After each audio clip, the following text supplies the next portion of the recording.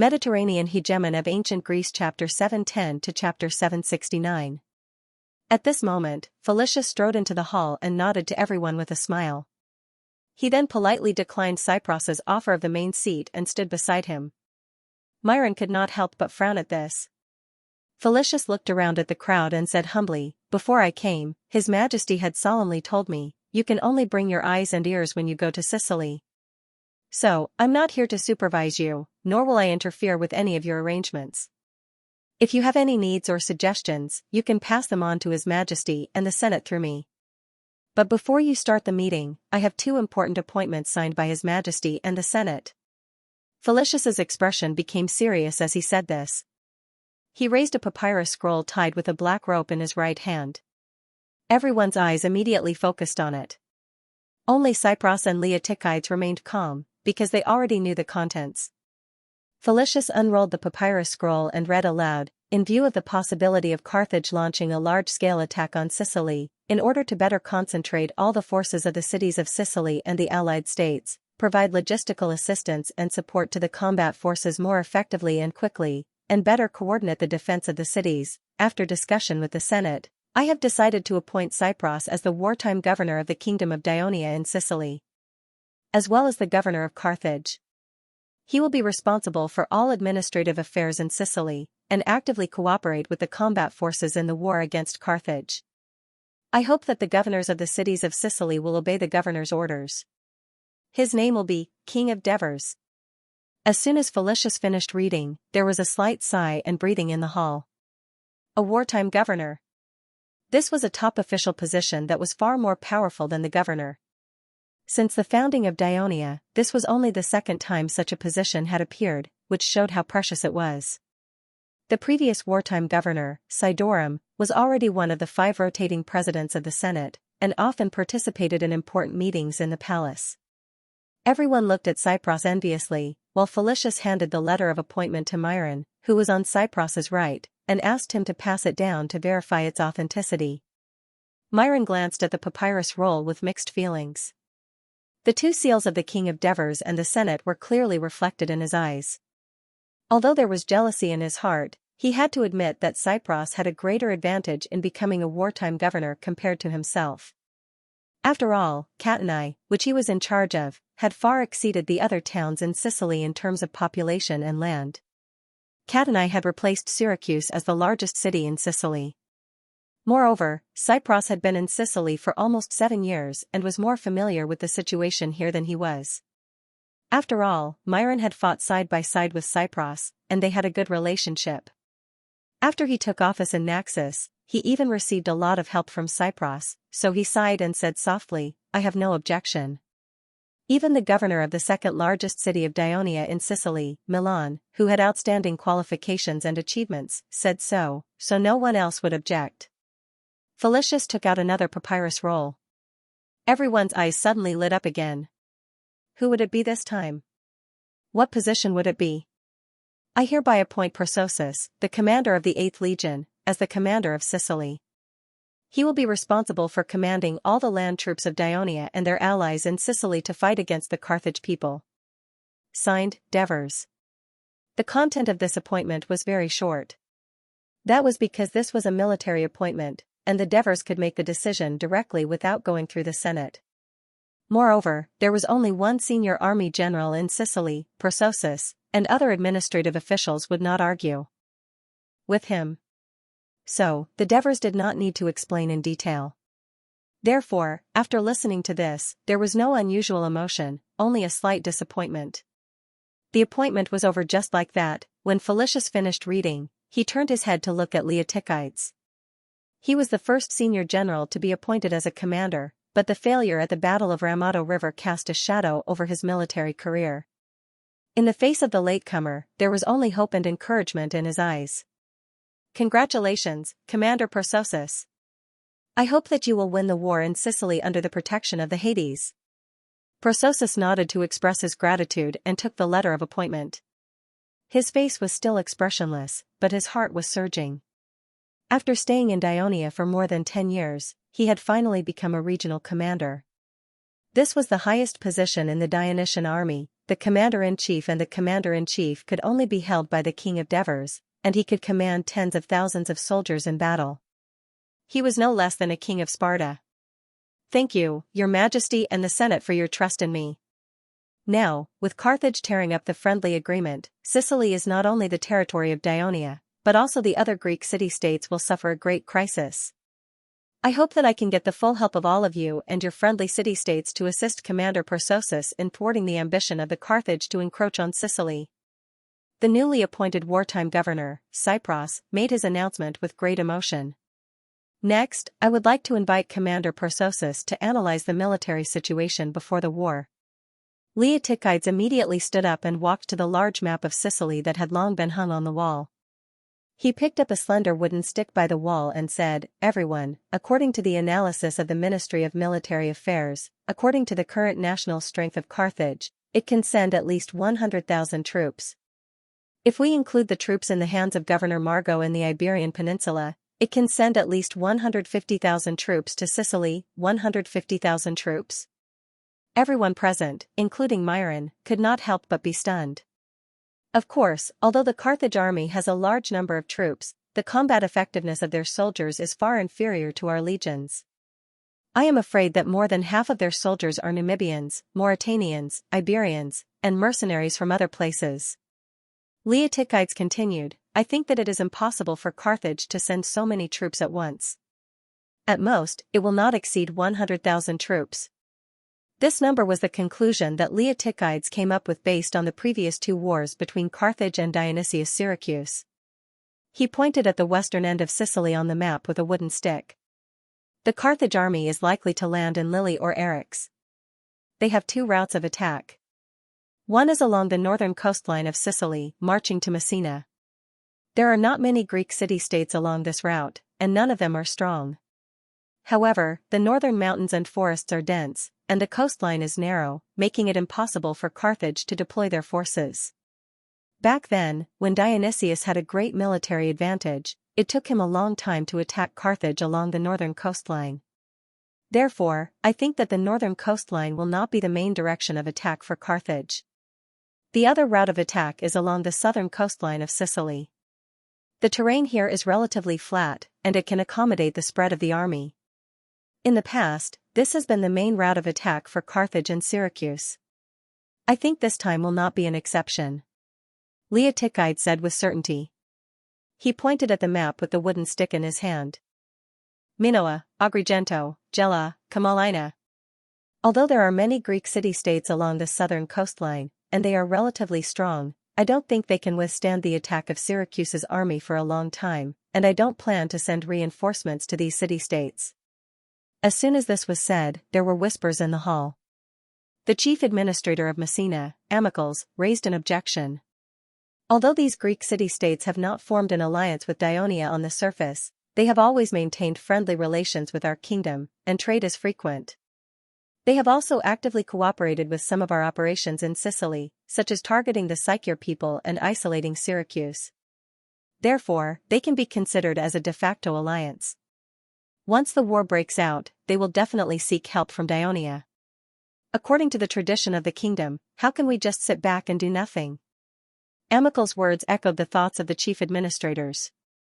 After all, they had a good relationship with the higher-ups of the Greek city-states during their time in office. Leotychides was unmoved. He said coldly, "Since there is no alliance agreement, there is no violation of it. We don't have a lot of troops in Sicily. There are only about 20,000 soldiers in the 8th Legion, including the reserve soldiers. If we carry out an emergency mobilization, the number of soldiers can be increased to about 50,000. However, if we do that, almost all the young men in the kingdom's territory in Sicily will be mobilized, which will seriously affect the upcoming winter sowing and the daily order of the entire region. I don't think this is what the administrators and His Majesty want to see. Moreover, even if we gather so many soldiers and send reinforcements to Gela or Agrigento, it will easily lead to a stalemate with Syracuse's army. On one hand, can the cities in Sicily bear the pressure of the food supply caused by the long stalemate? On the other hand, if the food supply line is stretched and the military strength in the territory is empty, it will be a disaster for the troops we send out and the cities in the territory if we encounter a surprise attack from the enemy. Everyone was moved by Leotychides' heavy tone. What attracted their attention was that the wooden stick in Leotychides' hand was pointing at a city icon on the map, Syracuse. Syracuse is the only city-state in Sicily that doesn't have any dealings with us. However, it is not weak and occupies an important strategic position in the east. A few days ago, it did not respond to the messenger we sent to request an alliance. It is obvious that it has a grudge against Ionia. According to the information we received, Carthage's men have been seen in the Syracuse port area. This has aroused our vigilance. We must be careful that Syracuse will become the Tarentum of the southern Italian war. Everyone's heart skipped a beat. Syracuse is indeed worthy of our vigilance, Cypros said solemnly. Everyone else's expression also changed. Carthage was already too much for them to handle, and now Syracuse, who was not weak at all.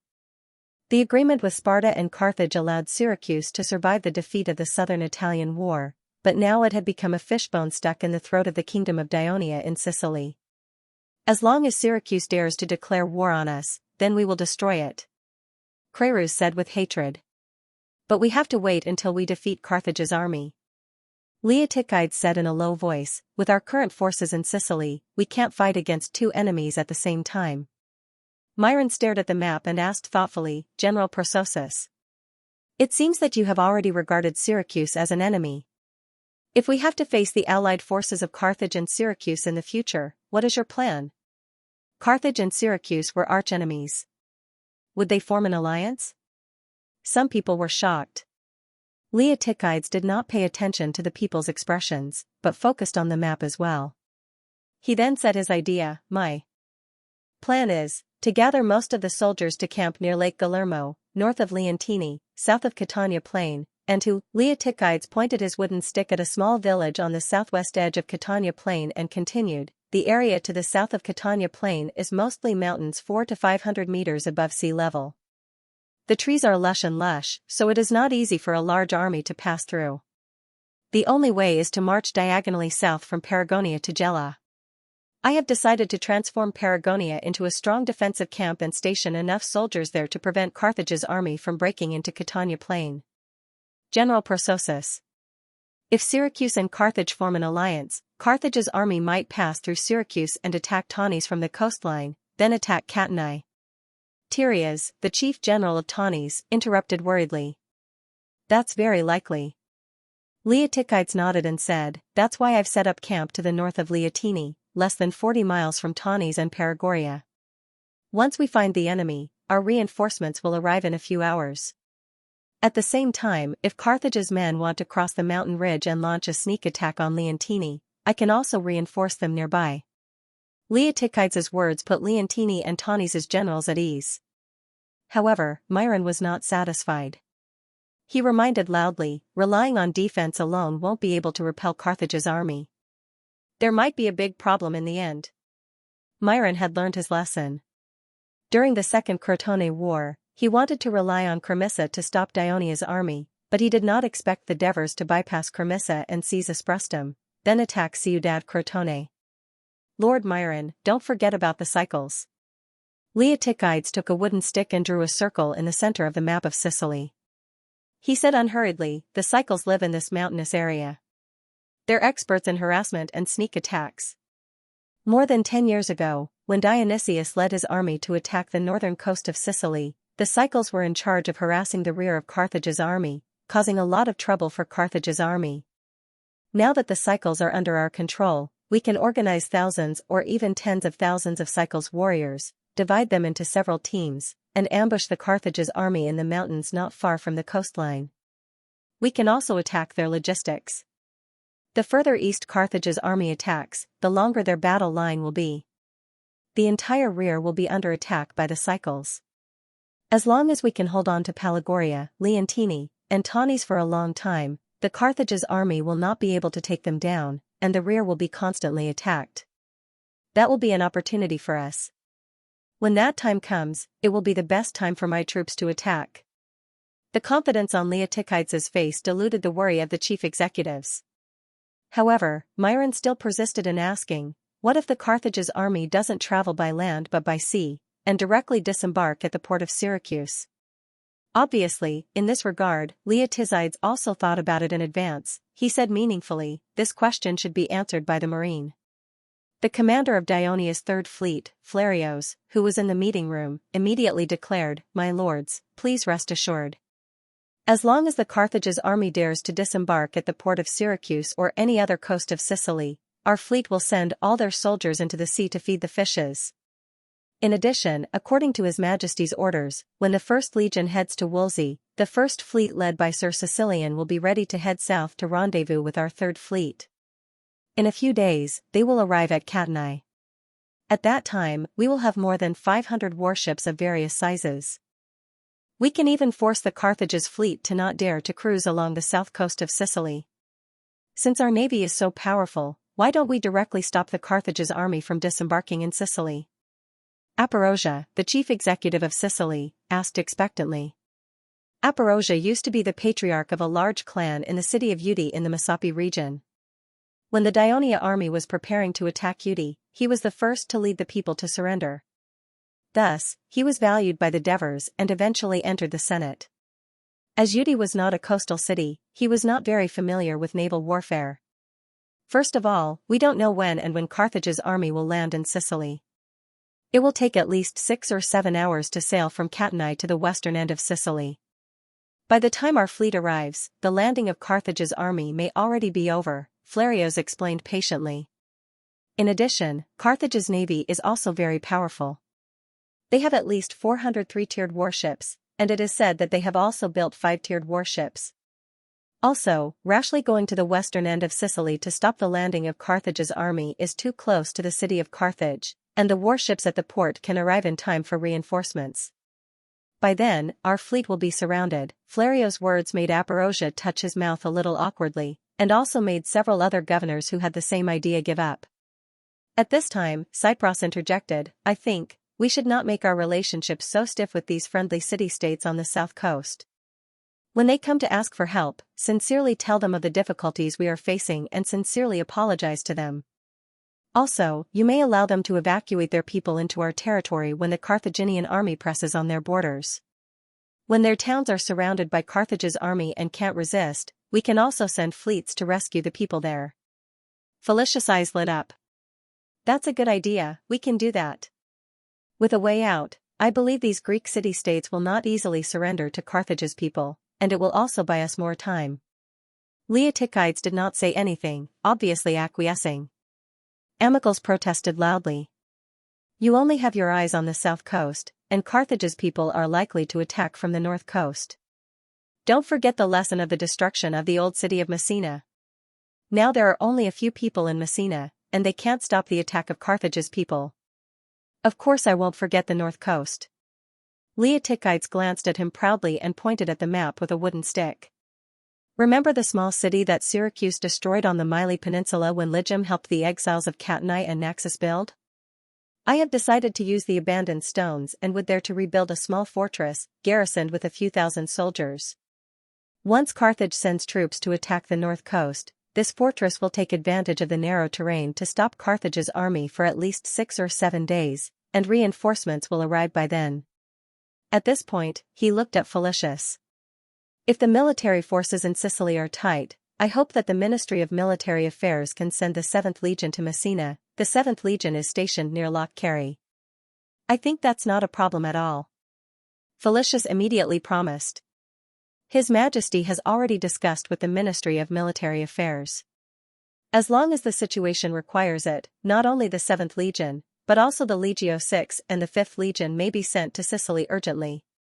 "What about the unified command of these legions?" Leotychides immediately asked. "When the army reaches Sicily, of course they will be under your command," Felicius answered without hesitation, obviously having obtained the consent of the Devers in advance.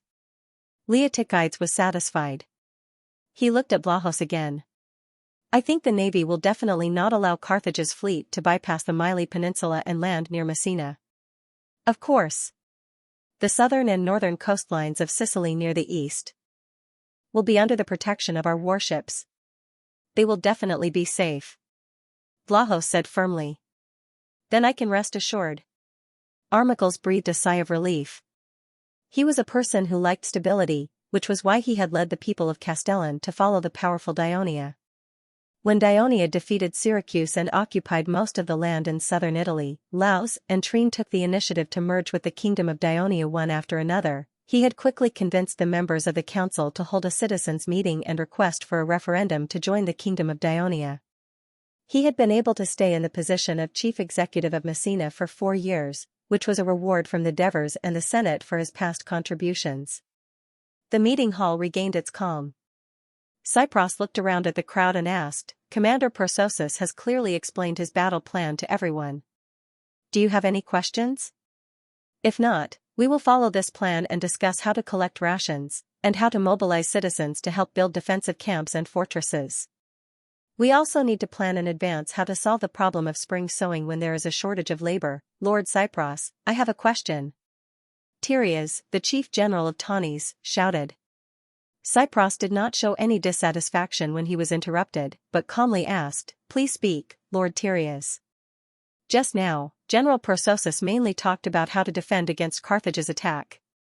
If the Carthage have really sent out an army of 70 to 80,000, it is obviously not something we can repel with the number of troops we have now. When will Dionia send out an army to drive them away? Tyrius asked with concern. Leotychides glanced at him and said calmly, "As long as we hold on long enough, even without sending more troops, we can still repel the enemy." "Hold on long enough? How long?" Tyrius shouted with some dissatisfaction. "From what you have said before, General, I can see that Taunis will become the focus of defense against Carthage's attack. I don't want to see Carthage being repelled and Taunis reduced to ruins." Leotychides' expression was a little ugly. "Lord Tyrius," Felicius quickly said, "Don't worry, His Majesty Devers has already sent several caravans to Egypt and the Yoke Galaxy to buy rations. As long as we have enough rations, and the Carthage's army has also begun their attack, the legions of southern Italy will soon reinforce Sicily. His Majesty will not sit by and watch the Carthage ravage the Sicilian territories of Dionia and the lands of its allies." Only then did Tyrius and Leontini's chief general, Hippocrata, express their satisfaction.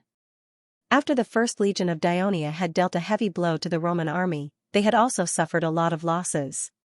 In the next few days, they basically rested in the city of Pulfenham.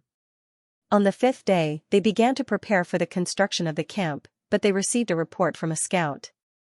"Saturnicum has been captured by the Roman army. The Roman army there is already marching to the Wolsey territory in the south. It would take the Roman army at most 2 days to travel from Saturnicum to Satia. 2 days was not enough time for the First Legion to build a well-defended camp. Since the First Legion had dealt such a heavy blow to the Roman army would definitely attack their camp. Would the First Legion be able to withstand the revenge attack of the Roman army? After a discussion between Amyntas and Printos, they decided to request that the First Legion remain in Pulevernham. This was, of course, welcomed by the Volsci. On the 6th day after the battle, Amyntas received a letter from the Devers. In the letter, the Devers praised Amyntas for actively seeking opportunities after arriving in the Wolsey territory and obtaining a brilliant victory over the enemy despite being outnumbered. He had made a name for the Dionysian army in the Latin region, which would be beneficial for the Dionysian army's further operations in central Italy in the future. At the end of the letter, the Devers tactfully reminded him, "I heard that the battle this time caused a lot of casualties to the First Legion. I hope the injured soldiers can receive good treatment and recovery. In view of the damage suffered by the First Legion, I suggest that we do not carry out any new military operations in the short term. Let the soldiers rest. We are fulfilling the covenant and helping the Volsci to defend against the Roman army, not to protect our home, so there is no need for us to do our best." In the end, the Devers also said with concern, "From this battle, we can see that the Roman army is very strong. So, I have sent someone to inform Lazaru, the commander of the Legio III Legion stationed in the Campania alliance. You can strengthen your contact with Lazaru. If the First Legion encounters any difficulties in the future, you can ask the Legio III for help. But remember, the Legio III Legion can only fight for a short period of time. They cannot stay in Wolsey with the First Legion for a long time because the Campania alliance still needs them." After reading the letter, Amyntas was silent. In his opinion, the Devers' last words in the letter were criticism of him. Besides, the Devers hinted that the First Legion should be passive in the upcoming battle, which was a little hard for him to accept. So, when Printos came in, he did not want to show the letter to Printos, but the beginning of the letter clearly stated that it was for Legion Commander Amintas and Printos to read. So, he silently handed the letter to Printos. After Printos read the letter, he understood why Amintas was unhappy. In the past few days, he had seen how the Volsky flattered Amintas. So, when Amintas agreed to the Volsky's request, he said, when Xianxia is in danger, he will lead the First Legion and other Volsky troops out of the city to rescue him. In this regard, Printos was firmly against it. After the Roman army joined forces, they would have more than 40,000 troops. Even if they attacked the city with all their might, they would still have enough troops to stop the rescue troops. At the same time, the Xianxia people who escaped from the city would most likely be chased by the Roman army and disrupt the formation of the rescue troops. But Amintas did not listen to his advice. At this moment, he repeatedly read the letter. While he secretly applauded His Majesty's wise decision, he also had an idea in his mind. He tentatively asked, Legion Commander, is His Majesty afraid that the First Legion will suffer heavy losses and asked us not to fight the Roman army head-on? His Majesty is far away in Turii, so he does not know the situation here. Amintas said with a straight face, if we let the Roman army attack Xianxia with all their might and do nothing to rescue them, once Xianxia falls, Polevanum will be the next target to be attacked. The Roman army can completely surround Polevanum and not attack it. They can divide their forces to attack Cels and Tricina, which are empty. At that time, we will really be trapped in this land. Printos smiled and said, Legion Commander, you do not understand what His Majesty said. He does not want us to fight them head-on because he has given us a way to repel the Roman army. Amintas was stunned. He grabbed the letter and carefully read it again, but he still did not understand the main point. So he said impatiently, stop beating around the bush. What is the way to repel the Roman army? Printos stopped smiling and said seriously, Legion Commander, you see, Rome's army now has more than 40,000 soldiers, and all of them are in front of Xianxia. It is impossible for them to have enough troops to defend the land that they have just occupied. And His Majesty has asked Legio III to fight with us. Legio III is now stationed in the Campania area, not far from here. And we also have the Third Fleet under the command of Middleades to control this sea area, so we can raid the Roman army's rear. Just like when His Majesty besieged Dionysius, but sent him to lead the First Legion to raid Sicily. Amintas suddenly stood up and interrupted Printos in excitement. Yes, Legion Commander. Printos glanced at Amintas' expression and knew that he had accepted the proposal. So he reminded him instead, Legion Commander, in order to prevent the Roman army here from returning, you should lead the coalition army out of the city from time to time and pretend to be reinforcements. This way, the Roman army will not dare to split up. Amintas put his hands on his hips, thought for a moment, and said, your suggestion is very good. But we must immediately send a messenger to inform Lazaru in Campania. Let this kid be ready at all times. Another Roman army led by Quintus and Licinius came to the Roman camp. After meeting up with Camillus and Frias' army, the number of soldiers reached nearly 45,000. When they learned that Dionia's participation in the war had caused the army to suffer a defeat, the two new Roman governors were taken aback. However, the previous consecutive victories, coupled with the news from the Senate that their ally, Carthage, would increase their support for them and would soon launch an attack on Dionia in Sicily, not only were they not afraid, but their fighting spirit was also aroused. Quintus was an aristocrat. His full name was Quintus Claudius Crassus Sabinus. He came from the Claudius family, which was one of the most noble families in Rome. As early as the founding of Rome, under the leadership of the patriarch, Aetius Claudius, the entire family moved to Rome. The males of this family had always been unfriendly to the commoners. Most of them were arrogant, tough, uncompromising, strong-willed, and had a strong sense of responsibility. Quintus was no exception. The other Roman governor, Licinius, was also not a simple person. His full name was Publius Licinius Calvius. Although he was born into a wealthy commoner, he was the first commoner to become a Roman governor in the course of the struggle between the commoners and the nobles in Rome over the past decade. He had become a role model for the commoners of Rome. This year was his third time serving as a Roman governor. He would never allow himself to retreat in front of a strong enemy and damage his reputation. In order to cut off the connection between Xianxia and Pelevernham and better attack the city, the two Roman governors suggested that the camp be rebuilt between the two Volsci towns. This was agreed by Camillus. Please remember the original domain name of this book. Literature Library Mobile Version Website. The huge number of Romans forced the Volsci warriors and Dionysian reinforcements to not dare to leave the city easily. They could only send a small number of light infantry to harass the Roman army.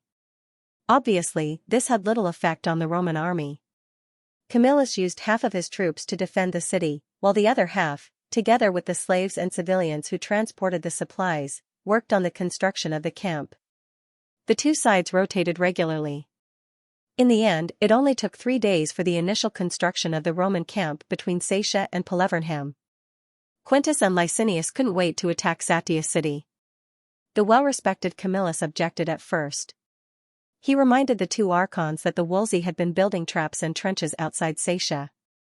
The defense of the city might be stronger than before. Moreover, there were tens of thousands of Volsci reinforcements in Pelevernham, which was not far from Xianxia, and thousands of strong Dionia soldiers. They could come out of the city at any time to help, which would make it more difficult for the Roman army to attack the city. Therefore, he suggested that they surround Xianxia but not attack it. They could pin down Pelevernham, then send more than 20,000 soldiers to bypass the two cities and advance southwest. They would destroy the Volsci's fields along the way until they reached the Volsci town of Xianxia. If the Volsci reinforcements and Dionia reinforcements came to their rescue, they would take the opportunity to fight them in the wilderness. If the enemy did not come to their rescue, they would attack Xianxia and finally take it, which would change the stalemate. Quintus rejected the idea. In his opinion, the enemy was right in front of him, and with the strength of his army, he could easily take down Xianxia and fight the enemy troops from Pelevernham at the same time. There was no need for him to march another 20 to 30 miles and risk being attacked by the enemy to attack Xianxia city, which the Volsci people called dangerous terrain. That would be too dangerous and troublesome.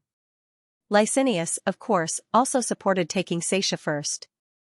As the most junior of the military officials, Frius remained silent, but deep down, he supported Quintus's suggestion. This was the military tradition of Rome, where heavy infantry was the main military force of the city. Most of the citizens of Rome were used to charging head-on and didn't have much of a concept of a roundabout attack, even though Frius had worked with Camillus for so long. Camillus did not insist on his opinion. Instead, he volunteered to stay behind and build a new camp. And so, Rome's attack on Xianxia began.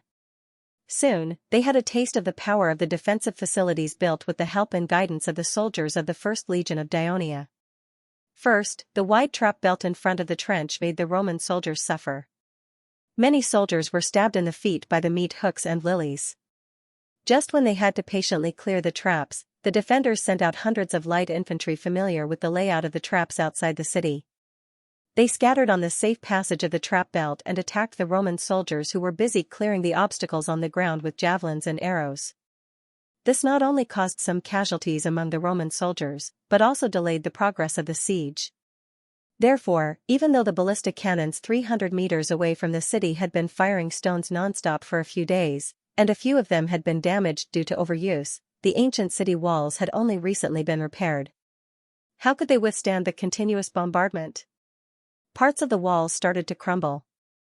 This was a great opportunity to attack the city, but the Roman soldiers were blocked by the traps outside the city and couldn't reach the bottom of the city. They could only watch the Volsci people repair the gap with stones and mud paddles. But this also gave Quintus, Licinius, and Frius more confidence in conquering Xianxia. They sent out thousands of light infantry to attack the Volsci light infantry at the risk of being stabbed by the traps under their feet. In the end, the Volsci light infantry, who had suffered a lot of casualties, did not dare to leave the city. A few days later, the Roman soldiers had basically cleared the traps in front of the trench with a certain number of casualties. Quintus and Licinius left nearly 15,000 men in the camp, led by Camillus and Frius, to guard against Pelevernham's rescue, while they led nearly 30,000 soldiers to attack Xianxia. Xianxia's wide and deep trench and the densely packed stables under the city walls became the biggest obstacle for the Roman attack, but they were also the Wolsey people's greatest help in killing the Roman soldiers. They desperately rained javelins, arrows, stones, and boiling oil down. The Roman soldiers suffered a lot of casualties. After a hard battle for half a day, the Roman soldiers finally used their siege vehicles to break through the gap in the wall that had been repaired. The soldiers poured into the city through the gap, and they were shocked to find that in front of them was a slightly shorter wall made of mud. The top of the wall was filled with Wolsey soldiers. The Roman soldiers realized that they had been tricked, but their comrades who did not know what was going on kept pouring in. Soon, the narrow and long tunnel was filled with people. Wolsey took the high ground and launched long-range attacks from all directions. Every stone and javelin could kill the Romans. The large number of oil cans ignited the flames, and the Roman soldiers felt like they had fallen into hell. After paying the price of more than 2,000 casualties, the Roman army still failed to attack the city. Quintus and Licinius returned to the camp with a gloomy face. Camillus did not say anything. He just gathered the doctors and soldiers in the camp to treat the wounded. On the other hand, the Wolsey people in the city were greatly encouraged by this victory, and they were even more determined to defend the city. After 2 days of rest, Quintus and Licinius did not listen to Camillus and insisted on attacking the city again. Due to Fria's support, Camillus could only agree. This time, Camillus alone led nearly 10,000 soldiers to guard the camp, including some wounded soldiers. The 3 military officials, Quintus, Licinius, and Frias, led more than 30,000 Roman soldiers. They mainly attacked the city from the east, west, and south. The battle was very fierce. In the afternoon, the Roman soldiers attacked the top of the city wall one after another. The Wolsey soldiers had to retreat to the second wall that they had just built. Due to the lack of manpower, they even had to arm the elderly and women and send them to the top of the wall to defend against the fierce attack of the Roman soldiers. At this critical moment, the reinforcements from Cultivation arrived. They tried to bypass the Roman camp and rescue Xianxia. Camillus was already prepared for this. After receiving the report from the cavalry, he left more than 2,000 soldiers to guard the camp and personally led 7,000 soldiers to stop them. The reinforcements from Cultivation were 8,000 soldiers from the 1st Legion of Ionia. Even though the strength of the reinforcements was similar to the previous time, the attack of this mixed army was not as fierce as the previous time. When Camillus noticed this, he felt uneasy. Sure enough, it did not take long for the cavalry's report to confirm his worries. Thousands of Wolsey soldiers were rapidly approaching Xianxia from the north. There were no Wolsey forces in the north. When Camillus heard the news, he was extremely uneasy and confused. In fact, when Cultivation received the news that the Roman army had once again launched a large-scale attack on Xianxia, Prentos concluded that this time, Xianxia would not be able to withstand the attack of the prepared Roman army. So he made his suggestion, and the Wolsey reinforcements heeded his bold suggestion. They sent out 5,000 Wolsey soldiers to march southwest. When they reached the swamp area near the coast, they turned north. Using their familiarity with the terrain, they stuck close to the edge of the swamp area and avoided the detection of the Roman cavalry. After making a big detour, they appeared in the north of Xianxia. At this time, the siege was at its climax. The newly built mud wall withstood the fierce fighting between the two sides and collapsed in many places. Women, old, and young Sartians, as long as they could pick up a spear, were sent to seal the gap. Quintus also sent all his troops forward, hoping to break through Xianxia in one fell swoop. When both sides were fighting with all their might, Wolsey reinforcements appeared. They were 5,000 of their strongest soldiers. In order to save Xianxia, Cultivation had done his best. When Quintus, Licinius, and Frias received the shocking news, it was as if they had suffered a heavy blow. They could not help but curse, "Damn the cavalry. Why didn't they find out until the Wolsey reinforcements were in front of him?" Of course, Quintus also cursed a few times. Why didn't Camillus stop the reinforcements? Of course, this accusation was ridiculous. The other two thought that Quintus said it unintentionally out of anxiety. After all, they had received news that Camillus was leading the army to resist the Cultivation reinforcements from the south. The Wolsey reinforcements from the north were fast approaching, and the Roman army was fully engaged in the siege. It was difficult to divert troops to stop them. As for the more than 2,000 soldiers in the camp, they did not dare to remove them. Otherwise, if the Volsi ambushed the camp and lost the mountains of rations and armaments in the camp, it would be difficult to maintain this massive army of more than 40,000 soldiers. Why don't we let the soldiers use the outer walls of Xianxia to stop the Wolsey reinforcements, while we focus on taking the inner city? Frias suggested. Licinius looked at Quintus and voiced his opinion worriedly. The resistance of the Wolsey in the city is very tenacious. We've already done our best. Even if we take down the entire city, the exhausted soldiers won't have the strength to fight against 4,000 or 5,000 enemies who have just joined the battle. Let's retreat, Quintus said. Quintus said straightforwardly, Xianxia's defensive facilities are basically destroyed. It will not be able to stop us in a short time, and there are not many Wolsey soldiers left in the city. These thousands of Wolsey reinforcements came just in time. They will become our captives tomorrow. Frias, your suggestion is very good. Let the soldiers near the outer walls stop the enemy reinforcements and buy time for the rest of the army to retreat. Please remember the original domain name of this book, mobile version. Just as the Rome soldiers gave the order to retreat, the bugle sounded for the Wolsey reinforcements to attack. When the Sadian citizens heard the bugle, their confidence was boosted. Since the Roman army used the platoon as a tactical unit, the organization of the army was not too disorganized during the siege. However, most of the Roman soldiers were heavy infantry. They did not prepare javelins, arrows, and stones. Moreover, there were many gaps in the wall. They stood on the top of the wall to defend, and they could not do much to stop the Roman army. So, the Rome soldiers hurriedly organized their troops and rushed to the gaps in the city wall. Before they could form a defensive formation, the Wolsey reinforcements poured in through the gap in the west wall. The physically weak and disorganized Roman army did not manage to hold on for long before they were disrupted by the energetic Wolsey warriors. They took advantage of the situation and swarmed into the city, attacking the retreating Roman soldiers fiercely. The Rome soldiers were defeated and scrambled to escape from Xianxia. The Wolsey reinforcements chased after them until the Rome soldiers fled into the barracks. Fortunately, Camillus saw the opportunity in time and ordered the troops in the south to retreat to the barracks in an orderly manner. When the northern troops retreated, he sent out another army to stop the pursuers. Otherwise, the Wolsey soldiers would have rushed into the barracks. On this day, the Rome army failed to besiege the city. They suffered more than 4,000 casualties. On the other hand, Xianxia's defenders had also suffered heavy casualties. Close to 10,000 Xianxia citizens had died. The 1st Legion of Dionia was tasked with the task of restraining the defenders of the Rome barracks.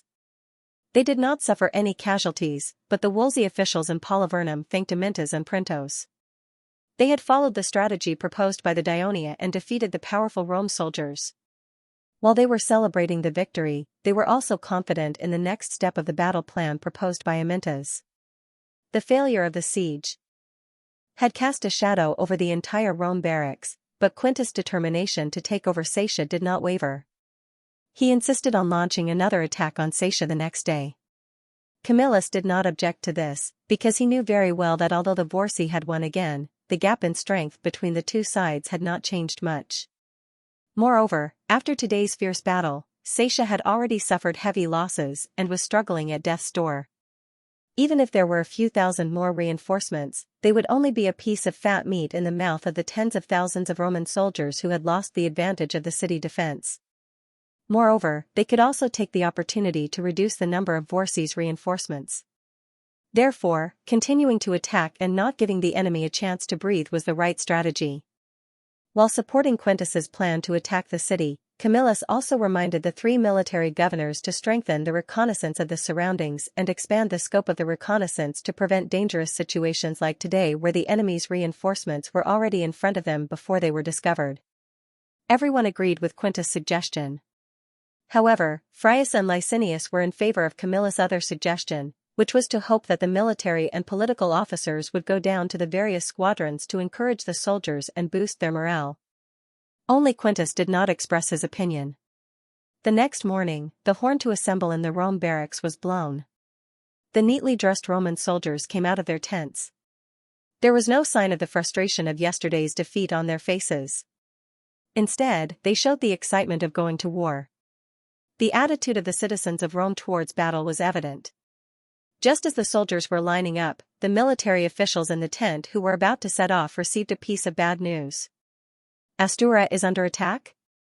Frias' eyes widened in surprise when he heard the news. He angrily interrupted the messenger. What are our scouts doing? The Wolsey soldiers have bypassed us again to attack the rear. We didn't even know. Military officer Frias, the messenger reminded him loudly, they are not Wolsey soldiers.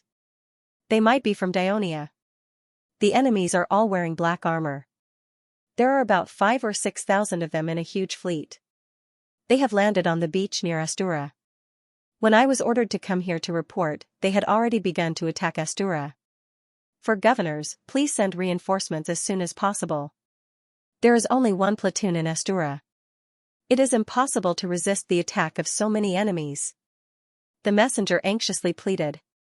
Camillus, Quintus, Licinius, and Frias looked at each other with grave expressions. Naval attacks, landing operations. These Rome generals may have only heard of such tactics, but they had never seen them in person. Although Rome had the port of Ostia, it had few warships and had never used them in battle. Since the founding of Rome, it had always been a landlocked city-state. It had always fought on land and had never carried out a landing operation against its enemies. After all, the enemies in the past were the same as Rome. They did not have a navy at all. Even Camillus did not have this concept in his mind. Therefore, they led their army and pushed the Wolsey soldiers to the south of the Latin region. The occupied Wolsey towns were surrounded by the Latin alliance.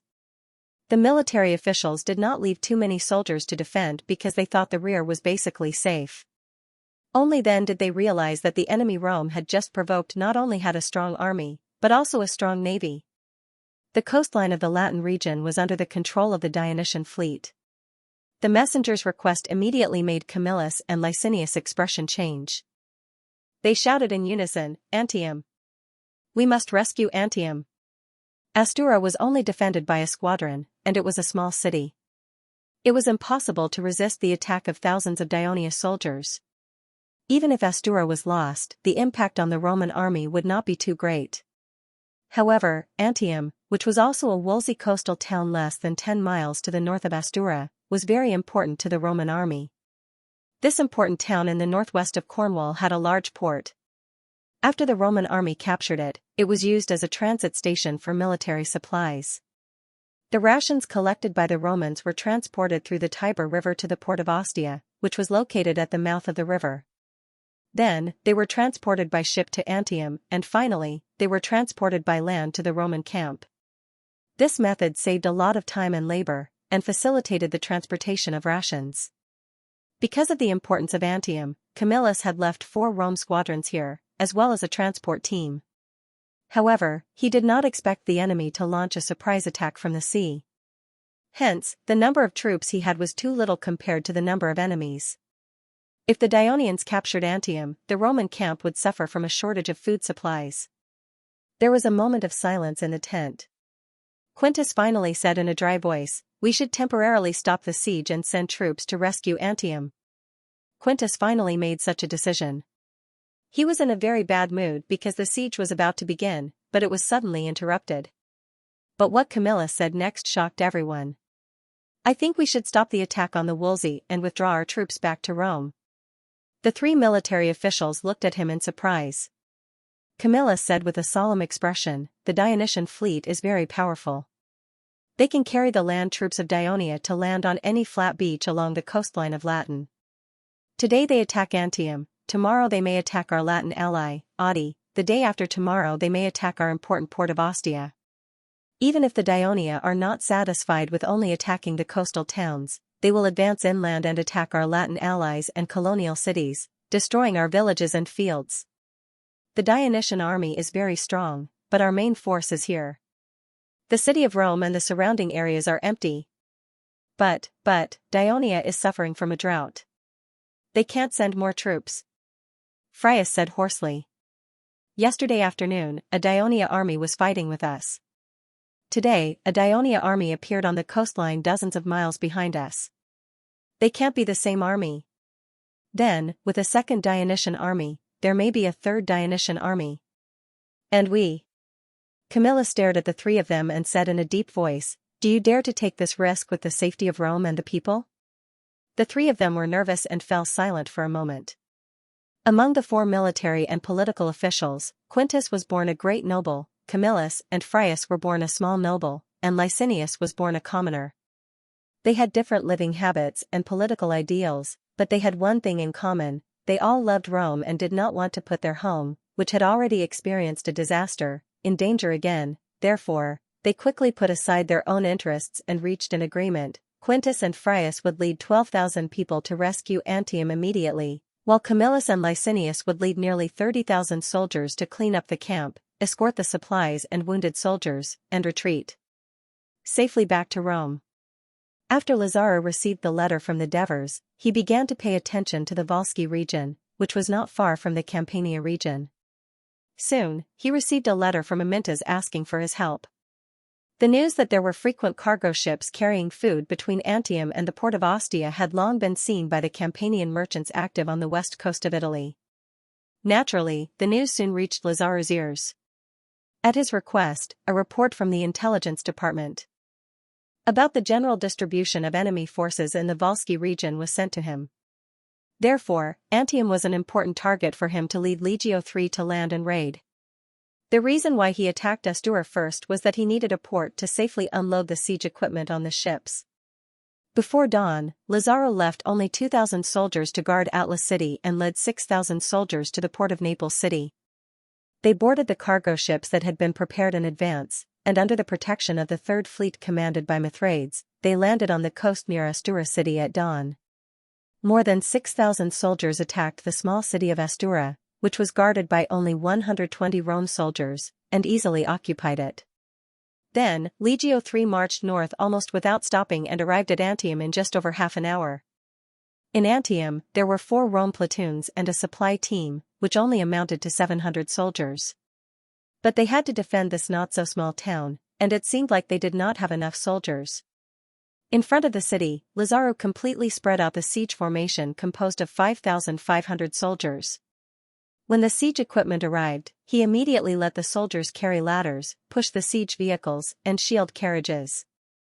From the south, north, and east, they launched an all-out attack on Antium. Just as the defenders of Rome were doing their best to defend, the Third Fleet led by Milades broke into the port from the south. 500 Legio III soldiers boarded warships and forcefully landed at the port. Lazaro's move was completely out of the expectations of the defenders of Rome. They had never seen such a tactical combination of land and sea, so they did not set up defenses at the port at all. Of course, they did not have more manpower to defend. But this was a subject that the legions of the Kingdom of Dionia would train from time to time in the barracks, and they were very familiar with it. After the soldiers of Dionia went ashore, they quickly rushed south and quickly occupied the almost undefended southern city wall that was connected to the port. The defenders of Rome were defeated. At dusk, when Quintus and Frius arrived with their troops, they left behind an empty city. The sailors of the Dionia Legio III and the Third Fleet moved all the food and supplies stored in the city onto the cargo ships that were already prepared. At the same time, Camillus and Licinius had already led the remaining troops to dismantle the camp and began to retreat north. That night, after learning that the Roman army had retreated, the people of Pelevernham and Xianxia cheered for their victory. The higher-ups of the Wolsey alliance hosted a banquet in Pelevernham for Amyntas, Printos, and other senior officers of the First Legion of Dionia to thank them for their contribution in rescuing Wolsey. At the same time, they also hoped that the Dionysian army could continue to help Wolsey recapture the territory occupied by Rome. Amyntas, who had been criticized by the Devers in the letter, had learned his lesson this time. He answered cautiously, "Dionia is very willing to help the Volsci to regain their lost territory. However, if the Romans are heavily garrisoned in the cities that they have occupied, we will need more soldiers to attack the cities if we want to take them back. I'm sure you're aware of the current situation in the Kingdom of Dionia. Due to the drought and food shortage, we can't send out more troops. So, for the time being, we can only try our best." The Volsci expressed their understanding. Despite this small interlude, the atmosphere of the banquet was still very warm, and everyone returned home with a good time. The next day, the troops led by Camillus and Licinius arrived in Antium. Here, the four military and political officials had another small dispute. Since yesterday, Quintus and Frius had received news from the port sentries that the Dionysian fleet was cruising the sea outside the port, blocking the cargo ships that came to the port. This made the two military officials, who had never experienced this before, feel helpless and nervous. They stood on the southern wall and looked out of the port. The huge fleet formed by hundreds of Dionia warships covered the entire sea, giving them unprecedented pressure. Therefore, the two of them believed that Antium was too far from Rome, and at the same time, it was constantly facing the threat of the Dionysian fleet. They also had to prevent the landing of the Dionia soldiers. This would tie up too many of Rome's forces, and it was really unnecessary. It was better to give up Antium and focus on defending the cities of the Lady and Saturnicum in the east. This way, they could get rid of the threat of Dionia's navy, and Rome could provide support at any time. Licinius clearly expressed his opposition. He believed that the Senate had already passed a resolution to make Antium, the Lady, and Saturnicum as colonies of Rome. It was decided that the landless civilians would be moved to these three cities. Except for a part of the land that would be used as public land in Rome, the rest of the land would be distributed to the citizens. If they gave up Antium without permission, they would probably be criticized and attacked by the citizens of Rome. At this moment, Camillus also said that this matter must be approved by the Senate. As a military official, he could not make decisions on his own. In the end, the matter was put on hold. The four reached an agreement. Licinius would lead 10,000 soldiers to guard Antium, and the other three military officials would lead the main force to retreat to Saturnicum. As the Wolsey coalition was not strong enough to launch an attack on the former Wolsey towns that were heavily guarded by Rome, the war between Rome and Wolsey returned to peace for the time being. But in Rome, it began to become restless. The deaths and injuries of tens of thousands of Rome's militia and allied soldiers shocked the people of the city. The last time such a large number of casualties occurred was during the battle with the Celts on the Arria River 10 years ago. 10 years had passed. When the people of Rome, who were used to victory, saw the cremated remains of the dead citizens being transported back to Rome, almost all of them fell into grief. Some of the relatives of the dead scolded, the military officials who led the army were incompetent. How could they let Rome suffer such a huge defeat when they had the absolute advantage? Some people who knew the inside story complained loudly, they should not have provoked the powerful kingdom of Dionia. Otherwise, they would not have paid such a huge sacrifice. Of course, there were also arrogant people who clamored, they should not have let the Dionia emissary go. Otherwise, they could have used his head as a sacrifice for the soldiers who lost their lives. Rome should reorganize a powerful army and launch another attack on the Wolsey region. They should completely wipe out the Wolsey and Dionia people there to avenge their dead citizens. Compared to the citizens in the city who were filled with anger and grief, the landless civilians were relieved when they heard that Antium had been recovered and that the Wolsey had stopped their attacks. After the Senate announced the resolution to distribute the conquered Wolsey land to them, they eagerly waited for the proposal to be implemented. In the Senate of Rome, a meeting was being held. Except for Licinius, who was still stationed in Antium, all the other senators were present. They listened attentively to Camillus, Quintus, and Frius, the three military officials who had returned to Rome, narrating the whole process of the war. Camillus was the first to narrate. He first received the order from the Senate and led his army to Testrum to quell the rebellion. He talked about how he found out that Testrum had no intention of rebelling. They even offered hundreds of hostages and re-signed the alliance agreement with Rome. On the way back, he received another order from the Senate to go south to support Quintus and speed up the conquest of the Wolsey region. So he and Frius led a rapid march and successfully raided the city of Antium. Then they quickly attacked south and arrived at the city of Xianxia. Because of the arrival of the Wolsey reinforcements, they had to stop and set up camp to wait for Quintus's troops. But because he did not know the arrival of the Dionysian army, he did not withdraw his army in time. He did not expect the Dionia to attack the army dozens of miles away, forcing him to lead his troops out of camp to provide support. In the end, under the pincer attack of the Wolsey and the Dionia, they suffered a crushing defeat. Quintus recounted that he and Licinius led the army to capture Viltri and defeated the Wolsey reinforcements. They then went south to rendezvous with Camillus's troops. After that, they attacked Xianxia several times. Finally, because the Wolsey crossed the swamp area and bypassed the scouts, they suddenly appeared on the battlefield and suffered a defeat. Just as they were about to launch another attack on Xianxia, the Daionia took their ships and went around the rear of the army to capture the defenseless Antium. Because the food supply route was threatened, and they were worried that Rome and the surrounding territories would be attacked by the Daionia, they led their troops to retreat. Frias's narration was more of a confirmation and supplement of the facts that the two military officials had told him before. For example, he mentioned that Camillus had opposed the direct attack on Xianxia and had another battle plan. At the same time, he also mentioned that the retreat of the army was Camillus's first proposal. The three of them finished narrating the course of the war. At the beginning, the elders were excited because of the continuous victories, but at the end, they were shocked and depressed because of the sudden reversal of the situation. Most of them could not remain calm and were whispering to each other, discussing nonstop. At this time, a senator named Apuleius stood up and loudly criticized, "In this war, the first reason why we, Rome, lost is because of Camillus. If he had not rashly led his army out of the camp, he could not defeat the Daionia in time even though he had the advantage in numbers, causing us to suffer a crushing defeat in the end. Not only did we lose many brave citizens, but it also affected the morale of the remaining soldiers and encouraged the arrogance of the Wolsey, giving them the courage to resist the attack of our army in the next battle, causing us to suffer another defeat.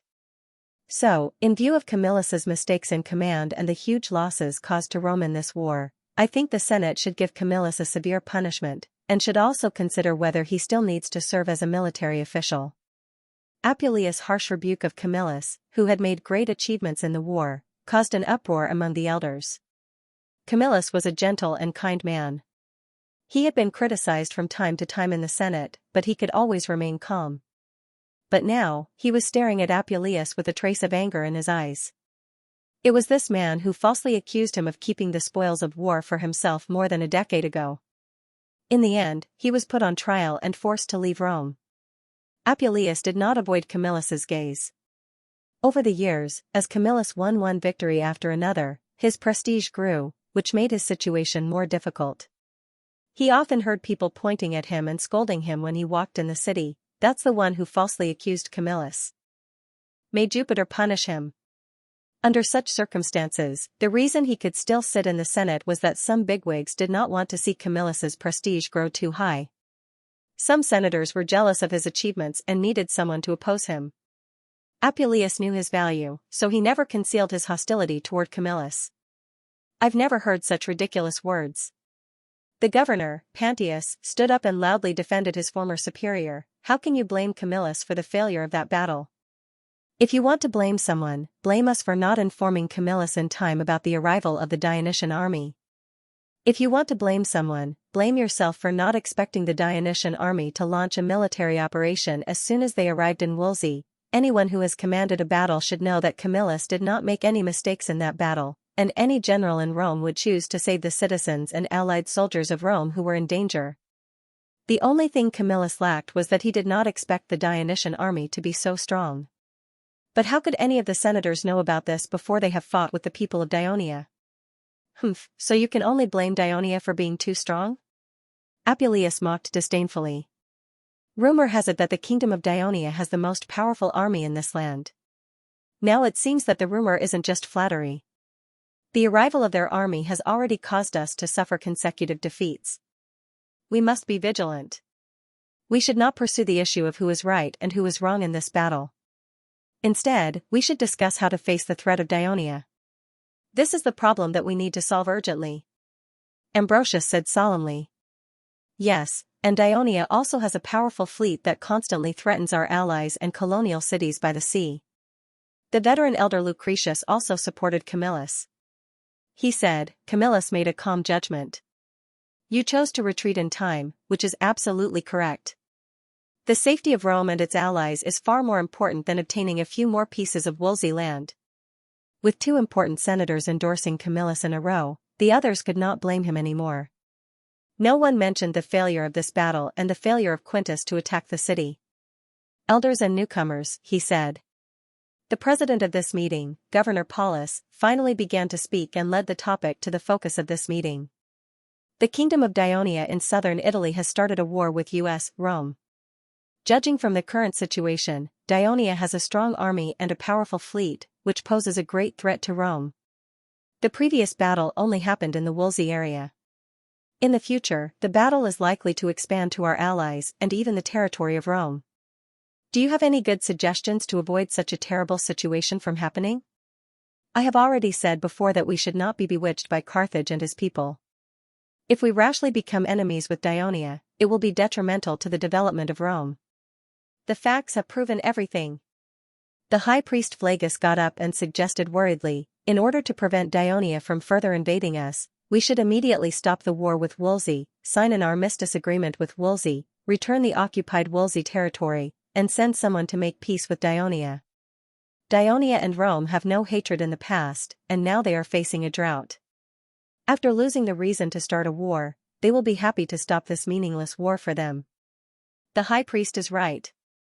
Some of the senators agreed with Flagus' proposal. This was rare for the senators of Rome, who had always been aggressive and rarely compromised. This showed how much pressure Ionia was putting on Rome. If it was someone else who said this, Quintus, who had always hated surrender and compromise, would have scolded him. However, Flagus' full name was Flagus Julius. He was born in the Julius clan. It was said that this clan was the descendant of Mars, the god of war, and Venus, the goddess of love. Their direct ancestor was Julius, the first king of Alba Longa. Alba Longa used to be the center of the entire Latin region, the motherland of Romulus, the founder of Rome. After Alba Longa was defeated by Rome, the Julius clan moved to Rome. Because of their noble bloodline and the fact that they were the descendants of the gods, their clansmen often served as high priests and spoke for the gods. Although the high priest had no real power, his position was honorable, and Flagus had been respected by the people since he became the high priest. Quintus considered the influence of Flagus, so he spoke in a more gentle tone. High priest, I think you haven't forgotten the resolution that the Senate just passed a few days ago.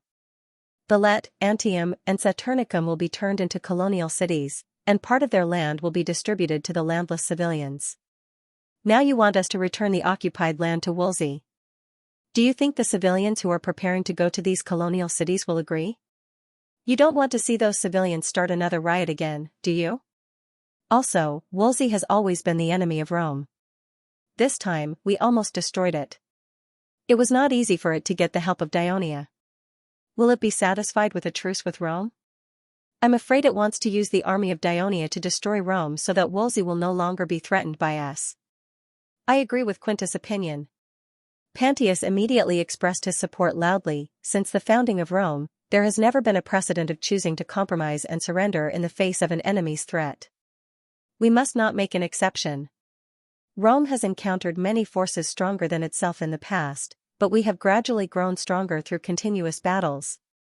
Today, as long as we, the people of Rome, unite as one and dare to continue to fight against Ionia, I believe that the final victory will still belong to Rome. Pantius is right. We, the people of Rome, will never compromise and surrender. Some of the younger senators echoed Pantius' words loudly. Although some of the senators did not speak, their eyes were also flashing with the desire to fight. He snorted and said, "We were bewitched by the people of Carthage to start a war with Ionia. But the people of Carthage promised us that they would start a war with Ionia in Sicily, but did they do it? The people of Carthage also have a strong navy, but they hide in their port and do not attack the Dionysian fleet. Everyone, we must be careful not to let Rome become the sword in the hands of the people of Carthage. At that time, we will cut it full of holes, or even break it, but in the end, we will get nothing." Pantius is right. Another senator who could not be underestimated, Publius Cornelius Scipio, reminded loudly, "We, the people of Rome, do not refuse to fight, but we cannot be fools and be used by others. The people of Carthage want to use us to deal with the people of Ionia, but if they do not do anything themselves, we cannot be stupid enough to be completely instigated by them. So we must urge them to send troops immediately. We must tell them clearly, not only will Carthage attack the territory of Ionia in Sicily, but we will also defeat their fleet and protect the coast of our Latin region. Otherwise, we, the people of Rome, will have to stop the war with the people of Ionia." The senators all understood what Scipio meant. They all agreed and quickly reached a consensus. After the meeting, they would immediately ask Paulus to go to the envoy of Carthage in the city and use a threatening tone to urge Carthage to send troops as soon as possible. At this time, Potatus, who was sitting in the ivory chair at the front of the meeting, said slowly, "Camillus, you are the greatest general of Rome. At the same time, you have fought with the people of Dionia many times. According to your past habits, I believe that you have seriously considered how to fight with Dionia next. Can you tell us about it?" As soon as Potatus finished speaking, all the senators looked at Camillus and pricked up their ears at the same time. Although some people were jealous of Camillus's reputation, no one could deny Camillus's military talent. Not only did he win many battles and save Rome several times, but the military reform under his leadership also made it more convenient for other generals in Rome to command the army and brought more victories. Therefore, Camillus was the biggest reliance of the people of Rome. When a crisis came, everyone could not help but think of him. Camillus did not refuse. Out of concern for Rome, he had long wanted to discuss with the top senate how to deal with the upcoming crisis. At this moment, he thought about it seriously for a while, then faced the senators. First, he thanked them for forgiving him for his failure in the battle. Then he solemnly said, "First of all, everyone must be deeply aware that Dionia is the strongest and most dangerous enemy we have faced so far. Please remember the domain name of this book." Mobile version. Camillus said solemnly, "First of all, we must be deeply aware that Dionia is the most powerful and dangerous enemy we have faced so far. The Dionysian army is obviously a terrifying army that has undergone strict military training and has strong military discipline. Otherwise, we can't explain why their soldiers could calmly line up and fight with our soldiers after marching for dozens of miles. They could hold their ground for so long even when facing my army which outnumbered theirs. This is incomparable to the forces we have defeated in the past, such as Etruria and Wolsey. Although their soldiers are brave, they lack strict discipline and complex tactics. They are completely scattered in battle. Secondly, the morale of the soldiers of Dionia is very high. In this battle, their numbers were smaller than the soldiers I had led, and they had used up more stamina than my soldiers, but they were still able to fight for such a long time. Even though there were a few times when we almost broke through their formation, they didn't show any signs of panic, and appeared to be rather calm. You may say, "I'm afraid the troops sent by Dionia this time are the elites of their army." But even if the rest of the Dionysian army only has half of the combat power of this army, it is still quite terrifying. After I came back, I specifically asked the messenger of Carthage. The kingdom of Dionia has a vast territory and a large population. It is said that their current army has more than 100,000 soldiers, and they also have a powerful fleet. These are far from what we, Rome, can fight against alone. So, our first priority now is to establish a foothold in defense. I request all the allies and colonial cities on the side of the sea to strengthen the defenses of the cities, strengthen patrols and reconnaissance, and prevent Dionia from raiding from the sea. At the same time, our citizens of Rome must be ready to be called in at any time. Once they discover the enemy, they can immediately send reinforcements. In addition, I also suggest that the previous decision on allocating land to the landless Wolsey be implemented immediately, so that they can quickly enter the cities of Milet, Antium, and Saturnicum and become our new source of soldiers, replacing the original troops stationed there. Of course, in view of their financial resources, we still have to equip them with weapons and equipment. Therefore, we have to request for Carthage's assistance in this aspect. Also, the Senate passed a few years ago the bill on accepting Latin refugees as citizens of Rome. We hope to expand the scope of refugees, such as the Etruscans and the Sabines, and speed up the process so that we have more soldiers to fight against Dionia. At this point, Camillus wanted to say something but hesitated. There were some words that he didn't say in the end. He originally wanted to suggest that the citizens of Rome should be allowed to rent the public lands of Rome, and even part of the public land should be allocated to the landless civilians and new citizens to increase their loyalty. But when he thought that these lands were still controlled by the nobles of Rome, he knew that this proposal would undoubtedly violate their interests. Not only would it cause strong opposition from them, but it would also cause him to be suspected and ostracized. He might even suffer the tragic fate that Marcus suffered back then. The old Camillus chose to give up. However, he had another choice. He continued, we also need to strengthen the military training of the citizens to enhance their ability to fight against the soldiers of Dionia. We also need to understand some of the special tactics of the Dionysian army so that they can respond in time.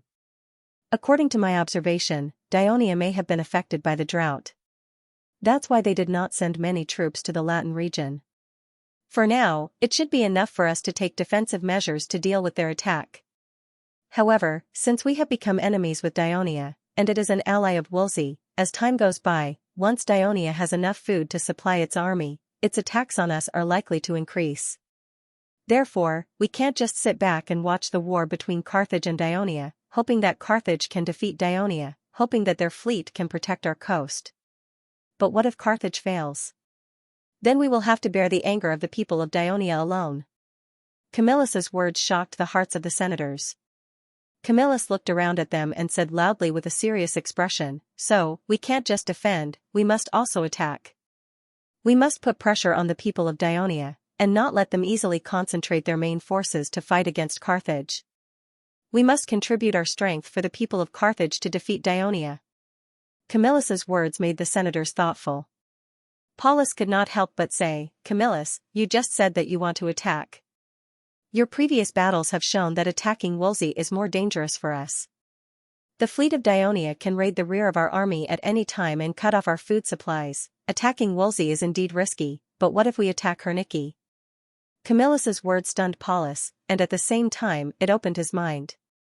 When the Wolsey coalition attacked the territory of Rome's ally, Camillus's army was not only defeated by Wolsey, but also the Iaches and Herniki.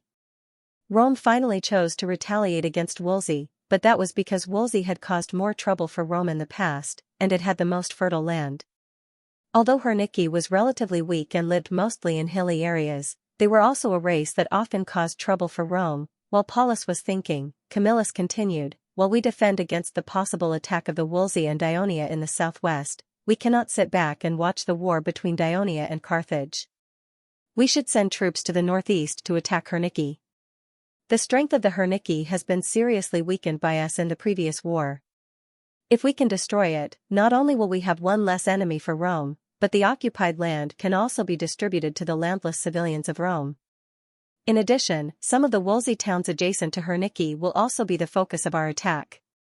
As a Wolsey ally, if the Dionia come to our rescue, we can fight them in the inland areas far away from the coast. But it is mainly hilly and mountainous, which is not conducive for our heavy infantry to fight. Phraates reminded. Camillus immediately replied, but it is also not conducive for Dionia's soldiers to fight, let alone their powerful cavalry. We are more familiar with the terrain there, and at the same time, we have the support of our Latin allies, so we have nothing to worry about. We can pin down the Dionia there, and even force them to send more reinforcements. Once Carthage wins the naval battle, we can send another army to attack Wolsey's territory from the southwest plains, and finally surround the Dionia. The senators nodded, but some expressed concern. The Wolsey towns on the edge of Herniki are close to the Simonians. I heard that the Simonians and Dionia are allies. What if, you don't have to worry? Paulus said loudly, Carthage's messenger once mentioned that the Simonians have long been dissatisfied with Dionia, and they are likely to take action against Dionia in this war between Carthage and Dionia. Carthage also said that they will attack Dionia immediately. We can't believe their words. Another senator complained. But no matter what, Camillus's analysis stirred up a heated debate among the senators, and at the same time, it also made them determined to fight the kingdom of Dionia. At this time, Potitus stood up with the support of his walking stick. As a senator who had dominated the political scene of Rome for decades and served as consul and military officer more than 10 times, his prestige was enough to make the others consciously stop discussing or lower their voices before he even started to speak. Dear elders and newcomers, the war with Dionia this time is just like the war with the Celts in the past. It concerns the life and death of our Rome. All of us citizens of Rome must work together to face the severe test that Jupiter has given us once again. Any argument, doubt, and internal strife will be a waste of our energy and time, destroying our unity and preventing us from taking the right action in time. Therefore, I propose that at this critical moment, the Senate elect a dictator and let him lead the citizens of Rome to win the war against Dionia. As soon as Potitus's voice fell, the meeting hall fell silent for a while. Then, Paulus was the first to speak. I agree with Potidus's suggestion. Elect a dictator to deal with the war with Dionia with all our might. Then, Phraates also expressed his support loudly. As a military officer who has fought against Dionia, I know how powerful the people of Dionia are. We need a dictator to eliminate the contradictions among the people, unify everyone's understanding, and devote all our efforts to this difficult war. Only then can we win the final victory.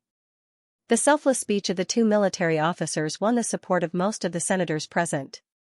After all, once a dictator was elected, the military officers would automatically be removed. Just as the senators expressed their agreement one by one, Camillus also expressed his support, but he said, I hope that I won't be one of the candidates for dictator this time, because this war with the kingdom of Dionia will probably be a difficult and long one. I'm already old and don't have enough energy to take on this responsibility, but I'm willing to provide my advice to the new dictator and help him defeat the people of Dionia. Are you as old as I am? But if the people of Dionia attack the city of Rome, I will also pick up my weapon and join the battle. Don't shirk your responsibility. Potidus pointed at him with his walking stick and reprimanded him sternly. When Potidus first served as a consul and led the army into battle, Camillus was still an ordinary officer. It was because of his heroic performance in battle that he was recognized by Potidus, and he gradually entered the center of power in Rome. Being a dictator at this time is not an honor, but a responsibility. A great responsibility. Because the life and death of Rome are in the hands of the dictator. Potidus said earnestly, not only for Camillus to hear, but also for the other senators who had similar thoughts in this regard. As a hero who has faced strong enemies many times and saved Rome, you should not shirk this responsibility, because only you can lead the people of Rome to victory this time. Please remember the original domain name of this book. Mobile version. Potidus's words made Camillus ashamed. At this moment, another respected senator, Ambrosius, raised his right fist and said loudly, I choose Camillus to be the dictator. Pantius immediately said, I also support Camillus to be the dictator. Paulus followed closely, Camillus is my choice. When the voices calling for Camillus continued to resound in the hall, Maruginants, who had always disagreed with Potidus, remained silent. Under Quintus Envious' gaze, Camillus clenched his fists. In December of the 13th year of the kingdom of Dionia, 380 BC, the senators reached an agreement to elect a dictator to lead Rome in the war against the kingdom of Dionia. At the following meeting of the Council of 100 held in Mars Square, Camillus, whom the senators favored, was once again elected as the dictator to deal with the war against Dionia. In the following period of time, the battlefield in the north became quiet. After the Volsci found out that the cities of Antium and Saturnicum were heavily garrisoned, considering their lack of troops, and with Amyntas's suggestion, they temporarily suspended the plan to recapture the cities occupied by the Roman army. Instead, they let their soldiers train with the First Legion of Dionia so that they could strengthen their cooperation in future battles. At the same time, they began to contact more ethnic forces that were dissatisfied with the Roman army, such as the Hernici, the Marsi, the Aquis, and even the Sabines, to fight against Rome. Under the pressure of the 50,000 troops of Rome, the weak Volsci actually repelled the Roman army with the help of the Dionia. The news quickly spread throughout central Italy, and it did make some forces think about it. So Topyrus, who stayed in Celse, began to get busy. At the same time, the news that the Roman army was defeated by the Dionia and the Volsci army also spread to the neighboring Samones mountains. After hearing the news, the high-ranking officials of Caratini, who were dissatisfied with the delay of Dionia returning the captives and were about to send messengers to Thurii to protest, immediately stopped and quietly observed the situation. And this news was accompanied by the words of the Roman people to the Carthage messenger, if the Carthage people do not send troops to attack Dionia, Rome will have to sign an armistice with Dionia. When the news reached the ears of Carthage and the Iberian Peninsula, Marco immediately realized that he had to change his strategy and could not continue to be in a stalemate with Hanno on the issue of sending troops. Otherwise, once the Roman people and Dionia armistice, the Carthage people would attack Dionia independently, which would be very difficult. Even with his understanding of the conservative guys in the Senate, they were likely to give up the declaration of war against Dionia and re-sign a peace agreement with it. Therefore, he immediately convened a meeting of the family members. After reaching an agreement, He quickly sent a messenger to the Senate of Carthage and asked Pretacuba to express at the meeting that the Iberian colony was willing to send 20,000 troops and obey the command of the commander appointed by the Senate. Hanno, who had regained control, was satisfied with Margot's concession, but he also knew that the situation at this time no longer allowed him to delay, so the Senate quickly made a decision to send troops to Sicily and attack the territory of Dionia. The commander of the Carthage army appointed by the Senate was Monteadino, a member of the Hanoverian party. Over the years, he had been implementing the political concept of developing inland advocated by Hanno. He had led the army to defeat the tribes of Namibia many times and made a great contribution to the conquest of the Namibian region by Carthage. Therefore, Hanno was more relieved to let this senator, who was also an outstanding veteran, serve as the commander of the expedition to Sicily. As a result, the entire city of Carthage, its allies, and the Namibian region under its control began to recruit soldiers, assemble warships, and prepare supplies. At this time, the riots of Ligwim, the free city of the Kingdom of Dionia, which had lasted for dozens of days, had subsided. The citizens of the city were holding an important citizens' assembly. The assembly had only one topic: to vote on whether to fully integrate Ligwim into the Kingdom of Dionia. The result was obvious. The vast number of people who were starving voted in favor, the merchants who wanted their families' trade to go a step further voted in favor, and the more politically ambitious citizens voted in favor. Despite strong opposition from some people, the Citizens' Assembly voted in favor of this important proposal related to the future development of Ligwim. When a messenger from Ligwim brought this important news to Turii, the Devers were well prepared. He immediately wrote a passionate letter, praising the people of Ligwim for making the best decision, and solemnly promised that after Ligwim truly became a part of the kingdom, it would continue to maintain prosperity in trade, and its people would receive more rights and better care. At the same time, at his suggestion, the Senate quickly appointed Protesilaus as the governor of Ligwim. He took the appointed judge of Ligwim, tax officer, census officer, and other key officials of the city to the south in a fleet. The fleet was also carrying a lot of food from the granary. When the fleet passed by the port of Rockley, the 7th Legion, which had been notified long ago, sent a large group of soldiers to board the fleet. The fleet finally arrived at the port of Ligwim. Alcibiades and Phaedon led a large number of people to welcome them. Protesilaus read out the appointment that the king of the Devers had given him. None of the people present objected loudly. Instead, they were happy to see the large amount of food that the soldiers had escorted to the shore. At the same time, Protesilaus announced another appointment. This was signed by the king of the Devers and the Senate. They elected Alcibiades and Phaedon as the senators of the Kingdom of Dionia. The people of Ligwim cheered. However, these two new senators could not leave for Turii immediately. They had to stay for the time being to assist Protesilaus in taking over the affairs of the entire city. With the full assistance of the two of them, 1,000 soldiers of the 7th Legion maintaining order, and the political skills that Protesilaus had honed over the past 10 years of administrative experience, the entire process of taking over Ligwim was relatively smooth.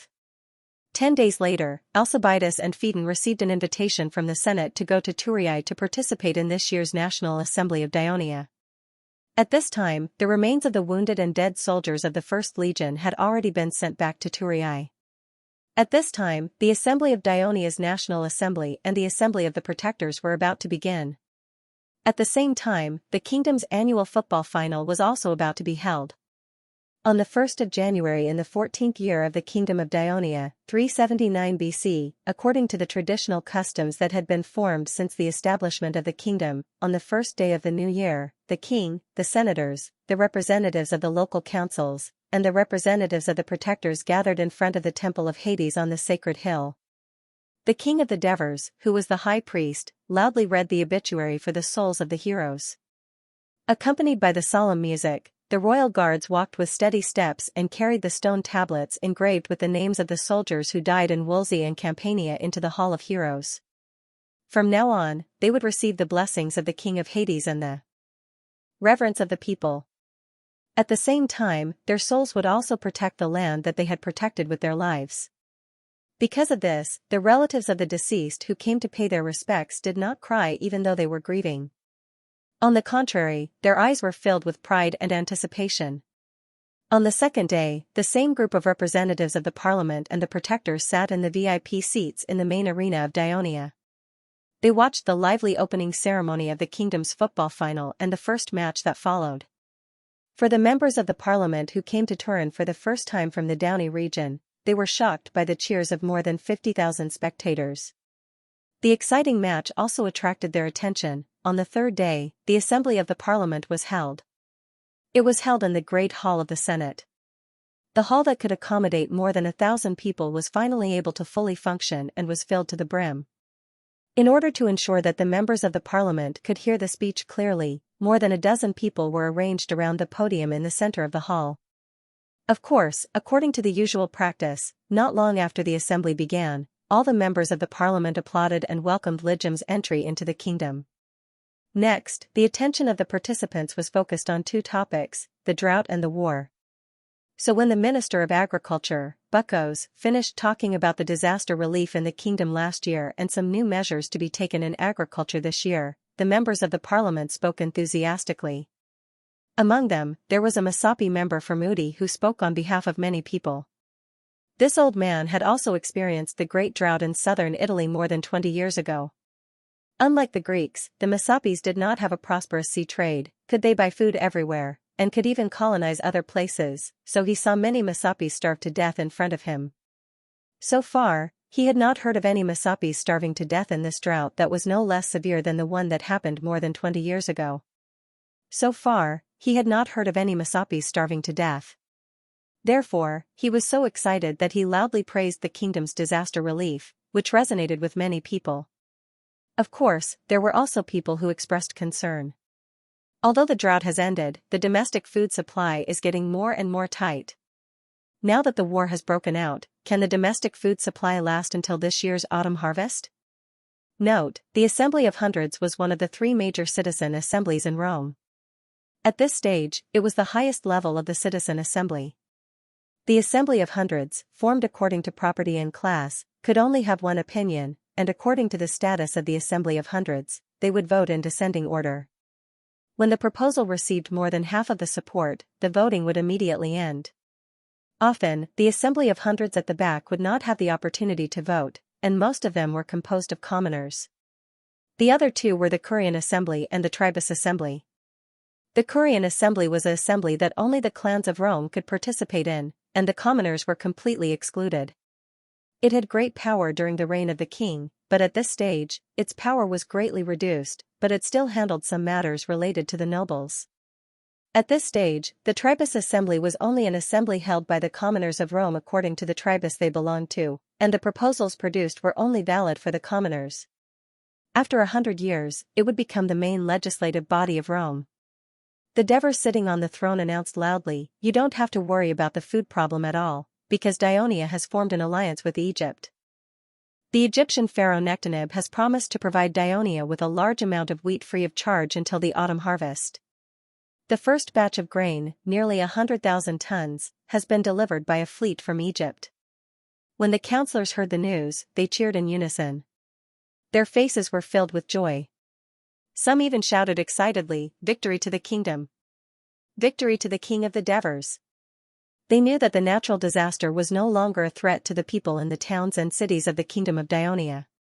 In such a festive atmosphere, the Minister of Military Affairs, Helos, began to talk about the military situation of the kingdom last year and the daily military work. He focused on the formation and training of the 11th Legion, as well as the construction of the barracks. He expressed his gratitude to the towns and cities in the Downey region for their active cooperation. Next, he talked about the causes of the two wars that happened last year. From the fact that the Catini repeatedly violated the covenant and invaded Dionia's ally, the Campanian alliance, to the fact that the Campanian messengers came to Turiae to ask for help. The Dionia messengers went to Catini to stop the war but were rejected. In the end, the kingdom had no choice but to send Legio III to crush the Catini's attempt to invade the Campanian alliance. Then, he talked about the long-term support and aid that the Carthage had given to Rome, the sinister purpose of this move, and Rome's large-scale attack on Wolsey. When Wolsey asked for help, he talked about the reason why Dionia formed an alliance with it and sent troops to support it. He also briefly described the whole process of Wolsey's battle. Helos's main point was at the end.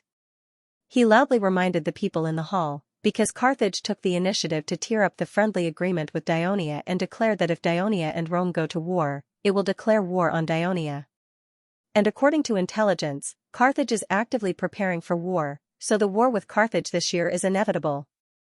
By the time Helos was done speaking, the meeting hall was relatively quiet. After all, most of the councillors from these towns were well informed and kept an eye on the major events that happened in Turin. Moreover, when they arrived in Turin, they would usually visit the senators from the towns to get some information about the meeting in advance. Therefore, they did not blame Dionia for participating in the two wars and the possible war with Carthage. On the contrary, they were more concerned about the impact of the upcoming war on their town. For example, the councillors from Annona and Copsa were worried that once the upcoming war broke the peace between Dionia and its surrounding forces, the Samnese, who had already fallen out with Dionia, would take the opportunity to attack the entire western region of Campania. Although the Legio III had now gone to guard the Campania alliance, they still hoped that the Ministry of Military Affairs could continue to strengthen the defense of this area.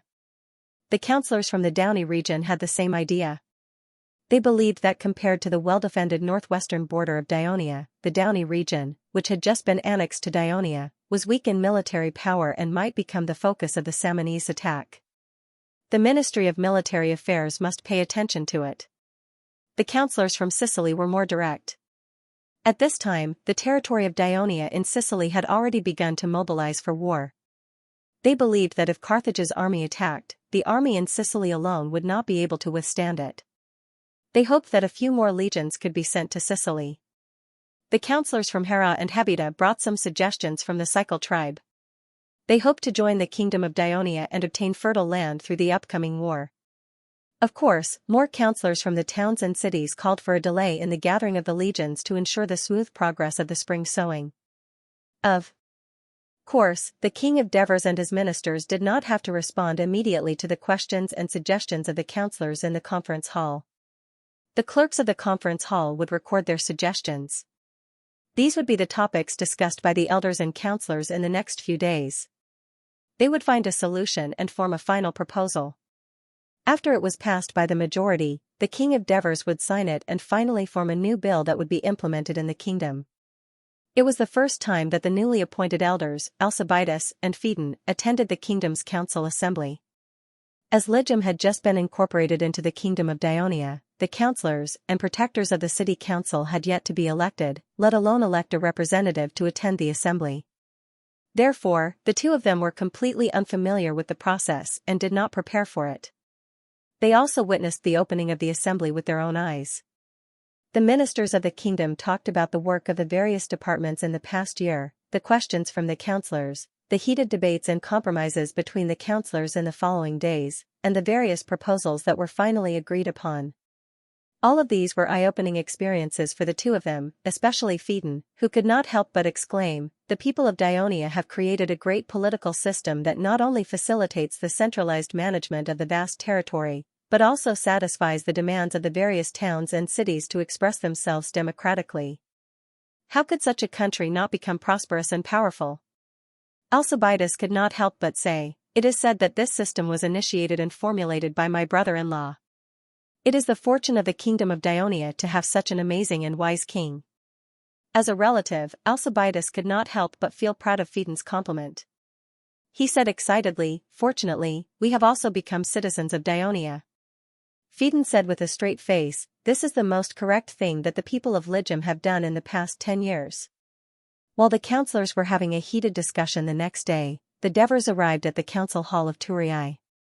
Compared to other cities, Thurii had the largest population and councillors, so naturally, the council hall was the largest, able to accommodate 400 to 500 people.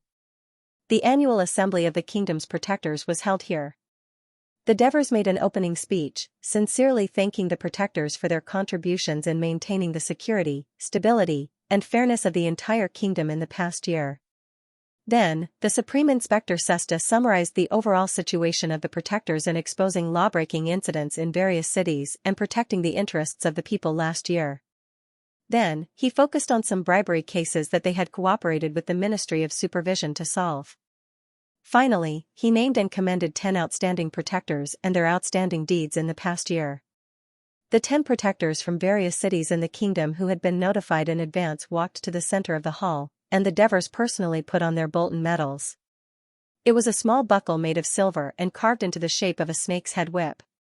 The idea came from the nickname of the protectors. They were called the Whip of the Kingdom by the people, which meant that they supervised and whipped those who broke the law. This was the highest honor that the protectors had received, so when they walked onto the stage, they were all excited to accept the congratulations from the King of the Devers. Unlike the council assembly, the protectors played the leading role in the assembly of the protectors. In the following time, they would go onto the stage and talk about some of the situations, problems, and suggestions in their respective cities. Most of them came from the villages and were more used to discovering and looking at problems from the perspective of the people. This was greatly beneficial for the Devers, ministers, and the Senate to have a more comprehensive understanding of the situation at the grassroots level in the kingdom. Therefore, the scribes would carefully record the speech of each protector, and some of their useful suggestions would be summarized in the Senate for discussion. At the end of the day's meeting, the Devers once again thanked the protectors for their contributions to the kingdom and reminded them that in the new year, there was a high possibility of a major war breaking out in the kingdom. During the time of war, it was very important to ensure the stability of the kingdom. He hoped that the protectors could assist the local officials in managing the place, be vigilant against suspicious strangers, and prevent the outbreak of unrest. At the same time, they also wanted to help the families of the citizens who served in the army and protect their interests. Whether the whole of Dionia could work together to defeat the enemy depended on their efforts. The words of the Devers made the protectors' blood boil. One by one, they made a promise to the king, and they would bring this promise back to their colleagues in their cities. While the Devers were using the assembly of the new year to unify the understanding of the people in the cities of the kingdom and prepare for the upcoming war, Xianxia was receiving Adoris, who came to visit her in the mansion of Patroclus on the south bank of the Crete River. She asked the chef to prepare good food and wine for her brother. "Sister, are you sure you don't want to eat some? This fish tastes good," Adonis asked casually as he ate the food. Xianxia touched her belly and shook her head. "I just want to vomit when I see fish and meat now. Mother specially sent a chef to make me dishes suitable for pregnant women. Mother treats you so well." Adoris sighed. "Don't tell me your parents don't treat you well," Xianxia asked in return. Adoris was speechless for a moment and quickly buried her head in her food. Xianxia looked at her and suddenly asked, "You're usually busy with training in the barracks and rarely even go home. Why are you here today?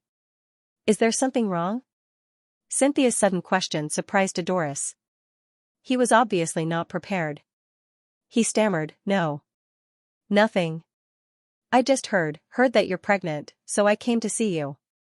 Xianxia immediately put on a stern face and put on the airs of a big sister. "I'm your sister. Do you think I don't know what you're thinking? Don't beat around the bush.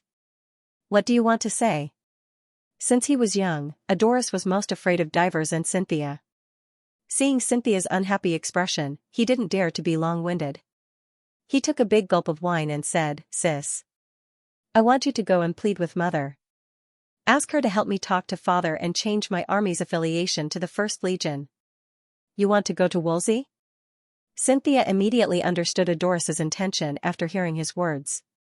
The Ministry of Military Affairs had been treating the wounded soldiers of the 1st Corps, dealing with the remains of the dead, and comforting the families. They were also selecting reserve soldiers to send to Wolsey to fill the gap in the 1st Corps. Xianxia knew about it because Patroclus was working in the 1st Corps. "Isn't the 1st Corps the only one fighting in the kingdom's army? They're short of soldiers."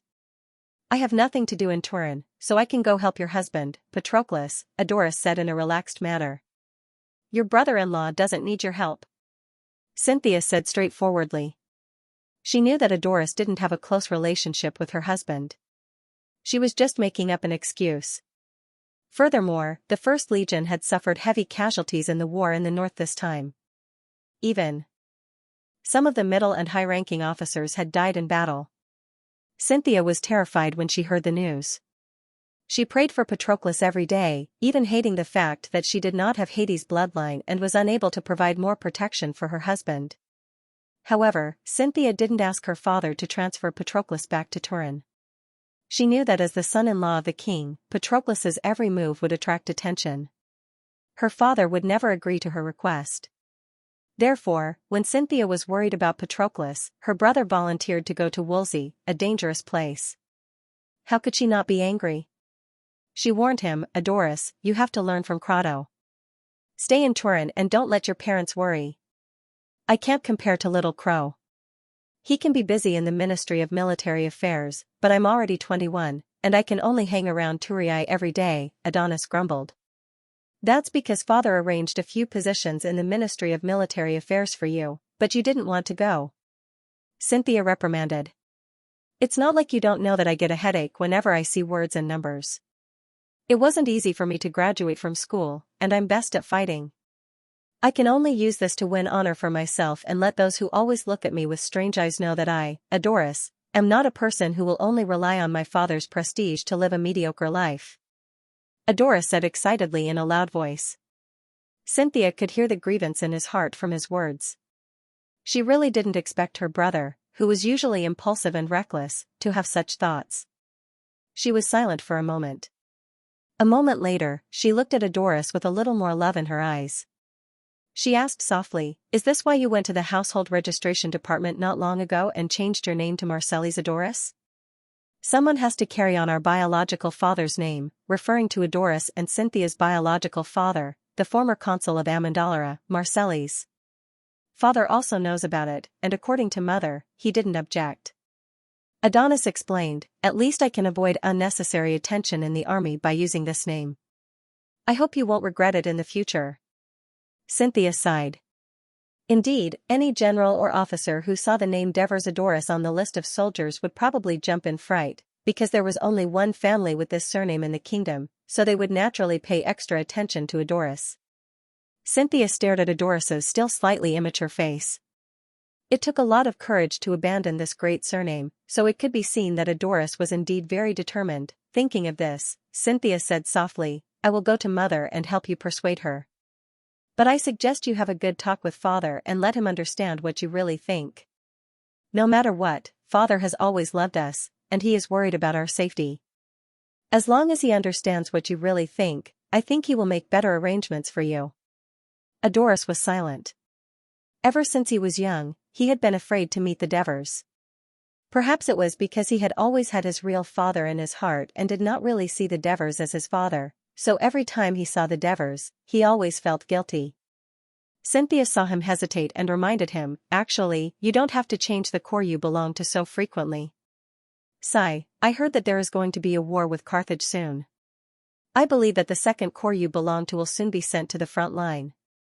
Adoris's heart skipped a beat, but he said, who knows how long the timid Carthage will wait before taking action. The two of them chatted for a while, and Xianxia's personal slave girl appeared at the door of the living room. Xianxia saw her slightly flustered expression and asked, what's the matter? The slave girl hurried to Xianxia's side and whispered a few words. Xianxia let out a long sigh after listening. Adoris, there is news from the city of Turii that the Carthage has sent an army to land in Sicily. On the 1st of January, 14th year of the kingdom of Dionia, 379 BC, the sea from the western end of Sicily to Carthage was bustling. More than 300 warships were divided into two teams and lined up in the coastal waters on both sides of the western end of Sicily to prevent a surprise attack from the Dionysian fleet. The sea between the two fleets was filled with thousands of ships. They had been shuttling between Carthage and Lille since the morning, continuously transporting soldiers, war horses, provisions, and supplies to Sicily. Since the founding of Lille, it had never been as lively and busy as it was today. Many ports were filled with ships, and the docks were full of soldiers going ashore and goods being unloaded. The roads were congested, and there was a lot of noise. Fortunately, Lille was different from the previous Moshe. From the beginning, it existed as a military town of Carthage in Sicily, so its ports and roads were built according to military standards. Even its chief executive had always been a military general instead of an administrative official. In the semi-militarized city of Lillebo, under the command of the Castellan, almost all the people in the city started to move and got busy for the landing of the Carthaginian army. With their efforts, problems were solved one by one, and the entire landing process gradually became smoother. After landing, the troops were quickly taken to the barracks outside Lille. This barracks was built by Margot when he was the supreme military commander of Sicily, and recently renovated in Lille. This time, the supreme commander of the Carthage army, Montenegro, and Hanno's son-in-law, Malefio, were in the residence of the governor of Lille, listening to the governor of Lille, Samiri's report on the progress of the army's landing while enjoying wine and food. Lord Samiri. Malefio suddenly interrupted his report and asked, "Haven't they arrived yet?" After Margot was removed from Sicily, Hanno quickly replaced several important colonial cities of Sicily with his own people, and Samiri was one of them. Of course, he knew who Malefio was referring to. He immediately replied, "We haven't received any news of their arrival yet." "General, will they miss their appointment and not come?" Malefio reminded. "Don't worry, Margot is a man of his word. Since he said he would send the army, he will not go back on his word. If they don't come, Lord Hanno will deal with it. We don't have to worry about it," Montenegro said casually. Instead, he focused on the wine in his hand and said, "This wine is mellow and smooth." "Where is it from?" "This is Turii wine," Samiri replied a little awkwardly. Samanli answered awkwardly. He thought that Mon Latino would be displeased, but the commander in his 50s looked surprised instead. "The wine I've tasted in the past wasn't as good as this one. Could it be that they've improved their winemaking process again?" As he spoke, he raised his glass and took a sip. After carefully tasting the tea, he sighed and said, "It's really different from the past. What a pity. Now that we're at war with Dionia, I guess we won't be able to drink such good wine." Samiri immediately said, "General, since you like this wine so much, I still have a lot of cans with me. I'll ask the servants to send them to the barracks later." Montenegro did not refuse and expressed his gratitude. Malefio saw this and said half-jokingly, "General, when we defeat Dionia, you can directly order the Dionia to send you these cans of wine. Isn't it more convenient?" Montenegro covered his long beard with his hand and laughed, "That's a good idea. However, I heard that the king of Devers has a tough temper. If we want him to obediently send us the wine, we must thoroughly beat up Dionia. Dionia is a powerful kingdom, and this will be a long war. We don't have to be too anxious." While Montatino was savoring his wine, the day mentioned by Malefio were sitting on a battleship, leading a huge fleet of ships, majestically sailing towards Sicily Island in the northeast direction. "Hasdrubal, I heard that the commander of Carthage's army this time is Montenegro. Are you familiar with him?" Kisego asked. "He's just Hanno's dog." Hasdrubal curled his lips in disdain. "He only knows how to randomly criticize the Maganid family in the Senate and curry favor with Hanno. That's why he can become the commander of the army. But I heard that he was the one who led the army to conquer Namibia over the past decade. It seems that he's not a useless person." Kisco was slightly puzzled. Namibia has been under the influence of Carthage for decades. How many tribes are willing to submit to Carthage? Moreover, the Namibians have always been in a state of disunity. How could they unite to resist Carthage's army? The Senate can conquer Namibia even if they send a woman as their commander." Hasdrubal said disdainfully, "Uncle said that Montenegro is a glutton who can't bear hardship. I heard that when he was commanding the war in Namibia, he was afraid of the hot weather and never went to the front line to command. Instead, he hid in his tent and commanded remotely. Hanno's appointment of him as the commander of the army is a joke. Hanno is also an idiot who knows nothing about military affairs. He only sent 40,000 people from this city to fight against Dionia. He thought that by capturing a few towns and winning a few victories, he could make Dionia yield and gain some benefits. He thinks that war is like a business transaction, where you can bargain. Yes, since we've already declared war against Dionia, we should take advantage of the time when Dionia is still weak due to the drought to defeat them." Kisco said with a worried expression, "If we don't change our mindset soon, I'm afraid this expedition will. Isn't that good? Hanno's failure is good for us to return to the center of Carthage." Hasdrubal said with a relaxed expression. "But, what if Montenegro randomly gives orders to our army?" Kisego was a little worried. Hasdrubal glanced at him. Did you forget what Uncle Margot told you? We don't have to listen to Montenegro's command at all. We can control our own army. Kisco thought for a moment and suggested, in that case, it's best if we can lead the army alone. I'll make this request to Montenegro. I'm afraid he doesn't want to stay with us who are always arguing with him and not willing to listen to his orders, Hasdrubal said with a smirk on his face. At this moment, the watchman on the mast shouted, "We're almost at Sicily." Hasdrubal and Kisego's spirits were roused. They hurried to the bow of the ship, gazing at the vague outline of the land in the distance. Hasdrubal looked excited. "Kisego, let's do something big together. I didn't expect Carthage to send such a commander. He can win the battle without going to the battlefield personally. This is a kind of ability." The Devers were in a good mood after reading the information about Carthage's army. Make a copy of this information about Carthage's army and send it to Persosus immediately. I believe he will make good use of it. Devers separated a portion of the information on the table and handed it to Aristides. "Yes, Your Majesty." "Aristides, do you think that Hanno only sent 40,000 soldiers? Oh, including the Iberian army, a total of 60,000 soldiers to Sicily? Does he really think that with just 60,000 soldiers, he can defeat our Ionia and completely occupy Sicily?" The Devers suddenly asked. Sometimes, when the Devers were thinking about some important national affairs, they would suddenly ask the vassals around them to confirm their own thoughts or broaden their thinking. Aristides was already prepared for this. He calmly said, "Perhaps Carthage's Hanno has never thought of completely occupying Sicily or completely defeating our Ionia. He only wants to obtain some victories and force us to sign some agreements that are beneficial to them." "Makes sense." The Devers pondered and nodded. After a while, he touched his chin and said in a deep voice, "It's also possible. The people of Carthage don't want to send so many troops at once to increase the pressure on the logistics. Instead, they will wait for the development of the war and increase the number in the future. But no matter what, the ruler of Carthage, Lord Hanno, is good at playing politics, but obviously not as bold as the Magonid clan. Perhaps in his heart, he doesn't see this war as a decisive battle between Ionia and Carthage at all. This should be a good thing for us." As the Devers spoke, his voice gradually became softer, and he fell into deep thought again. Aristides stood quietly at the side and did not make a sound.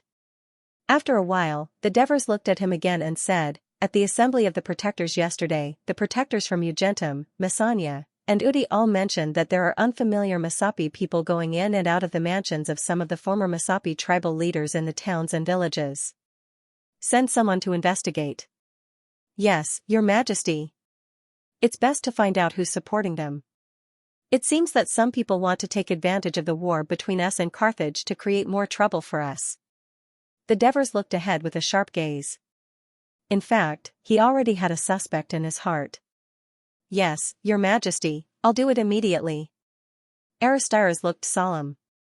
At this moment, a palace guard came in and reported, "Your Majesty, Lord Sicorian has arrived." "Let him in quickly," the Devers said happily. Aristides immediately took his leave. Sicorian, who was already in his 40s, still had a slender body and vigorous movements. There was no sign of a fat middle-aged man. He strode into the office and came before the Devers. He quickly and straightforwardly gave a standard military salute. "Your Majesty, I'm here." "Look at you. It seems that you can't wait any longer," the Devers joked. "Isn't that so, Your Majesty? I've been in that small bay in Tarentum for almost 10 years. I've almost forgotten how to pilot a warship." Sicorian also joked. "It seems that I'll have to reconsider changing a naval commander," the Devers said seriously. "Is there a better naval commander than me in the kingdom?" Sicorian immediately replied. Both of them burst into laughter. "This time, I'll send you to Sicily to command the 1st and 3rd fleets to fight against Carthage's navy. The commander of the 3rd fleet, Flarios, used to be your subordinate, so it'll be easier for you to command him." "Do you have any other requests?" the Devers said seriously. "Can I command the 2nd fleet as well?" Sicorian made his request without hesitation. The Devers shook his head. "Middleades' fleet needs to pin down the people of Rome on the west coast. Besides, after the first fleet of nearly 60,000 people went to Sicily, most of their food supplies will be provided by the kingdom. You also know that the kingdom has just experienced a drought, and the cities in southern Italy are short of food supplies. I prioritized the food delivered from Egypt to your fleet. If you add another 30,000 to 40,000 people, I'm afraid that most of the navy under your command will have to go hungry. Currently, there were 4 fleets in the kingdom of Ionia. The first fleet was mainly stationed in Tarentum, the second fleet was stationed in Trine, the third fleet was stationed in Catanae, and the fourth fleet was stationed in Brindisi. As a large number of people were needed to form a fleet, in principle, they were assigned to the nearest fleet. For example, the main force of the first fleet was stationed in the northwest corner of Tarentum, and the land from there to Metapontum was basically allocated to the sailors and helmsmen of the first fleet. Some of the sailors came from Tarentum, Metapontum, and Heraclea. Therefore, every time the first fleet trained, they could bring enough rations and arrive at the base in time. In addition, the main combat force of the Dionysian fleet was the Raven warship, and the main combat method was to engage in boarding battles, which required a large number of infantrymen to fight on board. During the war in southern Italy, the infantrymen were completely provided by the army. However, after the establishment of the kingdom, Sicorian made a suggestion to the Ministry of Military Affairs. He believed that it would be difficult to coordinate the army's participation in the naval operations every time, because the fleet and the army were not stationed together, and it was impossible to train with every army, and it would be impossible to fully exert the power of the army during the war, because they would be transferred to the fleet from time to time. It would be better to let each fleet be equipped with their own infantrymen, so that they could devote themselves to the fighting at sea and the invasion of the enemy's coastline. The Ministry of Military Affairs argued about his suggestion. In the end, the report was passed to the Devers, and the Devers readily signed agreed. This was because he knew very well that the navy had always been used for attack, and they needed to have their own marine corps. For this reason, the naval base needed enough land to accommodate the sailors and infantrymen of the fleet.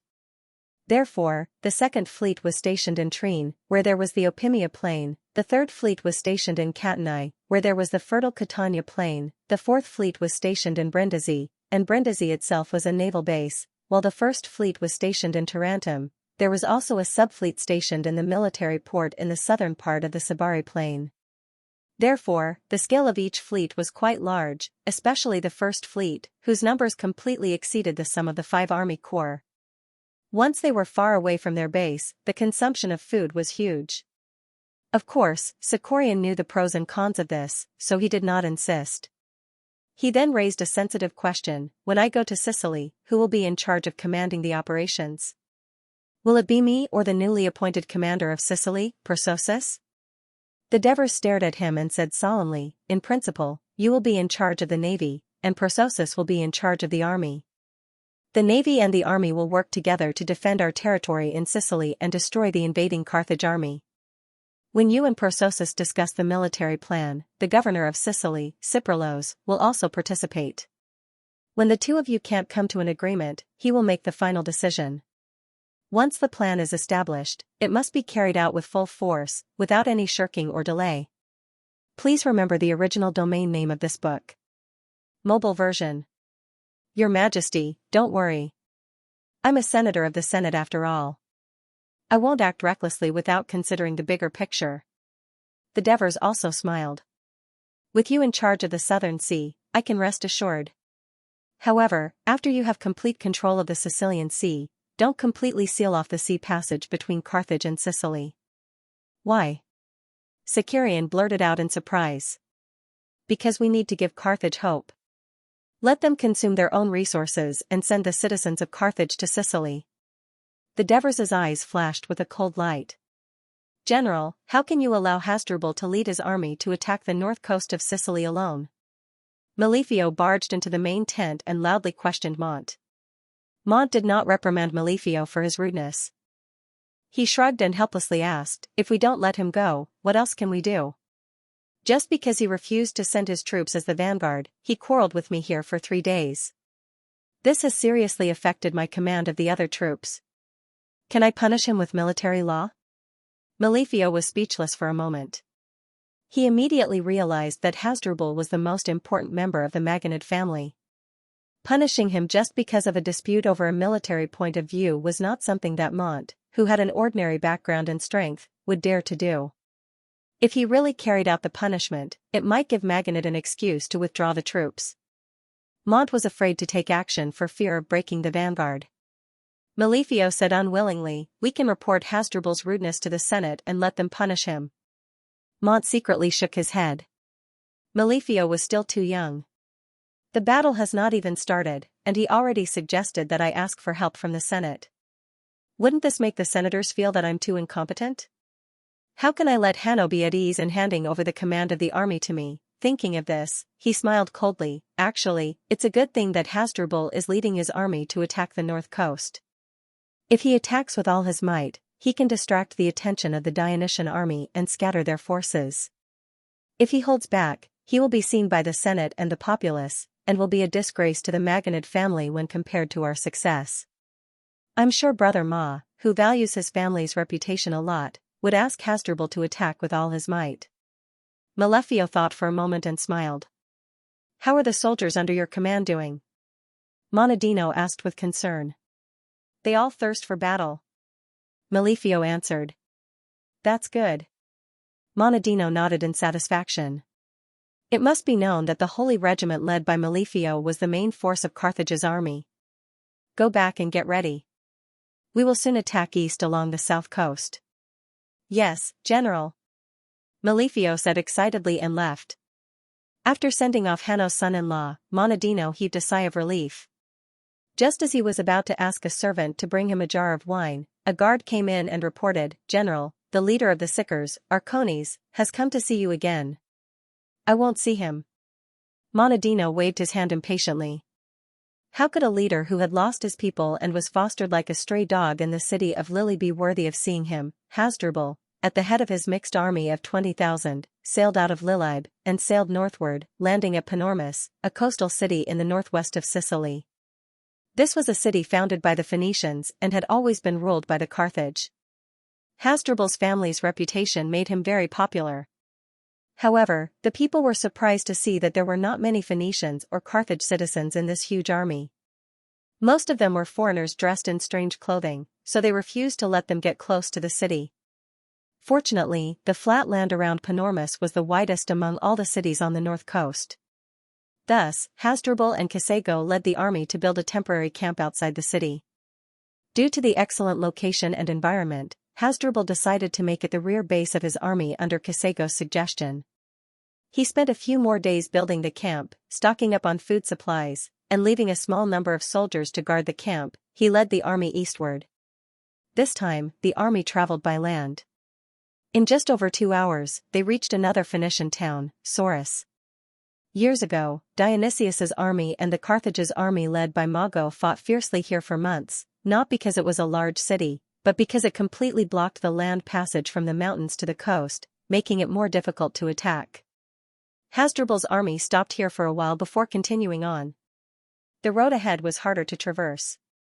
On the left was the sea, and on the right was a towering mountain range. The average elevation was about 1,000 meters, and the path by the sea was uneven. The narrowest part was less than 2 miles, and the entire army's speed was slowed down. Around 3 o'clock in the afternoon, they finally walked out of the narrow coastline and onto soft ground. In front of them were low hills. Hasdrubal was excited. His guide had told him that Himera was just ahead. Hasdrubal immediately ordered the army to rush to the bank of Himera and set up a temporary camp for the night. He and Xianxia rode fast horses and led the guards to this place, which was of great significance to the Maganid family. Decades ago, his ancestor Hamilcar had led the Carthage army to besiege the largest city on the northern coast of Sicily. In the end, Dillon, the tyrant of Syracuse, arrived with reinforcements and defeated Hamilcar's army. More than 10 years ago, Hasdrubal's father, Samilco, once again led the Carthaginian army to Sicily and conquered the city that brought shame to the Maganid family. Samilco then built the altar of Baal Hamon and used thousands of captives as a blood sacrifice to appease the spirits of his ancestors and wash away the shame. By the time Hasdrubal and the others arrived, Himera was no longer in sight. Instead, it was a wasteland overgrown with weeds. Only the river called Himera flowed through the ruins.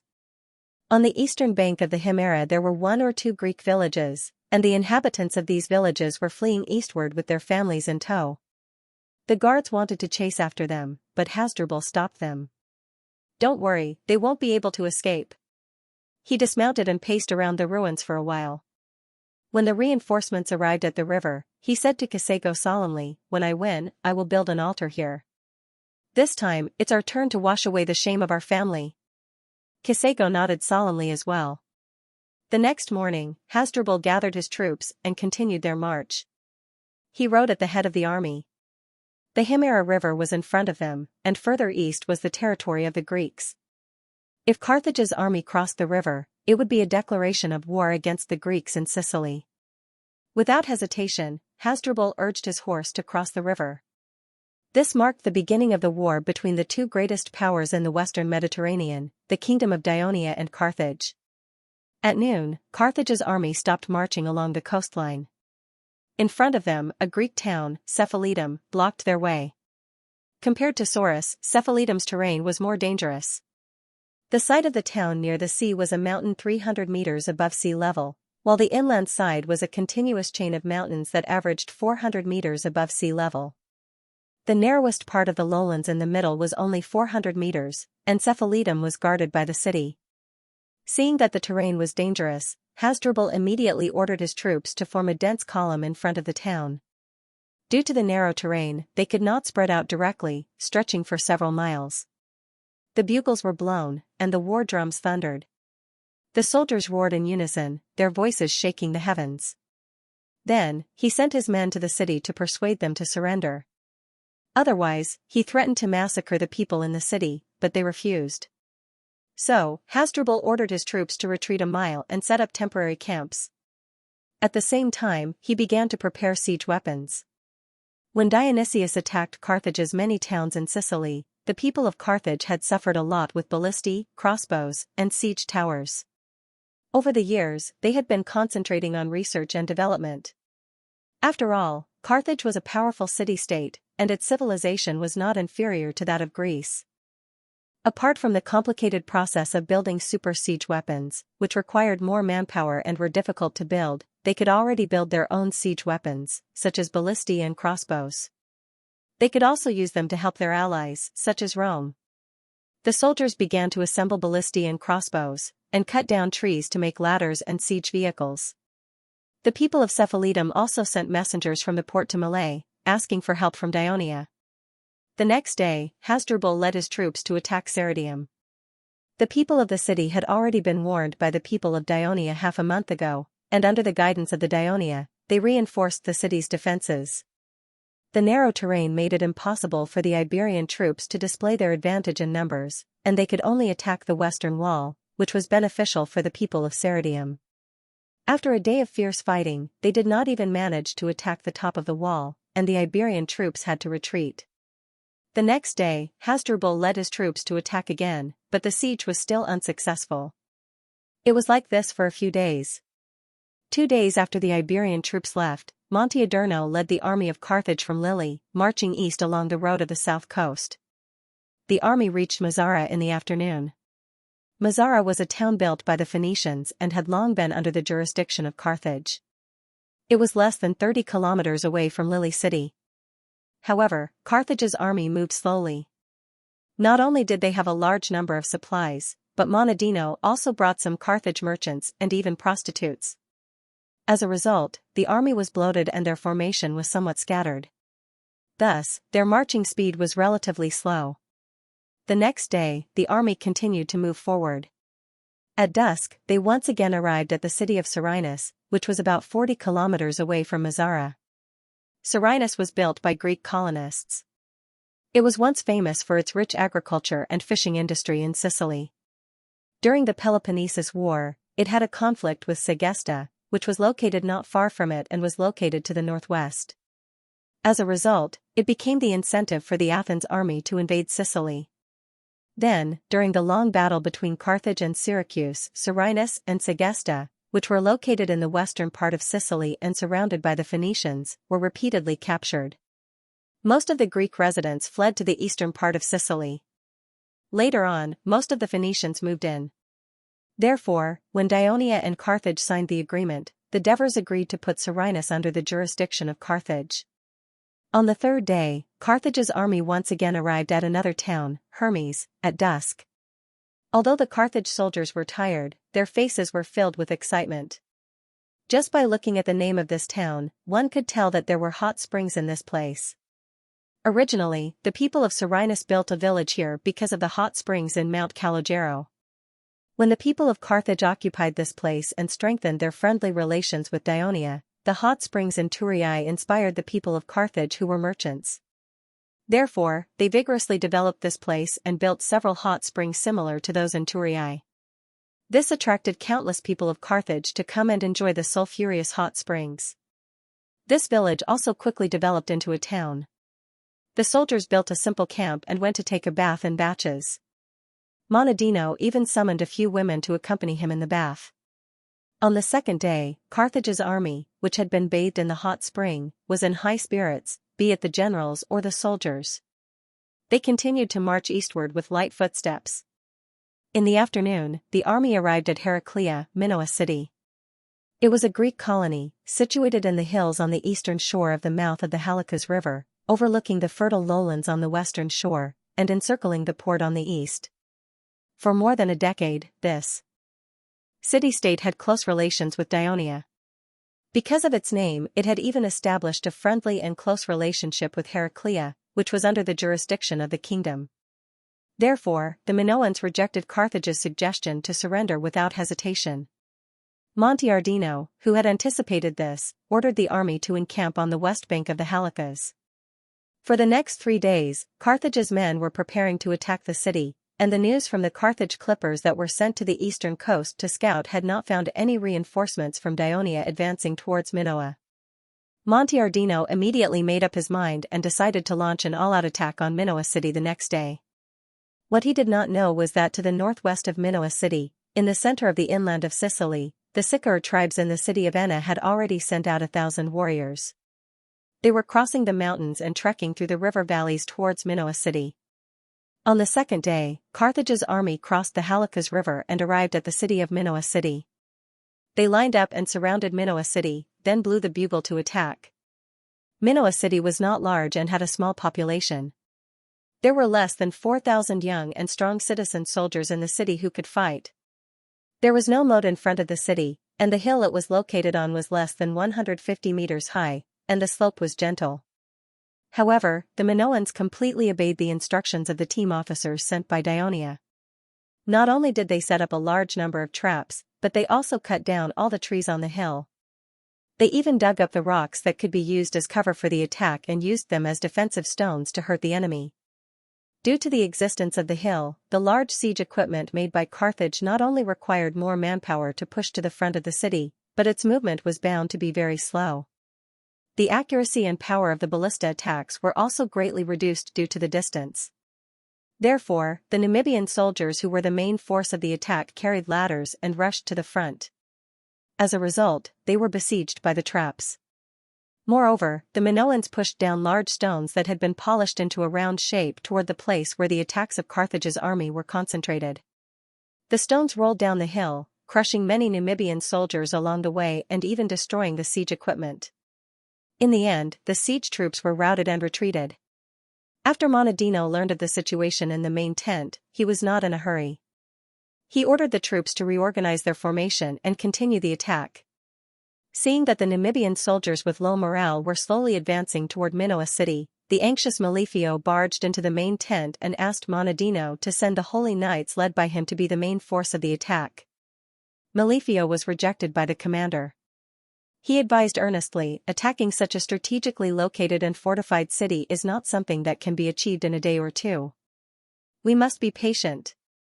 Our Sacred Legion troops, Carthage's citizen soldiers, and even the allied Phoenician soldiers are all precious lives. We can't waste them in a long and arduous siege. Not only are there many Numidians, but they are also lowly. If a batch dies, we can just drag another batch over. This is also beneficial to the stability of the Numidian region. Melifio was silent. In the afternoon, the Carthaginian army attacked the city and began to attack the city fiercely. When the battle reached its climax, a horn sounded from outside Minoa city north and behind the battlefield.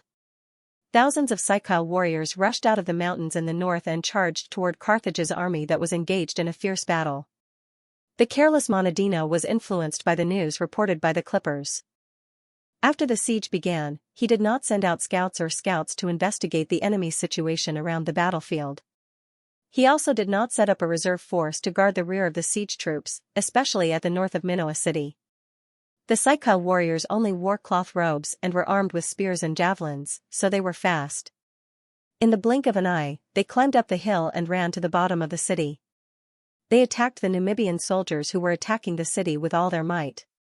The Numidians, who were already low in morale, were instantly defeated. The defeat of the Numidians outside the north of the city quickly affected the troops in other directions. The soldiers shouted in panic, "The enemy's reinforcements are here! The enemy's reinforcements are here!" They scrambled down the hill, their speed even faster than the Sicile warriors who were chasing them.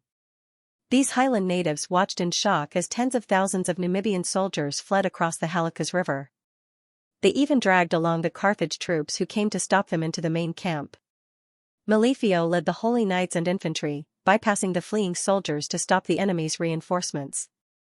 In the end, he realized that the enemies with simple equipment and small numbers did not enter Minoa city. Instead, they quickly ran into the mountains. The mighty Carthage army of tens of thousands was repelled by a mere 1,000 Sicile highland natives. Philomio was extremely ashamed and angry. However, Monadino's expression was calm. In his opinion, even though the Sicile army's ambush had caused the besieging army to collapse, the number of casualties was not high, less than 1,000. For a siege of such a scale, it was nothing. On the contrary, the Sicile attack had exposed the intentions of the Daionia people. As long as the Carthage army strengthened their defenses, the Sicile army would not be able to cause any more losses to the army. After listening to Monadino's consolation, Malefio returned to the camp. He felt indignant. He vaguely felt that Monadino was not aggressive enough and did not have the ability to command such a large army. So, he immediately wrote to his father-in-law, Hanno, expressing his concerns. 2 days later, a ship from Carthage brought a letter personally written by Hanno. In the letter, Hanno warned Monadino to go all out in this war and quickly achieve some results. This was to let the Senate know that it was the right decision to appoint Monadino as the commander-in-chief of the army. At the same time, he warned Monadino not to be careless and let the army suffer losses. Otherwise, even if some people in the Senate did not impeach him, he would not be able to face the anger of the people. After reading the letter, Monadino felt the pressure. He finally stopped lying drunk in his tent and personally reorganized the army, commanding the soldiers to attack Minoa city. The Minoans seized the 2 to 3 days of rest to rearrange the defensive facilities that were previously destroyed by the Carthage army. Once again, they caused a lot of trouble for the Carthage army. While the Carthage army was attacking the city, the Sicile army wandered around the edge of the battlefield and attacked from time to time. One time, they almost burned Carthage's camp. Although Monadino was already prepared for this and did not cause much damage, they still held up a lot of the Carthage army's energy. In the Carthage army, not only the cavalry, but even the infantry came from the plains and deserts of Africa. There was no way to deal with the Sicile army that could travel through the mountains as if they were walking on flat ground. After much contemplation, Monadino remembered the Sicans, who lived in the mountains west of Sicily, and were attached to the Carthaginians. He sent orders to Semimre of Lalibo to raise a force of Sicans, and to send them to Minoan. The news of 1,000 Sicile warriors defeating Carthage's 40,000-man army also reached the ears of Leotychides, the Sicilian commander of Daionia, who was closely watching the battle in Catanae, and he was very surprised. After asking about the details of the battle, he stared at the map and fell into deep thought. After a long time, he took out the information about the Carthage army given to him by the intelligence department and read it over and over again. Finally, he made up his mind. Soon, the governor of Sicily, Cypros, hurried over. "Lord Prosos, why are you looking for me so urgently? Has there been a change in the battle situation?" "Yes, there has been a change." Leotychides' tone was flat and lacked passion. Sikor's harassing troops have defeated Carthage's 40,000 siege troops. Cypros thought he had misheard and asked in surprise, is that true? You mean the 1,000 Sikor light infantry with poor equipment? I never lie in a war. Leotikide stared at Cypros with bright eyes, but his tone was still calm. I have decided to change my previous plan. I will lead the 8th Legion to Minoa and face Carthage's men. Good. As expected of the commander favored by His Majesty. It's much better than the *TTY plan you came up with before. A voice of praise came from outside the door as Admiral Sicurian strode into the meeting room. Leotikides raised his eyebrows. Cypros asked in surprise, you want to lead the army to battle Carthage's men? That's too risky. Carthage's army has more than 40,000 men. Are you going to gather all the citizens of Dionia in Sicily? If the battle fails, all the territories of the kingdom in Sicily will be in danger. I think it's safer for you to continue with the previous plan. After all, according to the rules, Governor Cypros had the right to participate in the military meeting and raise objections. Therefore, Leotikides had to explain in detail. The previous plan was based on the assumption that Carthage would send an army of 80,000 to 100,000 men. I didn't expect them to only send 60,000 men, and 20,000 of them went to the north coast. From the information they had received, half of the Carthaginian army of 40,000 was made up of Namibians who had been oppressed by Carthage. Their morale was not high, and the attack of 1,000 West Celts was enough to force them to retreat. This showed that the ability of their commander was not good. According to the information we received, Carthage's commander, Montenegro, is greedy and does not like to participate in the battle personally. He does not like to get close to his soldiers, so he cannot make full use of the advantage of having more soldiers. Even if we have fewer soldiers, but the 8th Army and its reserve troops' fighting strength and morale far surpass the enemy, and we can definitely defeat them. Furthermore, we can't just watch as this Carthage army slowly conquers our allies one by relying on their large numbers. Through battles and victories, they can unify the entire army and increase the fighting spirit and combat strength of the Carthage people. When the Carthage army conquers the south coast, it will be very difficult to fight them again. That's the right way to think.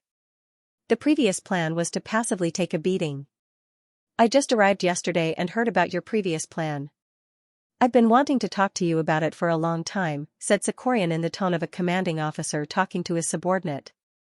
Although as a senator of the Senate, Sicurian's qualifications and position in the kingdom were indeed higher than Leotikides's, it still made Leotikides feel a little uncomfortable. But then he remembered that he still had to rely on the navy for future military operations, so he suppressed his emotions and said faintly, I'm also following the military law of Dionia. All military plans must be made according to the actual situation. Since the situation has changed, of course, my plan will have to change accordingly. Cypros was not like Cornelis, who was easily swayed by personal gains and losses. Once he was convinced, he immediately asked, how many people are you bringing to the battle? The entire 8th Army and 4th Cavalry Regiment, as well as some reserve soldiers, should be around 15,000. The rest of the reserve soldiers will be stationed in the main camp. The allied forces of Leotini and Taunis will not be deployed. They still need to guard against Syracuse. When Leotikides finished, Cypros was once again surprised. Lord Prosus, isn't 15,000 a little too few? Not at all. Leotikides said confidently, I'll ask Lord Krelu of Hera to organize the Sikir warriors and travel through the mountain roads to Minoa. I'll lead these 15,000 soldiers and disembark at the port of Kamalina by sea. We'll march along the south coast all the way to the west, and along the way, we'll incorporate the armies of the friendly city-states along the way. By the time we reach Minoa, I estimate the number of soldiers to be at least 30,000. I was so anxious just now that I forgot about the friendly city-states like Kamalina, Gela, and Agrigento. Cypros exposed his own shortcomings, but his face showed a relieved smile. Lord Prosus, you've made the right decision. Through this direct battle with Carthage, we can show the kingdom's protection to the cities that are close to us. Through this battle, we can deepen our friendship with them. Leotikides did not think as much as Cypros.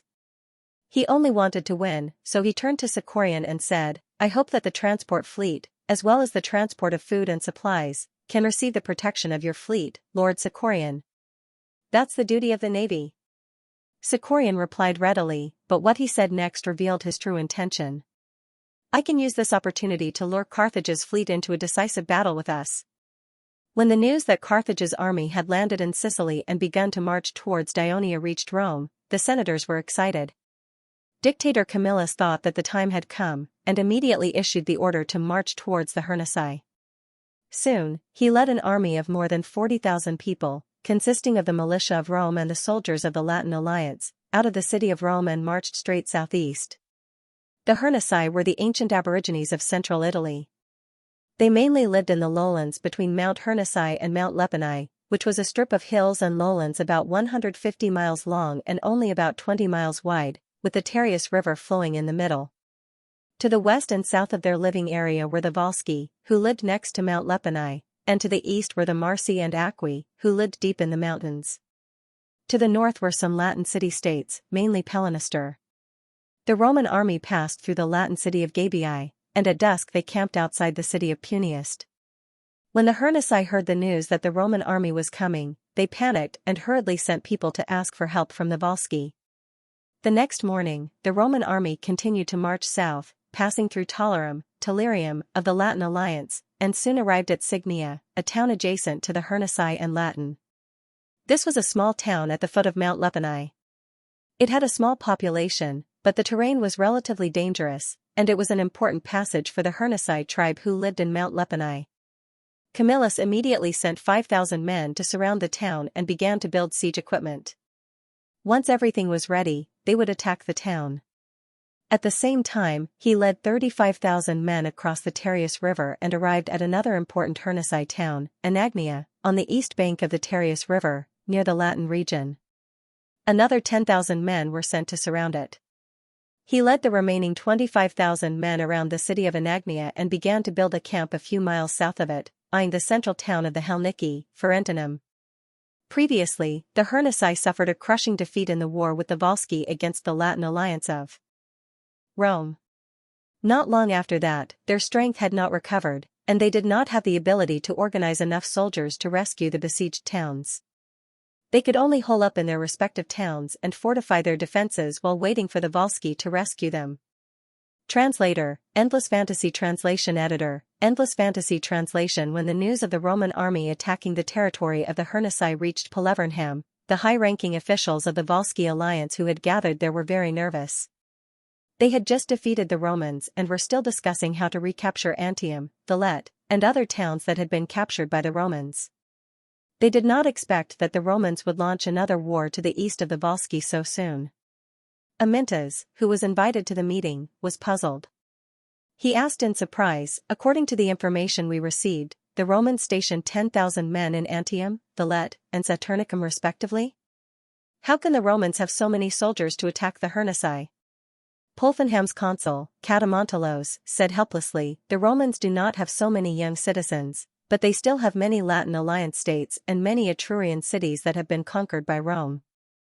They are fully capable of launching another war against us. This is the scary thing about the Romans. I am afraid that the Romans are going to concentrate all their strength to fight a big war. But our Ionia. Amyntas thought of the first legion that he had just replenished and sighed to himself. With the combat power of the Roman army, the first legion with less than 10,000 men was not enough to help the Hernici to repel the attack of the Romans. Printos saw the troubled look on Amyntas' face and quickly asked, "Why don't you contact the Equus and the Maxi to deal with the Romans together? I heard that these two races are next to the Hernici. I think if the Hernici are destroyed by the Romans, these two races that are also at odds with Rome will also face the threat of the Romans."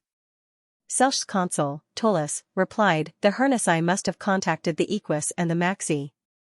The question now is whether we should rescue the Hernici? Of course we should rescue them. Catamontalos said loudly without hesitation, our Fabriteria and Frisinum are just south of the Hernici's territory. If the Hernici are destroyed, then they will be attacked by the Romans later. It is better to rescue the Hernici now than then. Catamontalos' words were agreed with by everyone. After a discussion, they decided to send 10,000 men to assist the Hernici in defending Ferentinum. 10,000 soldiers, this was the largest force that the Volscis could send. After the departure of these 10,000 people, the defense of the Walshi's territory would inevitably be empty, so they entrusted the heavy responsibility of defending the Walshi's territory to Amintas. This showed that the previous bloody battle of the First Legion of Dionia had won the full trust of the Walshis. After receiving a hint from the Walshis, the Herniki emissary privately sought out Amintas, hoping to form an alliance with Dionia and obtain the support of this powerful southern country. Topyrus, who had been authorized by the king of Devers, took over the negotiations. Under the pressure of the situation, the Herniki quickly drew up a draft of an alliance with Dionia. However, Topyrus reminded the other party that Dionia could not send troops to support Herniki in a short time due to the lack of food. The news of Carthage's army landing in Sicily and attacking the territory of Dionia also reached the Samni Mountains, and the Samni tribal alliance was also in high spirits. Although Lesgok believed that the war in Sicily had just begun and the situation was not clear yet, they should wait and see. However, the leaders of the other tribes could not wait any longer.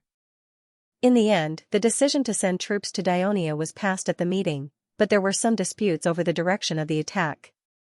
Chief Yuzabek, who represented Kautini at the meeting, insisted that they should attack the Campania region, attack the weaker Campania alliance, rescue the more than 2,000 Kautini warriors who had been captured, and thus increase the strength of the Samni coalition. Lesgok objected to this. He believed that the Samni tribal alliance's attack this time was a declaration of war against Dionia, so the biggest enemy of the Samni was the kingdom of Dionia. How to deal the greatest blow to the Dionia, weaken the strength of Dionia, and make it suffer a defeat in this large-scale war so that it could no longer fight back against the Samni was the primary problem for the leaders to consider. Then, facing Yuzabek's furious gaze, Leskirk said loudly, "My suggestion is to attack the Downey district." After that, he calmly analyzed, first of all, the Downey region is adjacent to the tribes of Kautini and Pentni, so it's easy for us to send troops. You have to know that the number of soldiers we will be leading this time will not be small, so the consumption of food will be a big problem. The closer the distance, the less food consumption will be on the road. Moreover, the border between Downey and us is large, which means that we have more places to attack. This will catch the Dionia people off guard. Penny's great leader Bardani and Carasini's great leader Kodruk nodded thoughtfully. Secondly, the Downey region was newly occupied by the people of Dionia 2 years ago. As far as I know, the Downey people haven't completely submitted to Dionia, and the Dionysian army in the Dori region has just been formed. Therefore, it will be easier for us to attack them, and we may even cause chaos in the region. Moreover, the people of Dionia are currently at war with the people of Rome because of the Volsi. As the war between both sides escalates, it is very likely that Dionia will send more reinforcements. If we attack Campania, it will be very convenient for Dionia to mobilize their troops nearby, but if we attack Downey, the people of Dionia will be faced with a difficult choice, to save the Volsi or Downey? Do you even need to ask? The people of Dionia will definitely send their army to Downey. We are helping the people of Rome, but we will bring an army to ourselves. Yuzabek questioned angrily. That doesn't matter. We can just retreat to the mountains. It's very convenient anyway. Leskirk smiled. But for the people of Dionia, it will be inconvenient to mobilize their army back and forth. This will give the people of Rome more time to eliminate the Volsi. Once the people of Rome completely conquer the Latin region, we can even make way for them to attack Campania. Do you think the people of Rome will listen to you? Yuzabek sneered. As long as the people of Rome don't want the people of Dionia to take revenge on them in the future, they must step up their attack now. I heard that the newly elected dictator of Rome, Camillus, is a smart man, the customer said patiently. Once the army of Dionia is mobilized to deal with the people of Rome and Carthage, we can attack Downey again, or even Puchetti to the south. Also, Leskirk looked at Yuzabek and said in a serious tone, we need to capture as many captives as possible in Downey, and then ask the people of Dionia to exchange the captives for the warriors of Kautini. Yuzabek's eyes brightened. Will the people of Dionia agree? He asked urgently. According to the way the Devers treated their people in the past, they will most likely agree. And if they want the people of Downey to submit to them, they must also agree. Leskirk said with certainty. At this time, Kontruk asked, why don't we attack the region of Potentia first and take back the land that the people of Hilpini lost, referring to Capusa? Leskirk was already prepared. He said, the mountains in the region of Potentia are rugged.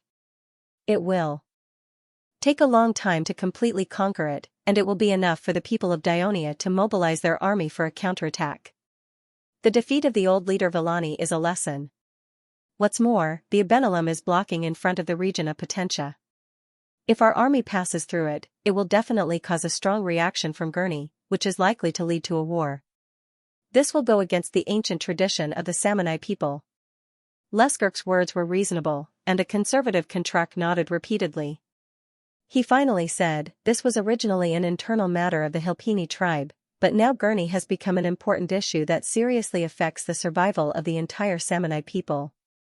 So I suggest that after this war, the entire alliance will do its best to force the tribes of Abenalum to expel Gurney, and you will send a new leader. If the tribes of Abenalum refuse to do so, we will work with the priests of the Samanai priest group to pray to God Savon and announce that we do not recognize the Abenalum as Samanai people, and we will wage war against them. I also agree with this proposal. Uzbek immediately agreed. Then, Bardani also nodded in agreement. Leskirk hurriedly expressed his gratitude. He breathed a sigh of relief. The thorn in his throat was finally going to be removed.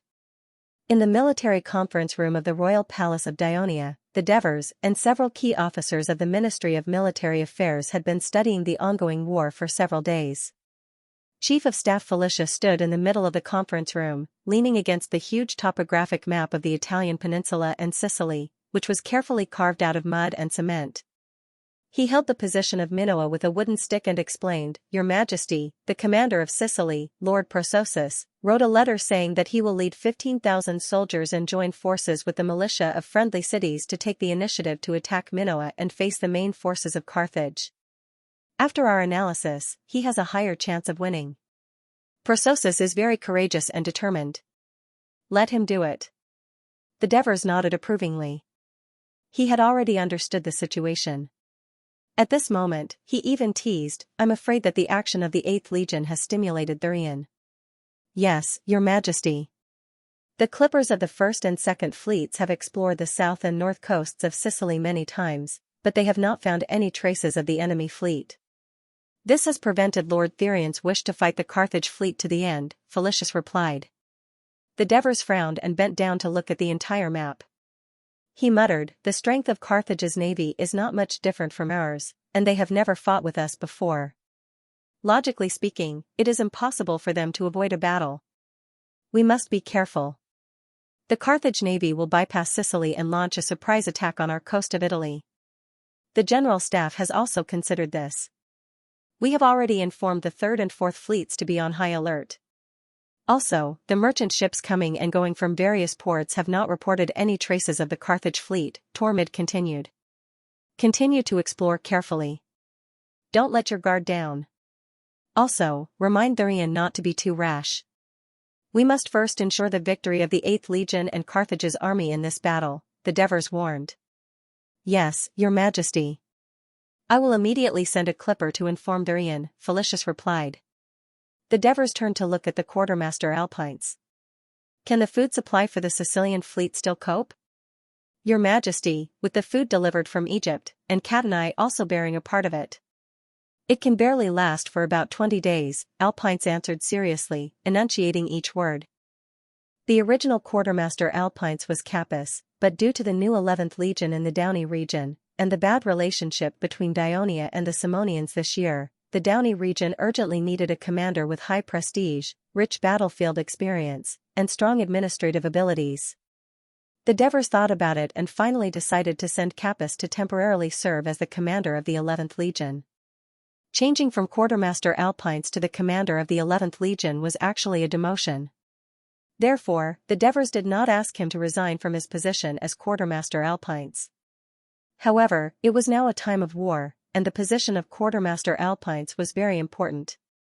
Not only did this job have to be done, it had to be done well.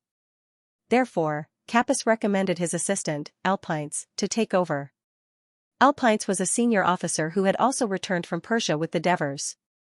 Compared to his other colleagues, whether it was in the Senate or in the Legion, he had always been inconspicuous and ordinary. After the war in southern Italy, he was transferred to the Ministry of Military Affairs as a light infantry captain. However, with his diligent and down-to-earth work style, he quickly gained a foothold and even won the attention of several chief officers. Please remember the original domain name of this book. After a series of fights, Capus transferred him to the military department as the adjutant. He had taken on a lot of work over the past few years and had lightened the burden on Capus a lot. Ever since he became the acting chief, Alpines had been as steady as usual and had not made any mistakes. Only then did the Devers feel relieved. At this time, the Devers comforted him. "Don't worry, the food problem will be greatly improved soon.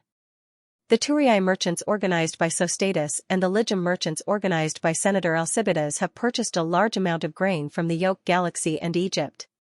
The grain will arrive soon. In addition, the second batch of grain provided by the Pharaoh of Egypt will also arrive soon. These grains will be used as rations for the military." "That's great." Alpines finally smiled. "What do you think about Rome's attack on the Helniki?" The Devers turned to the Minister of Military Affairs, Helos. Helos, Hieronymus, Felicius, and Alpines looked at each other and said with a serious expression, "Your Majesty, after some discussion, the Ministry of Military Affairs felt that although Rome is our enemy, they have changed the direction of their attack this time. They have shrunk the defense line on the side of the sea and attacked the Helniki inland. This is indeed a good strategy. It has rendered our third fleet useless." At the same time, the Romans also stationed a lot of soldiers in several towns near the sea. This made the allied forces of us and the Versae not dare to attack them forcefully. That would cause more casualties to the already small number of soldiers in the allied forces. This way, the Rome can attack the weak Helniki with all their strength. Even with the help of the Walsi, we believe that they will not be able to resist the attack of the Rome. Unless the Aquis and the Massi send reinforcements, the Helniki will be in danger. Therefore, Amyntas has written a letter to request for reinforcements. "Your Majesty, we have just signed an alliance agreement with the Helniki," Felicius interrupted. The Devers nodded and stared at the area where the Helniki lived on the map. They did not speak for a while. The others kept quiet and waited for the Devers to make a decision. Just then, Aristides, the herald, pushed open the door and rushed into the meeting room. "Your Majesty, a report from the Latin region." Devers took a look at the scroll, and his eyelids twitched. He then passed the scroll to Siros. Helos hurriedly took it, and after reading it, he was shocked. The Aquis and Maxi organized a coalition of more than 10,000 people to attack the Latin city-state, Boli, in an attempt to attract the Roman army that was attacking Helniki to return. In the end, they were ambushed by more than 20,000 troops of the Roman army that quickly departed from Rome, and suffered a crushing defeat. How did Rome get another 20,000 soldiers? The others were also shocked when they heard that. Aristides replied calmly, "It's probably the army from the Rome colony city and the Etruscan allies north of the Tiber River." It seems that this time, the Rome had planned this. The Devers sighed and said, "Camillus's trick of baiting the enemy is good." The others in the meeting room were all veterans, and they understood what the Devers meant. Camillus had placed the Roman army at the front line, and deliberately left the rear undefended. In fact, he had already hidden his army in Rome. The coalition of the Aquis and Maxi did not dare to confront the Roman army head-on, so they used the method of ambushing the rear in an attempt to force the Roman army to return. In the end, they were ambushed by the well-prepared Roman army. After all, Rome was only 50 miles away from Boli. Felicius leaned over the map again and carefully studied it again. His brows furrowed together. "Your Majesty, the Aquis and Maxi have suffered a crushing defeat this time. I'm afraid they will no longer be able to rescue the Hernici. The Rome can rest assured and attack them boldly." Here, Felicius pointed to the camp of the Roman army and said in a deep voice, "There were already more than 40,000 Roman soldiers, and with the addition of more than 20,000 soldiers, the reinforcements of the Hernici and Wolsey are far from being able to resist. I believe that the Romans will soon destroy the Hernici forces, and then attack the Wolsey towns in the east, or..." Felicius drew a long wooden stick on the low ground between Mount Lepani and Mount Ausoni, his face full of worry. "Then lead the army west and attack the Wolsey in the coastal plain from the east. At that time even the First Legion will not be able to stop so many Roman soldiers. If the defenders of the Roman colonial towns in the southwest also attack, I believe that the Wolsey will soon be destroyed, and the Rome will completely conquer the Latin region. At this moment, Helos also interrupted, Your Majesty, you asked us to pay attention to Rome before, but to be honest, we did not pay much attention to it. But now, it seems that its military potential is amazing. You see, it attacked the Hernici with more than 40,000 soldiers, and defeated the allied forces of the Aquis and Maxi with more than 20,000 soldiers. It is reported that Antium, Villette, and Saturnicum each have about 10,000 soldiers. This means that it can at least organize a huge army of 100,000 soldiers. Assuming that these troops are not as strong as the Roman army that fought against the First Legion, it will still cause us a lot of trouble. The other officials of the Ministry of Military Affairs also expressed their agreement with Helos. The huge army of Rome is indeed a big problem.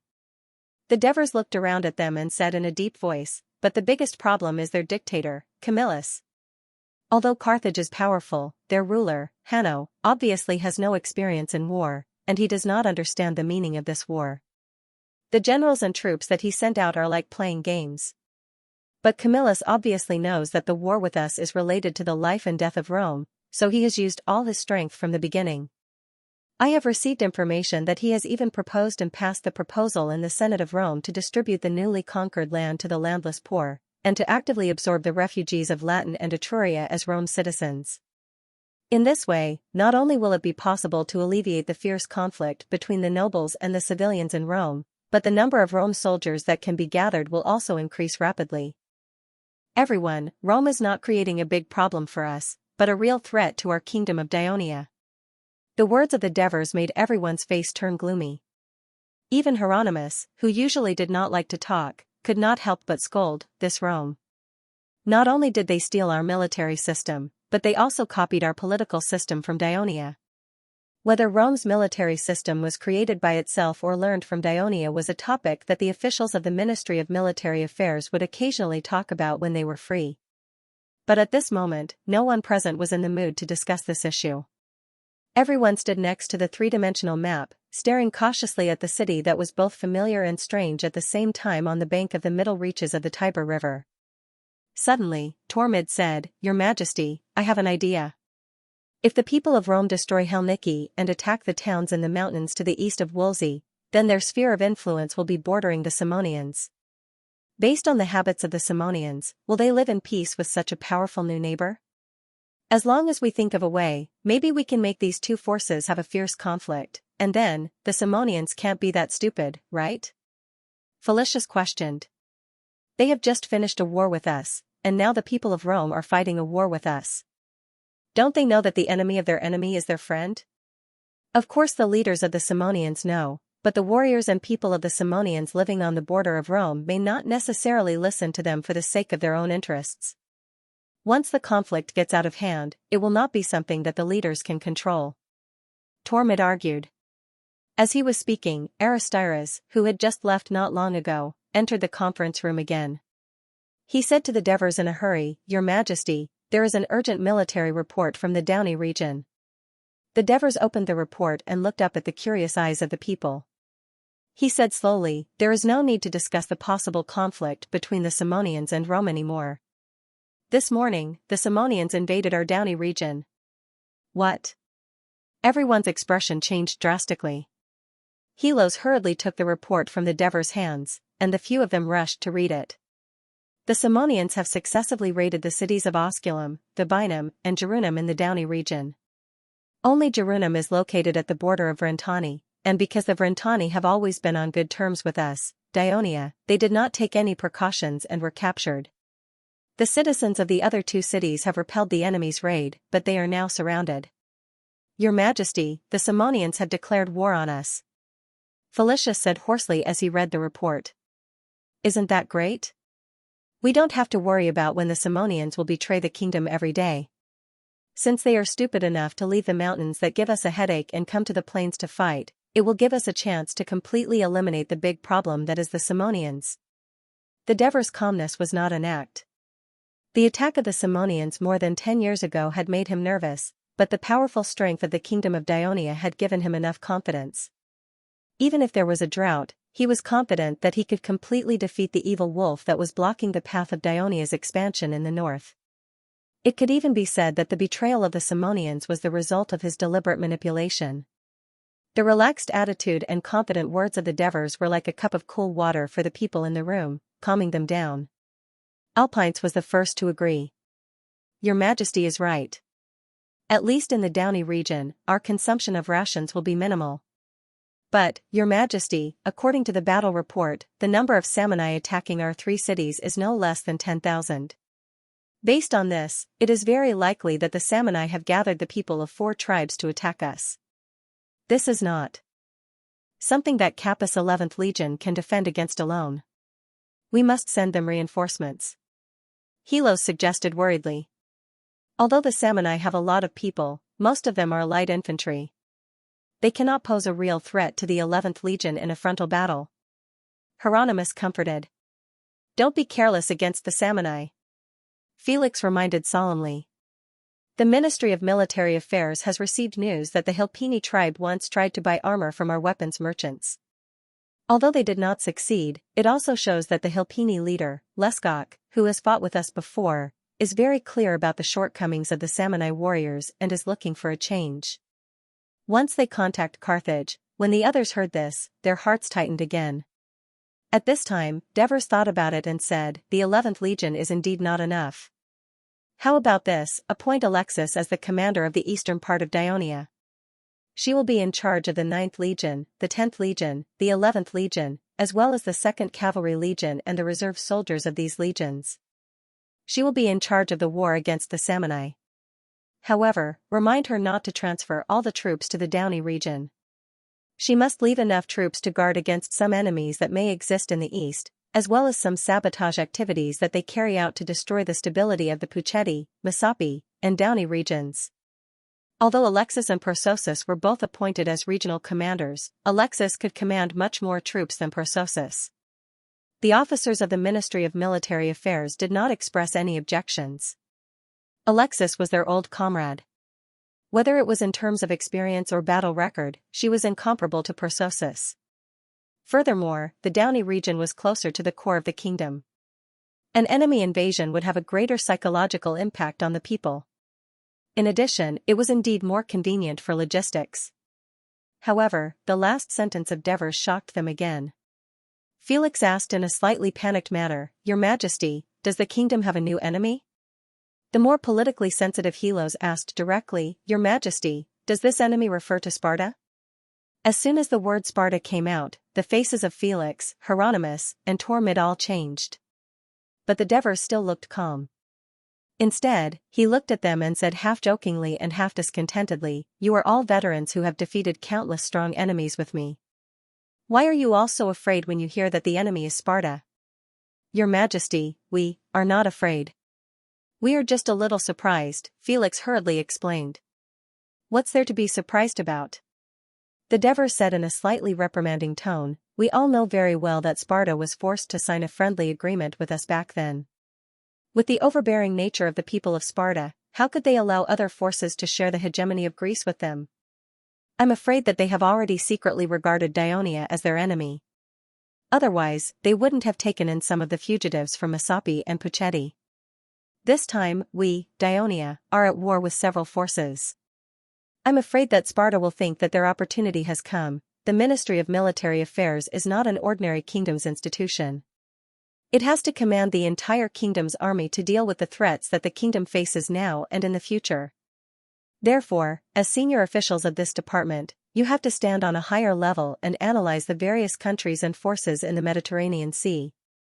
Not only do you have to deal with the present, but you also have to predict and prepare for the future. The words of the Devers were a little tactful, but it made the people present feel ashamed. For a moment, the hall was a little silent. The Devers threw out a timely topic, If Sparta wants to intervene in this war, what will they do? And how should we deal with it? Go back and think about it carefully, then write a plan for me. Yes, Your Majesty. The 5 people said goodbye and left. The Devers walked in front of the map and pressed the icon of Rome with his hand. He looked at the Helniki region, where the army might have gathered, and then moved his eyes to the towns that had just become the colony of Rome in the southwest of the Latin region. Finally, his eyes returned to the city of Rome. He pondered for a long time, and a bold plan was brewing in his mind. The news of the Samni invading the Daranai region quickly spread throughout Turia. The people did not show much panic.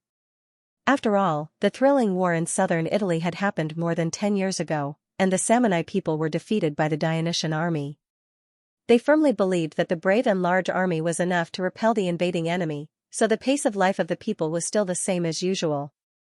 The merchants, on the other hand, smelled a business opportunity. Whether it was the purchase of war materials, transportation, weapon maintenance, or even the sale of spoils of war and captives, there was a lot of profit to be made. However, in an emergency Senate meeting, the senators from the Daranai region urgently requested that the king of the Devers immediately take military action to save the people of Daranai who were suffering from the war. Not only must they repel the Samni people who tore up the alliance and brazenly invaded, but they must also teach them a terrible lesson. The proposal of the Daranai senator was supported by Senator Pchetti and Senator Cullum of Galaguso. After all, the city of Galaguso was located in the mountains to the north, adjacent to the Samni people. The same was true for Pchetti. The city of Verosa in the north had been invaded by the Samni people several times in the past, and was even captured once. In fact, the Devers were very happy to see such a situation happen. A strong foreign enemy would force these newly attached regions to unite against a common enemy, so that some of the conflicts between them could be resolved more quickly and the speed of integration would be faster. The Devers announced the news that the Ministry of Military Affairs has appointed Alexis as the commander of the eastern region. She will be in charge of commanding the 9th, 10th, and 11th legions, as well as the 2nd Cavalry Legion to encircle the Samni people. This was because in the hearts of many of the senators, Alexis was a famous general in Daionia, second only to the Devers.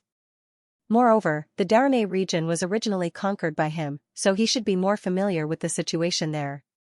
After calming the emotions of the senators, the Devers proposed that the Lucinian governor, Antonio, be appointed as the wartime governor of the Daranai region.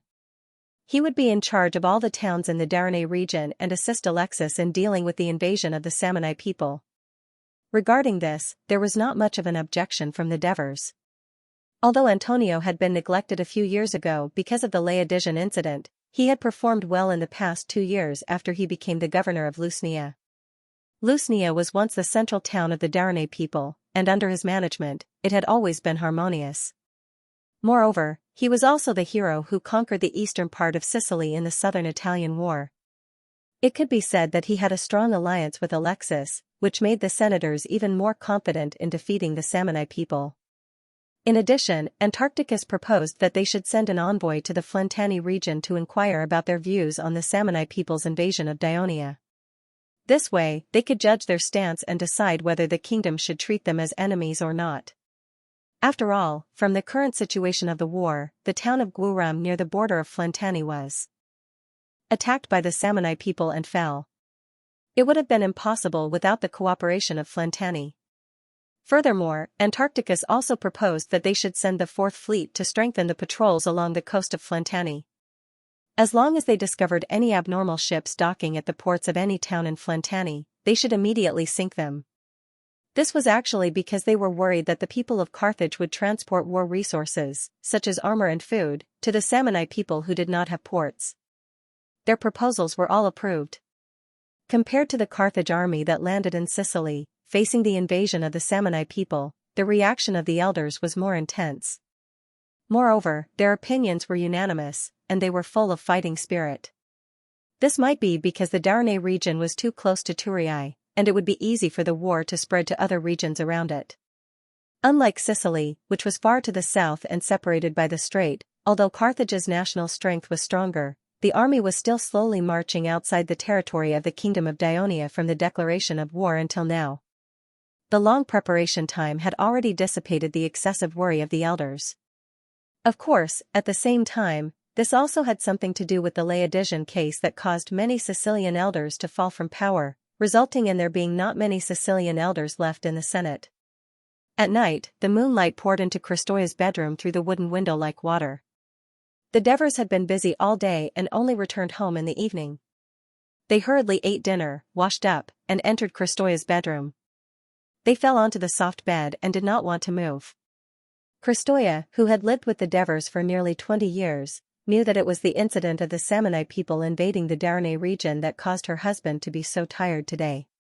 She was already used to it, so that she could let her husband have a good sleep as usual so that he could recover his energy and better face the heavy tasks of the kingdom in the future.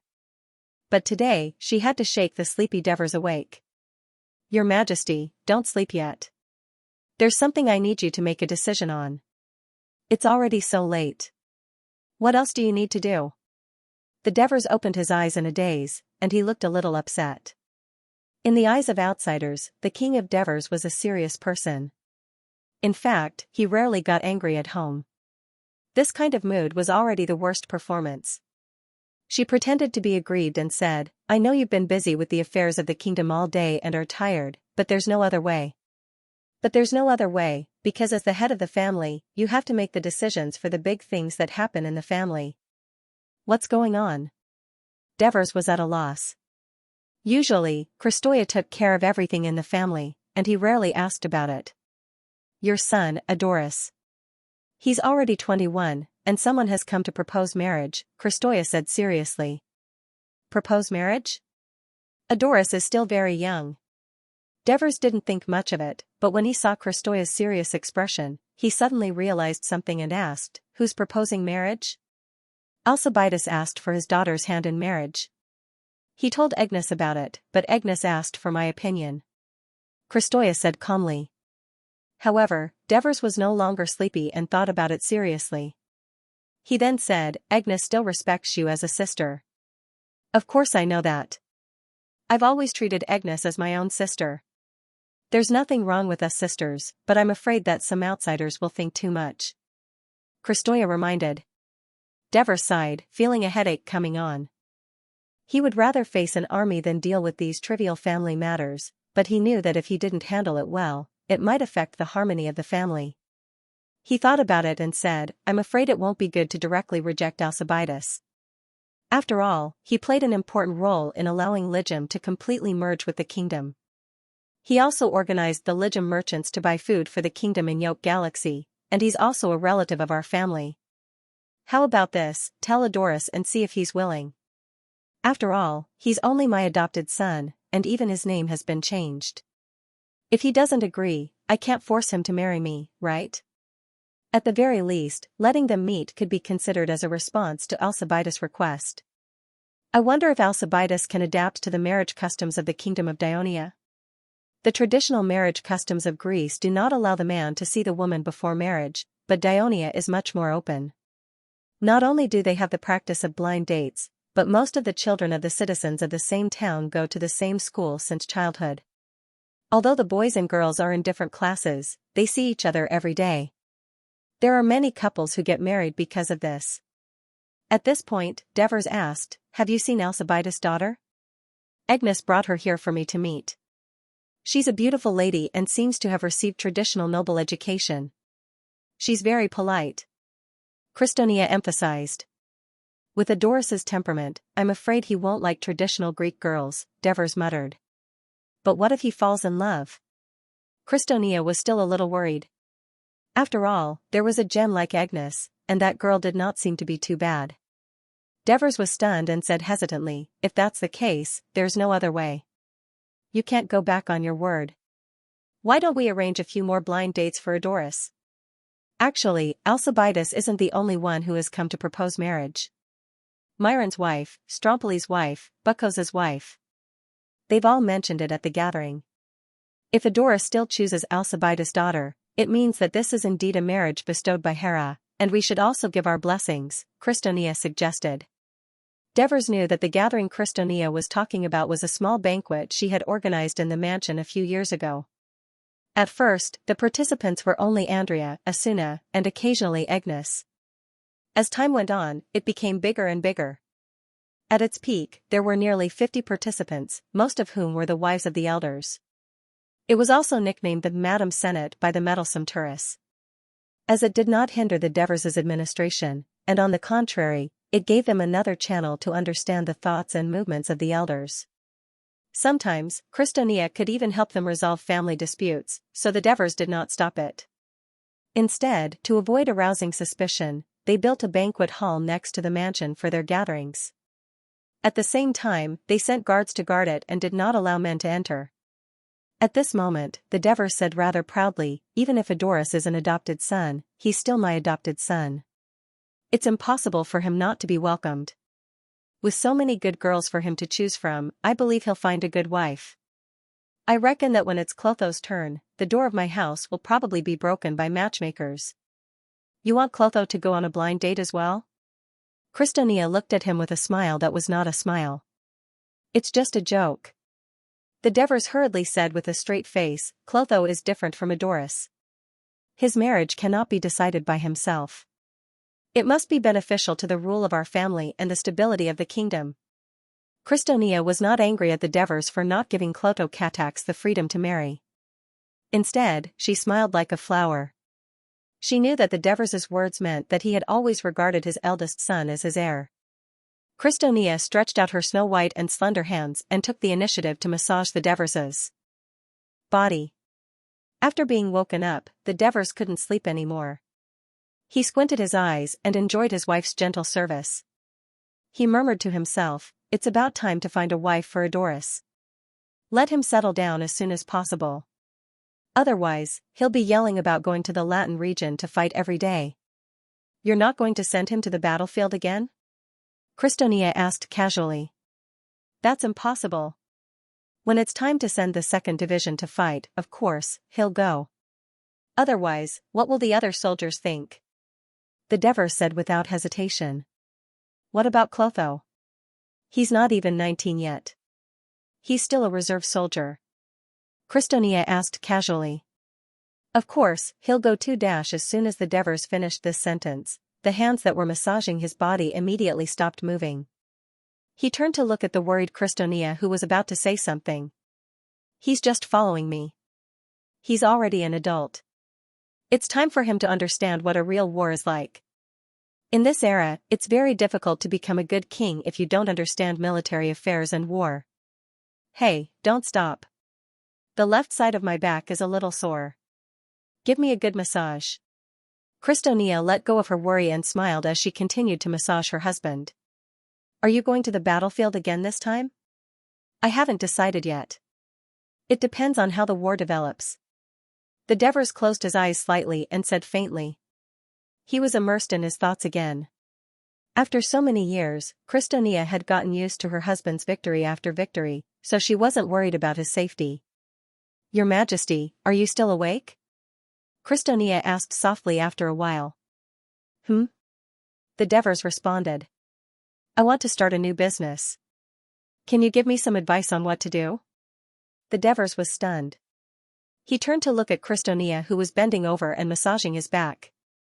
He asked in confusion, what's the problem? The kingdom's business is becoming more and more prosperous, and there are more and more merchants. Whether it's restaurants, school supplies, or ball games, there are many new shops and restaurants competing with us.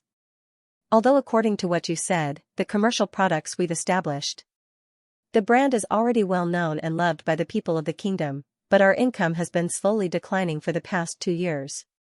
We need a new business to quickly increase our profits. Christonia complained to the Devers. Don't you still have a monopoly on the deposits and loans of the entire kingdom? The Devers said disapprovingly. Just one bank isn't enough. We have so many children, we need to prepare more for them in the future. Christonia said resolutely. In reality, this was an idea she'd come up with on the spur of the moment. She'd been stimulated by what the Devers had said about Agnes's brother, Alcibiades, organizing the merchants of Ligum to buy food. She needed to be richer and have more influence in the kingdom's business. Christonia's words of concern for the children's future had moved the Devers. At the same time, the drought had made him feel that he was in a financial predicament. Opening up a new source of income for Christonia would naturally lead to a new business for the kingdom. He searched his mind for ideas from his previous life that would be suitable for the kingdom's trade, but his eyes couldn't help but be attracted to the 2 snow-white lumps of Christonia's loose nightgown as she bent over him. They swayed like water droplets as she moved her delicate body. A thought flashed through his mind, and he blurted out, "Christonia, you can make women's underwear." "Underwear?" Christonia muttered the new word that the Devers had come up with. She said with slight disappointment, "You mean the underwear? We make them at home and wear them ourselves. No one will buy them from the market." "No. I'm not talking about the underwear." The Devers shook his head. "Do you still remember that you wear Aphrodite's brassiere when you get married?" "I didn't wear it when I married you."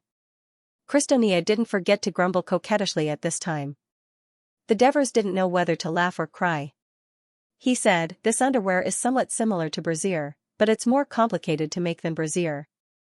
It's more comfortable to wear, and it accentuates the beauty of a woman's figure, increasing the temptation for men." Christonia immediately became interested and asked, "What does this underwear look like?" "It's..." The Devers wanted to describe it, but didn't know where to start. He simply let Christonia lie down and took off her light nightgown. Christonia was almost 40 years old. As a mother of 3 children, her skin was not as tight and elastic as it was when she was young, but it was still white and smooth, and her figure was well maintained. Devers could even smell the faint rose fragrance coming from her body. He knew that Christonia had been learning from the Egyptians over the past few years. Every time she took a bath, she would mix a little milk in the hot water, sprinkle rose petals, and stir before using it. It seemed that the effect was obvious now. First of all, let me talk about the bra." Devers swallowed his saliva, stretched out his hands and formed a bowl shape, gently covering Christoia's full and soft breasts. "First of all, according to the size of each woman's breasts, make a cloth cover in the shape of my hand, then connect it with thin strips of cloth, extend to the armpits and shoulders, then fasten it on the back with thin buckles," Devers said as he gently stroked Christoia's skin with his fingers. Although the tickling sensation made Christoia smile, she tried her best to focus on listening to Roland.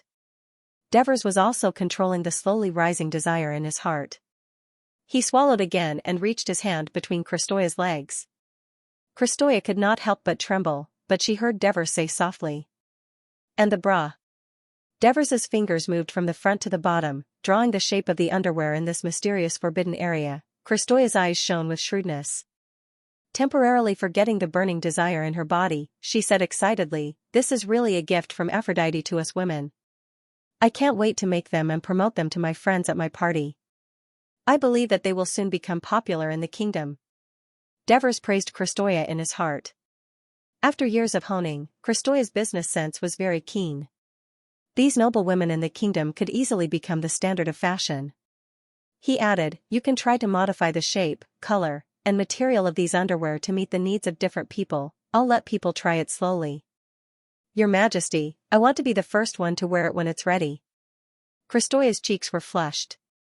Devers stared at her slim and delicate body and imagined the beautiful scene of her wearing underwear. His heart was filled with lust. Just as he was about to press down on his wife, Christoia stretched out her jade-like arms and pressed him down on the bed. She whispered into his ear, "Your Majesty, you've given me such a good idea. I'll serve you well tonight." After Alexis received the Devers appointment and the Devers instructions and reminders, she hurriedly went to the Ministry of Military Affairs and once again chose Mathesius as her adjutant. As he was in a hurry, he did not go home to say goodbye, nor did any of his colleagues come to see him off. Only his son-in-law, Stephos, heard the news and hurried to the quay of the port of Thurii to see him off, but he had already boarded a fast ship bound for the port of Tarentum. More than an hour later, the fast ship docked at the military port of Tarentum. This military port, where the main force of the First Fleet of Dionia was stationed, was usually very lively. It was completely a prosperous small city, but the start of the Sicilian War caused the fleet to leave, so it became a little deserted. Alexis was not in the mood to pay attention to this. With the warrant from the Ministry of Military Affairs, he exchanged for 2 war horses in the military port, then galloped east with Mathesius in the direction of Brindisi. Their destination was the station of the 4th Cavalry Regiment. As the soldiers of the 4th Cavalry Regiment were from the Puccetti and Masapi, the barracks of the 4th Cavalry Regiment were set up in Brindisi, which was located between these 2 regions. This was also to make it convenient for the soldiers to come and train. At the same time, the stationing of the 4th Cavalry Regiment was beneficial to the defense of Brindisi. In the afternoon, Alexis arrived at Brindisi. Brindisi was the only town in the kingdom of Dionia that was designated as a military port, which meant that the entire city was built around the military port. The people in the city were mainly sailors and their families of the 4th Fleet, with a small number of soldiers and their families of the 4th Cavalry Regiment. Of course, it also had a governor, but this governor was not a senator, but a middle-level administrator appointed by the Senate. When there were some important or thorny problems in the city, the governor had to discuss with the commander of the 4th Fleet and the commander of the 4th Cavalry Regiment to solve them. The port of Brindisi was an excellent deep-water port, and the area of the port was vast, able to accommodate thousands of ships at the same time. The Devers actually had their own strategic considerations in assigning it to the military, but now that the strategic center of the kingdom was in the north and south, the port of Brindisi did not receive much support from the kingdom, so the 4th Fleet was also the weakest of the 4 major fleets of Dionia. There were only 63 oared warships, and the total number of warships in the Adriatic Sea was only 100. Their main task was to patrol the Adriatic Sea every day, mainly to fight against pirates. But although the military port of Brindisi was small, it had everything. Alexis went straight to the station of the 4th Cavalry Regiment. In the commander's residence, he saw the commander of the 4th Cavalry Regiment, Plagueis, and the commander of the 4th Fleet, Miltias, who had heard the news and rushed over. Before Alexis arrived, the Ministry of Military Affairs had already sent messengers to quickly inform the commanders and fleet commanders in the east of the kingdom of Alexis' appointment. So when the two saw Alexis, they were very respectful. "Commander Alexis." The commander of the 4th Fleet, Miltias, and the commander of the 4th Cavalry Regiment, Plagueis, both stood up and saluted him. After Alexis returned the salute, he did not beat around the bush and said directly, "Commander Plagueis, the military situation is urgent. Has your cavalry regiment assembled?" Plagueis' original name was Plagueis, and he was a Masapi. 10 years ago, during the decisive battle between the Devers and the Masapi alliance, he had led the Masapi cavalry to create a lot of trouble for the Dionysian army. After the Masapi region was conquered, and when the 4th Cavalry Regiment was formed, he was the first to lead his people to respond to the conscription. Because of his reputation, the Puchetti and Masapi people enthusiastically signed up. Soon, the cavalry regiment was filled to the brim, and there was still a lot of surplus, so it attracted the attention of the Ministry of Military Affairs and the Devers. As a result, Plagueis, a foreigner who had just joined the Dionysian army and put on the uniform of the Legion of Dionysia, was appointed as the commander of the 4th Cavalry Regiment. A few years later, he took over the position of commander of the 4th Cavalry Regiment. The speed of his promotion was unprecedented in the Dionia army. On one hand, because the 4th Cavalry Regiment was made up of Masapi and Puchetti people, it was more convenient to have a Masapi as the commander. On the other hand, he was also a role model for the Masapi and Puchetti people in the Dionysian army, showing that the kingdom of Dionia treated all races as equal. The Devers personally announced the appointment to Plagueis, and they treated him with great hospitality in the palace. They had high expectations of him. Plagueis did not disappoint the Devers. Not long after returning to Brindisi, he changed his name to Plagueis, which was similar to a Greek name, to show his loyalty to the kingdom. "They have already been assembled, waiting for your order," Plagueis replied confidently. As soon as the Samanai people invaded, he received the news. Because in the previous plan of the Ministry of Military Affairs, the 10th Cavalry Regiment and the 4th Cavalry Regiment stationed in the Puchetti region had the task of defending the Downey region, he immediately began to gather the cavalry under his command. "Very good," Alexis praised, and then gave an order, "Legion Commander Plagueis, immediately gather your cavalry and prepare to head north. Also, send your cavalry guards to deliver this order to the Udir barracks and hand it over to Legion Commander Tegtilos." As she spoke, Alexis handed over the paper order she had written before they set off to Plagueis. The content of this paper order was for Tegtilos to gather the 9th Legion and head north. At the same time, he was to gather his reserve soldiers and station them in the barracks to ensure the safety of the Masapi region. Before Plagueis left the hall, Miltias asked impatiently, "Commander, what is the mission of the 4th Fleet?" 2 years ago, when Alexis led the army to attack Downey, he had close cooperation with the 4th Fleet. He had a good relationship with Miltias, so he smiled and said, "The war has just begun, you don't have to be so anxious." "How can I not be anxious?" The first and second fleets are fighting with Carthage's people in the south, and the third fleet is assisting the first legion in the north. We, Legio IV, cannot be idle and be a spectator, Melchius said anxiously. This time it's impossible for the fourth fleet to be a spectator, Alexis said with a smile and handed him an order from the Ministry of Military Affairs. Melchius took a look and was surprised. The Ministry of Military Affairs wants us, the Fourth Fleet, to patrol the entire coastline from Masapi to Forentani, intercept any suspicious ships, and if necessary, sink them. I originally thought that the Fourth Fleet would only be responsible for transporting supplies and troops, and protecting the coast of the Downey region.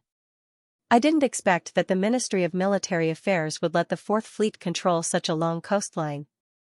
Isn't this what you hoped for? Samanai is not the only enemy in Dionia. I took the 9th and 10th legions with me, and the Masapi and Puchetti regions are empty. I will have to rely on your 4th fleet to ensure the safety of the sea behind me, Alexis said solemnly. Melchius was deep in thought after hearing this. One more thing. You'd better arrange a few fast ships at the port of Sipentum. If I need the 4th fleet's assistance, I'll be able to notify you immediately. After hearing this, Melchius shouted in dissatisfaction, our 4th fleet only has 100 warships. To patrol such a long coastline, stop any hostile forces from attacking from the sea, and help you in battle. My warships and sailors are completely insufficient. If the 4th fleet performs well in this war, I think the Ministry of Military Affairs will definitely consider increasing the size of the 4th fleet. Alexis could only encourage him in this way. Proclus quickly assembled the 4th Cavalry Legion. Alexis immediately led the 2,000 cavalrymen out of Brindisi and quickly headed north into the Puchetti region. In the evening, they finally arrived at the military camp near Sylvester City. When the commander of Legio IV, Melisande, personally welcomed Alexis into the military camp, Alexis, who had been running around for a day without rest, was so tired that he was staggering. After all, he was over 50 years old and did not have the exuberant energy of a young man. However, he still asked with concern, has the 10th Legion been assembled? Our brothers are all in the military camp.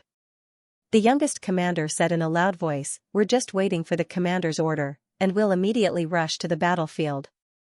Arrange the accommodation for the Cavalry Legion, and also arrange a place for me to sleep. Let me have a good sleep. Drowsiness overwhelmed her, and Alexis couldn't help but yawn. Tomorrow, early in the morning, we'll leave. The surrounding soldiers who heard this were all excited. Early in the morning the next day, the camp's bugle sounded. The soldiers of the 10th Legion and the 4th Cavalry Legion did not wrap up their armor and weapons and carry them on their shoulders. Instead, they hurriedly put them on, walked out of the barracks, and rushed to the field. In the camp's conference room, Alexis, Melisande, and Proclus urgently held a short military meeting. What's the situation like in the Downey area? Alexis asked. As the commander of the 10th Legion that was close to Downey, Melisande naturally knew the most about the situation. According to the report from yesterday's scouts, the Samanian army is still surrounding Escurum and Vibenrum, he replied immediately. The enemy occupying Gruum has not left, but a small number of Samanian soldiers have rushed into the hinterland of Downey to loot. Melisande's eyes widened. In fact, it had only been 2 days since the Samiad invaded. It was impossible for the Samiad to attack a new target so quickly. Alexis then asked, where is the 11th Corps? He's still guarding the barracks, Melisande replied. When they conquered the Downey area 2 years ago, Alexis was already familiar with the terrain there. The central city of Downey, Xianxia, was not located in the center of the Downey area. Instead, it was more to the northwest, closer to the Samani Mountains. Moreover, there were no large cities to the west that acted as barriers. If the Samanian attacked from the mountains, they could reach the city in half a day if they were fast enough. Therefore, after the Downey area was conquered and Antonios became the chief administrator of Xianxia, this chief administrator wrote a letter to the Devers suggesting that the barracks of the Downey area should be set up on the west side of Xianxia as a fortress to protect the safety of the city. This suggestion was approved by the Devers. Therefore, with Escurum, Vibenrum, and Gruum under attack, and Xianxia possibly under attack from 3 sides, it was the safest way to station the new 11th Corps in the barracks and wait for reinforcements. Alexis pondered for a while and made a decision. The 10th Legion and the 4th Cavalry Legion will cross the Orfanto River upstream and go directly to Ascurum. Yes. Both Pleclus and Melisando were excited. Commander, we don't know how many enemies there are in Ascurum, Matthias reminded him. Commander, we don't know how many enemies there are in Ascurum. Is there an ambush? Isn't it too risky to just rely on one legion and cavalry to attack? We need to be wary of the 1st Legion. I believe in the combat power of the 10th Legion and the 4th Cavalry Legion.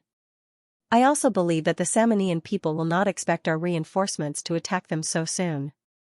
This will make them unprepared.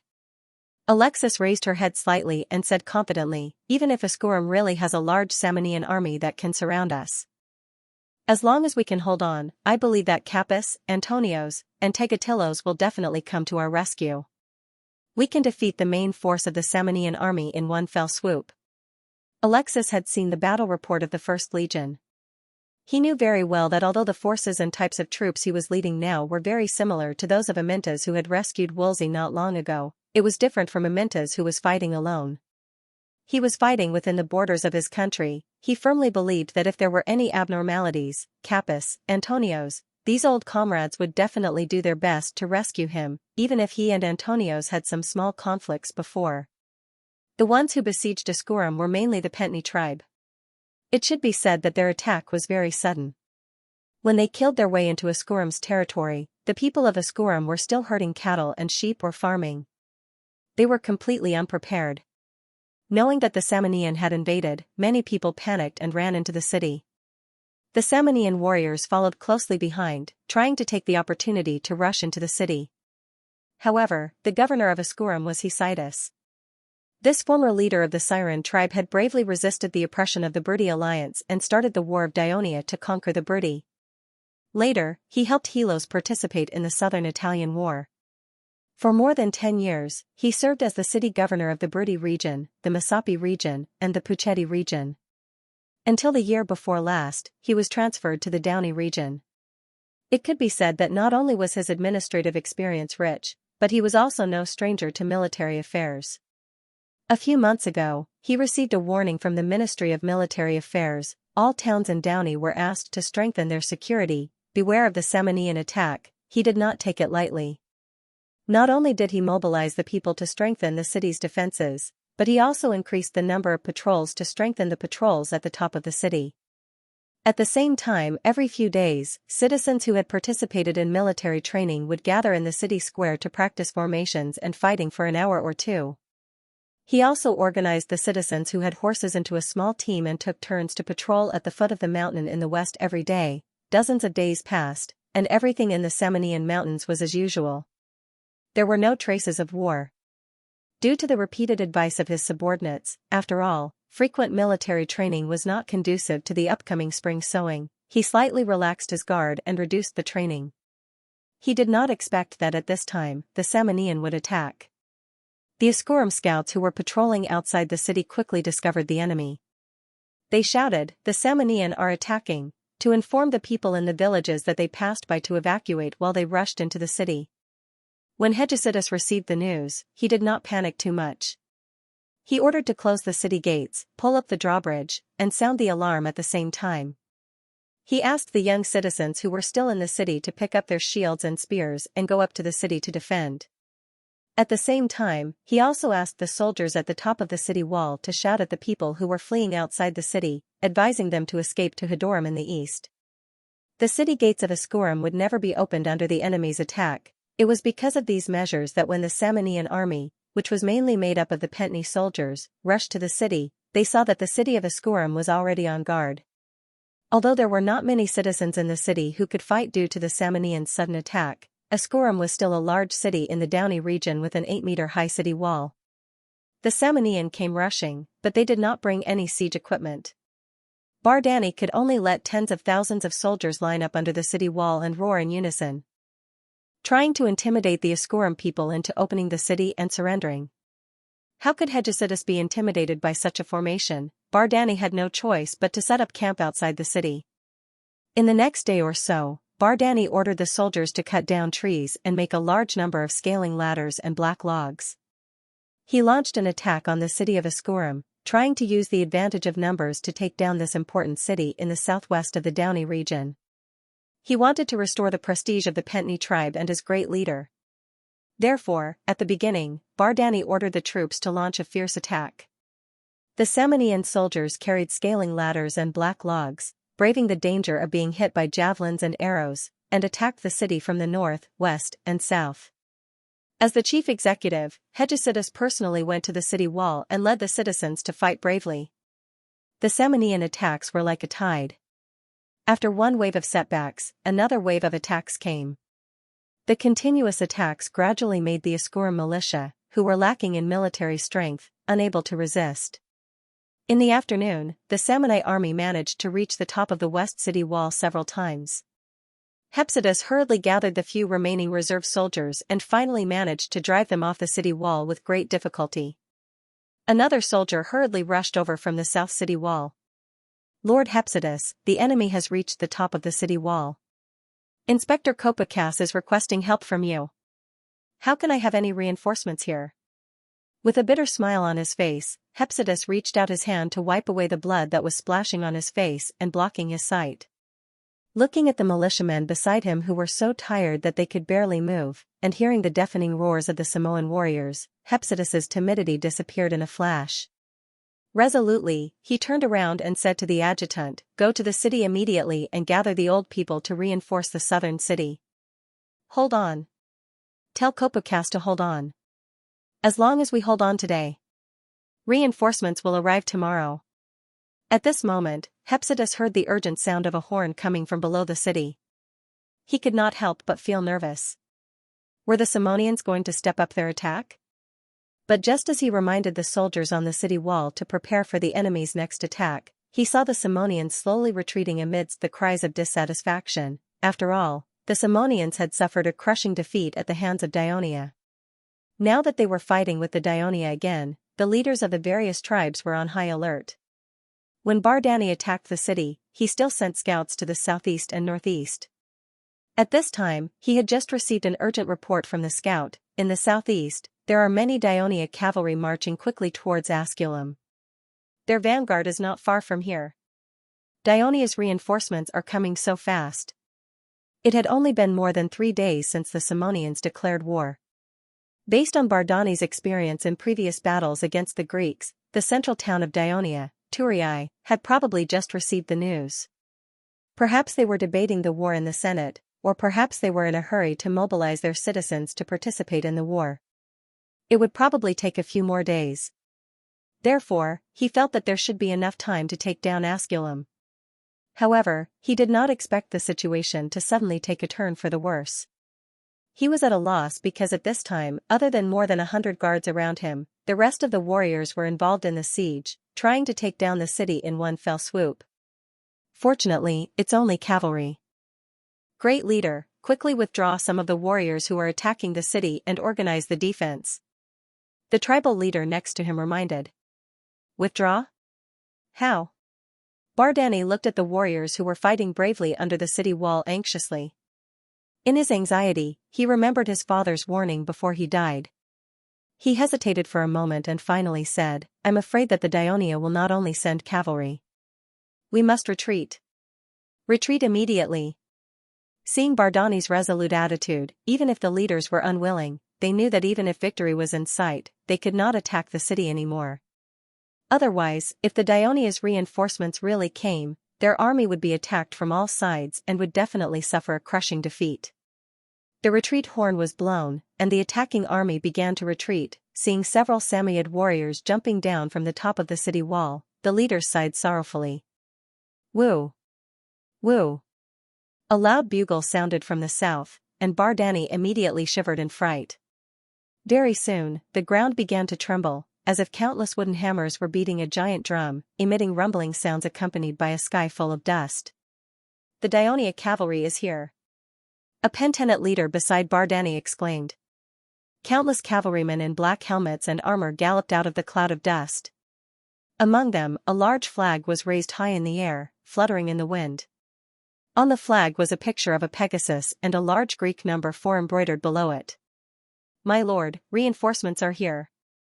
Our reinforcements are here." On top of the city wall, the citizens cheered. Hephaestus finally heaved a sigh of relief. The 4th Cavalry Legion did not directly attack the middle section of the retreating Simonians. Instead, they circled to the south wall, quickly spread out their formation, and began to attack the rear of the retreating Simonians. Taking advantage of the Simonians' lack of effective organization as they were busy retreating, and the fact that they were afraid of the Daionia cavalry's sudden attack, they ignored the danger of being attacked by the enemy's javelins and boldly approached within a distance of 10 meters. Then, they used their short javelins, which were almost 100% accurate. They instantly caused a large number of casualties, causing chaos.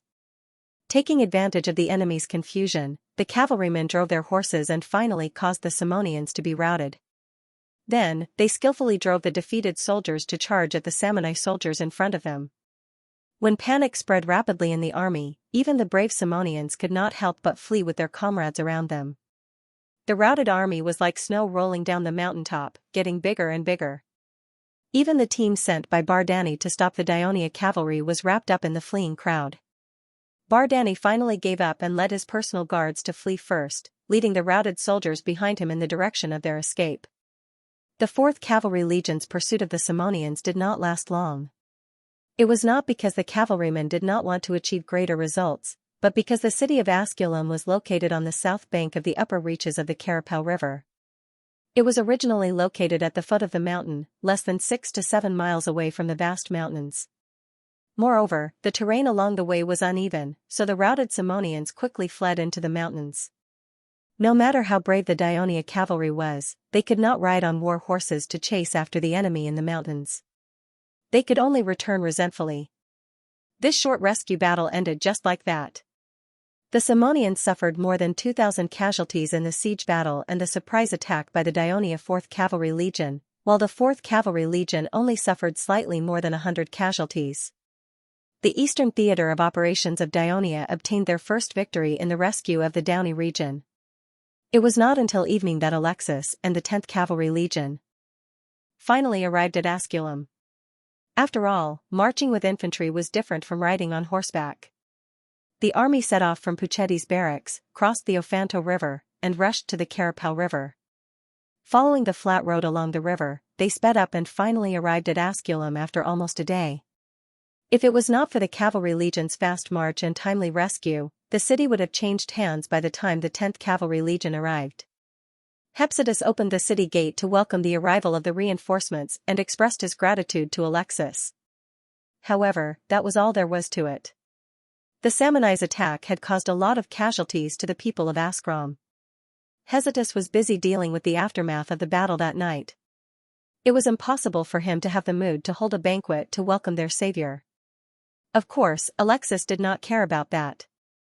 On the contrary, he ordered the soldiers of the 10th Cavalry Legion to help clean up the battlefield, burn the corpses, and even send the medical camp to treat the injured. The next day, Alexis led the army to continue north. As he was worried that the Simonians who escaped into the mountains would come back after he left a brigade of the 10th Cavalry Legion to defend the defenseless Asculum.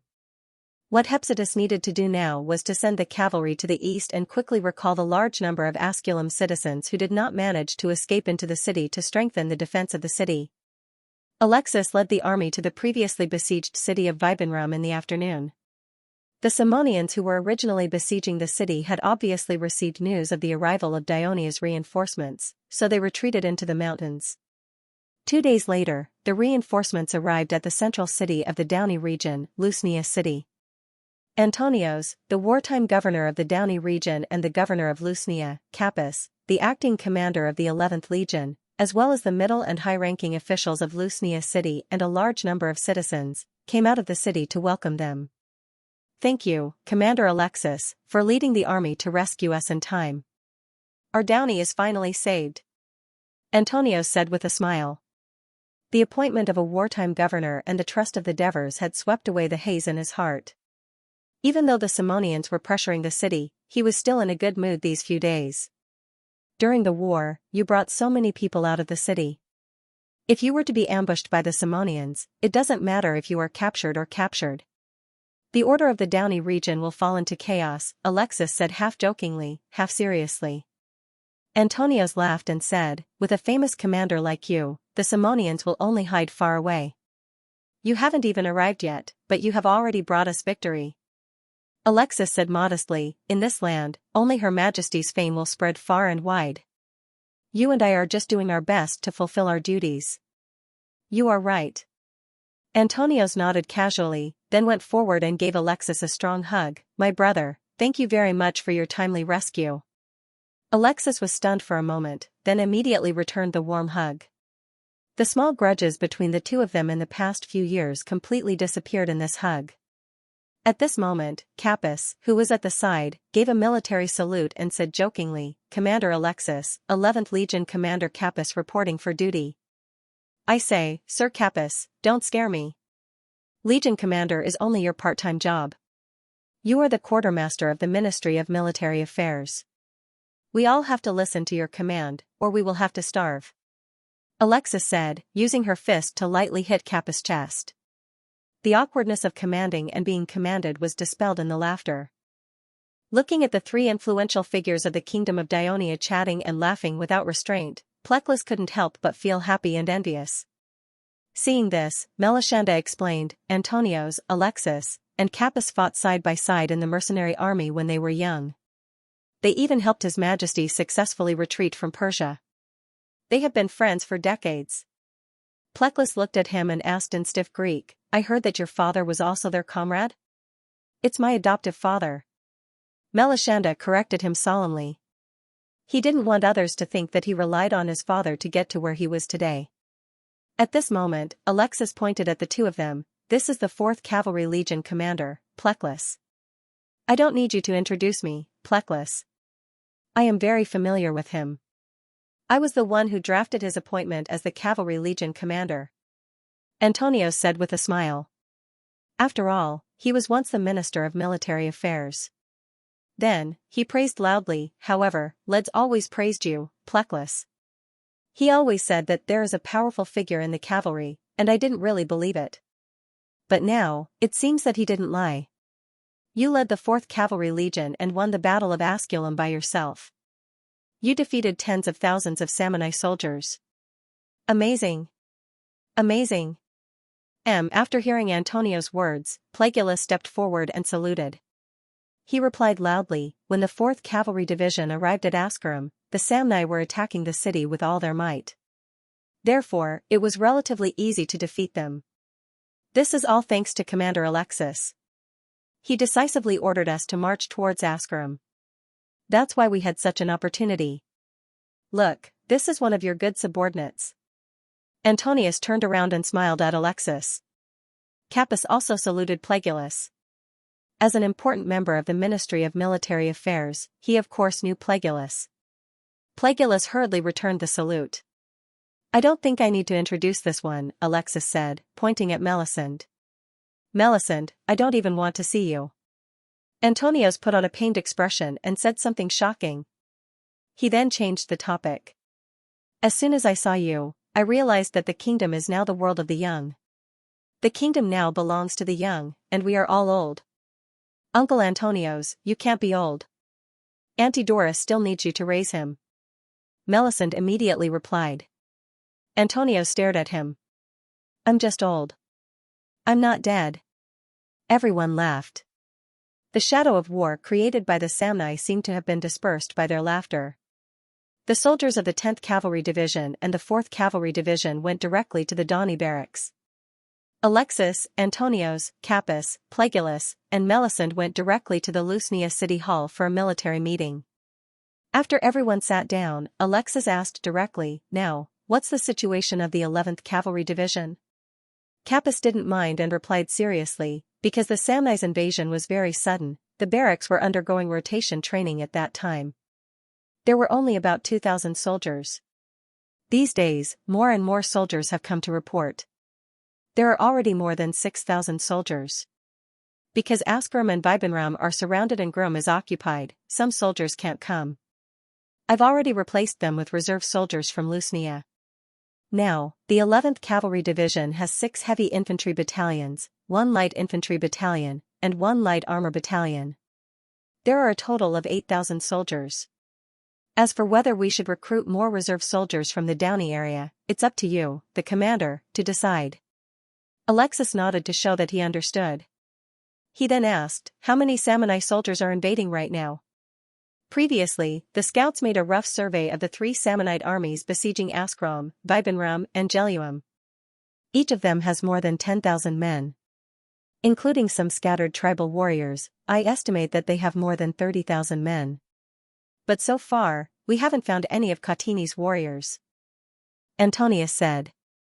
It seems that Legio III's victory in Campania has caused the Cottini tribe to suffer heavy losses. Alexis said with a gratified expression. Then, he asked with concern, how's the situation in Geluim? According to the report of the scouts, the Samonite people there have already retreated to the mountains yesterday, but the people in the city have been captured by them. Antonius said angrily and painfully. These towns were now under his jurisdiction, and he had the responsibility to protect the lives of Downey's citizens. Retreated? Alexis was a little surprised, and he fell into deep thought. At this moment, Antonius said with a solemn expression, yesterday, when the Samonite people were retreating, they even sent a messenger, requesting to exchange the thousands of Downey captives they had captured for all the Cayutini people that they had captured. The Samonite people are dreaming. We can't agree to their arrogant request. Let those Cottini people go back, command to strengthen the Samonite army, and continue to plunder and kill our people. Melisande interrupted angrily. Antonius frowned.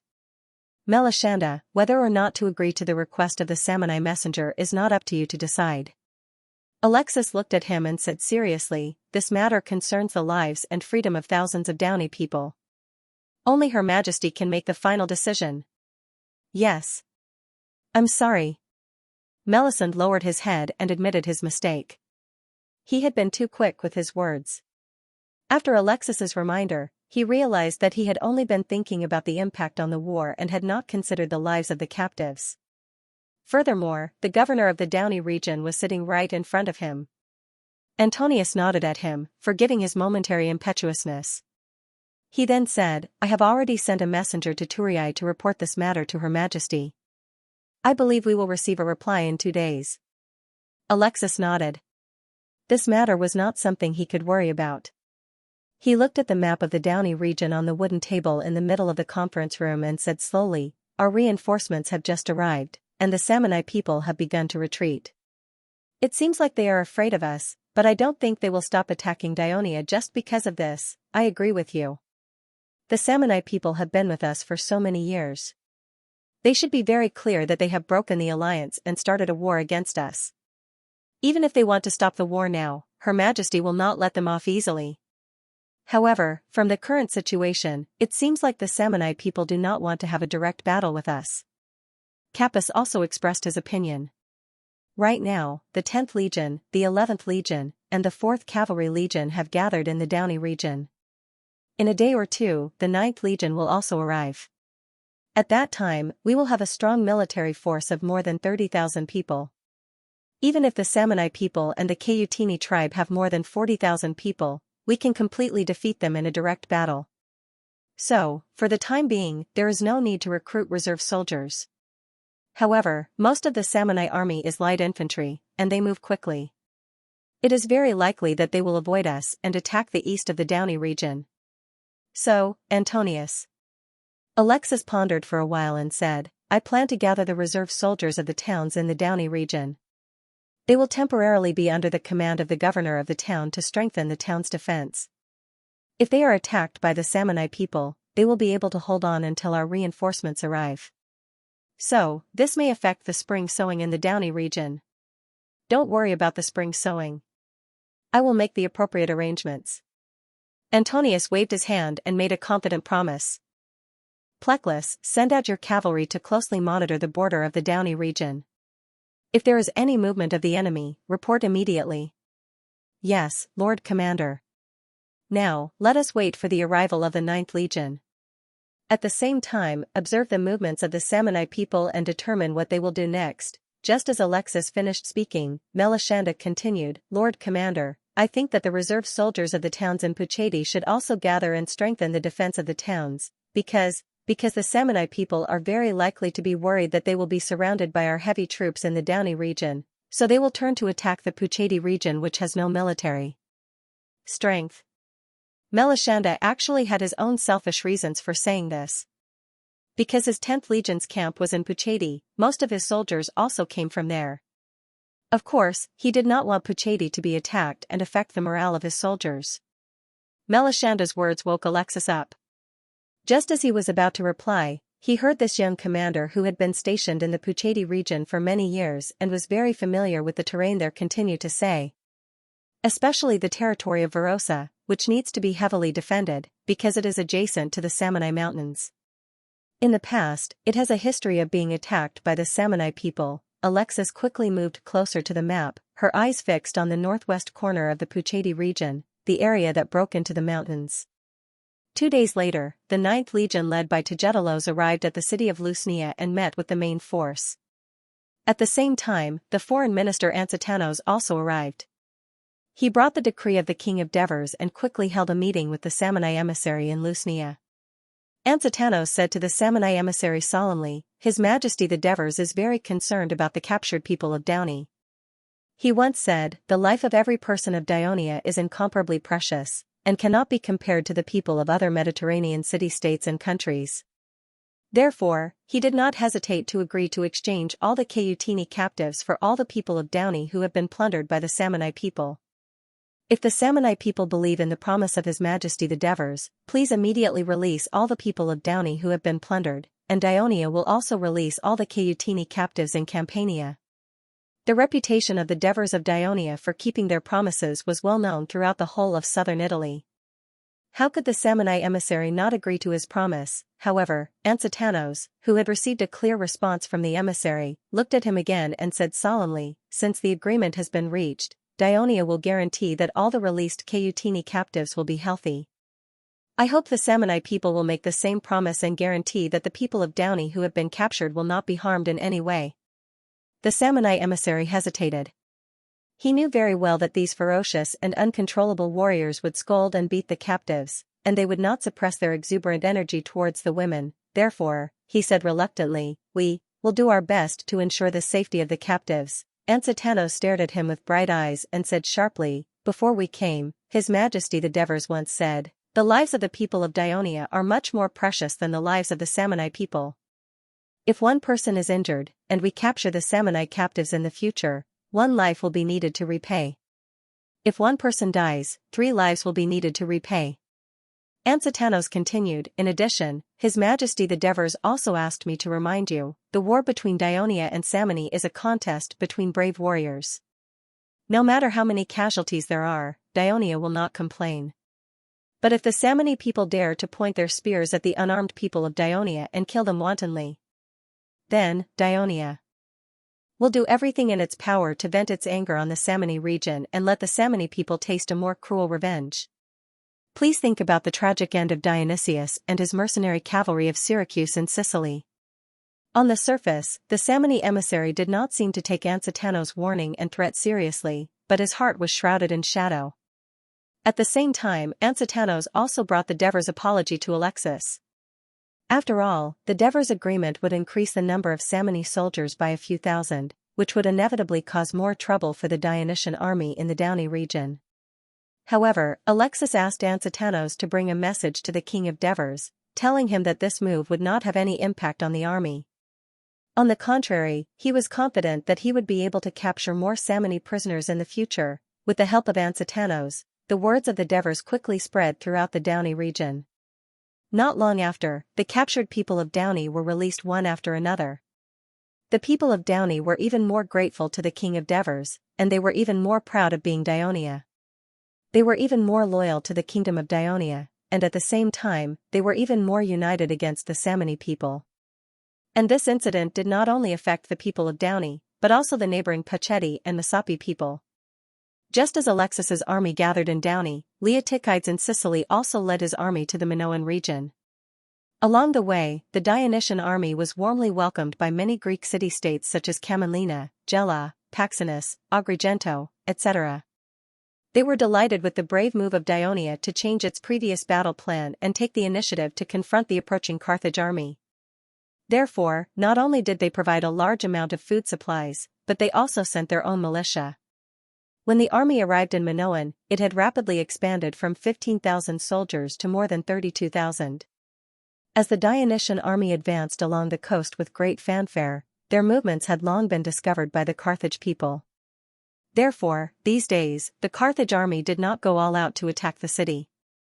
Instead, they focused on strengthening the camp. At the same time as the Dionysian army approached, Montenegro began to feel uneasy. He sent messengers back to Lilibo several times, requesting the Lord of Lilibo, Carthage's colony city and the Phoenician city-states to immediately organize the young and middle-aged citizens of Sicily, the more the better, and immediately send them to the Carthage camp in Minoan. At the same time, do not forget to send the Sycan army as well. When the Dionysian army arrived in Minoan, Montenegro had already withdrawn the Carthage army to the camp on the west bank of the Platara River. On the other hand, Leotychides did not attack rashly. He refused the invitation of the Minoans. After inspecting the surrounding environment, he began to build a camp on a few hills not far from the north of Minoan city. The two camps were about 4 miles apart, separated by the Platara River. They confronted each other for a few days and remained calm. Because of this, Leotychides' subordinates and allied generals were puzzled by the fact that he did not allow the army to attack. In order to unify their understanding, he specially made an explanation: "We have fewer soldiers, but the Carthage army has more soldiers. Moreover, the defense of the Carthage camp is quite tight. If we attack rashly, the casualties will be high, and the chance of victory is too small. We should wait for the Carthage army to attack, so that we can use the advantage of defense, kill a large number of the enemy, and finally defeat them." But the Carthage army has not attacked us yet, Mycodames, the commander of the Agrigento army, said doubtfully. Leotychides smiled and said confidently, "Our king Devers once said, this war with the Carthage will be a long war. The longer it drags on, the more Dionia will be able to get rid of the impact of the drought and restore the country's normal food supply. At that time, we will be able to send more troops to Sicily to fight the decisive battle with the Carthage. So we don't have to be anxious. Let the ignorant Carthage continue to consume the time that is beneficial to them." There was another point that Leotychides did not mention. Most of the food supply for his tens of thousands of soldiers was provided by the Greek city-states on the south coast, which greatly reduced the pressure on the food supply of Dionia's Sicily territory. Of course, he had a reason to leisurely defend in Minoa. But, the Carthage army may continue to increase their forces, and in the end, launch a fierce attack on us. Poliard, the Minoan general who came to attend the military meeting, said worriedly. "That's why I asked you to strictly and carefully arrange the defense facilities according to the standards of Dionia when you build your camp, so that you can resist the attack of the Carthage army." Leotychides said with a serious expression, "Moreover, the Carthage army has concentrated in Minoa, so the defense at their rear must be relatively weak, which will be advantageous for the Dionysian fleet to attack and harass them. And the more enemies there are, the greater their demand for food, so the transportation of food will be more frequent. This will be advantageous for the Sycian army to attack their supply team and cut off their supply lines. Once such a large army runs out of food, they will collapse without us even having to attack." Leotychides' explanation temporarily dispelled the worries of the allied generals. In the main tent of Carthage's camp, Mont, who had also not participated in the battle, explained to Melifio, "The reason I'm not participating in the battle is because, according to the intelligence, the Dionia army has more than 30,000 soldiers, and most of them are heavy infantry. We only have 10,000 more soldiers than them, and half of them are lowly Numidians. You've seen their performance in the siege. I don't think they can withstand the attack of the Greek heavy infantry, even if they have the advantage in numbers. So, we need more soldiers, the truly brave and noble Carthage soldiers or Phoenician soldiers, but you still have 10,000 paladins under your command. We are more than enough to repel the Greek heavy infantry. There's nothing to be afraid of." Melifio said proudly. "You're right." Mont went along with Melifio's tone and said, "The paladin's ability and courage are unquestionable. I have full confidence that you can repel the Dionia, but putting the heavy responsibility of the attack on your shoulders will only increase your casualties. The infantrymen of the Holy Knights are the cream of the Carthaginian citizens. Because we are not only focusing on this battle, we are also going to occupy the Sicilian islands and even go on an expedition to Greece. Therefore, I must protect the best troops of the Carthaginians and make good use of them. That's why I'm urging Samiri to organize more Carthage and Phoenician soldiers to strengthen our forces so that we can defeat the Daionia. Malefio was immediately convinced. He hesitated for a moment and said, maybe we can call back Hasdrubal's army. Hearing this, Maud shook his head like a rattle. No. No. No. Malefio, don't you understand? It was Hasdrubal who refused to listen to orders and insisted on acting independently. Now, if we ask him to come back, wouldn't that make him think that we can't do anything without the Iberian army? Wouldn't that make him even more arrogant? When the time comes, it won't be us commanding him, but him commanding us. Before I set off, Lord Hanno had repeatedly warned me that the commander-in-chief of the Carthaginian army could only belong to Hanno and not Maganid. Moreover, the glory of obtaining victory in this war could only be shared by us and had nothing to do with Iberia. In fact, Malefio regretted his words as soon as they left his mouth. How could he not know what Maud said? At this moment, he could only remain silent. Maud continued, what we urgently need now is not Hasdrubal's army, but our Carthage navy. I don't know what happened to our fleet. Why are we only seeing Dionia's warships on the sea these days? Where is our navy? Malefio, I suggest you write a letter immediately and urge Lord Hanno. We need a strong Carthage navy to protect our empty rear, or even defeat the enemy's fleet and harass their rear. Let Daionia be attacked from both sides. Malefio obviously realized the importance of this problem and agreed without hesitation.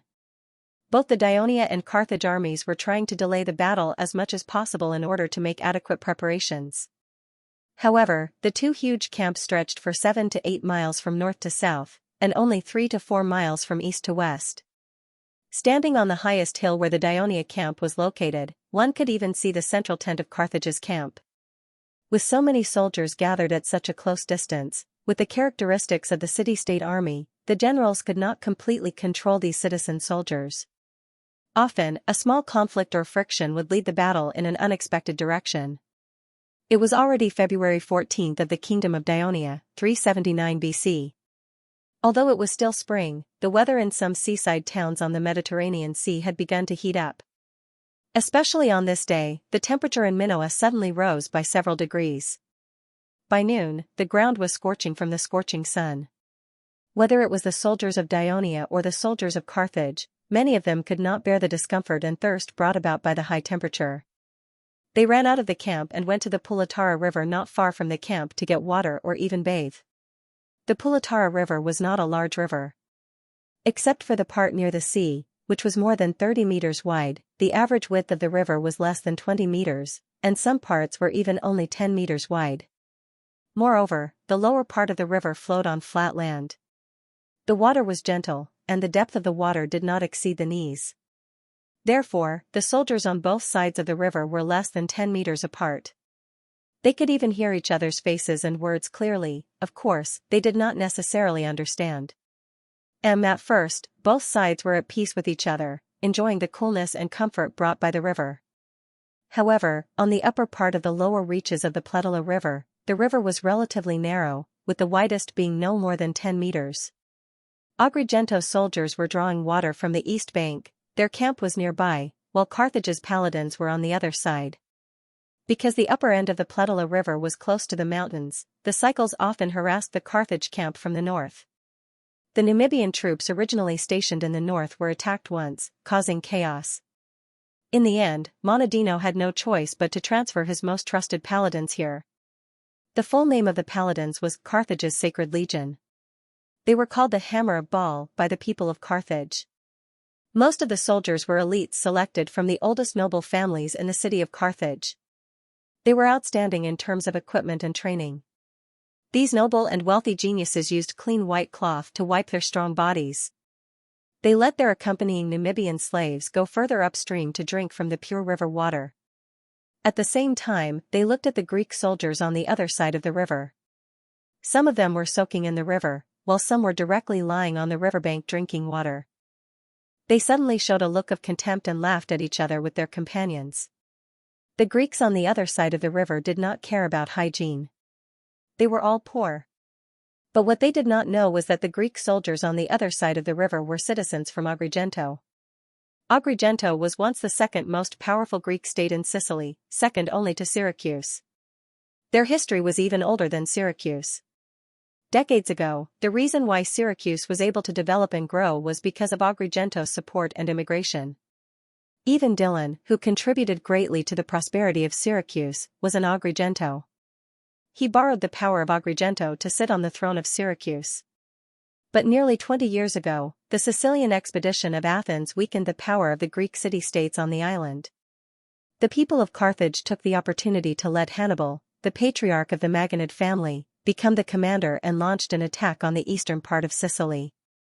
Hannibal massacred Cimera to avenge his ancestors, but Dionysius's father-in-law, General Hermocrates of Syracuse, led the coalition of the Greek city-states of Sicily and repelled Carthage's army. But not long after, the Syracuse Democrats incited the people to kill him on the grounds that he wanted to be a dictator. Not long after, the Carthaginians launched another attack. This time, the new patriarch of the Maganid family, Hannibal's cousin, Hamilco, became the commander. This was the first time he served as the commander of the army of Carthage.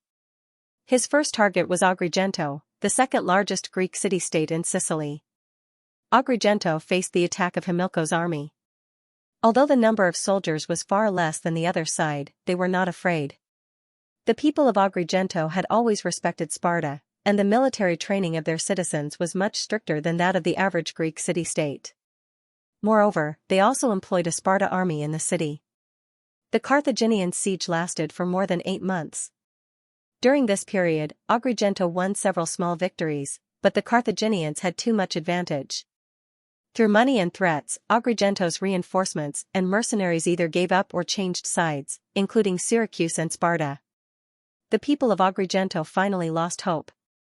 Most of them fled to Gela under the cover of the night.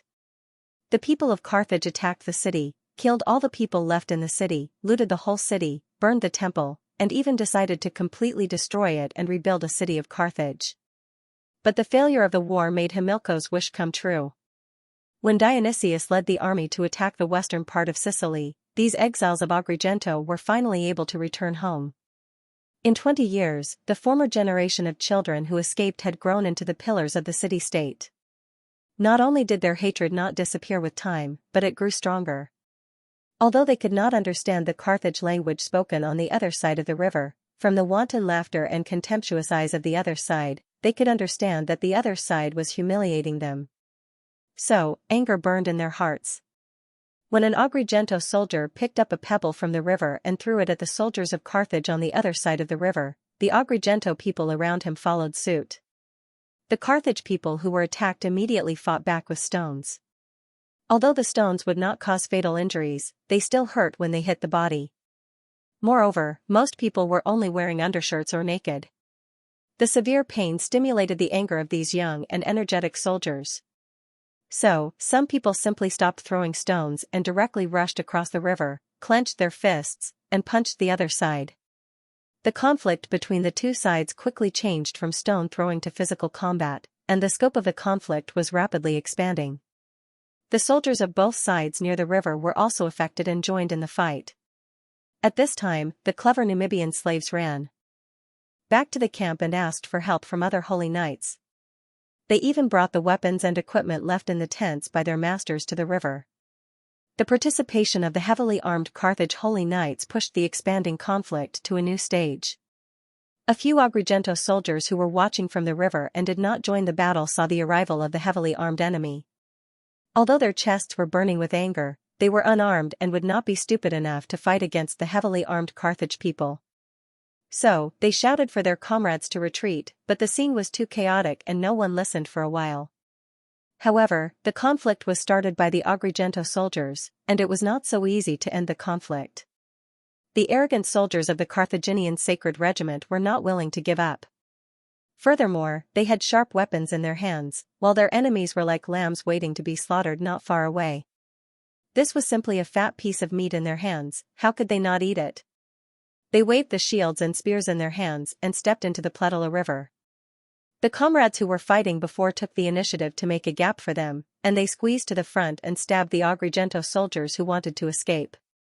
At this time, in the upper section of the Pletala River downstream, nearly 1,000 soldiers from both sides were piled up to fight.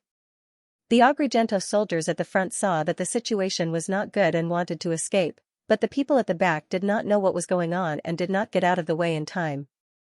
The spears of the Carthage soldiers easily pierced the almost naked bodies of the Agrigento soldiers. When the screams continued, blood dyed the surface of the Pletala River red, and fear overwhelmed the anger in their hearts. The Agrigento soldiers began to flee in panic. In the midst of pushing and shoving each other, some people lost their footing and fell. They were either stabbed to death or drowned. At this time, Malifio had just returned to the central tent and reported to Monordano what he learned in the past 2 days about why the Carthaginian fleet did not appear to escort.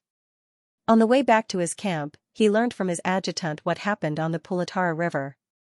He immediately rode to the Pletala River, just in time to see the heavily armed holy knights had rushed to the other side of the river and were slaughtering the fleeing Greeks. The young and hot-blooded Malifio did not blow the horn to retreat and order the soldiers who violated the military order to immediately retreat to the west bank. Instead, he sent messengers to inform the remaining holy knights and holy knights in the camp to immediately rush to the Pletala River. At the same time, he ordered the naked soldiers to immediately put on their armor, pick up their weapons, and get into formation. After everything was arranged, Malifio said to the messenger next to him, "Go to the central camp and report to Lord Monadino that the Greeks took the initiative to provoke the Holy Knights, and as a result, a battle broke out.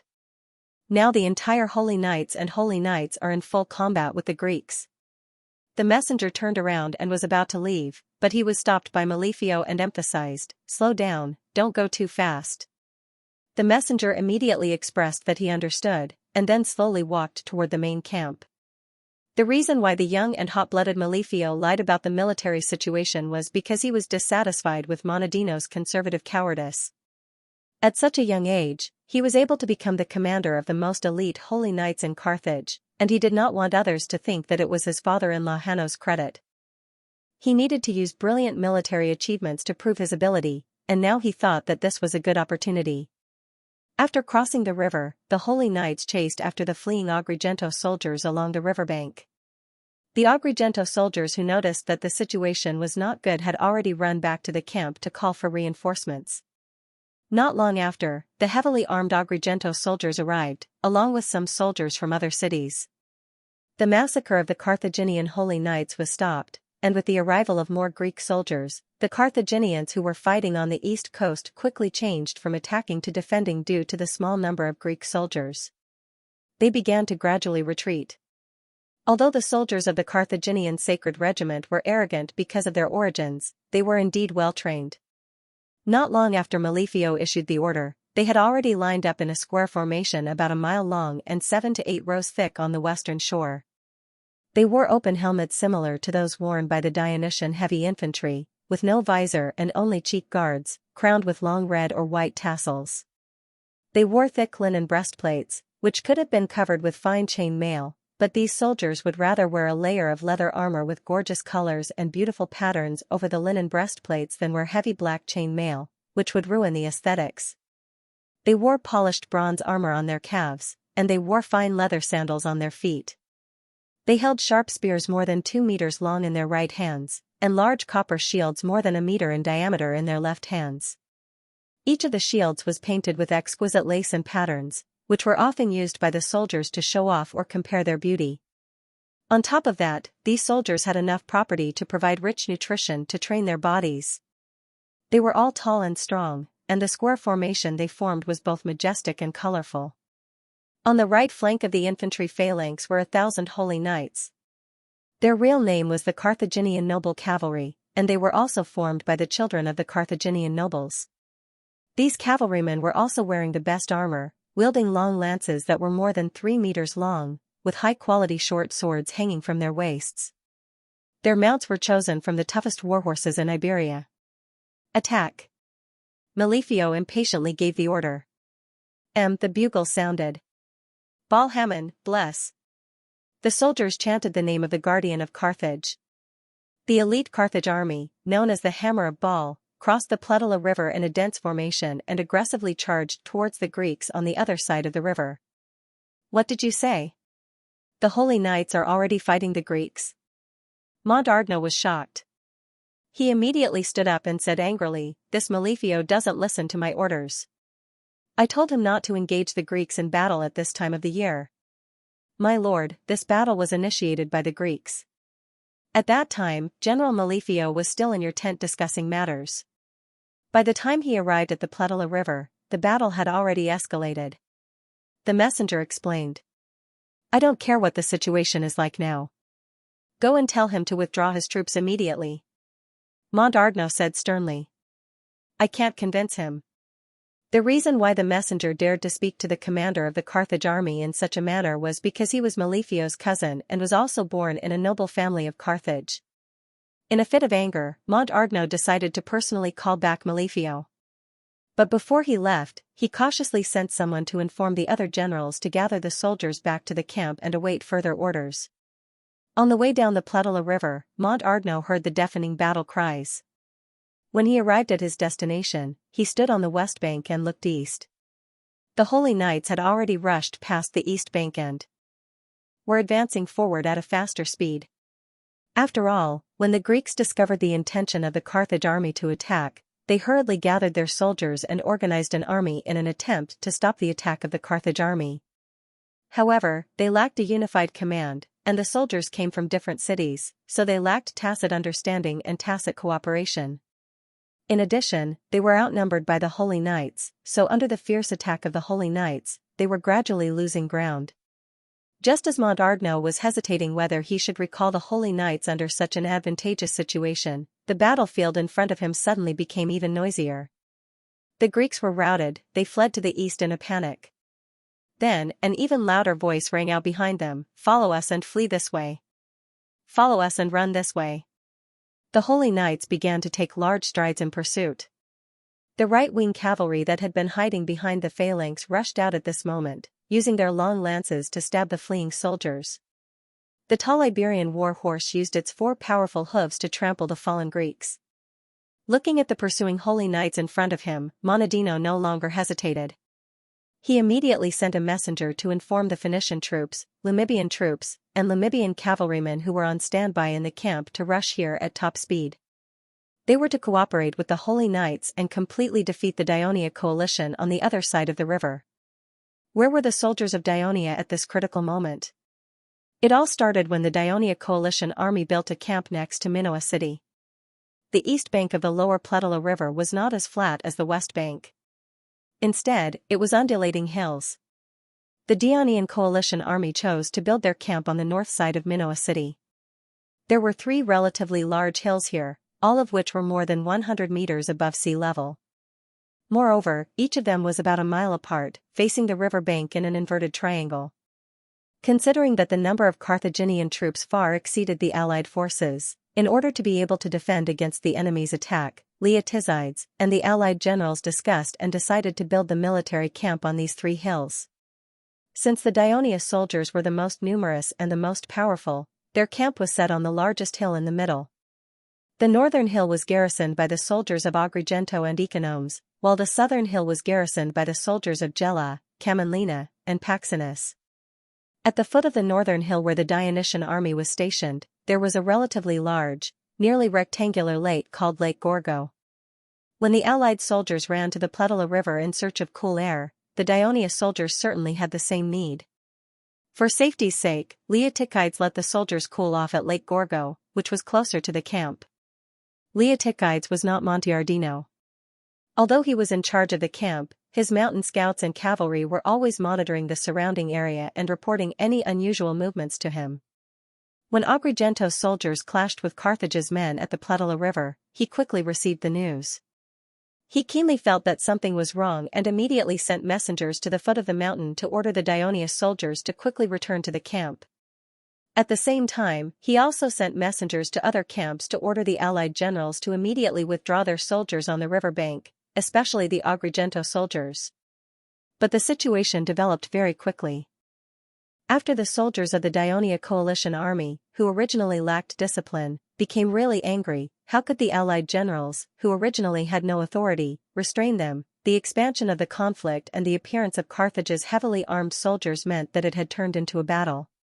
When Leotychides heard from the cavalry that Carthage's holy army has been fully mobilized and is rushing to the river bank, he was very anxious. He ordered the troops to get ready and go to the rescue, while staring at the map of the camp that had just been drawn and thinking about the battle plan for the rescue. At this time, the adjutant next to him said, "Commander, we actually don't need to rescue them at all. If they are defeated, they can directly escape into the camp. After all, the camp is only 2 miles away from them." Leotychides shook his head and said, "Carthage's men will chase after them. If that happens, they may even lose their camp." The adjutant thought for a moment and said, "Then don't let them escape into the camp. Lead them to escape from here," he said as he pointed at the map a few times. Leotychides looked at the place that the adjutant had drawn. It was the lowland between the southern and northern camps. The 3 camps of the Dionia coalition army were arranged in an inverted triangle. The southern and northern camps were closer to the river bank, while the middle camp was closer to the east. The lowland between the 3 camps was about 2 miles long, which happened to face the river bank where the conflict occurred. If the coalition army turned around and fled, they could quickly pass through the lowland and then go around the hill where the Dionia coalition army was located.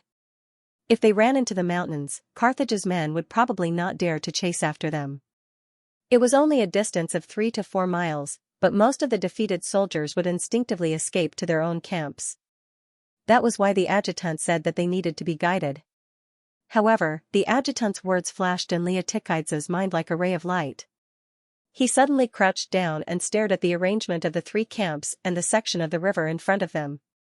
At the same time, he asked, "How many people does Carthage's holy army have?" "According to the intelligence, about 10,000. "Has the entire army been mobilized?" "That's what the scouts said." "How many coalition soldiers are fighting with Carthage's men on the river?" "The situation there is too chaotic. The scouts can't give a detailed number, but they estimate that there are at least 2,000, and the number is still increasing." Leotychides pondered for a moment, then slammed his hand on the map and shouted, "Order!" The 6 heavy infantry battalions of the 8th Legion, as well as the 1st, 2nd, 3rd, and 4th heavy infantry battalions of the reserves, immediately go to the foot of the hill in front of the camp and form a formation facing the river bank. Let the 8th Battalion, the light infantry battalion, rush to the river bank and disperse to the back of the coalition army's formation. Once they are defeated, immediately lead them to the direction of our main force. Let the 5th Heavy Infantry Battalion of the reserves rush to the northern camp and help them defend against the enemy's attack. This is because the northern camp is guarded by the soldiers of Agrigento and Ecnomus, and more than half of the soldiers fighting on the riverbank are Agrigento. That's why Leotychides is worried that the northern camp does not have enough soldiers to defend it. Let the 7th Battalion, the Light Infantry Battalion, go to the northern camp as well. The light infantry of the reserves should all go to the southern camp and face the low ground. When you see the enemy, don't attack first. Let them pass. When the heavy infantry start fighting, then attack their flanks and rear. Also, send someone to inform the generals of the 2 camps that the Dionysian army is preparing to fight with Carthage's men. Tell them to defend their camps no matter what. The aide who had undergone strict training in the general staff picked up the wooden board that had just been recorded and quickly and accurately repeated Leotychides' order. He then asked curiously, "Commander, are you planning to lure the holy knights of Carthage deep into our camp, and then wait for them to completely defeat them?" Leotychides nodded slightly. "Go inform them immediately." When the adjutant was about to leave excitedly, Leotychides suddenly thought of something and called out to him, "Wait a minute. One more thing. Immediately send someone to inform the Cycles in the mountains. Tell them to harass the rear of Carthage's army after the battle to reduce the pressure on our defenses." "Yes. Right, what's your name?" Leotychides suddenly asked. Ever since Leotychides' original aide, Stephos, left, there had been more than 10 aides in the 8th Legion over the past 2 years. On one hand, the aides felt that Leotychides' temperament was strange and difficult to get along with, so they took the initiative to transfer him. On the other hand, Leotychides was strict and always felt that the younger ones were not capable enough. That was why the aides were constantly changing. Before preparing for this war, he specifically requested from the Ministry of Military Affairs, due to the scale and difficulty of this war, he hoped that they could send a capable adjutant. But this adjutant had been here for almost 2 months, and he had spent so much time with him that he couldn't even remember his name. Fortunately, the adjutant had a better understanding of Leotychides's character through this period of interaction. He didn't mind it, and replied seriously, "Sir, my name is Mukalu." "You're from the Brudi?" Leotychides asked, looking at his appearance that was different from that of a Greek. "Yes, I'm from the Brudi Xianxia." Leotychides nodded and waved his hand. "Go and pass the order." "Yes." The adjutant hurriedly turned and left the tent, but there was a smile on his face. Based on his understanding of this commander, he knew that he was recognized by his colleagues in the Ministry of Military Affairs as the strictest legion commander. In fact, the adjutant Mukalu's identity was not simple. When he was 18, he had followed Hieronymus to participate in the Great Battle of Crotone and was injured. After the battle, he was even consoled by the King of Devers. Later, he officially joined the 5th Legion and participated in all the kingdom's wars for more than 10 years. He made many contributions and was about to be promoted to a captain, but he requested to further his studies in the staff office of the Ministry of Military Affairs. For the senior officers of Dionia, it was rare for them to take the initiative to further their studies. Therefore, even though he was already over 30 years old, Felicius made an exception and transferred him to the staff office. After Mukalu was transferred to the staff office, he won the praise of his colleagues for his consistent diligence. This time, due to the importance of this war, Felicius reluctantly sent this capable and reliable right-hand man. Now, it seemed that he had finally satisfied the requirements of the hard-to-please Leotychides. This time, Leotychides led 15,000 soldiers, including 8,000 official soldiers of the 8th Legion, 5,000 reserve heavy infantry, nearly 1,000 reserve light infantry, and 1,000 cavalry from the 4th Cavalry Legion. The 4th Cavalry Legion had always been vacant due to the population of the Sicilian territory and the lack of war horse. When the soldiers of the 8th Division heard that there was going to be a war, they were all very excited. 2 years ago, the soldiers had been rewarded handsomely for their victory over the Xianxia tribe. They had always desired to make new contributions, and now, their chance had come. On the other hand, the soldiers of the reserve forces were looking forward to performing well in the upcoming battle, adding a strong stroke to their military resumes so that they could smoothly become official soldiers. Under the leadership of the team officers, the soldiers ran to the foot of the mountain in an orderly manner and began to form a chessboard formation. Just as they finished setting up the formation, the soldiers heard a loud noise coming from the front. The disorderly and thunderous footsteps grew louder. Very soon, they saw the black mass of defeated soldiers in front of them pouring down like a mountain torrent in a storm. They roared and surged towards them. Some of the Dionia recruits gulped nervously. "Order all squads to get into formation." 2 years ago, Diacasis was still the inspector of Naxos, but now he was the captain of the 1st Company of the 1st Brigade of the 8th Legion. He calmly gave the order. The other team officers also gave similar orders. This time, the Dionia's shield formation was different from the past. Not only did the soldiers erect their shields at the front, back, left, and right periphery of the small square formation, but their spears were also placed horizontally at the front, back, left, and right, like a hedgehog with its spikes erected. At the same time, the soldiers continued to shout, "Go through the gaps! Go through the gaps!" In order to facilitate the retreat of the defeated soldiers, the distance between the small square formations of the 8th Division was much wider than during the training. If one was not an idiot, he or she would not take the initiative to charge at the densely packed spears. Moreover, there was a voice to remind the defeated soldiers, and the light-armored soldiers at the front were guiding them. The defeated soldiers naturally split into thin streams in front of the Dionia formation and ran through the gaps between the small square formations to the rear. Of course, there were some defeated soldiers who ran into the shield wall due to the chaos and were stabbed by the spears. They screamed in pain, but the Dionia soldiers did not withdraw their spears to rescue the wounded soldiers. They stood their ground and did not move. The screams of their comrades would also warn the others to stop in front of the shield formation and not to run into them. "Chase them. Don't let them escape." Malefio, who was riding on his horse, followed the holy knights and rushed forward. He shouted excitedly, not caring whether the soldiers around him could hear him or not. Sitting high up on his horse, he could see that the soldiers of the Holy Regiment were indeed well trained. Even in the pursuit of victory, they were still able to maintain a relatively complete formation, like a red tide pushing forward. Of course, this had something to do with the fact that most of the enemy had directly fled backwards when they were routed and did not scatter in all directions. Whether it was Montadino or Malefio, they only knew that the Dionia allied army had built a camp on the hill on the east bank of the Pletala River, but what was the specific layout? What kind of terrain was this? They were not very clear about it. On the one hand, it was because they did not have the strong consciousness to actively obtain information about the surroundings of the battlefield and the enemy. On the other hand, Leotychides had the initiative to protect the military secrets of his army from being leaked under the influence of the military law of Dionia.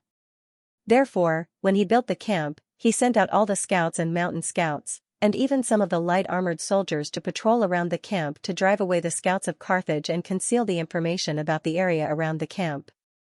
Therefore, when Malefio was in the middle of the battlefield chasing after the enemy, he was not very clear that there was a hill a mile to his left and right, with the enemy's camp on top of it. What he did not know even more was that there was an even bigger hill 3 miles ahead, blocking their way forward. The real enemy of Carthage, the army of Dionia, was stationed on this hill. Now, these 3 hills were like giant crabs with their claws open, waiting for the routed soldiers to lead the ignorant Carthage soldiers into their hungry mouths. The company led by Dio Cassius was divided into 4 small phalanxes, with 2 at the front and 2 at the back. Dio Cassius stood in the middle of the phalanx at the back, focusing on the situation of the routed soldiers through the gaps between the phalanxes in front of him. Suddenly, his eyes narrowed. Through the gaps between the allied soldiers who had thrown away their armor, he saw the Carthaginians in gorgeous armor. According to the usual tactical principles of the Legion of Dionysia, the small phalanxes at the back should quickly move forward and fill in the gaps in the front, forming a complete and dense phalanx. However, by doing so, the routed soldiers at the back would be intercepted in front of the rapidly forming phalanx of the Dionysian army, sandwiched between the armies of Dionia and Carthage, becoming the victims of the confrontation between the 2 armies. However, the small phalanxes of the 8th Legion did not move. The soldiers stuck their long shields closer to their bodies and held their spears tighter. However, they still stood in the same place and did not move. This was not because they had to care about the pitiful soldiers of the 8th Legion, but because this was the strategy of their commander, Leotychides. Some of the pursuing Holy Legion soldiers saw the dense phalanxes in front of them and stopped in their tracks in shock. However, their comrades behind them pushed them forward involuntarily. Hence, they could only use their shields to protect themselves and thrust their spears at the enemies that appeared. Some of the Holy Legion soldiers followed the routed soldiers into the gaps between the phalanxes. However, they were blocked by the next phalanx. Some of the Holy Legion soldiers blindly followed the routed soldiers into the gaps between the phalanxes. There are enemies in front. It's the soldiers of Dionia. The panicked shouts of the Dionia soldiers reached Malefio's ears. He had a clearer view of the situation as he rode on his horse. The soldiers of Dionia, clad in black armor, had gathered into small phalanxes. Under the assault of the routed soldiers and the Holy Legion soldiers, the phalanxes were like small islands in the middle of a raging torrent. Even though he knew that he had lost control of the Holy Legion, Malefio still waved his spear and shouted, "Warriors of Carthage, charge! Crush the soldiers of Dionia!" However, in the eyes of Leotychides, who was halfway up the mountain and looking down at the battlefield, the chessboard formation of the 8th Legion had divided the soldiers of Carthage into countless thin streams. Without organization and command, the soldiers of Carthage, who could not form a cohesive force, could not shake the solid phalanxes of the Dionia. "Gather the reserves," Leotychides ordered. His adjutant, Mukalou, hesitated for a moment. "Should we wait?" After the soldiers of the Alliance have escaped, Leotychides' gaze was cold. The current situation is that the soldiers of the Alliance have escaped, and some of the soldiers of Carthage will run to the back of the formation. It will cause unnecessary trouble for our soldiers. I have already given them a chance. If they want to blame something, they can only blame themselves for not running fast enough. Yes. Mukola said no more and immediately accepted the order. Also, inform the generals of the alliance to hurry up and gather the routed soldiers. Quickly lead them back to their camps to defend against the enemy's upcoming attack. Woo! A loud bugle sounded from the middle of the mountain. The officers of the reserves, who had been repeatedly instructed by their commander, began to command the small phalanxes at the back of the formation. The phalanxes slowly moved forward and inwards. The torrent formed by the defeated soldiers and the pursuing soldiers turned through many gaps and flowed to the rear. By then, the impact on the small phalanx formation had already weakened. With bayonets opening the way and long shields defending, along with the screams of the enemy and friendly soldiers, the reserve soldiers at the rear of the formation, relying on the dense formation of 50 people, smoothly entered the gap in the front without much hindrance. Together with the small phalanx formation in the front, they formed a dam that was only 4 rows thick but about 2 miles long, completely cutting off the torrent. Literary Hall. It was a relatively easy task for the reserve soldiers who were intercepting the enemy's advance. Although they had to injure some Allied soldiers by mistake and were cursed by the enemy, few of them were injured or killed. But for the various units of the 8th Legion at the forefront, they were in a relatively difficult situation. Because once the torrent was intercepted, Carthage's men would stop in between the gaps of the phalanx. When they realized that the situation was not good, they would attack the soldiers of the Legion of Dionysia. The units of the 8th Legion at the forefront would naturally be attacked from all directions. The legionnaires had to hide behind their shields, shoulder to shoulder and back to back. The tight formation became even tighter due to the pressure from all directions, making it harder for them to be overwhelmed. But the narrow space made it difficult for them to swing their spears. So the soldiers in the 2 outermost rows of the phalanx had thrown away their long weapons and pulled out their short swords. In such a narrow and crowded space, they had the advantage of killing the enemy. The platoon leader in the center of the phalanx kept shouting, "Brothers, hold on! Hold on!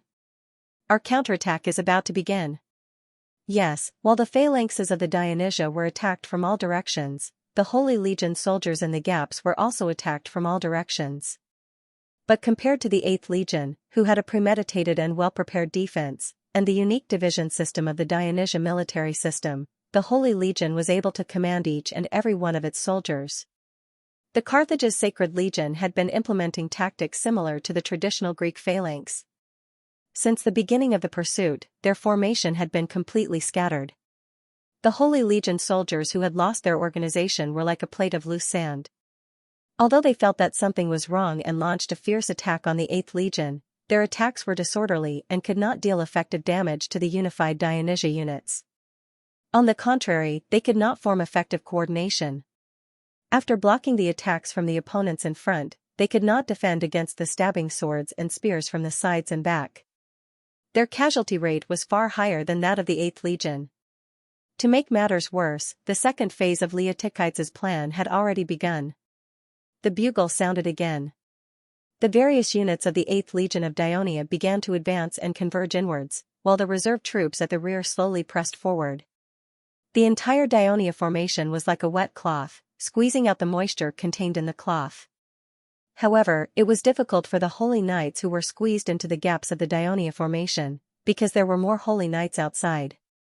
While they fought against the Dionysia soldiers, they also blocked the retreat of their comrades who were trapped in the formation. But with the current situation, it was almost impossible.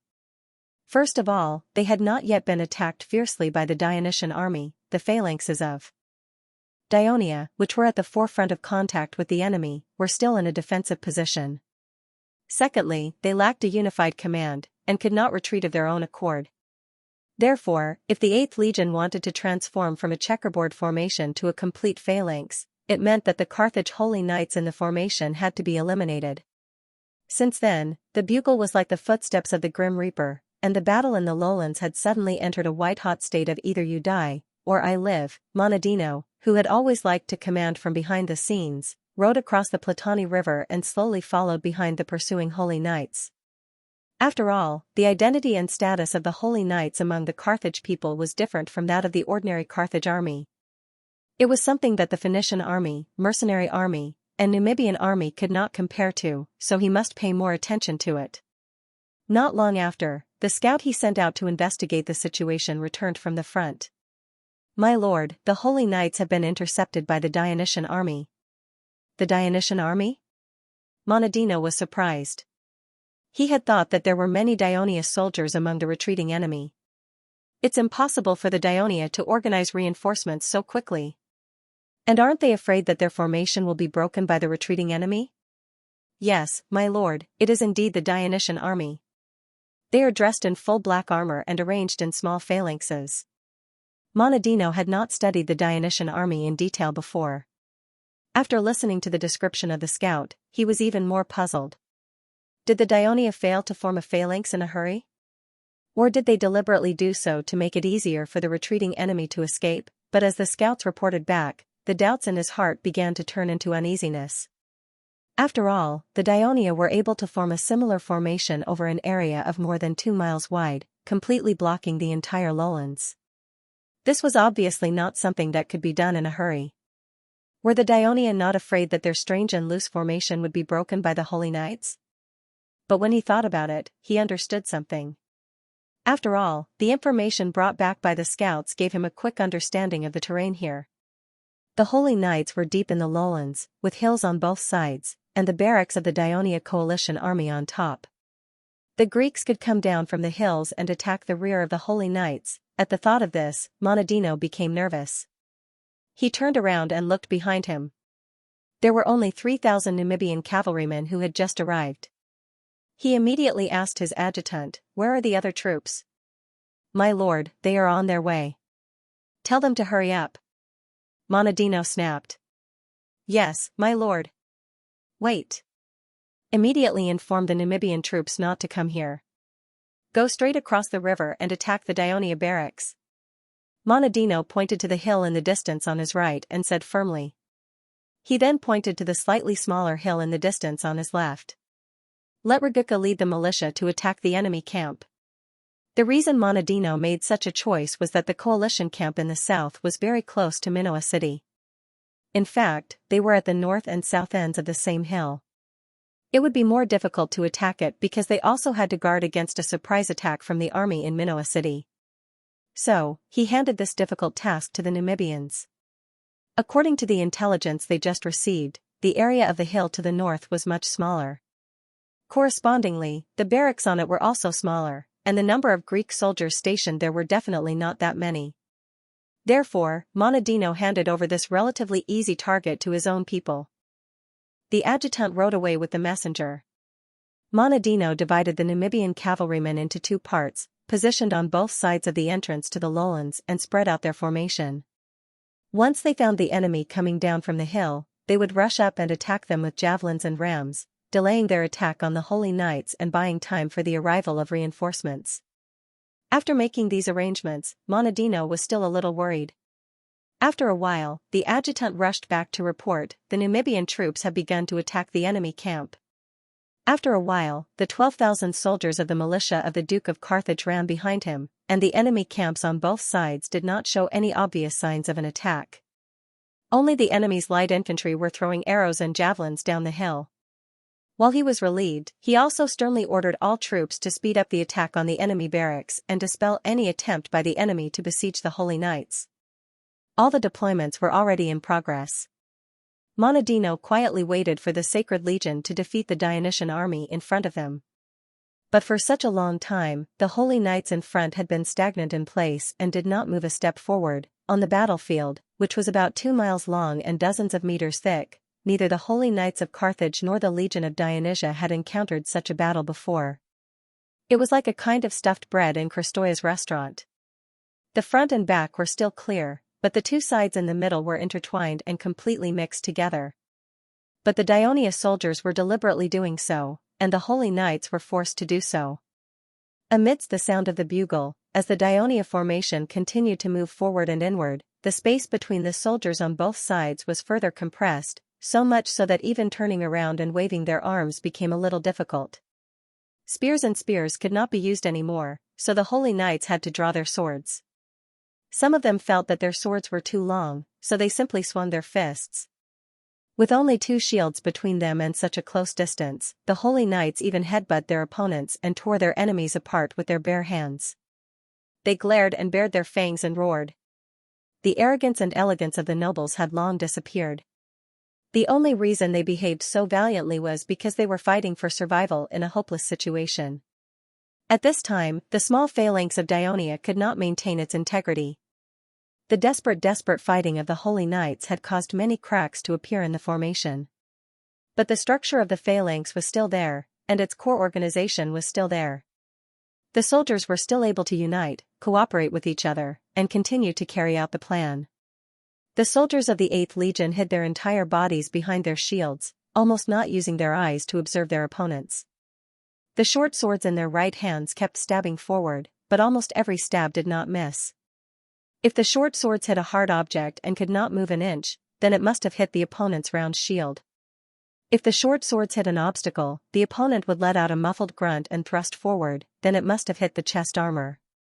If the short swords hit a slight obstacle, but could continue to thrust forward smoothly, and the opponent would let out a cry of agony, then it must have hit an unguarded part of the body such as the arm or thigh. When the opponent fell to the ground, the soldiers of the 8th Legion carefully squeezed forward. At the same time, they had to prevent themselves from being tripped by the enemy on the ground. Otherwise, if their comrades could not pull them up in time, they would be repeatedly trampled by the crowd and die tragically. That was the most terrifying thing in this chaotic battle. Although it was difficult for the 8th Legion to regroup, they were still pushing forward slowly. During the construction of the camp, Leotychides had requested that the camp of his allies be built in the same style as Dionia's camp. This made it much more difficult for the Carthage army to attack, especially the Numidian army. When they attacked Minoa city previously, they had suffered many losses and suffered many casualties. Their morale was low, and their movements were cautious. Therefore, even though they had the advantage in numbers, they did not put much pressure on the southern camp. However, the situation was not optimistic for the northern camp. The hill was not large, and the terrain was rather short. Therefore, the area of the camp was smaller, making it easier to attack. The 12,000 soldiers that Carthage was in charge of attacking the northern camp were mainly made up of Carthage civilians. A small portion of them were citizens of the neighboring Phoenician states, such as Utica. Compared to the Numidians, this army was much more enthusiastic and well-equipped. Most of them were heavy infantry. At this time, the main defensive force of the northern camp, the Agrigento, was not in the camp. They did not have enough troops to send out to attack the Carthage army, who were doing their best to dismantle the traps. They could only ask the Dionia light infantry, who were sent to the hill to attack the holy knights, to retreat to the camp to assist in the battle. However, the arrows and javelins they threw were not enough to cover the Carthage army that surrounded the camp. Just as the Carthaginian army was about to reach the trench, a few thousand Sicar warriors suddenly rushed out from the northern mountains and threw a large number of javelins at the rearguard of the Carthaginian army. Although the Carthaginians had anticipated the appearance of the Sicars and made some preparations, they didn't expect that there would be so many Sicars that came to harass them. As a result, they were caught unprepared. What did you say? 4,000 or 5,000 Sicars appeared in the north? Monadino was shocked. Yes, my lord. The attack of the Sicars caused many casualties to Lord Raguca's army, making it impossible for them to attack the Dionia camp, the scout reported. Damn barbarian! Monadino cursed. After thinking for a moment, he turned to his adjutant and said, "Inform the Numidian cavalry that has nothing better to do to hurry to the north and attack the Sical army. Chase them back into the mountains so that Raguca can attack the enemy camp with all his might. Also, I want you to personally go to the south and bring 6,000 Numidians here." The adjutant left after receiving the order. Soon, 3,000 Numidian cavalrymen kicked up a cloud of dust as they galloped north. Monadino, on the other hand, was not in the mood to pay attention to this. He frowned and stared straight ahead. Although the scouts were unable to penetrate deep into the formation and could not understand the true situation, they could tell from the deafening battle cries and the incessant screams that the battle was quite intense. Up until now, the battle had already lasted for more than half an hour, but the holy knights were still unable to advance an inch. This made Monadino very uneasy.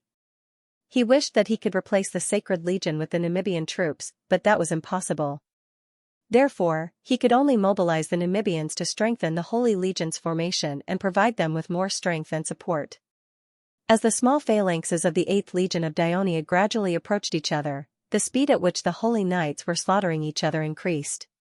This was because the Holy Knights were facing enemies from all directions. The formation of the 8th Legion finally closed up, and the sounds of battle gradually faded away.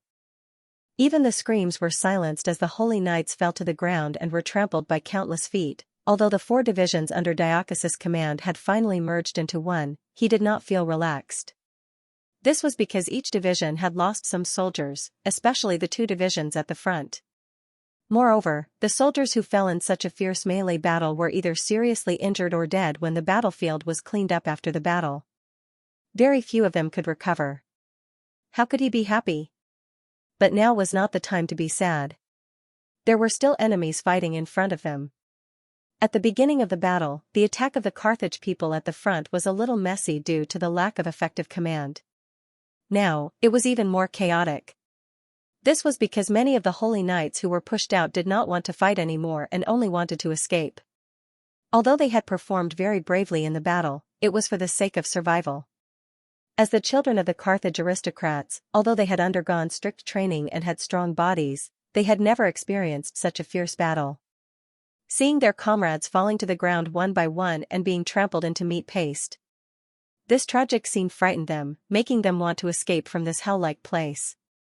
Therefore, they pushed and shoved the Holy Knights who blocked their way, and even clashed with them. Brothers, attack! Attack! Completely destroy the Carthage people! Diocletian shouted loudly, encouraging the soldiers to continue fighting. The shouts of the team officers rose and fell. Leotychides, who had been closely observing the battle from the mountainside, would not let go of such a good opportunity. Woo! The sonorous sound of a bugle rang through the battlefield. When the reserve troops heard the bugle, they immediately took large strides forward. The entire formation behind them stuck to the formation of the 8th Legion in front of them. The 2 forces merged into one. The powerful forward force of tens of thousands of people was not something that the Holy Knights, who had lost nearly half of their men and whose formation was extremely chaotic, could resist. They retreated continuously and finally collapsed. Malefio, who was originally at the rear of the Holy Knights, was still riding back and forth tirelessly when his army was obstructed by the Dionysian army. He found familiar team officers among the disorderly soldiers and encouraged them to reorganize the soldiers. After a long period of hard work, it seemed that the Holy Knights had regained some order in the midst of battle. However, it suddenly became even more chaotic and soon, the Holy Knights were routed. Malefio was muddle-headed as he was dragged along by the retreating soldiers. His mind was blank as he fled. He could not understand how such an elite Holy Knight army could be so inexplicably defeated. The Legion of Dionysia, who had been fighting fiercely for nearly an hour, did not care about their fatigue and continued their pursuit. They did not give the retreating Carthage Holy Knights any chance to rest and regroup. At the same time, Leotychides also sent out the 4th Cavalry Regiment and the Light Infantry Brigade. These 2 troops, who were already fast and had been recuperating, charged out of the tunnels on both sides of the Dionia formation. They quickly ran in front of the heavy infantry and pursued the retreating Holy Knights fiercely and continuously. The 6,000 Namibian troops had just entered the lowlands when they were surprised to see the Carthage Holy Knights, who usually flaunted their prowess and wore colorful armor, had now thrown away their beautiful shields and beautiful helmets. Their hair was disheveled as they screamed at them in panic. Help! Help!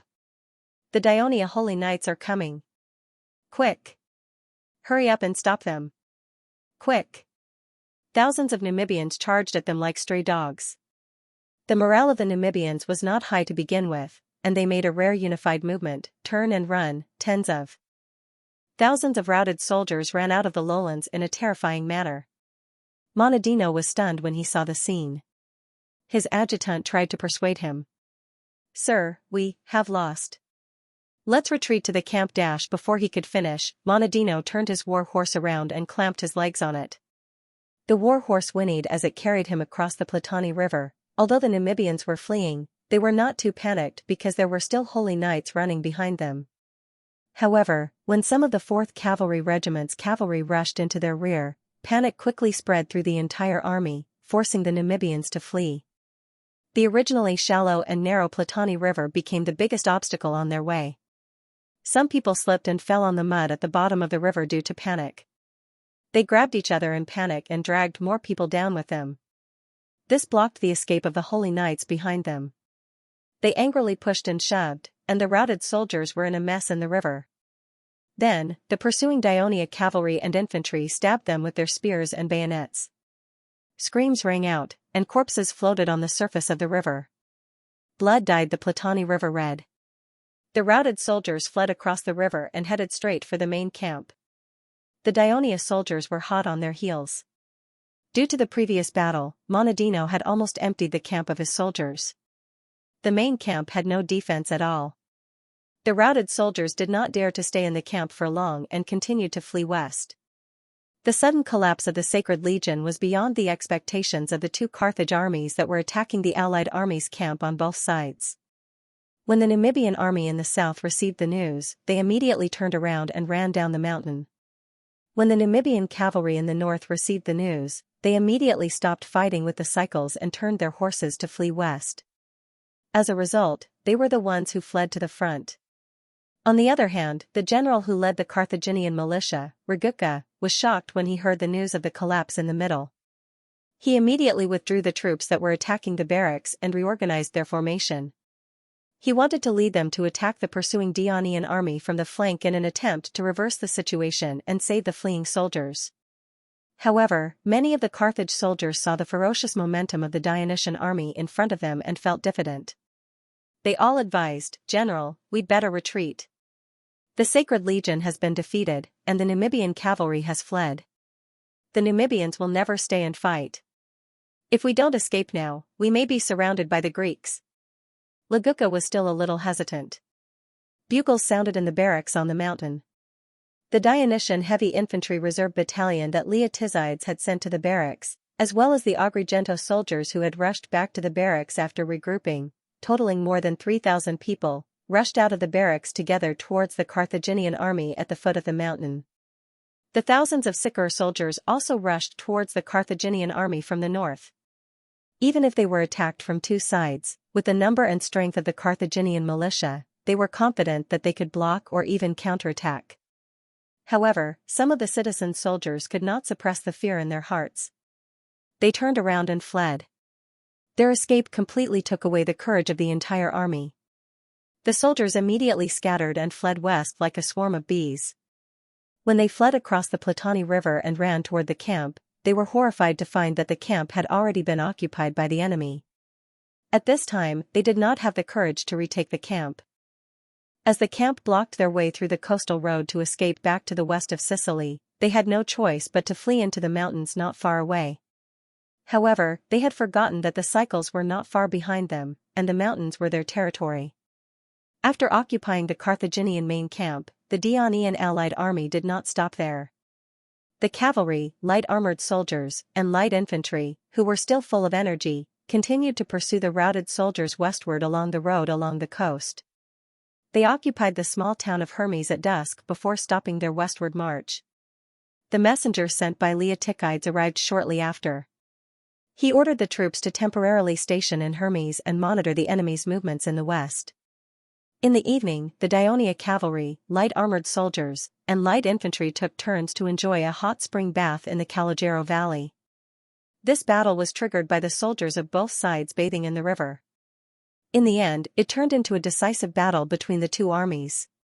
In the end, the Carthage army suffered a crushing defeat. More than half of the 46,000 soldiers were lost.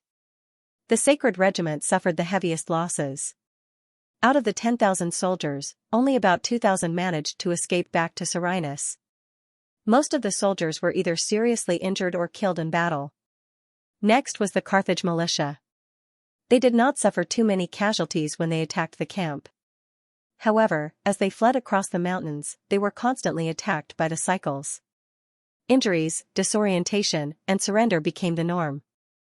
In the end, less than half of the soldiers managed to escape back to Serenus. Next was the 6,000 Numidian soldiers who were prepared to reinforce the sacred regiment. The chaos on the Platani River was a painful memory for them. The Numidian cavalry suffered the least losses. The Numidian troops who attacked the south camp only suffered some losses during their escape. Most of them managed to escape back to Cyrenius. The Daionia coalition army suffered less than 3,000 casualties. Among them, the 8th Legion and the reserve forces suffered nearly 1,000 casualties. Most of them were either seriously injured or dead. Therefore, even though the total number of casualties was not high, Leotychides still felt a heartache. In any case, this was a glorious victory. Not only did it exceed Leotychides' expectations, but it also exceeded the expectations of the Sicilian allies. Therefore, when the news spread, it greatly boosted the confidence of the people in the Sicilian territory of Daionia. It also boosted the confidence of the people in Daonia's alliance and friendly city-states. At the same time, it dealt a blow to the confidence of the people in Carthage's army in the war and shocked the surrounding hostile forces. When the news of the war between Carthage and Daionia reached the mainland of Greece, the people who were the happiest about it were the people of Sparta. At this time, Sparta had a firm grip on the Peloponnesus Peninsula. In northern Greece, Macedonia obeyed Sparta's orders obediently. After being taught a lesson by Sparta, the city-states of Chalcidia also became obedient. Sparta gradually began to increase its control over central Greece. Even the former enemies of Sparta, Athens, Argos, and Corinth, were quiet, which was rare. The people of Sparta thought that they had once again controlled the mainland of Greece. However, there was one thing that stuck in their throats. The secret visit of the priests of Delphi to the kingdom of Daionia had been secretly revealed to Sparta by the priests of Delphi who were close to Sparta. Although the priests of Delphi could not make any waves, and Daionia had also rejected the proposal of the priests of Delphi, it made the people of Delphi wary of the kingdom of Daonia's involvement in the affairs of the mainland of Greece. Thinking back to the time when they were threatened by Daionia, they were forced to sign a friendly agreement with Daionia, which was then reluctantly renewed. This was a great humiliation to the arrogant people of Sparta. Therefore, when they heard that the kingdom of Daionia was at war, and that they had even started a war with Carthage, who was no weaker than them, the people of Sparta were overjoyed. The elders, including King Agesilaus, felt that this was a great opportunity to take revenge. The council of elders held meetings for several days. They discussed whether they should break the agreement with Daionia and send troops to the Messapi region not far from the Peloponnese, instigate the independence of the nobles of Messapi, Pucheti, and Doni. Just like Carthage did, Sparta had taken in some fugitives from these two races. Then, they should break the agreement with Daionia and send troops to the Messapi region not far from the Peloponnese peninsula to incite the independence of the nobles of Messapi, Pucheti, and Doni. Everyone finally reached an agreement on this issue, but there was a heated debate on the issue of when to send the troops. Some elders, led by King Agesilaus, believed that they should send the troops immediately, and not give the people of Daionia time to breathe. Other elders, led by King Agesilaus, believed that the war had just begun, and Sparta should patiently observe the development of the situation before making a decision. Otherwise, if they intervened too early, they would become the focus of the attack of the Dionysian army. At this time, something big happened in the north, shocking Sparta, forcing the elders of Sparta to stop arguing and focus their attention on Thebes. At night, in the city of Thebes, Philotas prepared a grand banquet, inviting the two elected military governors, Asias and Philips, to attend. He also told them that he would introduce them to some beautiful women of noble birth. The two military governors had always been single and longed for love, so they gladly went. Philotas also invited some friends, so the banquet was very lively, and everyone drank to their heart's content. In the middle of the banquet, a messenger barged in, holding a letter written by an official in the city to Asias, saying that it was a matter of great importance, and that he must read it immediately. Philotas felt uneasy when he heard this. He gave a look to a friend beside Asias, who immediately understood and said with dissatisfaction, "It's rare to have a moment of fun, and you still have to discuss official business. Aren't you annoyed, Asias?" The others also joined in. Asias couldn't open the letter immediately, and he was still looking forward to meeting the beautiful women, so he waved the messenger away and said, "We'll talk about official business tomorrow." He stuffed the letter under his pillow, then asked in a slightly tipsy tone, "Philotas, where are the beautiful women you mentioned? Philetus glanced around, pretending to be troubled, and said in a low voice, "They're in the room next door, but there are too many people here. They won't dare to show themselves until all the guests have left." Philip smiled ambiguously. "So they know how to be shy?" Philetus deliberately said in a low voice with a straight face, "Of course, they're real, cultured girls of the city. They're not some random woman from a brothel." Hearing this, Asias couldn't help but feel itchy and urged the banquet to end. The other guests jeered in dissatisfaction. After drinking for a while, the guests left one after another, leaving only the two drunken military archons behind. At this moment, the girls walked in. They were wearing white robes, Hegemon, and veils, and they moved cautiously to the side of the two archons. When the two archons couldn't wait to remove their veils, these girls pulled out daggers hidden at their waists and stabbed them in the chest. Asias and Philips died on the spot. The girl in the lead took off her veil, and it turned out to be Pelopidas.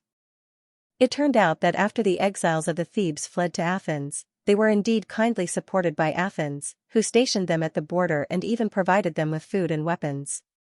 The exiles of the Thebes decided to learn from the famous democratic leader of Athens, Thrasybulus, who had overthrown the 30 tyrants of Athens. They quickly organized an army in Athens, then entered the Boeotia region and marched against the Thebes, attempting to overthrow the oppressive rule of the Sparta faction and regain independence. However, they forgot that the Thebes at this time were not the same as the situation in Athens. They were not only facing the reactionary army organized by their opponents, but also the Sparta army that occupied the Acropolis of the Thebes. Even several city-states in the Boeotia region, such as Praedia and Thespia, were puppets supported by Sparta. Therefore, this army was defeated before it could reach the city of Thebes. After that, the exiles of the Thebes organized 2 more military operations, but they still failed miserably. The exiles paid a lot of casualties, and what was more frightening was that they had lost their confidence. After discussion, everyone agreed that the current Sparta was too strong and had already controlled the Boeotia region. They were not strong enough to recapture the city of Thebes, so they could only lie low, accumulate strength, and wait for a better opportunity. Most people agreed, except for the young Pelopidas. He firmly believed that they could not expect favorable changes in the external situation, because the future was unpredictable, so they should take the initiative to control their own fate. Therefore, he also suggested that they should not take open military action, but use a strategy to recapture the Thebes, such as sending someone to assassinate the leader of the Sparta faction in the city, causing them to lose control of the situation in the city, thus causing chaos. This would be the opportunity for the exiles. However, his proposal was opposed by many because they thought it was too risky, so it was not adopted. For more than a year after that, the exiles laid low. Although the troops continued to grow, they did not train for war. Instead, their fighting spirit was worn down by time. More and more people sighed, but fewer and fewer were determined to take revenge. Pelopidas, however, had been paying attention to the situation in the west. With the support of the Sparta, the rulers of Thebes were oppressing the city-states. The people were suffering and complaining. The other city-states in Boeotia were also surrendering to Sparta.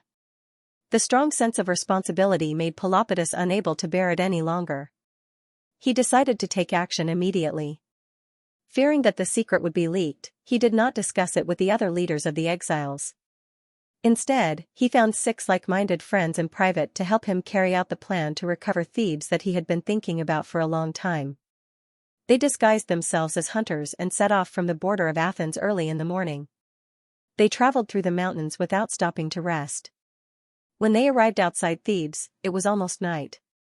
So they mixed in with the farmers who were returning to the city from their fields and successfully passed through the city gate.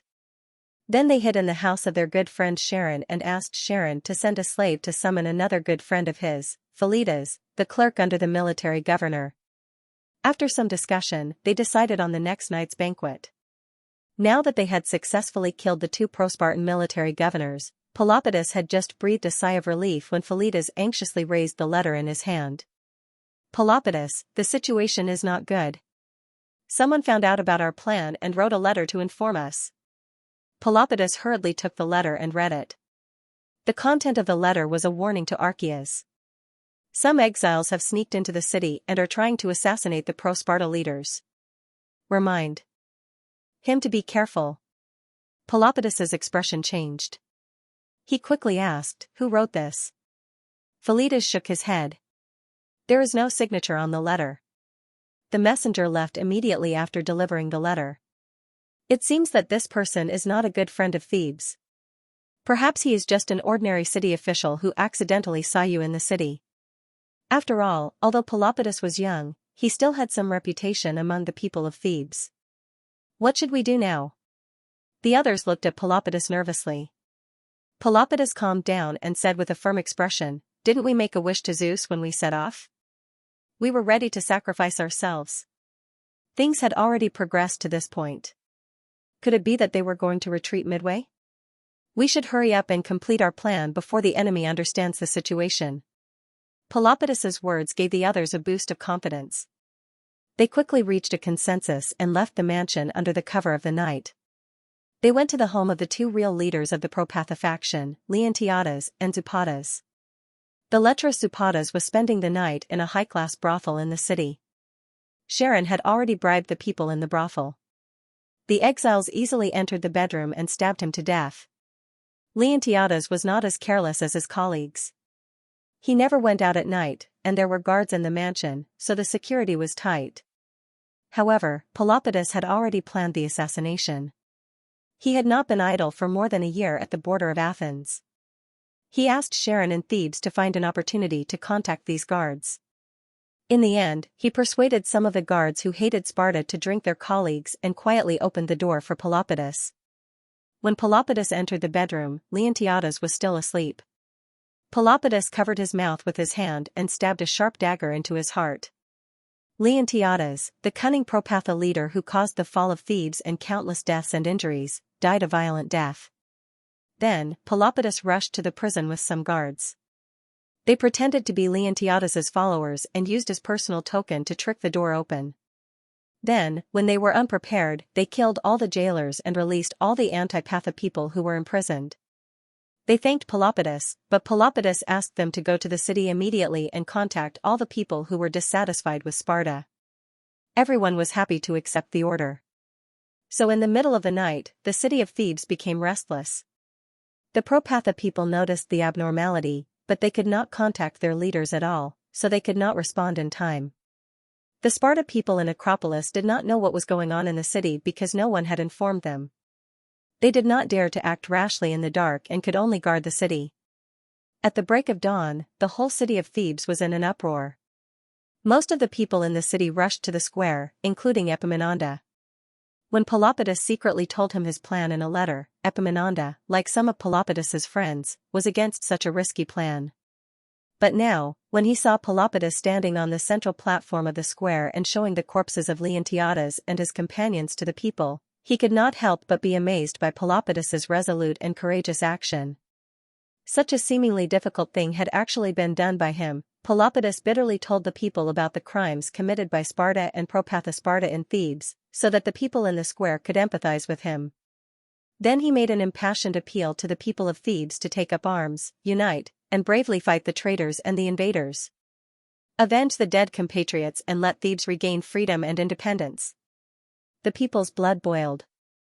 They chanted Pelopidas' name, excitedly crowning the instigators who participated in the assassination led by Pelopidas. At the same time, they unanimously elected Pelopidas and Philetus as military governors.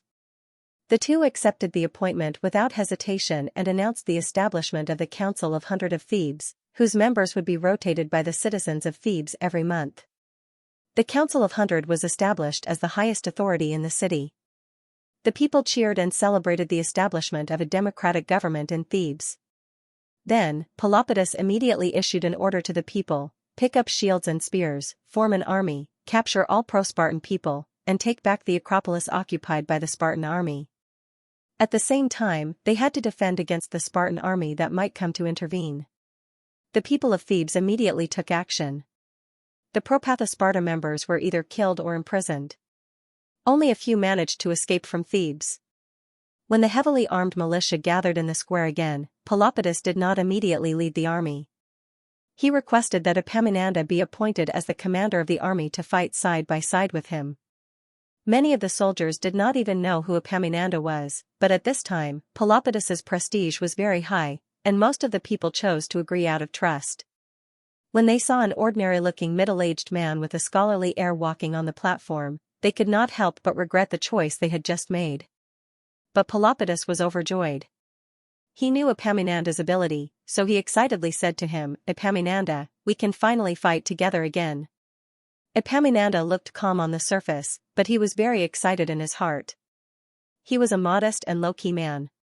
Because of his aversion to factional warfare, he did not participate in the series of political adventures undertaken by Pelopidas.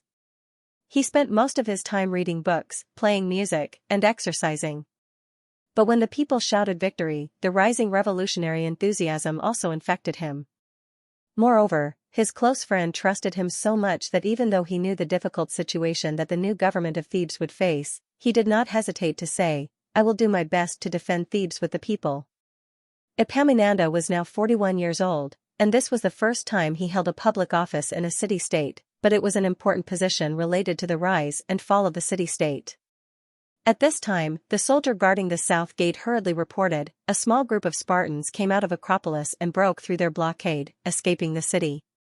It turned out that a member of the pro-Spartan faction had run into the Acropolis and secretly reported the shocking news to the Spartan commander that there was a riot in the city. The pro-Spartan government had been overthrown, and the leader had been killed. When the commander heard this, he was shocked. However, he only had 400 soldiers under him, which was too little. Without the cooperation of the Thebans, he didn't dare send them out to quell the rebellion. Even if the soldiers were all very brave and fierce, they couldn't possibly be a match for a few thousand angry Thebans. Thus, he quickly made a decision. Taking advantage of the fact that there had just been a riot in Thebes and the rioters hadn't completely taken control of the city, he quickly sent people to force their way out of the city and ask for help from the Spartan garrison in the neighboring cities of Plataea and Thespia. The news brought by the city guard made the rebels nervous. At this time, Epaminondas, who had just been appointed commander of the army, volunteered, "Pero, please let me lead a unit to the south gate to stop the incoming Sparta reinforcements, while you go and take back Acropolis." Pelopidas saw the determination in Epaminondas' eyes and answered without hesitation, "Okay." Then, he immediately assigned 3,500 men to Epaminondas, leaving only 2,000 soldiers for himself. The generals assigned to Epaminondas were all his close friends, and they were also familiar with Epaminondas, so that it would be easier for Epaminondas to command them. Epaminondas did not have time to thank him and hurried to the south gate with the army. At this time, another military governor, Philetas, asked worriedly, "Can Epaminondas stop the Sparta reinforcements? Shouldn't we be more prepared?" Library of Literature. Pelopidas immediately replied, "If even Epaminondas can't stop the enemy, then no one can defeat the Spartans." The people around them didn't understand why Pelopidas had so much confidence in Epaminondas. As far as they knew, although Epaminondas had participated in many battles before, he had always been a soldier or an officer. He had never commanded an army in battle. However, Pelopidas's confidence had infected them. Other than that, they didn't have any better ideas. So, they could only suppress their worries and lead the rest of the militia towards the citadel with Pelopidas. On the way to the south gate, Epaminondas had already come up with a strategy to deal with the enemy. Having lived in the city of Thebes for decades, he was familiar with the surrounding terrain. He knew that the main city of Thebes was located in the lowlands between the mountains, especially the south gate. Both sides of the citadel were protruding mountains, forming a trumpet-shaped terrain. Therefore, when they arrived at the south gate, he told the others his plan, to hide 800 people in the mountains on both sides of the south gate. When the enemy's reinforcements arrived, he would lead the rest of the civilian soldiers out of the citadel. Once the two sides met, the soldiers in ambush on both sides would immediately attack the enemy's flanks. Some people objected that it was too risky to fight outside the citadel, especially against the Sparta army. It was better to rely on the citadel for defense. Epaminondas immediately refuted this conservative idea. He said calmly, "The new government of Thebes has just been established, and it is not stable yet. Moreover, the citadel is still occupied by the enemy. If we allow the Sparta army to gather outside the citadel and attack the Thebes, then the battle will become very long. When the Sparta army arrives, the battle will become even more difficult. In the long run, the mentality of the people may change. So, we must take advantage of the time when the enemy arrives at Thebes and take the initiative to defeat them one by one. This is the only way to buy time for the revival of Thebes. Everyone was convinced by him. They didn't expect that this usually taciturn person could say such touching words. Of course, there were also people who asked, what if Sparta didn't take the bait and didn't attack us? Epaminondas replied calmly, then we'll go back to the city. It won't do us any harm. Even if they discover our army ambushing in the mountains, they won't dare to chase after them because we are the most familiar with the terrain here. However, I believe that the arrogant Sparta will immediately attack us, hoping to recapture Thebes as soon as possible. Damn Sparta! We won't let them succeed. Everyone loudly expressed their anger and determination towards Sparta. Epaminondas said in a low voice, everyone, let us work together and make this battle a nightmare for Sparta. Thus, the high-spirited crowd began to deploy according to Epaminondas' plan. The messengers requesting for help were the first to arrive at Plataea, which was closest to Thebes. When the general of the Sparta garrison received the news that there was a riot in Thebes and the pro-Sparta government had been overthrown, he was shocked. He knew that if they lost Thebes, Sparta's control over the Boeotia region would be in big trouble. Therefore, without hesitation, he led 2,000 garrison soldiers, most of whom were soldiers of the Peloponnesus alliance, and quickly marched towards Thebes. They arrived outside the city of Thebes at dusk. Then, he was surprised to see that the Thebes actually came out of the city and formed a battle formation. They even hit their round shields with their spears, provoking the advancing Sparta army. How could the general of Sparta allow the defeated army of Sparta to be so arrogant? Moreover, the number of Thebes was only a little more than his own army. Therefore, regardless of the fatigue of his soldiers, he immediately arranged his army into a battle formation of the same length as the opponent and blew the bugle to attack. At the same time, Epaminondas also gave the order to attack. He himself was at the forefront of the battle formation, raising his shield and spear high. He took the lead and charged towards the enemy. The morale of the Thebes was high. The Sparta army, after a long journey, was slightly exhausted. At the beginning of the battle, they were at a disadvantage. When they recovered, they began to rely on their rich combat experience and stronger killing skills to slowly turn the tide of the battle.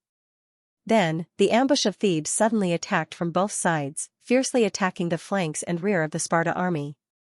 The Sparta army was caught off guard and was immediately routed. The soldiers scattered in all directions.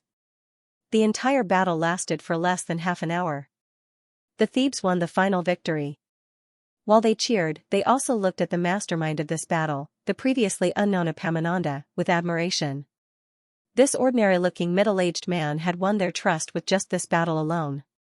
Another Sparta garrison from Thespeia, which was about to reach the city of Thebes, was shocked when they heard the news of the crushing defeat of the Thracian army.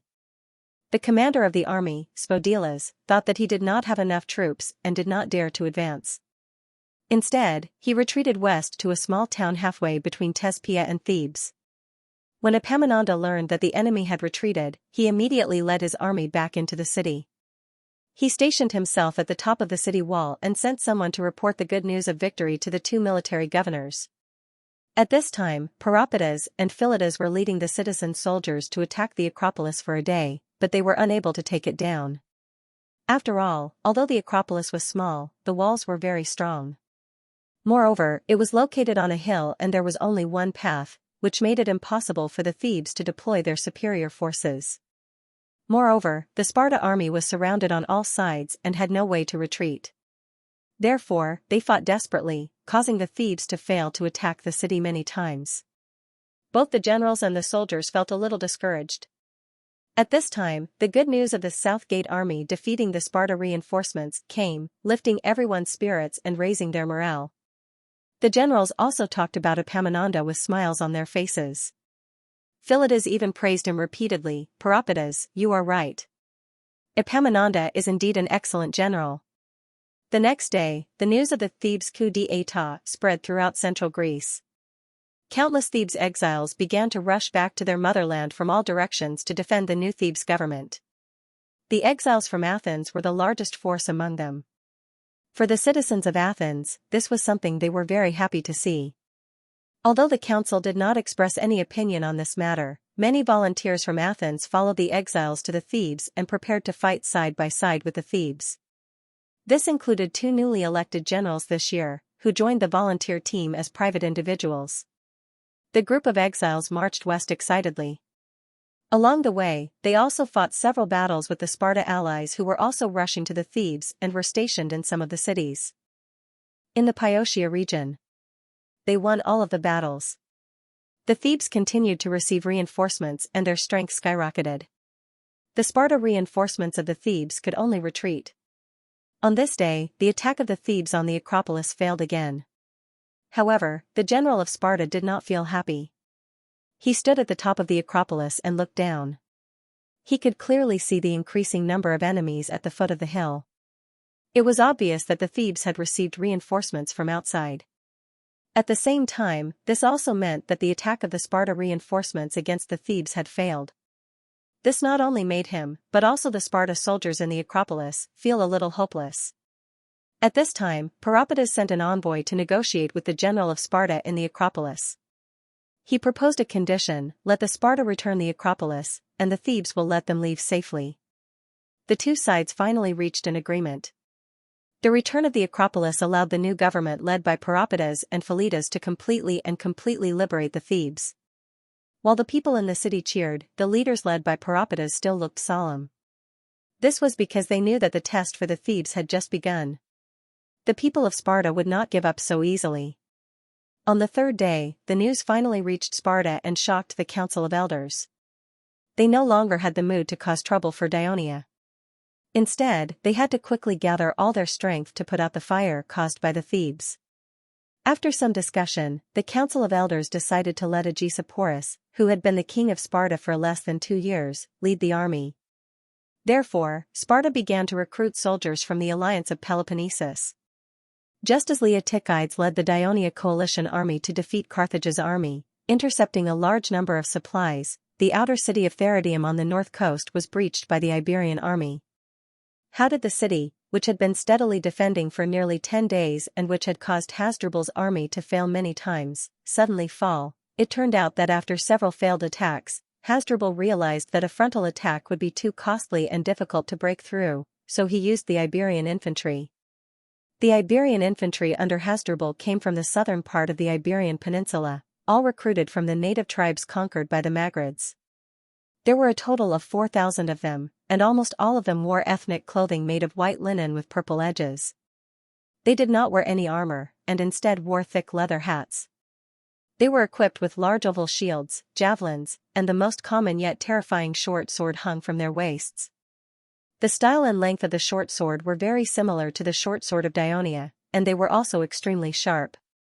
The only difference was that the front of the sword was slightly curved. These Iberians were not only brave and valiant, they were also good at fighting in the mountains. This was something that the Carthage people who had always lived on the flat coast of northern Africa could not compare to. After receiving Hasdrubal's order, the Iberian infantrymen carried rations and weapons and began to cross the mountains to the south. Hasdrubal, on the other hand, continued to attack Therodium to attract the attention of the defenders. The Iberian infantrymen crossed the mountains and took a big detour, appearing at the mountain pass behind Therodium in the early hours of the third day. The Therodium camp at the mountain pass was not well prepared and quickly fell under the fierce attack of the Iberian infantrymen. The Iberians then quickly approached the east side of Therodium. The Therodians quickly received the news that the enemy had appeared at their rear and panicked. After receiving the reminder from the Dionians, the Carthaginians only focused on reinforcing the western wall within a limited period of time. As for the eastern wall, they only had time to make simple repairs. Not only were the walls short, but there were also no defensive facilities outside the city. However, the Carthaginians believed that this direction wouldn't be attacked by the Carthaginians for the time being. After all, this was already within the sphere of influence of the Dionians, and they could receive reinforcements from the Dionians at any time. If the Carthaginians wanted to land here, they would have to take a huge risk. As for the Carthaginians wanting to climb over the mountains, the towering ridges weren't easy to climb, and the Carthaginians weren't good at it. However, they did not expect the thing they were most worried about to happen. At this time, Hasdrubal's army also launched a strong attack on Theridium's walls from the west. The defenders of Theridium were immediately outnumbered. They had a premonition that the situation was dire, and hurriedly organized all the citizens who could fight to defend the walls. At the same time, they also sent people to the port to take fast ships to Messina to ask for help. In addition, they arranged for the citizens in the city to retreat to the port. In fact, there were Dionysius fast ships patrolling and observing the situation on the senior Theridium every day. When they saw Carthage's army appear on the east side of Theridium, they knew that the situation was not good and immediately returned to Messina. Thus, when Theridium's messenger came to ask for help, the governor of Messina, Amicris, had already organized a fleet to send out reinforcements. Accompanying them was the Third Fleet. After Carthage's army divided into two and attacked the east from the north and south coasts at the same time, Sicorion had to divide the Sicilian fleet into two as well. The First Fleet was stationed in Catania, while the Third Fleet was stationed in Messina. As the war progressed, most of the warships of the First Fleet were stationed in the military port of Gela. This was to prevent Carthage's fleet from assisting the ground forces on the two coasts and landing at the rear of the friendly city-states of Ionia. At the same time, they could also protect the convoys that transported supplies or refugees. This time, the Third Fleet was deployed for the latter purpose. When Dionysius' fleet arrived at the sea near the city of Ceridium, the defense of the east wall of Ceridium had already been broken by the Iberian infantry.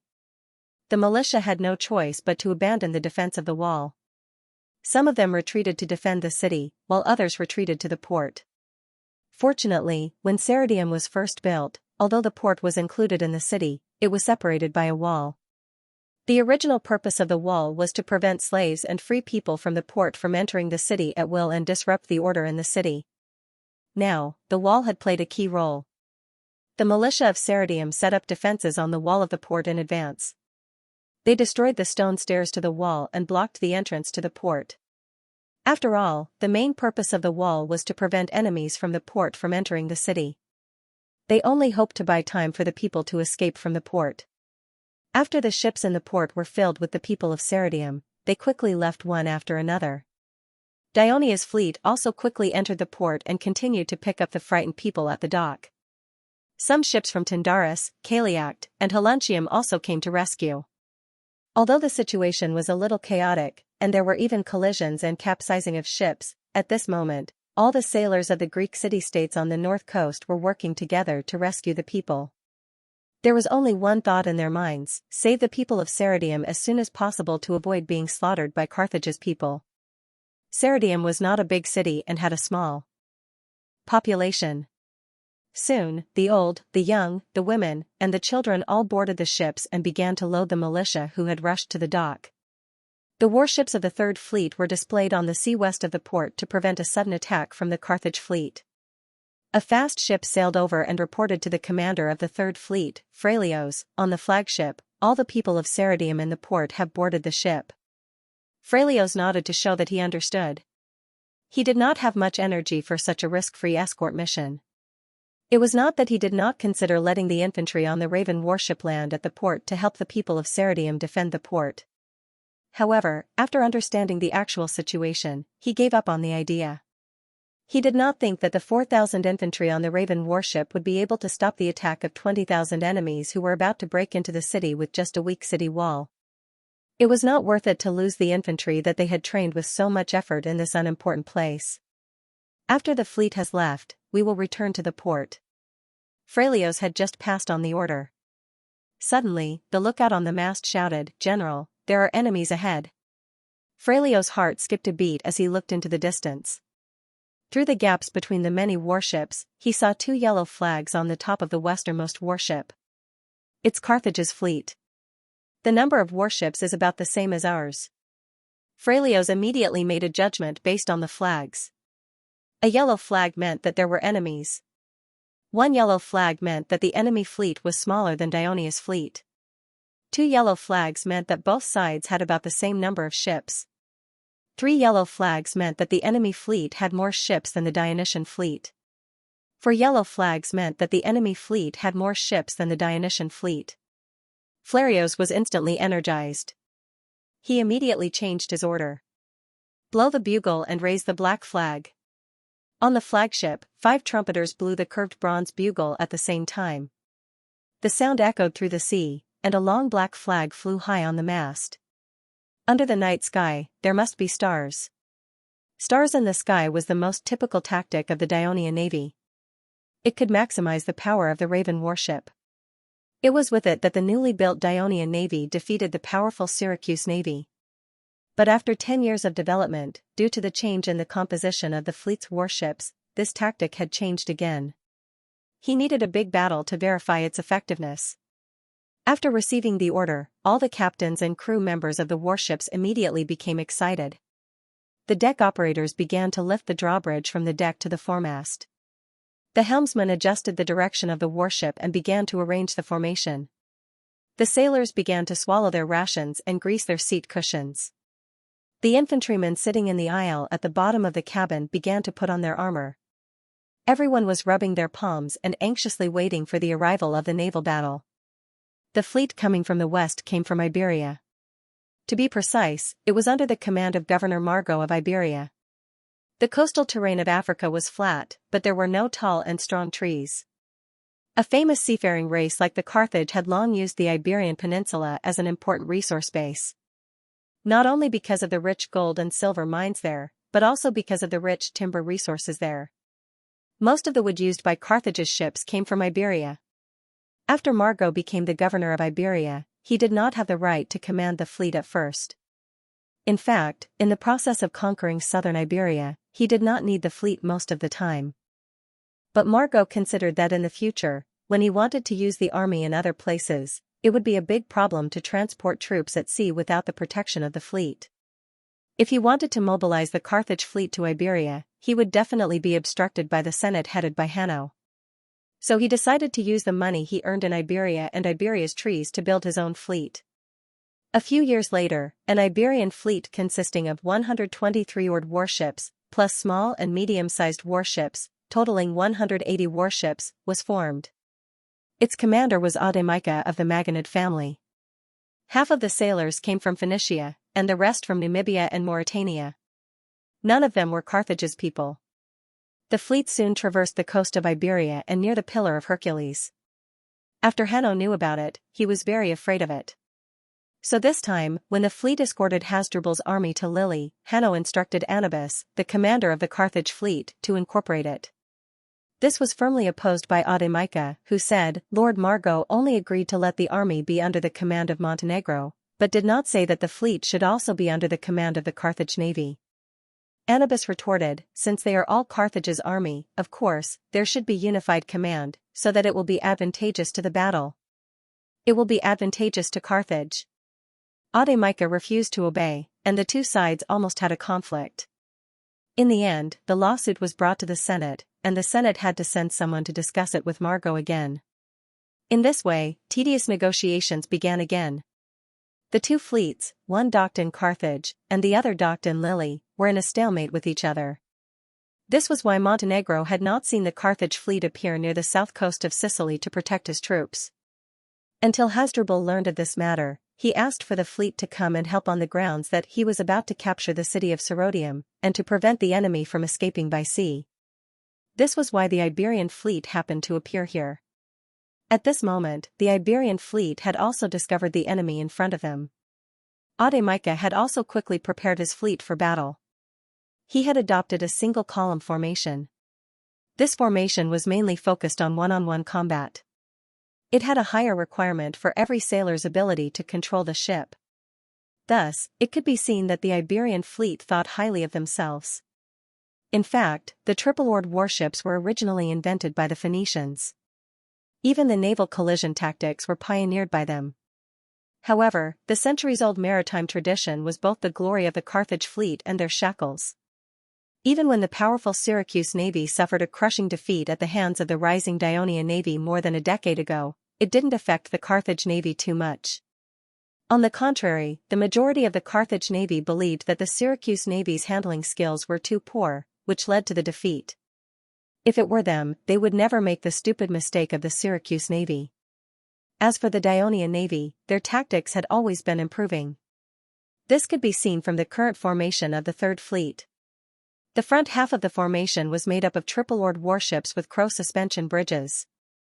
There were a total of 100 triple-oared warships, while the back half was made up of 50 triple-oared warships arranged in a column without crow suspension bridges. On both sides of the starry sky formation were 50 small and medium-sized warships arranged loosely. This was the result of continuous improvements made by the Dionian Ministry of Military Affairs and several high-ranking naval officers after the naval battles with the Syracuse Navy. Based on the flaws revealed by the Crow warships and the problems discovered during training, every fleet adopted a mix of Crow warships and triple-oared warships.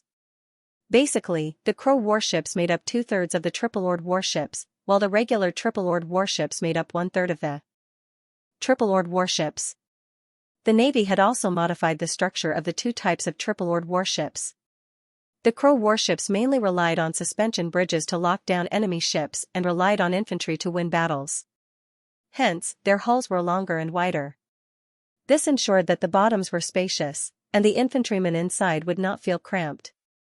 After all, with the expansion of the kingdom's territory, it was impossible for the fleets to engage in battle with the enemy as soon as they left the port. Often, they would patrol for a day or two without finding any traces of the enemy. This was to ensure that the sailors and infantrymen on the ships had a more comfortable living environment, which was beneficial to maintaining their combat effectiveness. At the same time, the Crow warships added some weight to the stern. This ensured that after the suspension bridge was installed, the front and rear of the warships could maintain balance, and the navigation would be more stable. If the Crow warships sacrificed speed to ensure comfort and safety, then the Dionia's regular triple-oared warships had to compensate for the Crow warships' lack of speed. Hence, their hulls were narrow and shorter, shaped like willow leaves. Even their masts were shorter, and the number of sailors on each warship was reduced to 150. The Ministry of Military Affairs gathered many of Dionia's famous shipwrights to repeatedly modify and test the triple-oared warships. Finally, the triple-oared warships were finalized. As a result, their top speed could reach 15 knots, and their agility was relatively high. Hence, the sailors of Dionia called them the fast triple-oared warships. Under normal circumstances, these fast triple-oared warships would be arranged at the rear of the fleet. When the battle began, they would shuttle between the gaps of the warships, protecting the Crow warships that were boarding the warships, and ramming the enemy ships that attempted to circle to the rear. When the enemy fleet retreated, the triple-oared warships would use their faster speed to pursue and expand the results of the battle. This was an encounter battle. Neither side avoided the battle. On the contrary, the sailors were very enthusiastic about the battle. Soon, they followed the order of their commander and adjusted the warships in the area of 10 miles around them, lining up. Listening to the piper's flute, they chanted orderly chants and pushed the oars with all their might. As the oars moved faster and faster, the warships broke through the waves and moved as fast as they could, as if they were flying. The warships at the forefront of both sides were about to collide. The commander of the Iberian Navy, Audiobook, who was at the rear, heard the cry of the lookout on the mast and clenched his fists in excitement. The first battle between Carthage and Dionia was about to begin. He firmly believed that victory would belong to the Carthage, who had a long history of sailing. Boom. Boom. The Raven drawbridges spun and fell, smashing through the deck of the enemy's ship and connecting the two warships together. Hades! 40 infantrymen of the Dionysian fleet rushed out from the bottom of the warships, crossing the suspension bridges in high spirits and killing the enemy ships. These infantrymen of the fleet were very different from the soldiers of the legion that had been loaded on the warships at the beginning. Not only were there 10 fewer people, but they were also wearing leather helmets and armor, holding a completely wooden shield in their left hand, and wearing leather sandals with crisscrossing grooves on the soles. These changes in weapons and equipment, as well as the reduction in weight, were more conducive to their flexibility in fighting on the warships, and it was not easy for them to slip on the slippery deck. When the infantrymen of the Dionysian fleet carried out a massacre on the enemy ships, Audiobook's excitement disappeared without a trace, replaced by coldness in his heart. In the end, he could only give the order to retreat with a bitter taste in his mouth. The first battle between Dionia and the Carthage navy lasted for just over half an hour. At the cost of 5 warships sunk and 6 damaged, Dionia's third fleet captured 18 of the Carthage's 3-decker or warships and sank 4, obtaining a great victory. Hasdrubal, who had just broken through the port, watched the whole process of the naval battle from the lighthouse of Therodium. He saw with his own eyes the Dionysian fleet's unique tactics that led to the crushing defeat of the Iberian fleet. This greatly shocked him, and at the same time made his joy of occupying Therodium vanish. As for the citizens of Therodium who were evacuating from the sea, the victory of Dionia also boosted their confidence to return to their homes. The next day, Hasdrubal, who had yet to wash his dust from the war, received the news that the main forces of the Carthage navy had been defeated on the south coast. Although he was somewhat gloating, he also felt that his situation was dangerous. Without the threat from the south, the Dionia would very likely turn their troops to deal with his isolated army deep in enemy territory. However, it would take some time for the Dionia to move from the south coast to the north coast. In the afternoon he received a messenger from Palermo's, who had come in a hurry, and at last he made up his mind. As it turned out, the third fleet of Dionia had sailed west early in the morning and landed on the coast near Palermo's. After the thousands of infantry on the warships went ashore, they attacked the main camp of the Iberian army. Although due to the vigilance and stubborn resistance of the garrison troops, they were unable to break through the camp, they still caused some damage to the supplies. Hasdrubal decided to lead the army back to Palermo's and stay there for a while, waiting for the new decision of the Carthage Senate, because he realized that the defeat of the main forces led by Monteadurno was likely to lead to a new political storm. As they retreated, Hasdrubal ordered the soldiers to completely destroy Therodium so that they would not encounter any trouble the next time they attacked. Venosa, a town in the northwest corner of the Pucidi region. It was said that one of Homer's heroes, Diomedes, lived in seclusion here after the Trojan War in search of a peaceful life. He built this town and the temple of Aphrodite to appease the anger of the goddess of love for the destruction of her beloved city of Troy. Hence, this town was also known as the City of Aphrodite, which showed the blood and cultural connection between the Pucidi people and the Greeks. However, at this time, this town that was blessed by the goddess of love was once again ravaged by the flames of war. It was surrounded by the Samnites, and the few militias were tenaciously resisting the enemy's attacks from all sides. Go and urge the tribal leaders to continue the attack. We must capture this town before dusk. Lesgok looked at the situation of the battle in front of him, and anxiously gave the order in a loud voice. Yes, great leader. The guard received the order and left. The great leader of the Caracini tribe, Contrac, glanced at him and comforted him. There's no point in rushing them. Don't worry, I don't think the enemy can hold on any longer. We can definitely capture this town before dusk. I'm just a little worried about the people of Dionia. We must hurry up and plunder more people and resources. We must have more bargaining chips to threaten the people of Dionia. Lesgok hurriedly explained. There's nothing to fear from the people of Dionia. Contrac saw through the fear in Lesgok's heart at first glance. He said loudly with some disdain, all your previous defeats against them were due to their tricks. You should know that we have never lost a head-on battle, and we have never lost a battle against the Greeks before. As the great leader of the Zilpini, you can be cautious, but you can't lose the courage and fierceness that the descendants of the Borthani should have. As a veteran great leader, Contrac used his status as an elder and years of battle experience to continue teaching the martyr Jack. Besides, you've already used a trick to move the main forces of Dionia to the north of the Downey region. It'll be difficult for them to get here in 2 or 3 days. Even if the enemy's reinforcements arrive in these 2 days, they'll be the temporary forces that the people of Dionia have formed in the Puceti and Masapi regions. There won't be many of them, and they won't be strong either. We can defeat them and boost the courage and morale of our warriors, especially the warriors of Zilpini, Catini, and Pentine. In the heart of this old Samanese leader, the warriors of the 3 tribes who had been defeated time and time again were not qualified Samanese warriors. Only the warriors of Caracini were the best. Lesgok did not say anything. At this moment, the scout hurried over. Great leader, reinforcements from Dionia have been found in the south. It had been more than a day since the Samani entered the Venosa region. It was normal for Dionia's reinforcements to appear at this time. Lescock asked anxiously, "How many are there?" The scout was ashamed and angry. "The Dionia's cavalry is the vanguard. They are advancing very quickly, and they are also searching for and chasing us away. Several of my teammates died under their spears, so we don't know how many enemies there are behind us.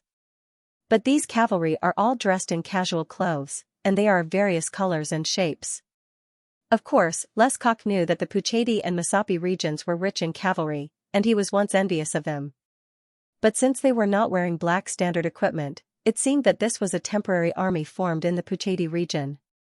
It was impossible to gather such a large army in such a short time. With this judgment, he turned to look at Contrak. Contrak stroked his beard and said without hesitation, "Our 4,000 warriors who have been resting can finally go into battle. These brave lads will easily drive them back." The guards who received the order immediately rushed to inform the troops that did not participate in the siege, but were specifically used to stop the reinforcements. Lescock roared again, "Go and urge the tribe leaders to increase the intensity of the siege. We must capture Venosa before Dionia's reinforcements arrive again." More than 10 minutes later, Lescock could not help but be overjoyed when he saw a simple samurai flag on the city wall in front of him. At this moment, the scout ran over in panic, "Great leader! Great leader! Not good. Many Dionia soldiers in black armor are coming from the south. The number of troops we sent to stop them is too small, we can't hold them back anymore. This is impossible. There can't be a regular Dionia army here." Lescock roared in disbelief. The answer to Lescock's doubt was an increasingly noisy voice coming from the south, "The Dionia army is here. Run." Behind the Samanai soldiers who were fleeing in panic was a surging black tide. Accompanied by rumbling footsteps and earth-shattering shouts, it pressed towards Venosa in a menacing manner. "Quick! Retreat! Retreat!" His face was also pale, and his voice had suddenly turned hoarse. He was no longer as tough as before. Adoris had already thrown away his spear and shield, and was only holding on to his dagger. That was why he was able to run quickly, rushing to the front of the group. After participating in the last Downey War, he could be considered a veteran. He no longer felt the discomfort of seeing corpses and blood. He only felt the excitement of defeating the enemy. His only regret was that the Samanian people who stopped them were too weak. Both sides had only shot a round of javelins at each other. The Samanian people had chosen to retreat before the battle had even begun. As a matter of fact, it had something to do with the momentum of the Dionysian army. The reinforcements consisted of more than 16,000 soldiers from the 2nd and 4th Cavalry Legions. In addition to the 1,000 reserve cavalrymen from the 2nd and 4th Cavalry Legions, the 4,000 Samoan soldiers who were responsible for blocking the reinforcements couldn't stop them at all. Cynthia's judgment was right. Even if they stayed in the 2nd Cavalry Legion, they could still fight a battle. Adoris hated himself for running so slowly that he couldn't catch up with the enemies in front of him who were fleeing like rabbits. He had completely forgotten that he was the squad leader. At this time, his main task was to gather the soldiers under him, maintain the formation of the squad, and not let them run away. He was trying his best to catch up with them, but he didn't see how worried the squad leader behind him was. He was afraid that something would happen to him during the battle, so he kept urging the other squads to catch up with Adoris and not let him face the enemy alone. After a while, the reserve cavalrymen rushed into the routed soldiers from the side, immediately disrupting the orderly retreat of the Samanian people. As the cavalrymen wantonly stabbed their spears and horses, the routed soldiers scattered in all directions. Some even turned around like headless flies, crashing into the direction of the Dionia troops. Adoris was overjoyed. He strode forward and stabbed with his dagger. Accompanied by a blood-curdling scream, one of them fell. Then, he punched with his left fist, hitting the face of another Samanian routed soldier, immediately knocking him to the ground. With his fighting spirit boiling, he continued to face the third routed soldier with his dagger. However, his left foot was hugged by a Samanian warrior who fell to the ground, and he couldn't move. Just as he bent down to deal with the enemy on the ground with his dagger, the enemy in front of him was holding a spear and fiercely rushing towards him. At that moment, his mind went blank, and he felt the aura of the underworld. However, the enemy's roar stopped abruptly. A flying javelin pierced deeply into his unprotected chest. Then, the squad leader rushed to Adoras's side and angrily reprimanded, "Before the enemy is truly defeated, no soldier or officer is allowed to leave the main force without permission. This is the rule of the military law. Adoras, you didn't listen to my orders, abandoned your men, and rashly advanced alone. This is against the military law.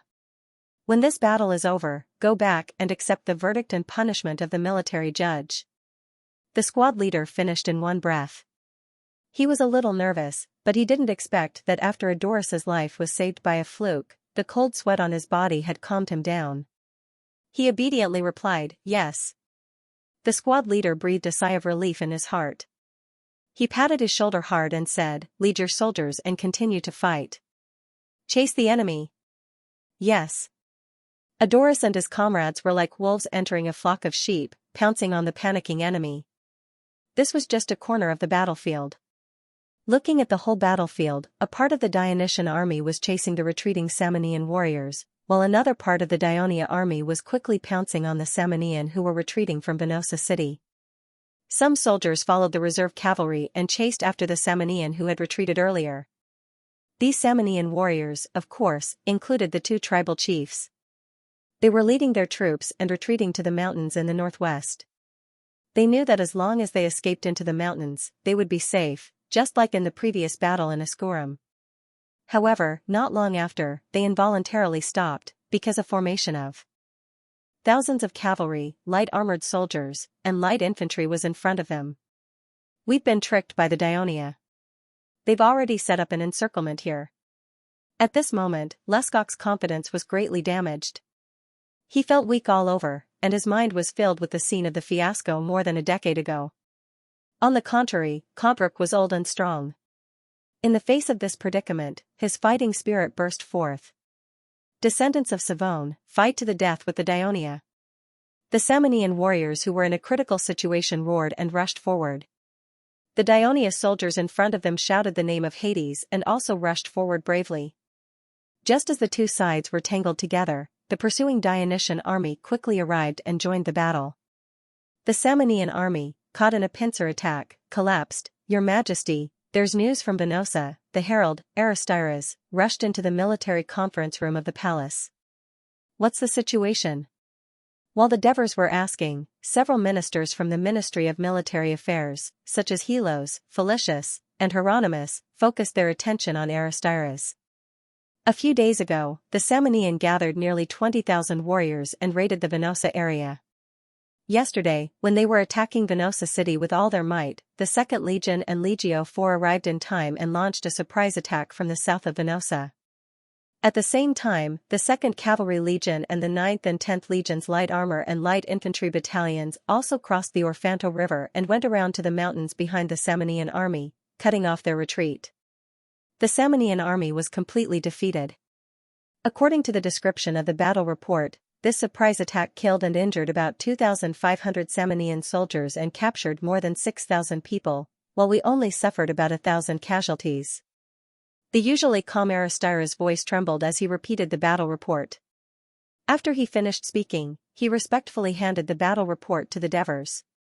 "This is another glorious victory," Felicius praised excitedly. "Your Majesty, it's because of your wisdom and decisiveness that firmly supported Alexis' bold guess that we were able to achieve such a great victory. This victory is mainly due to Alexis' correct judgment," the Devers said humbly. It turned out that after Alexis won the Battle of Ascurum, when she wrote the battle report to the Devers, she also mentioned that because the Downey area was guarded, the Samnian army was likely to change their target and launch a surprise attack on the Venosa area northwest of Puccetti. Alexis would organize the reserve troops in the Puccetti area to enter Venosa city and defend it. At the same time, he would be prepared to immediately send reinforcements if there were any abnormal situations, so as to launch a pincer attack and achieve another Ascurum-style victory. After carefully reading through Alexis's plan, the Devers considered it over and over again and proposed a further idea. They would not send troops to enter Venosa beforehand to avoid alerting the enemy. At the same time, he would quickly gather the 2nd Legion and Legio IV and secretly enter the central town of Silvium in Puccetti. The troops in the Downey area would not move towards the Venosa area to achieve the goal of confusing the enemy. After this plan was perfected by the Ministry of Military Affairs, it was fully implemented. In fact, the cunning Samanian army had even sent nearly 10,000 soldiers to the northwest border of the Downey area the day before yesterday to achieve the goal of luring the Dionysian army north and away from the Puchetti area. As Alexis had wished, she had led a large army north. This caused the Samanian army to finally make up their mind and send a large army to attack Venosa the day before yesterday. In the end, they were caught by the well-prepared Dionysian army. Your Majesty, according to the battle report, the Samanai warriors that appeared in this battle belonged to the Hilpini and Caracini tribes.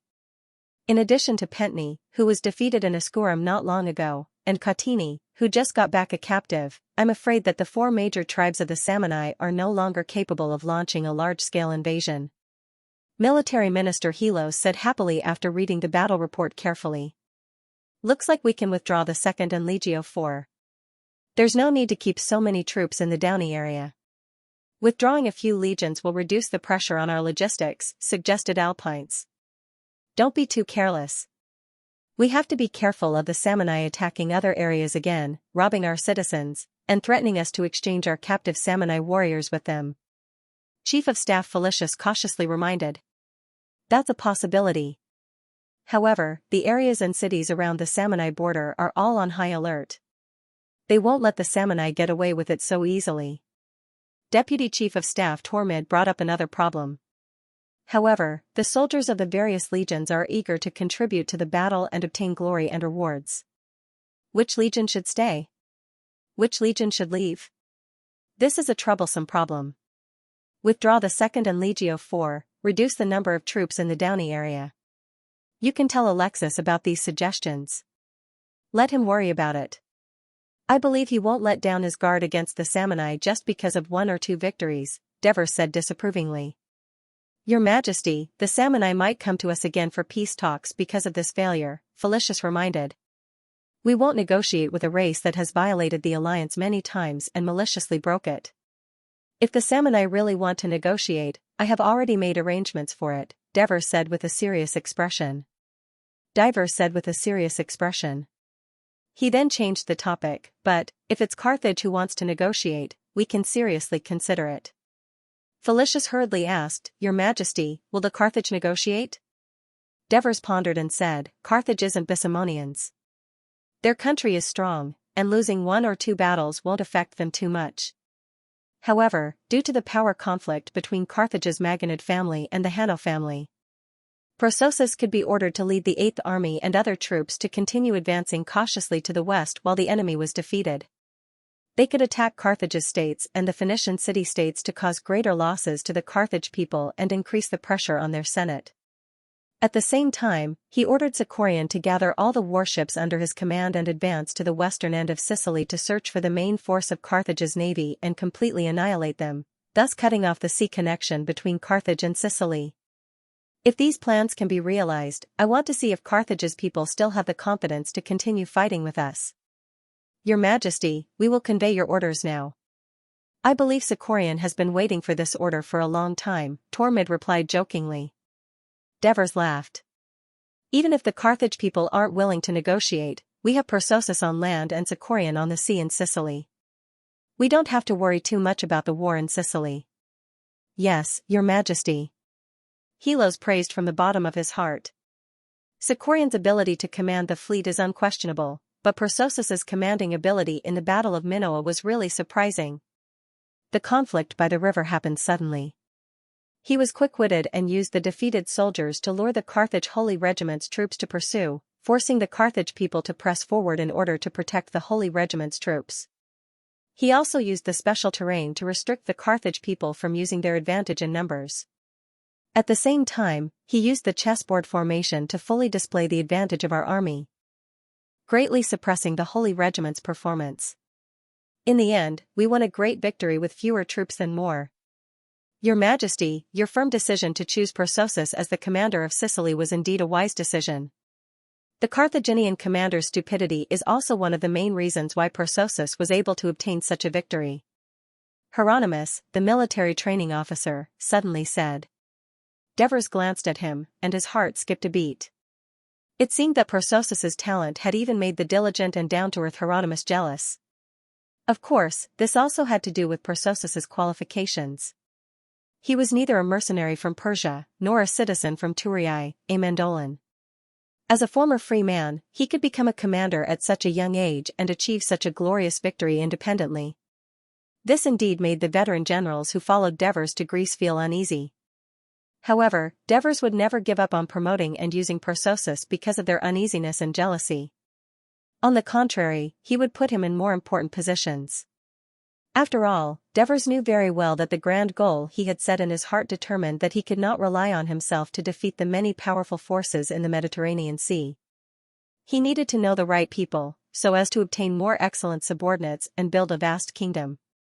At the same time, he needed more outstanding generals with different backgrounds to change the situation where the Dionysian army was mainly controlled by former mercenary generals. Devers suppressed these thoughts at the bottom of his heart and slowly said, "Sicily has Perseus and Sicarian, Downey has Alexis, so I don't need to worry about these places anymore." However, the situation in the Latin region is not optimistic.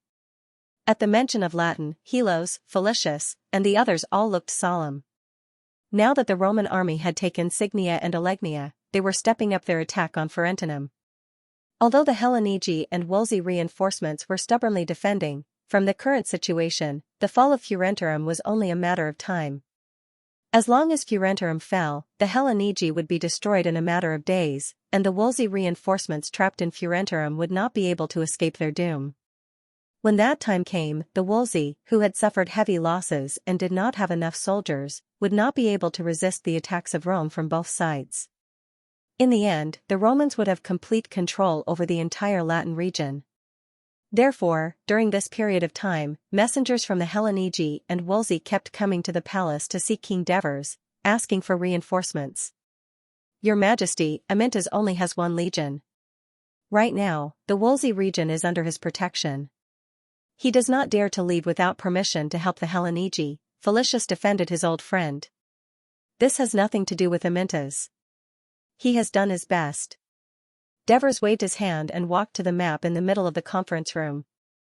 Gazing at the flat area in the middle of the Italian peninsula, he said in a deep voice, "I believe we all understand that the biggest threat to the kingdom now is not the procrastinating Carthage who has endless internal conflicts, nor the weak Samnese who can only cause small troubles, nor is it the troublesome Sparta across the Adriatic Sea.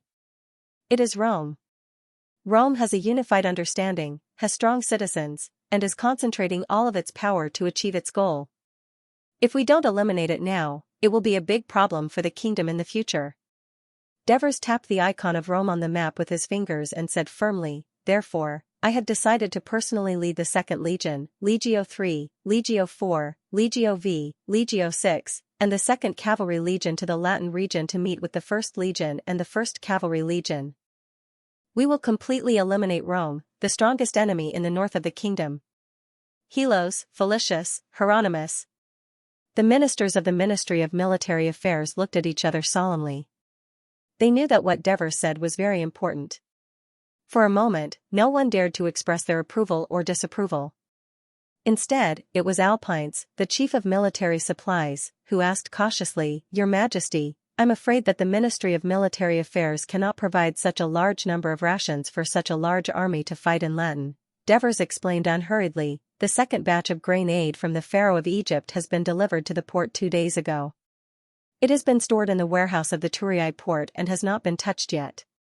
A large amount of food donated by the Turii merchants has filled the barn, and the food donated by the Lygium merchants from the Yoke Galaxy is already on its way back. It is reported that the amount is no less than the Turii merchants.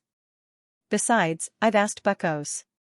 The people of the kingdom have replanted beans such as peas and lentils, as well as vegetables such as carrots, radishes, pumpkins, and lettuce. These can fill up part of the food shortage. Even so, since some of the food still needs to be supplied to the Sicilian army and Toni army, I'm afraid that the remaining food will only be enough for your army for 1 to 2 months, Your Majesty," Alpines reminded seriously. Devers already had a plan. He said calmly, 1 month is enough. The food will be provided by the Latin people." The people in the room looked at each other again. Of course, they understood what Devers meant. Back when they were fleeing from Persia, the Greek mercenaries often did this. Your Majesty. Felicius finally asked, you've taken so many troops with you. What if the people of Carthage reorganize their army, choose a smart commander, and attack Sicily again? Judging from the current situation of Carthage, if their Senate wants to unify again and send an army to Sicily, I'm afraid that it will take more than 1 or 2 months. Also, the intelligence department of Dionia will instigate the atmosphere of peace talks in Carthage and disrupt the order of the people of Carthage. When Devers said this, everyone looked at Aristides, who was standing outside the door. Literature Hall. If the situation is not as I expected, Carthage will still send reinforcements to Sicily, and Persosus will be outnumbered. Then we can send the 7th Legion, or even the 10th Legion under Alexis to Sicily to strengthen the forces there. The Samni have suffered heavy losses, and their strength is no longer a threat. Alexis will not need to keep too many troops. The Devers looked around and said seriously, now Dionia is at war with 3 other forces. Although we can deal with them, we can't evenly distribute our forces. That will only prolong the war and increase the consumption of our national strength. We should focus our forces on one of them before our opponents show their strength. Only then can we alleviate the current situation and free up our hands to deal with the other enemies. The Devers paused for a moment. Seeing that everyone was deep in thought, he continued, but who should we focus our forces on first? Of course, it can't be Carthage. It is strong and has a vast territory. The war with it will not end in a short period of time. Although the Samni are the weakest of the 3 forces, their homes are also in the mountains. So far, we have been luring them to fight on the plains and try to avoid fighting in the mountains, because that is what they are good at. If we don't destroy their homes, we will not be able to completely conquer them. The current situation requires us to be cautious. For the time being, we should not attack the Samni mountains that we are not familiar with. Finally, Rome, the Devers pointed at the map again. Although Rome is not weak, its forces are mainly concentrated in the northern region of Latin. That is a relatively flat river plain, which is advantageous for us to fight. The coastal areas of Latin are mostly flat beaches, and Rome's navy is not strong, which is advantageous for us to land troops and transport supplies and food. For the past few decades, Rome has been expanding everywhere and has made many enemies with the surrounding forces. This is advantageous for us to unite them and fight against Rome together. After the Devers finished, the ministers of the Ministry of Military Affairs were convinced by him. Helos immediately said, Your Majesty, after we go back, we will start preparing for the war against Rome. Move fast. Divers reminded, we must take advantage of the fact that Rome has not yet destroyed the Hernici. Their main forces are still in the east. We must gather our army and launch a swift and violent attack to annihilate their scattered forces in the west. We must capture their Latin allies and weaken their power. Finally, we will attack Rome and fight it. I will strive to destroy its forces within half a year, and bring Rome and the surrounding Latin states under the kingdom's rule. You should know that after such a large-scale war, there are more than 100,000 soldiers who need military rewards, especially those who have not come of age for long and have not yet received their fiefs.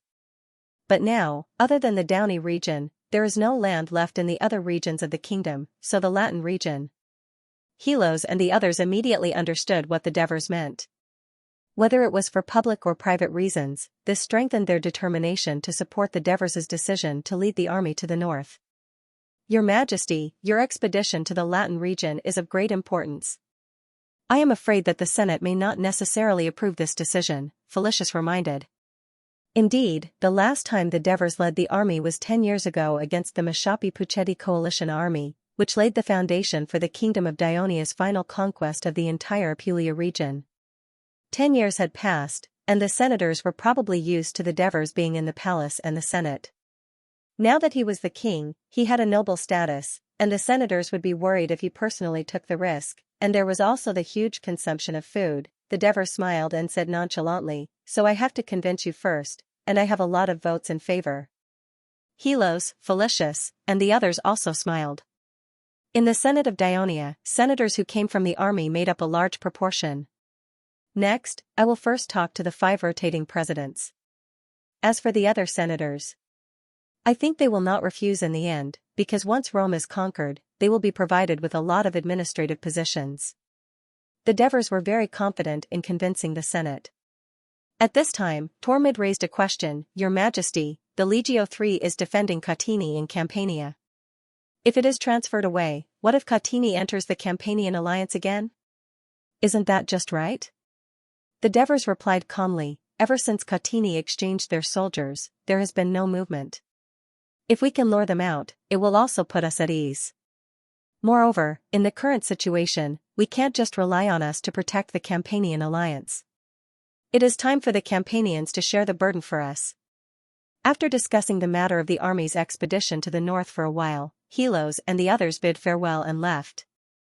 The Ministry of Military Affairs would be unusually busy from now on, because they had to mobilize soldiers, assemble the legions, mobilize the fleets, gather the military rations, and so on.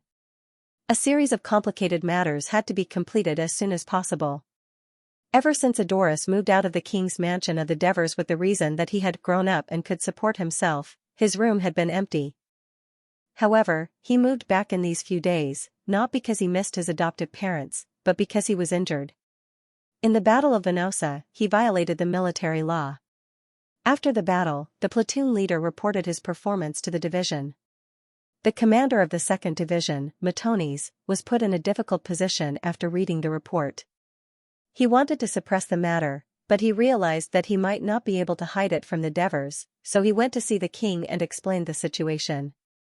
After hearing this, the Devers was very angry and said without hesitation, I can't ignore the military law just because he is my child. If I let him go, what will the other soldiers think? Will they still strictly follow orders and follow your commands? In fact, the Devers wanted to use this severe punishment to make Adoris remember that he must listen to orders in battle and work closely with his comrades, instead of just killing enemies and doing risky things. This was also for the sake of his safety. Therefore, Matones had no choice but to announce that according to the military law, Adoris would be punished with the rod. 20 solid strikes of the rod made the skin on Adoris's buttocks split open, and it was difficult for him to even walk. When Christoia heard this, she was heartbroken. Regardless of whether Adoris agreed or not, she forced him to move back to the mansion so that it would be easier to take care of him and treat him. Adoris couldn't dissuade his adoptive mother, so he could only go back to his original place obediently. Thud. Thud. Thud. Come in. Seeing that it was Crotocatax who walked in, Adoris heaved a sigh of relief. He wasn't in a hurry to cover his swollen buttocks with the blanket, and said listlessly, Clotho, it's you. Brother, who else do you think it is? Edui? Crotocatax smiled slyly. Nonsense. What do you know? Adoris glared at him. I know quite a lot. Crotocatax blinked mischievously. You and Elder Torlex's daughter, Edui, are together. Mother has already come forward to talk to Torlex and set your marriage with Edui for April, but now it might be delayed until the end of the year. Yesterday, she even specially came to see you. I think she's worried that if you get beaten up, you won't be able to have a child with her. Back then, Agnes' brother wanted to marry the Devers, but Christoia used her connections to set up matchmaking sessions for Adoris. In the end, Adoris took a fancy to Torlex's gentle and beautiful daughter. Torlex used to be the leader of a large tribe in Puchetti, and his family was quite influential in the Puchetti region. After becoming an elder of Dionia, he had been rather low-key. Whether it was for the political purpose of winning over the Puchetti people, or because they hoped to have a virtuous daughter-in-law, the Devers were quite satisfied, so the marriage was quickly set. Damn you, Clotho! Adoris pressed his hands on the bed and propped himself up. He wanted to teach his brother a lesson, but who knew that he would immediately cover his buttocks and cry out, ouch, ouch. Brother, are you all right? Crotocatax hurried over and asked with concern. Adoris took the opportunity to grab him and lightly knocked his head twice. He even scolded, Clotho, you've become bad now. Be careful that I don't tell on you to Mother. Brother, I'm afraid of you. I'll leave now, all right? But don't expect to hear any good news. With that, Crotocatax walked out. Wait, Clotho. What good news?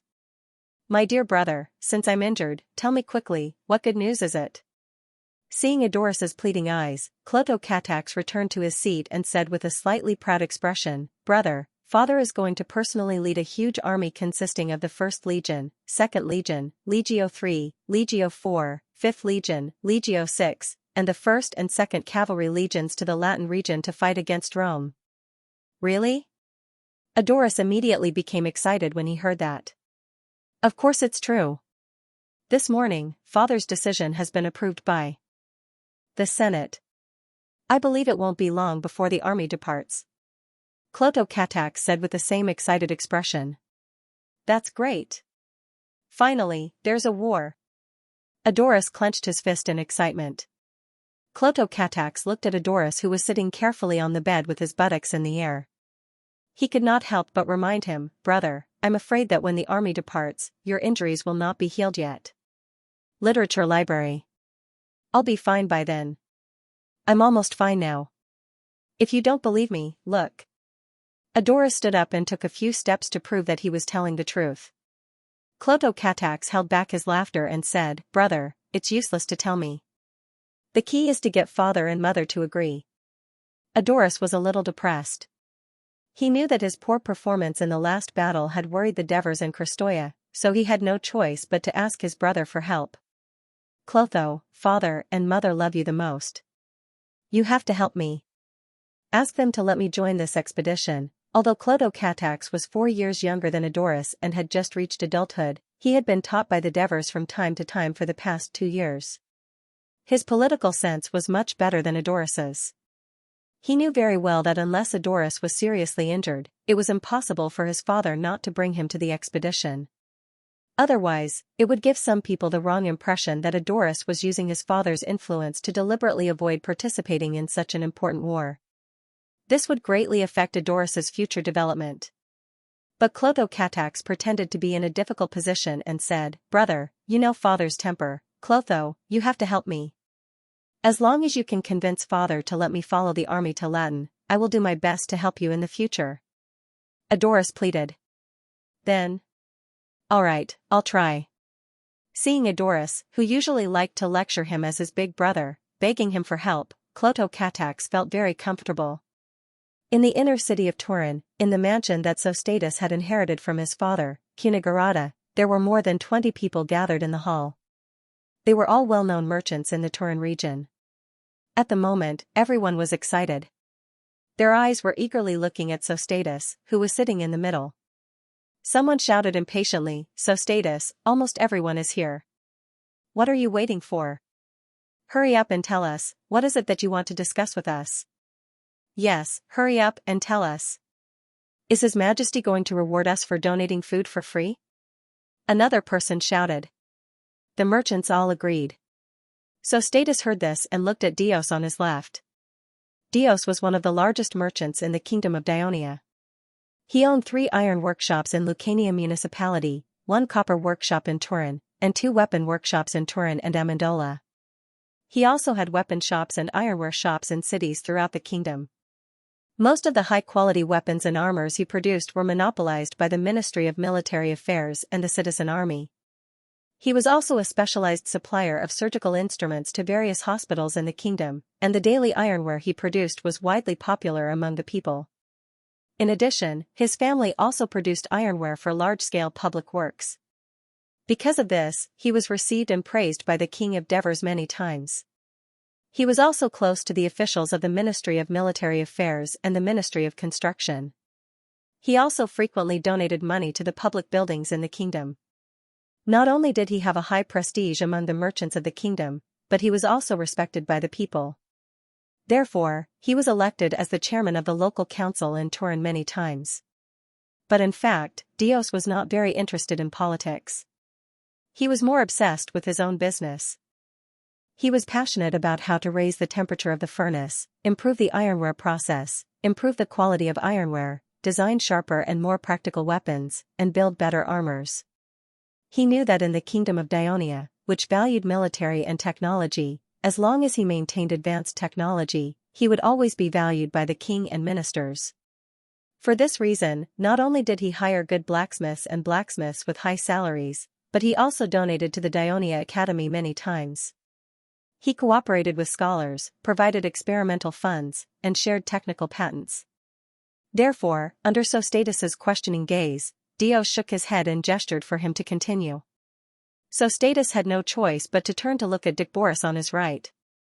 Speaking of which, Dicboris was the first merchant to come to Dionia to do business. He was also the first merchant to decide to stay and become a citizen.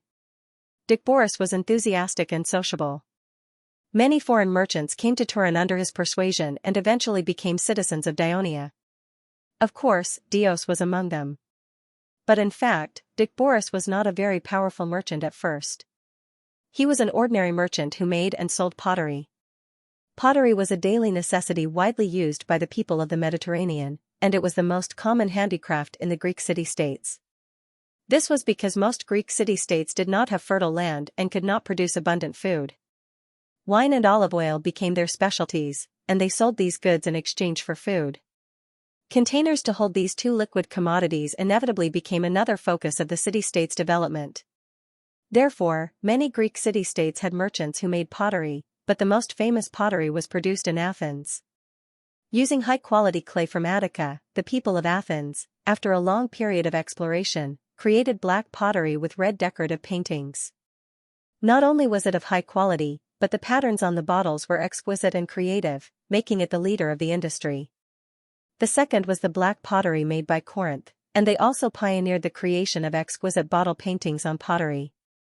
At the same time, the entire pottery industry was highly organized. The pottery they produced almost accounted for most of the pottery sales in the Mediterranean. It was not until 100 years later that the pottery industry of Athens overtook them. Born in Crete, Dicboris did not have any technical advantages in pottery, but with his vision and decisiveness, when the Dionia Union was just established and Turin was in dire need of repair, he moved all his belongings to the artisanal area of Amendola and began to sell the cheap pottery he produced to the ordinary people of Dionia who were rebuilding their homes. Gradually, he gained some fame. After that, with the establishment of the kingdom, the expansion of the territory, the increase of the population, and the expansion of the market, the sales of his pottery also increased explosively. At the same time, the low-interest loans from Kristoia's bank also gave him the confidence to expand and upgrade his pottery workshop.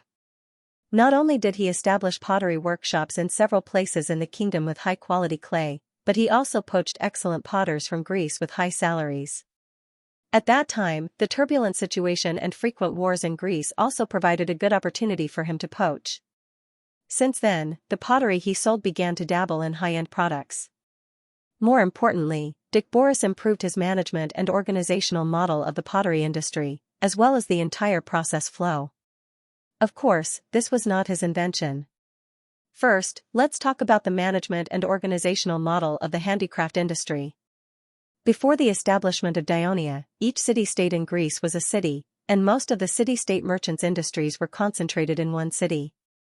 Because of the large number of small people and limited resources, even if a merchant had financial resources, his industry could not be very large. Of course, it was easier to manage. Even in the economically prosperous Athens, there were no large factories. But in Dionia, such a vast and populous kingdom in the Greek world, there were also a large number of free people who were willing to settle down there, providing fertile soil for the establishment of large factories. The chain management model of Kristoia's bank and Kristoia's restaurant, which were spread throughout the cities of the kingdom, gave the merchants of the kingdom a great inspiration, so that they could break the conservative business thinking that their industry was fixed in one city in the past. Thus, they dared to carry out the industrial layout in a vast area, and through the pyramid-style hierarchical responsibility system, they carried out effective management. Let's talk about the fine division of labor in the process flow. The pottery industry was already a highly organized industry in the Greek handicraft industry, but it still could not be separated from the tradition of a family workshop. From digging clay, transporting clay, molding, lighting the fire, burning the pottery, painting on the screen, engraving. A potter had to participate in most of the processes, which undoubtedly made the production of pottery inefficient. In order to make Dionia's weapons and armor meet the needs of the army as soon as possible, Devers taught Dios and other kingdom arms merchants the method of fine division of labor in the production process, which greatly increased the production of weapons. This method was quickly adopted by the merchants of other kingdoms. Of course, Dionia also carried out a fine division of labor in his pottery workshop. Every process was handled by a specialized person, which greatly improved the quality and production of pottery, and correspondingly lowered the price. This made Dionia's pottery more popular among the people of the kingdom, occupying more than half of the domestic pottery sales. The pottery of other cities, except for a small number of high-end pottery from Athens, could not compete with Dionia at all in the kingdom. He had become a veritable Dionia pottery merchant. Of course, Dionia, like other Turkish merchants, was busy completing the upgrading of the industry and occupying the ever-expanding kingdom's market. His external sales relied more on marketing agents led by Sostatus. This was also one of the reasons why Dionia, who was rich and had a wide network of friends, was willing to let Sostatus be the president of the Turkish Chamber of Commerce. Of course, the more important reason was that Sostatus's father, Cunogorata, was a trusted minister of the king of Devers. Even if he had passed away, Sostatus could still rely on his father's influence to enter the palace and the Ministry of Commerce from time to time, preemptively obtaining some business information and fighting for some preferential treatment for the Chamber of Commerce, such as this time. So, Dionia smiled and said, "Sostatus, you don't have to be so polite. You're the president, and this good thing was achieved through the hard work of everyone. Of course, you should be the one to announce it." Since the two most important Turii merchants had chosen to be courteous, Sostatus no longer refused. When he stood up, the other merchants stopped whispering and listened attentively to him with respect. This respect was not only because of his background, but also because of his own ability, even though he was the youngest among the merchants. "Everyone, I'll make it short so that I don't waste your time making money." As soon as Sostatus spoke, laughter erupted around him. "After the food that we spent a lot of money on arrived at the port, His Majesty summoned me to express his gratitude for our generous donation. At the same time, he also said that because of this food, he had the opportunity to personally lead an army to conquer Rome in central Italy. He hoped that we, the Turii merchants who donated food, would follow his army to the expedition." "What? We've already donated so much food, and he wants us to continue providing for the army?" Calmades, the wine merchant, shouted in dissatisfaction before Sostatus could finish. "Shut up, Calmades." Sostatus glared at him and warned, "Whether it's out of stupidity or other reasons, don't insult the great king of Devers again, or get out of here." "That's right, the great king of Devers is not to be insulted." Dios emphasized loudly, and the crowd echoed him. Most of the merchants in the kingdom of Dionia respected the king of Devers, not only because the bank established by his wife, Christoia, had a huge impact on the kingdom's commerce, but also because of the new business management model and the meticulous division of labor process that he invented, which was an unprecedented innovation in Dionia's commerce. Therefore, some merchants even believed that the Devers were not only the descendants of Hades, but also favored by Hermes. Calmades is absolutely not disrespectful to the king of Devers. He's just worried that he'll have to make endless donations for the army's expedition. The shipbuilder, Micrus, defended his friend. Micrus was the cousin of Enanilus, and Calmades was the son of Oriphis. Both of them were prominent families of the original Turii. They were related by marriage and had close contacts. Back then, because of the Polixus case, both Enanilus and Oriphis were implicated and imprisoned, but their families and businesses were not affected too much. It was only their political status that plummeted, so it was inevitable that they would feel uncomfortable. In truth, both Enanilus and Oriphis had been released a few years ago due to the completion of their sentences, but because of the scandal, for the sake of their families, it was no longer appropriate for them to appear in public again. "Looks like you two are really stupid." Sebinus, the slave trader, stood up. He was the one who had urged Sostatus to speak. The merchant was tall and rough, and his words were harsh, but people were still willing to be close to him because he could always provide satisfactory slaves. The great demand for slaves in the kingdom of Dionia made Sebinus, who had a rich source of slaves, a lot of money. At this moment, he laughed loudly. "Don't you understand? This is the reward for the food that His Majesty the Devers has given us. Since the establishment of Dionia, when has the army needed us merchants to accompany them? Never before, but now we do. This means that we can get the captives captured by the powerful king's regiment at the most favorable price and time. We can also get the spoils of war obtained by the army at the most favorable price. We can get the shops in the towns occupied by the army at the most favorable price and have the priority to occupy the market. Sebanus's impassioned words made everyone's eyes shine. Some even shouted excitedly, "Victory to His Majesty the Devers!" Cowmaids could not help but whisper, "Don't be happy too early. This expedition may not necessarily be victorious." However, it happened to be heard by the wool textile merchant, Phrasius, who was next to him. Phrasius was originally a cloth merchant from the island of Iberia.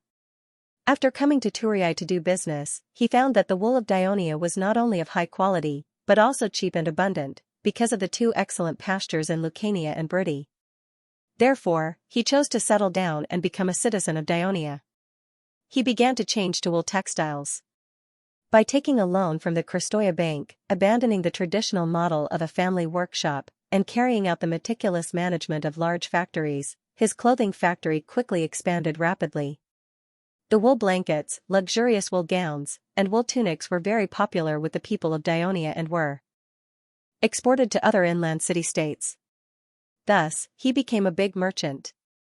Therefore, after hearing Cowmaids' words, he immediately retorted loudly, "Under the leadership of His Majesty the Devers, when has our army ever been defeated? It is not the attitude of a citizen of Dionia to look forward to the defeat of the king team." Facing the dissatisfied gazes of the others, Cowmaids hurriedly explained, I hope that the army will not be too careless, because I heard that Rome is a very powerful city-state. I heard that this expedition to Rome consists of the 1st, 2nd, 3rd, 4th, 5th, Legio 6, as well as the 1st and 2nd Cavalry Legions." Sostatus interrupted him and said loudly, "This is an army of nearly 60,000 soldiers. Everyone, I remember that even the Battle of Crotone and the Battle of Brindisi, that is, during the conquest of Apulia by the Devers, there was never such a large number of soldiers sent out. No matter how powerful Rome is, how can it resist such a powerful army of Dionia? Sostatus is right.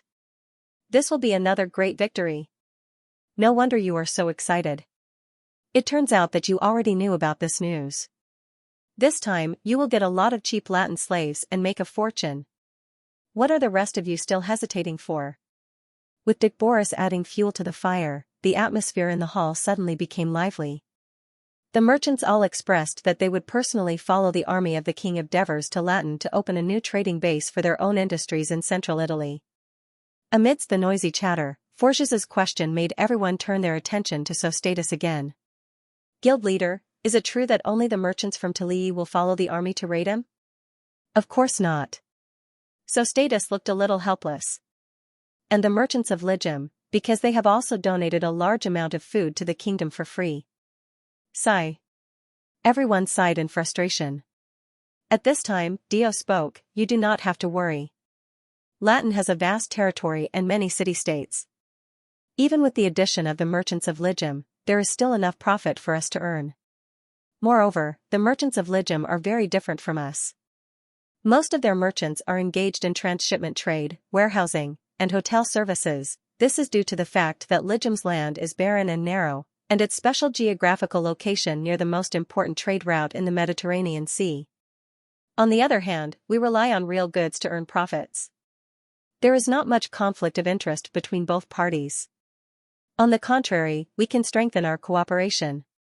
What Dio said makes sense. I heard that the city-states by the sea in the Latin region are backward in economy and have poor trade. Their ports are small and poor, and they can be handed over to the Ligum people who are the best at operating ports to expand and manage. My men and slaves can also stay in their hotels. With them in charge of transportation, it will save a lot of trouble." Sebanus' words made the gloomy expressions on the merchants' faces dissipate. In fact, the participation of the merchants of Ligum did not affect most of the merchants of Thurii much, but there was still competition for a small number of people. For example, the transportation and transshipment trade of the fleet was in direct competition with Sostatus' main business. However, Sostatus was very broad-minded and confident. In fact, he had long set his eyes on the transshipment trade of the merchants of Ligum. He wanted to strengthen and upgrade his own fleet through poaching and purchasing people, and expand the channels of external marketing. However, Ligem was a free city in the past, and the merchants of Ligem were monolithic. It was not easy to get close to them. Now that the city had been completely annexed to the kingdom, and with the opportunity of this expedition, it was convenient for him to get close to the merchants of Ligem. He believed that he would gain a lot. However, for the shipbuilder Mikros, the participation of the merchants of Ligem would be a great pressure because he was facing competition from the in-laws of the king of Devers, Alcibiades.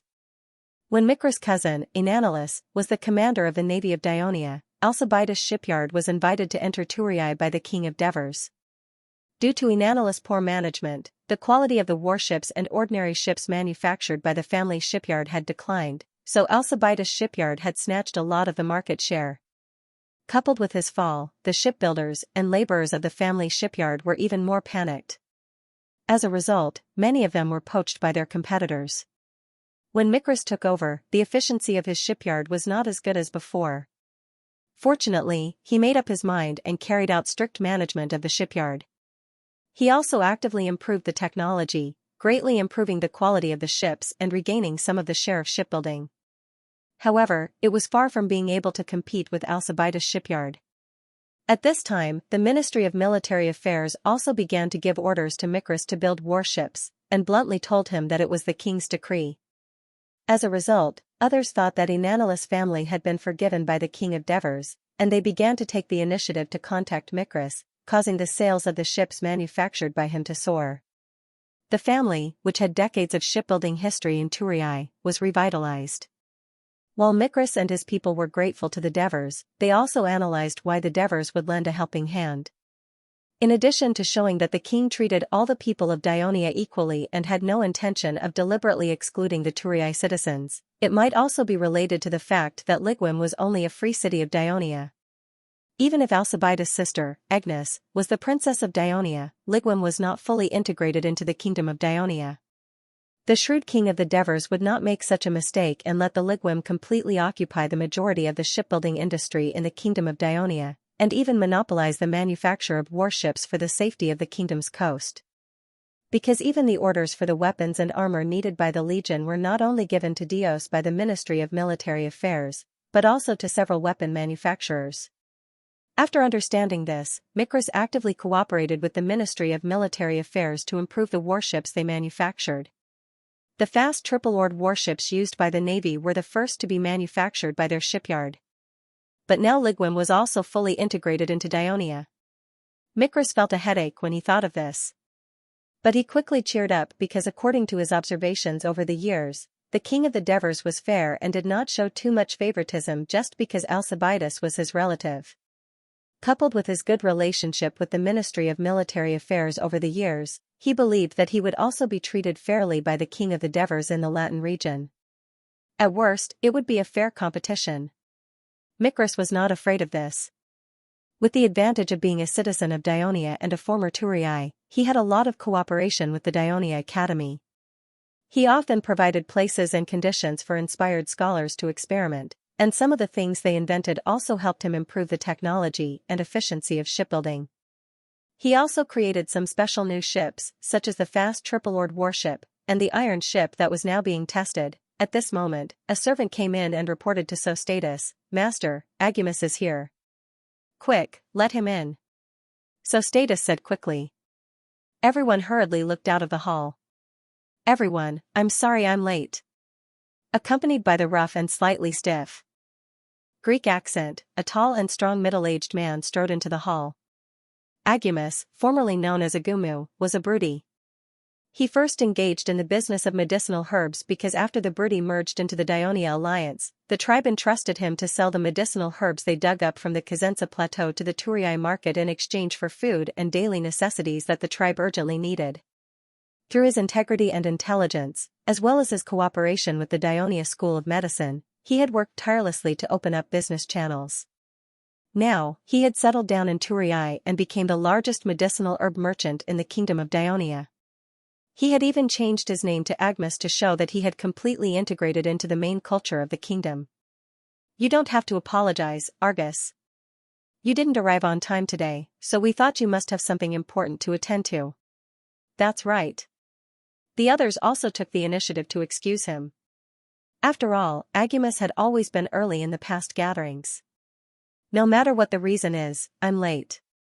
I'll host the banquet tonight as an apology, Agummus said straightforwardly. Agummus, no one is competing with you. You'll have to pay for the banquet tonight, Sabanus said loudly. The crowd burst into laughter. As a foreigner, Agummus was able to blend into the circle of the Turii Merchant Guild because of his generosity and willingness to help others. If the merchants or their relatives were sick, as long as he knew about it, he would quickly deliver good and fresh medicinal herbs according to the doctor's prescription. Therefore, he was very popular. I've long been looking forward to hosting another banquet for everyone. Agummus smiled and said, the reason I'm late is that Sir Alpines from the Ministry of Military Affairs found me. He hopes that I can provide sufficient medicinal herbs for the army going north. I'm afraid today's gathering is about His Majesty the Devers allowing us, the Turii merchants, to follow the army. Since you already know, it saves me the trouble of repeating it again, so Status said with a smile. Agummus, you're really good at making medicinal herbs. With the medical skills of our kingdom, no other medicinal herb merchant can compete with you when your medicinal herbs reach Ligem. Sabanus said loudly in envy. No one can compete, but no one will buy either. Agummus shrugged and said seriously, I'm afraid it'll take time for the people there to receive treatment from the Dionia doctors and take the medicine prescribed by them. While they were talking, the servant came in again and whispered something in Sostatus' ear. Sostatus frowned and said, everyone, Enipias is here. Enipias is always late. I wonder how he became a famous stone merchant in Turii. Sabanus said with dissatisfaction. It's because his family has been engaged in stone quarrying and carving for a long time. They have many experienced stonemasons and skilled carvers. They also took advantage of the rapid expansion of the kingdom and the construction of public works in various cities to easily amass a lot of wealth. Otherwise, someone said in disdain. As the president, Sostatus couldn't casually judge the other members of the merchant guild. He changed the topic and said in a serious tone, Leocrate came with Enipias. Why is he here? Dicboris looked surprised. I'm afraid it's because we're going to war with His Majesty, Dios answered uncertainly. This is the reward that His Majesty the Devers has given to us Turii merchants. The Crotone merchants have not contributed anything to the kingdom, yet they want to get benefits. What a delusion! Phorcys said angrily. His words also caused the other merchants to be angry. Micras asked doubtfully, this should be a secret. How did he know about it? Enipias must have told him. Sabanus pointed out. Enipias won't know what we're discussing today. Calmades defended the stone merchant because they were all old Turii. Secret? Then how did Agummus know? Sabanus retorted. In any case, today is an important meeting of our merchant guild. It's not suitable for an outsider to participate, Dicboris looked at Sostatus and suggested seriously. Sostatus nodded. I'm so sorry. My master said that he's now discussing something very important with a guest. He doesn't have extra time to meet you today. Outside Sostatus's mansion, his servant was speaking politely, but he had an unapproachable expression on his face. Enipias immediately shrugged and said helplessly, it seems that they don't want to see you at this time. I can't do anything about it. However, Leocrat didn't seem depressed as he calmly said, as for the stone and statues that you want to supply to the Colosseum that my Chamber of Commerce donated to build, my promise is still valid. Enipias looked delighted. Leocrat suppressed the unwillingness in his heart and turned to leave. As the chairman of the merchant guild in Clotho, Leocrat knew that the king of Devers allowing merchants to follow the army to the Latin region would provide a huge business opportunity, but it was obvious that the Turii merchants were unwilling to share it with others. However, since the Turii merchants could obtain such an opportunity by donating food, the Crotone Merchant Guild could do the same. With this in mind, Leocrat stopped and looked back at Sostatus' mansion. Another key problem occurred to him. The overall financial resources of the Crotone merchants, who had suffered the crisis of the destruction of their city, were far from comparable to the Turii Merchant Guild located in the heart of the kingdom. They might not be able to donate such a huge amount of food to the kingdom. Perhaps I should contact the Cyril Merchant Guild and the Trine Merchant Guild, to raise funds and donate a much larger amount of food than the Turii Merchant Guild to obtain permission to go to the Latin region. But this must be done immediately because the day of the army's departure was not far away. Thinking of this, Leocrat became anxious and actually started to run. As the herald and chief intelligence officer of the Devers, Aristides was the Devers' most trusted confidant. Many powerful elders dared not belittle him, but he usually kept a low profile. The mansion he lived in was not big, and it was no different from the houses of ordinary citizens. It was a square courtyard with a pond and garden in the middle. The main building faced the north. On one side was the servants' bungalow, on the other side was Aristides' study and living room, and on the south was the courtyard gate. It was very simple. The only commendable thing about the courtyard was that it was located at the foot of the south of the King's Hill. Not only could he rush to the palace or the king's mansion in a short period of time, he could also report important information to the Devers in a timely manner. There were also palace guards patrolling the area all day long. It was a great guarantee of safety. However, Aristides' younger brother, Androporus, obviously did not think so. "Big brother, your place is too shabby. If others see it, they won't believe that this is the place where an important minister of the kingdom lives. You don't have to suffer like this. I'm just a herald, not an important minister of the kingdom. Why do I have to live so luxuriously? Besides, if I get tired of living here, I can stay in the villa for a while," Aristides said disapprovingly. Living in a villa was a trend in the kingdom of Dionia in recent years. It originated from the Devers. He built a villa on a hill not far from the Turii hot springs. During the hottest time of summer, he would bring his family to the northern mountains to escape the heat, relax, and soak in the hot springs. The children loved it very much. After a few banquets, the senators and ministers discovered the benefits of living in a villa. The hills in the northern mountains, which were sparsely populated, barren, and rugged, soon became a hot commodity. The rich and influential citizens of Turii lined up to buy them from the Ministry of Agriculture. In the end, the local Turii parliament had to pass a bill to restrict the oversale of the mountains in Turii territory. The area of the mountains for sale was also strictly regulated, and trees in other areas were not allowed to be cut down at will. The citizens of Turii had no choice but to turn their attention to Amendolara, Abyssinia, and Castellan in the core areas of Turii. Soon, the local councils of these three towns were forced to restrict the sale of the mountains. In the end, the trend swept the whole kingdom, causing the Senate to specially enact a clause in the law of the Kingdom of Dionia on the sale of mountains and the construction of villas. Androporus was just expressing his concern in this way. He knew that his brother had a firm character and was not someone who could be easily persuaded. Just like how he once advised Aristides to propose to His Majesty the Devers that he no longer be the chief of intelligence but an administrative officer. He believed that with his brother's talent, he could have a more brilliant future. However, Aristides sternly refused and warned him not to mention the matter again. Androporus did not say anything, but Aristides asked, "What are you here for today?" "Brother, can't I come to see you today?" Androporus said discontentedly. "Polaris is here." With a kind shout, a woman came out of the main building. "Sister-in-law." Androporus called out respectfully. It was Aristides' wife, Asuna. "You haven't been to our house for a long time," Asuna said with a smile, pretending to blame him. "Sister-in-law, it's not that I don't want to come, but haven't I been working elsewhere for the past few years? I just came back from Hibernian last month, and I've been busy with all kinds of handover procedures. See, I rushed over as soon as I was done," Andropolis quickly explained. "Since it's rare for you to come here, let's have dinner at home tonight. I have already asked the servants to prepare. Call your sister-in-law, Corias, and Riria, Asuna's daughter, also misses her brother, Andux. Let's have a good family gathering tonight," Asuna said enthusiastically. Androporus looked at his brother. He knew that Aristides rarely held gatherings at home. But at this moment, Aristides quickly said, "Your sister-in-law has spoken. Quickly send a servant home and call your sister-in-law and children over." Asuna looked at her husband, smiled charmingly, and then said, "Princess Kristoya has something urgent for me to do.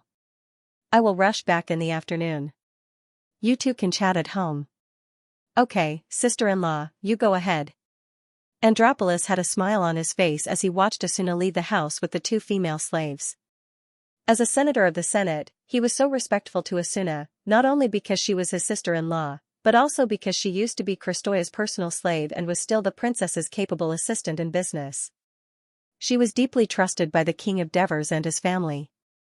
In addition, Aristyras was the king of Devers' confidant, so it was not wrong for Antiporus to say that his brother was an important minister of the kingdom.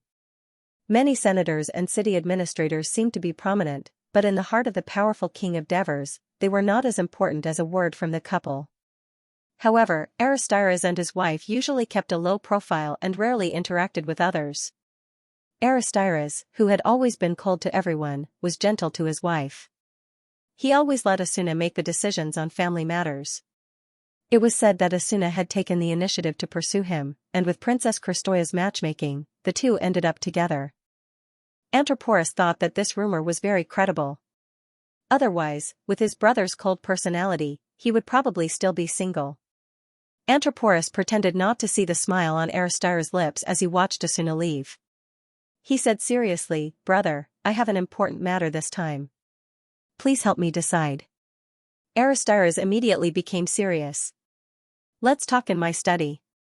Brother, I want to respond to His Majesty the Devers' call and follow the army to Latin." Antiporus said solemnly in the study.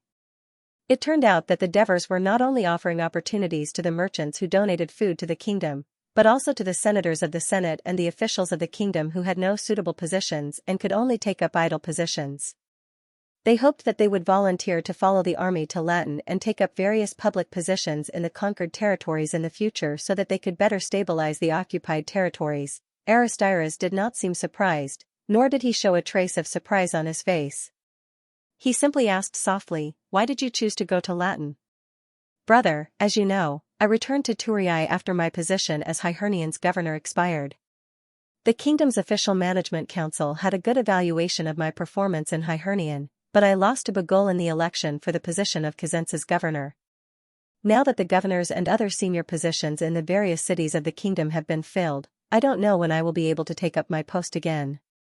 So I thought, why not follow His Majesty the Devers to Latin?" Antiporus revealed his true thoughts. "Isn't the position of Castellan's governor still empty?" Aristyras asked. "Can the governor of Castellan still be called the governor? I don't want to have a Lysias above me telling me what to do." Antiporus shook his head. A few years ago, the Devers established the region of Turiae to consolidate resources and highlight the central position of Turiae in the kingdom. Abyssinia, Castellan, and Amendola were all incorporated into this region, and their governors were under the jurisdiction of the governor of Turiae. Lysias had been the governor of Turiae for many years and had a high reputation. Most of the governors dared not disobey his orders. "Actually, after your Majesty proposed this plan in the Senate, I wanted to suggest that you go to Latin, but I didn't expect you to make a decision so quickly." Aristyras had a gratified expression on his face. Although he rarely contacted Antiporus, he had always been paying attention to his brother's performance in the political arena. "You also support me to go?" Antiporus was a little more determined when he heard this, but he still said worriedly, "What I'm worried about now is that Latin is too far from the center of the kingdom, and its location is remote. If I serve in that place, I won't get much attention, and if I stay there for too long, I'll miss other good opportunities. Besides, that area is full of foreigners, and it's not adjacent to the kingdom. I'm afraid it's not easy to govern, and if there's a riot." Aristyras listened to his brother's words carefully and said slowly, "You don't have to worry about not getting attention there. As far as I know, His Majesty attaches far more importance to Rome than you can imagine. Long before the war in southern Italy, he asked me to set up an information channel for Rome. After the war in southern Italy, he increased the investment in intelligence gathering in Rome, and asked me to report to him about Latin every month. In the second half of last year, His Majesty even asked me to report to him as soon as there's any new situation in Rome. Do you know that there's a map of Italy and Sicily made out of clay in the military conference room in the palace?" "I know, and I heard that it's very exquisite." Antiporus nodded and replied. "Among all the models of the other cities, the model of Rome is the largest, and the only one made out of red clay. It's very eye-catching. From this, it can be seen that His Majesty attaches more importance to Rome than to Carthage." That's why he brought you, the administrative officials, for this expedition. This has never happened before.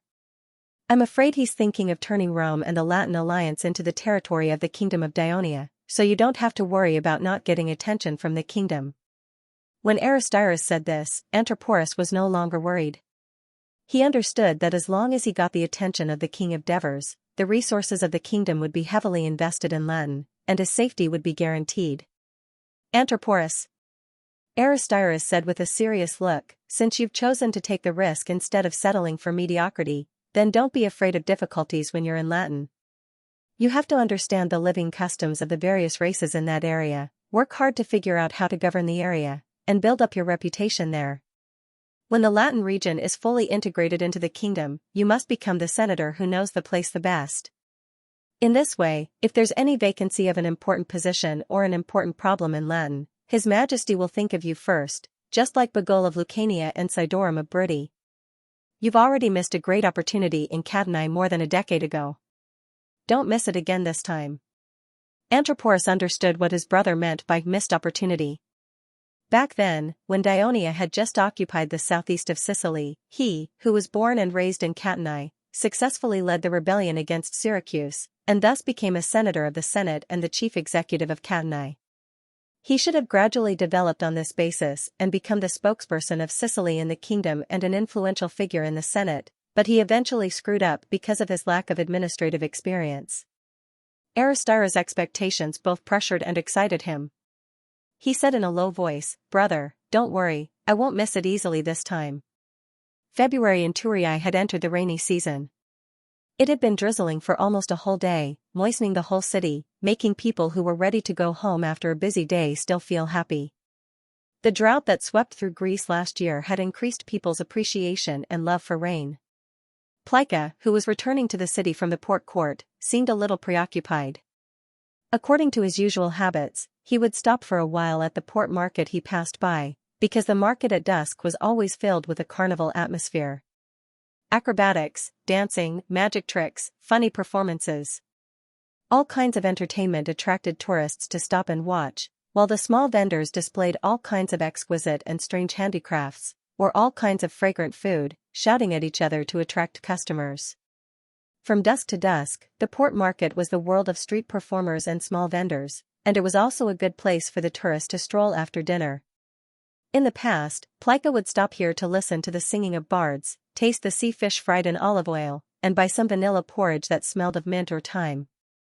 But today, his footsteps did not stop, and he finally squeezed out of the market with great difficulty.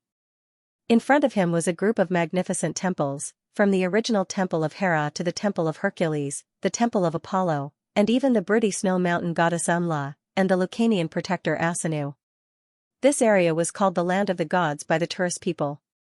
Even during the day, the temple was always lit, and there were many believers. Of course, it could not compare to the Temple of Hades. At dusk, most of the believers had dispersed, and the temple once again appeared majestic and empty. The chanting of the priests of the gods in the main hall penetrated through the thick stone walls and towering pillars, lingering in Plica's ears, calming him down a little, but he did not slow down. Only when he passed by the Temple of Hera did he stop, because he saw the pure white carriage and the fully armed palace guards parked in front of the temple. He knew that this was the princess of Dionia, the priestess of the Temple of Hera, Agnes, who was about to return home. In order to show respect, he stayed where he was, and many people did the same, watching the beautiful and kind princess smile and wave at them before getting on the carriage and leaving. Further north, he entered the outer city of Turris. There was once a foreign merchant who came to Turris to do business who said, "The inner city and outer city of Turris are like nobles and commoners. One embodies elegance and order, while the other shows liveliness and vitality.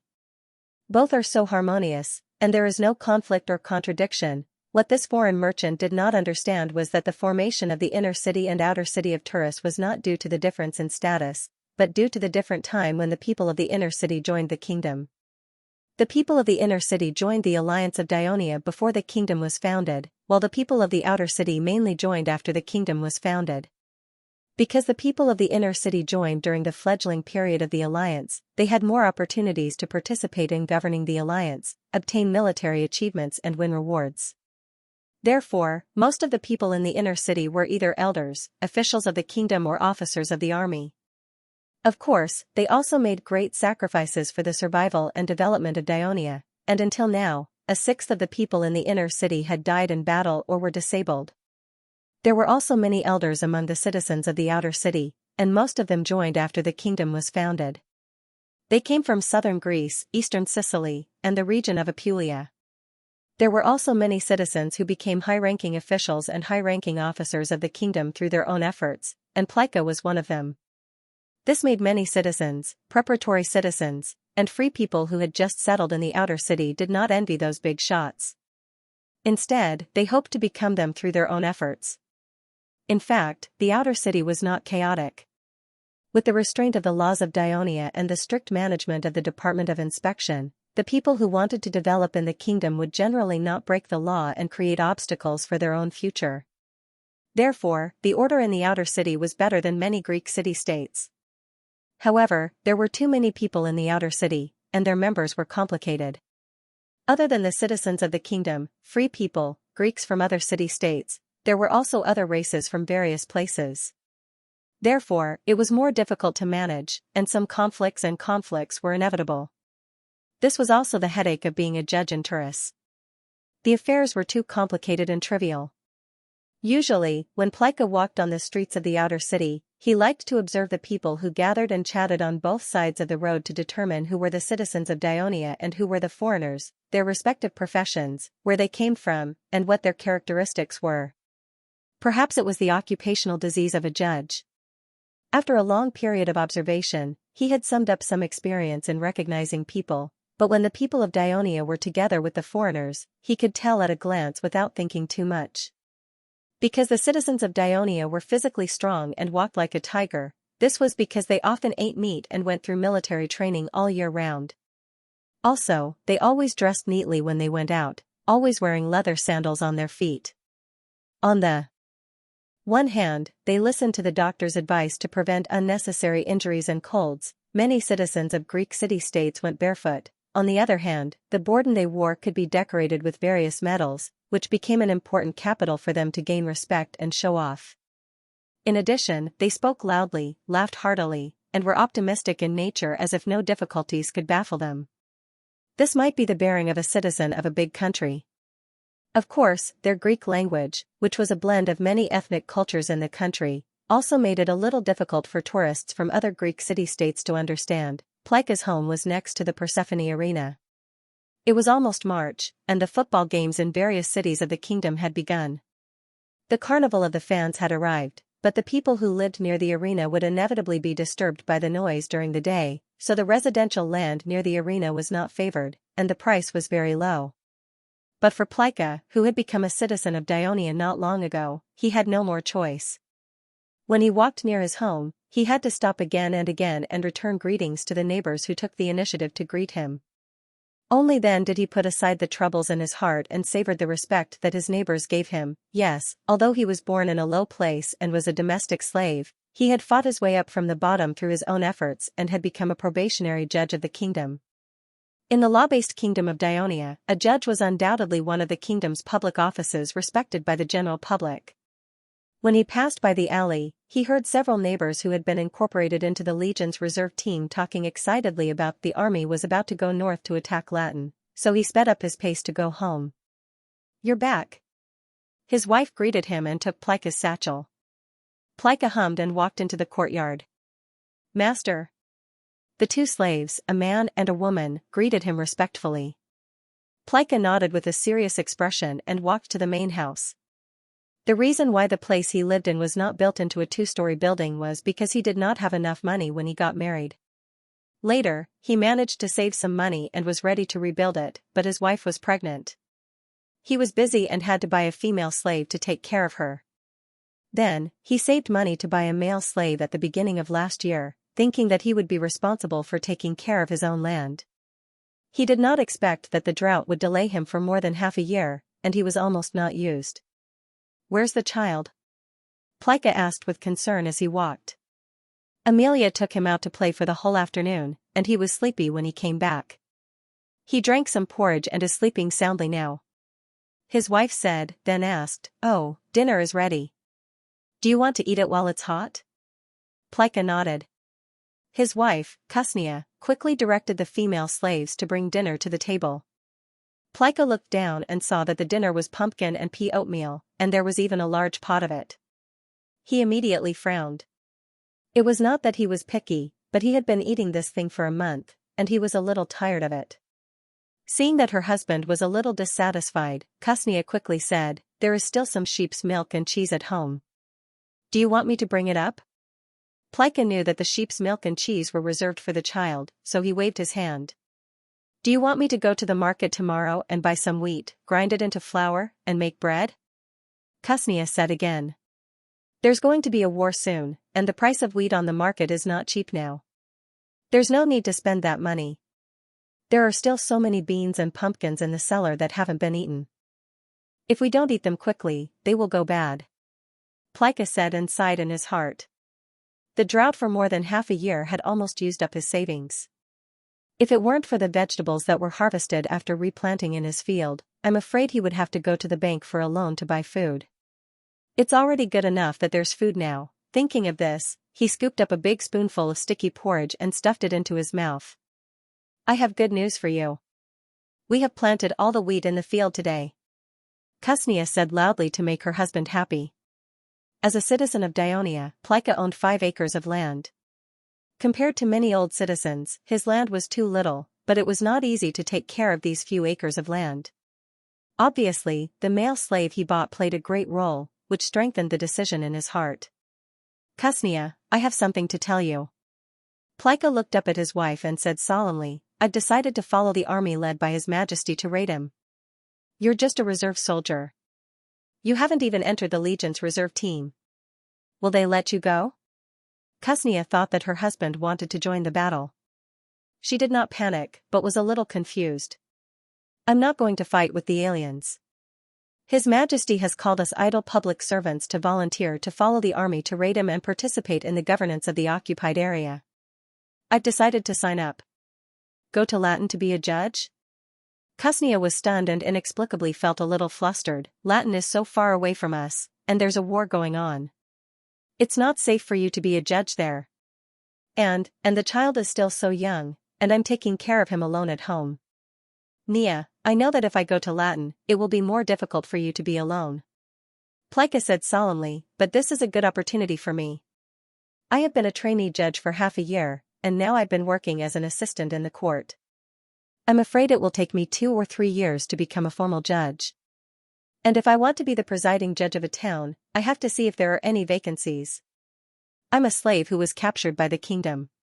I don't have a rich family to rely on, nor do I have a high-status former master to help me.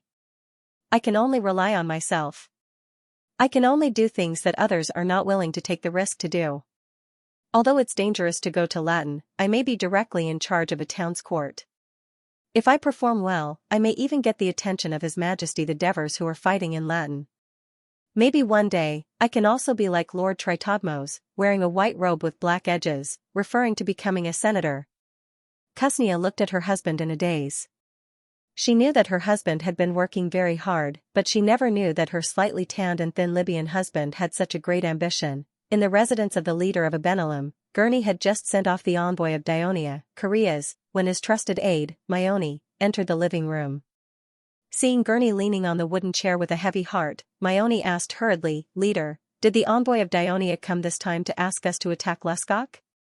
To be honest, since the Samanai people declared war on the kingdom of Dionia, the Abenalum people who were caught in the middle were the most uncomfortable. The high priest of the Samanai tribal alliance also personally came to Abenalum to reiterate the ancient sacred tradition of Samanai to Gurney. After seeing Gurney swear a heavy oath in the name of Savone, he left with peace of mind.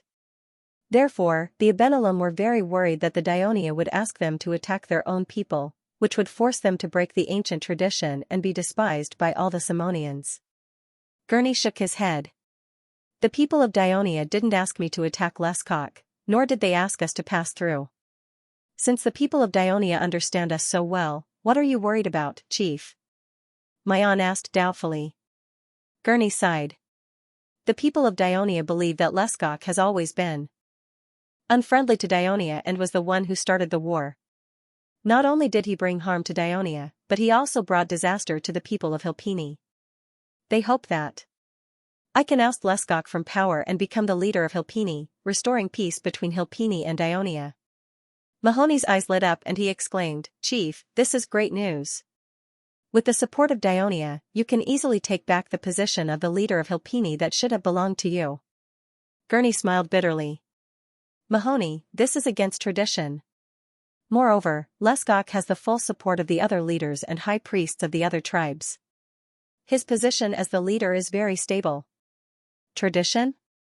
Mahoney snorted angrily. Back then, Leskok insisted on moving the tribes to our Benelum territory and directly arranged for them to be leaders. Isn't this against tradition? If Leskok can do this, why can't we? It's precisely because he has the support of the other leaders and high priests that he has tried to oust you many times. If it wasn't for the help of the people of Dionia, the Benelum would have long been occupied by the people of Benventum. This time, he took advantage of the war between Dionia and Carthage to incite the other tribes to wage war against Dionia. If the people of Dionia are defeated, Chief, I'm afraid we can only escape to Dionia with our people." Hearing this, Gurney's face showed a hint of ruthlessness, but he said hesitantly, "I also want to oust Leskok from his position as the leader of Hilpini. But how do we do it? Do we really want to take advantage of the fact that Benventum is defenseless and launch a surprise attack? Chief, that will only increase the hatred and rejection of us by the Hilpini tribe and the other tribes." Mahoney stepped forward and suggested, "Leskok incited the other tribes to wage war against Dionia. Up until now, he has not reaped any benefits. Instead, he has lost many of his warriors.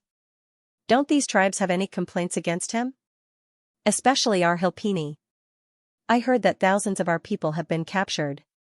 Now that the people of Dionia support you as the leader of Hilpini, I think they should hand over these thousands of people to you." Gurney's heart stirred when he heard this. He pondered for a while, then said cautiously, "We need to discuss this properly. Also, go tell the envoy of Dionia to stay in Benelum for 2 more days. I have something to discuss with him." While Koreas was on his way to Benelum, Topyrus also came to the city of Niconia in the Campania region. He also expressed to Quinduk, the leader of Caltini, who was on friendly terms with Dionia, that Dionia was willing to support him as the leader of Caltini. Quinduk had always been at odds with Segovani, and had repeatedly claimed that Segovani had used trickery to take away the position that should have belonged to him. However, when Topyrus faced him, Quinduk made it clear that Niconia was not willing to declare war against the friendly alliance of Dionia, nor was it willing to violate tradition by killing its own people. Niconia would remain neutral in this war. The Devers got out of bed at daybreak. Agnes woke up immediately as well. "It's still early. Sleep a little longer." The Devers pulled the blanket over her with concern. "How can I sleep when you're leaving so soon?" Agnes grumbled, then shouted outside. The female slaves who had been waiting outside immediately brought clean water and a washcloth. The 2 of them washed up and put on their clothes. Agnes sat in front of the dressing table and combed her hair, tying it into a bun.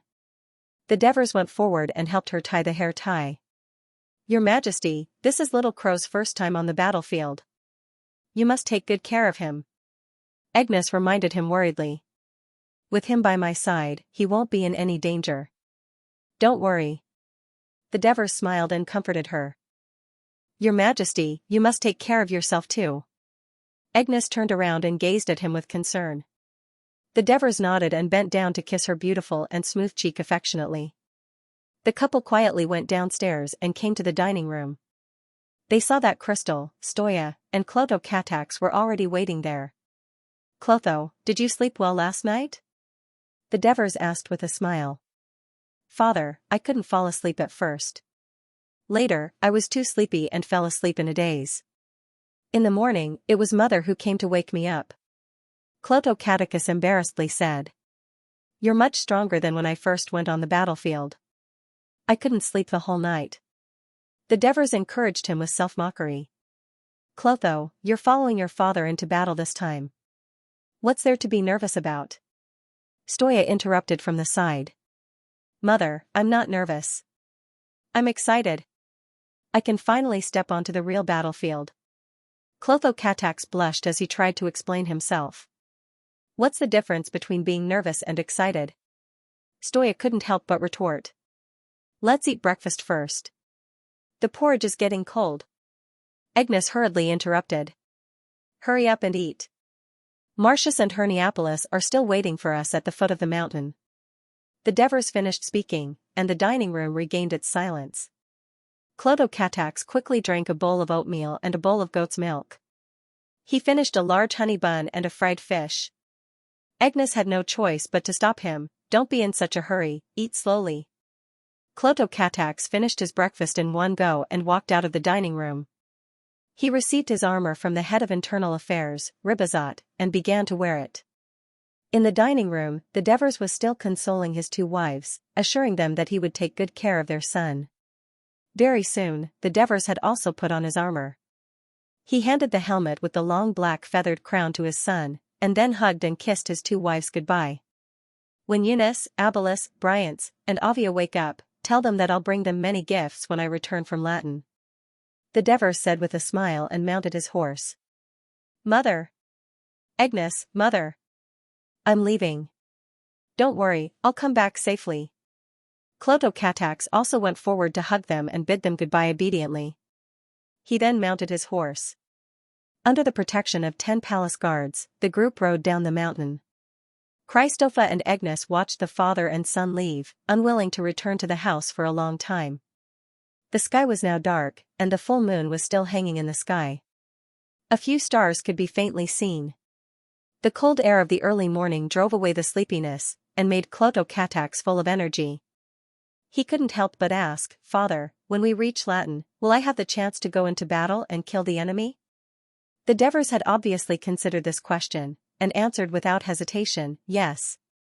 Clotho-Katax could tell that the Devers weren't being perfunctory, so he became even more excited. He took the lead and rushed forward, and soon reached the foot of the mountain.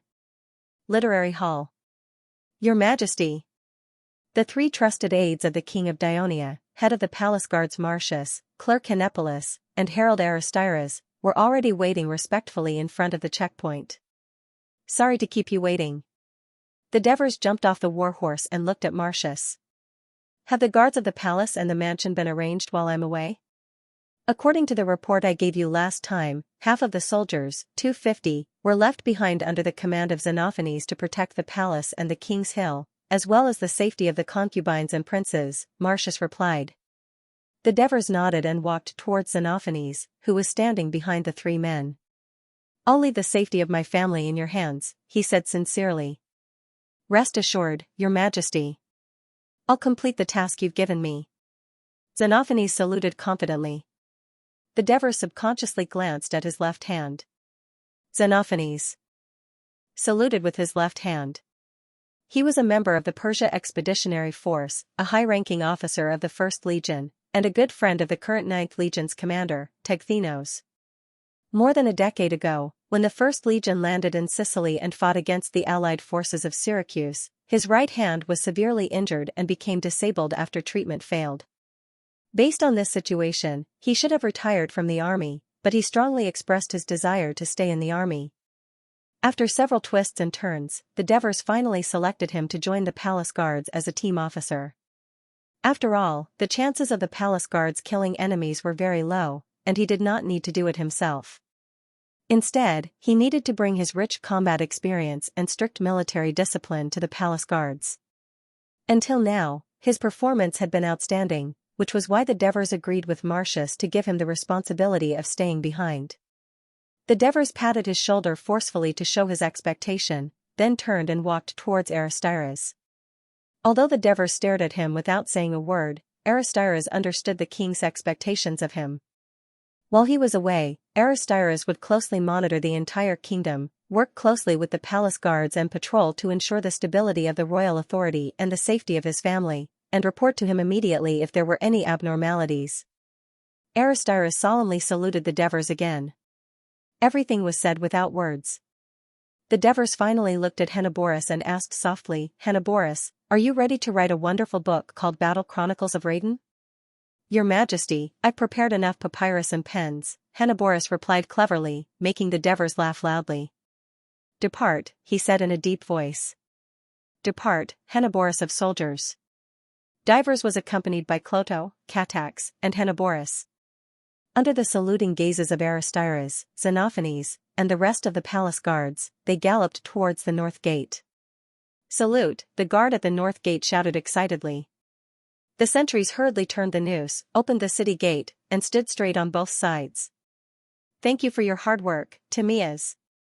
The Devers called out the garrison officer's name accurately and gave him a proper military salute. This made the garrison officer and the sentries very excited. The Devers had set off so early because most of the tourists had just woken up. There were few pedestrians on the streets of the outskirts of the city, so it was almost unobstructed. The rumbling of the horses' hooves broke the silence of the outer city. When the curious residents came out to take a look, the cavalrymen had already left. It's the palace guards. The people made an accurate judgment based on the attire of the soldiers. His Majesty the Devers must be inside. Devers, His Majesty has gone to the barracks so early. Let's not dawdle. Let's quickly finish our breakfast and rush to the barracks to send off the army. This time, because there were too many soldiers, it had exceeded the capacity of the Victory Square in the city of Turis, so the final assembly point and departure point of the army was set at the Turis barracks. At dawn, the Devers arrived at the Turis barracks. At the commander's residence, he gathered several ministers from the Ministry of Military Affairs, as well as Matones, the commander of the 2nd Legion, Olivers, the commander of the Legio IV, Georges, the commander of the 5th Legion, Trotyras, the commander of the Legio VI, and Azamu, the commander of the Mountain Reconnaissance Brigade. He asked them about the enlistment of the troops, the morale of the soldiers, the weapons and equipment they carried, whether they had brought 5 days' worth of rations, whether the auxiliary troops were full, the maintenance of the siege and defense equipment, and whether the supply teams were sufficient. While the Devers were discussing with the generals about the expedition, Cloto Catax met with the staff of the Ministry of Military Affairs under the guidance of Tormid. They were all officers who had performed well in their respective armies and were then transferred to the staff office of the Ministry of Military Affairs to study for a year or two. Therefore, they were all around the age of 25 or 26. Cloto Catax had been in the Ministry of Military Affairs for more than a year and knew most of them. Although he was a prince, he had an amiable personality and quickly got along with them. Everyone excitedly talked about their expectations for the war. In such a lively atmosphere, Cloto Catax had completely forgotten that he had planned to visit his brother Adoris at the encampment of the 2nd Legion before he set off. But in fact, even if he went, he would not be able to talk to Adoris. At this time, the soldiers in the barracks had already been awakened by the sound of the bugle. After they quickly finished their breakfast, they skillfully wrapped their armor and rations into a bundle and hung it on a special wooden staff. They wore only short-sleeved inner shirts and had short swords tied to their waists. Their shields, spears, and javelins were all handed over to the supply camp of the Legion for transportation. This way, it would be easier for them to cross the mountains in the future. At dawn, most of the senators of the kingdom's senate had also arrived at the barracks. Among them, the 5 senate chairmen, Cornelis, Sidorum, Vespa, Lysias, and Antares, came to see off the king of Devers and the army. They also came to declare to him that during his expedition, they would do their best to ensure the stability of the kingdom's affairs. On the other hand, a small number of senators, such as Assists, Antares, Nicomachus, and Trivias, were preparing to follow the army to Latin. In fact, they could have boarded the large number of grain transport ships that departed from the port yesterday, bypassing the Strait of Messina and heading to Wolsey. But even the most honorable king of Devers had to march with the army. Of course, they could not appear to be afraid of the hardship and leave a bad impression on the ruler of the kingdom. So, they would follow the supply convoy to the north. At dawn, the Devers faced nearly 40,000 soldiers on the large field of the Turin barracks for a pre-expedition rally. Cloto Catax, who had experienced such a grand and solemn occasion for the first time, listened to his father's speech. After listening to his father's speech, Cloto Catax was also overwhelmed with emotions. Together with the soldiers who were in high spirits, he raised his arms and shouted, "Victory to the King of Devers!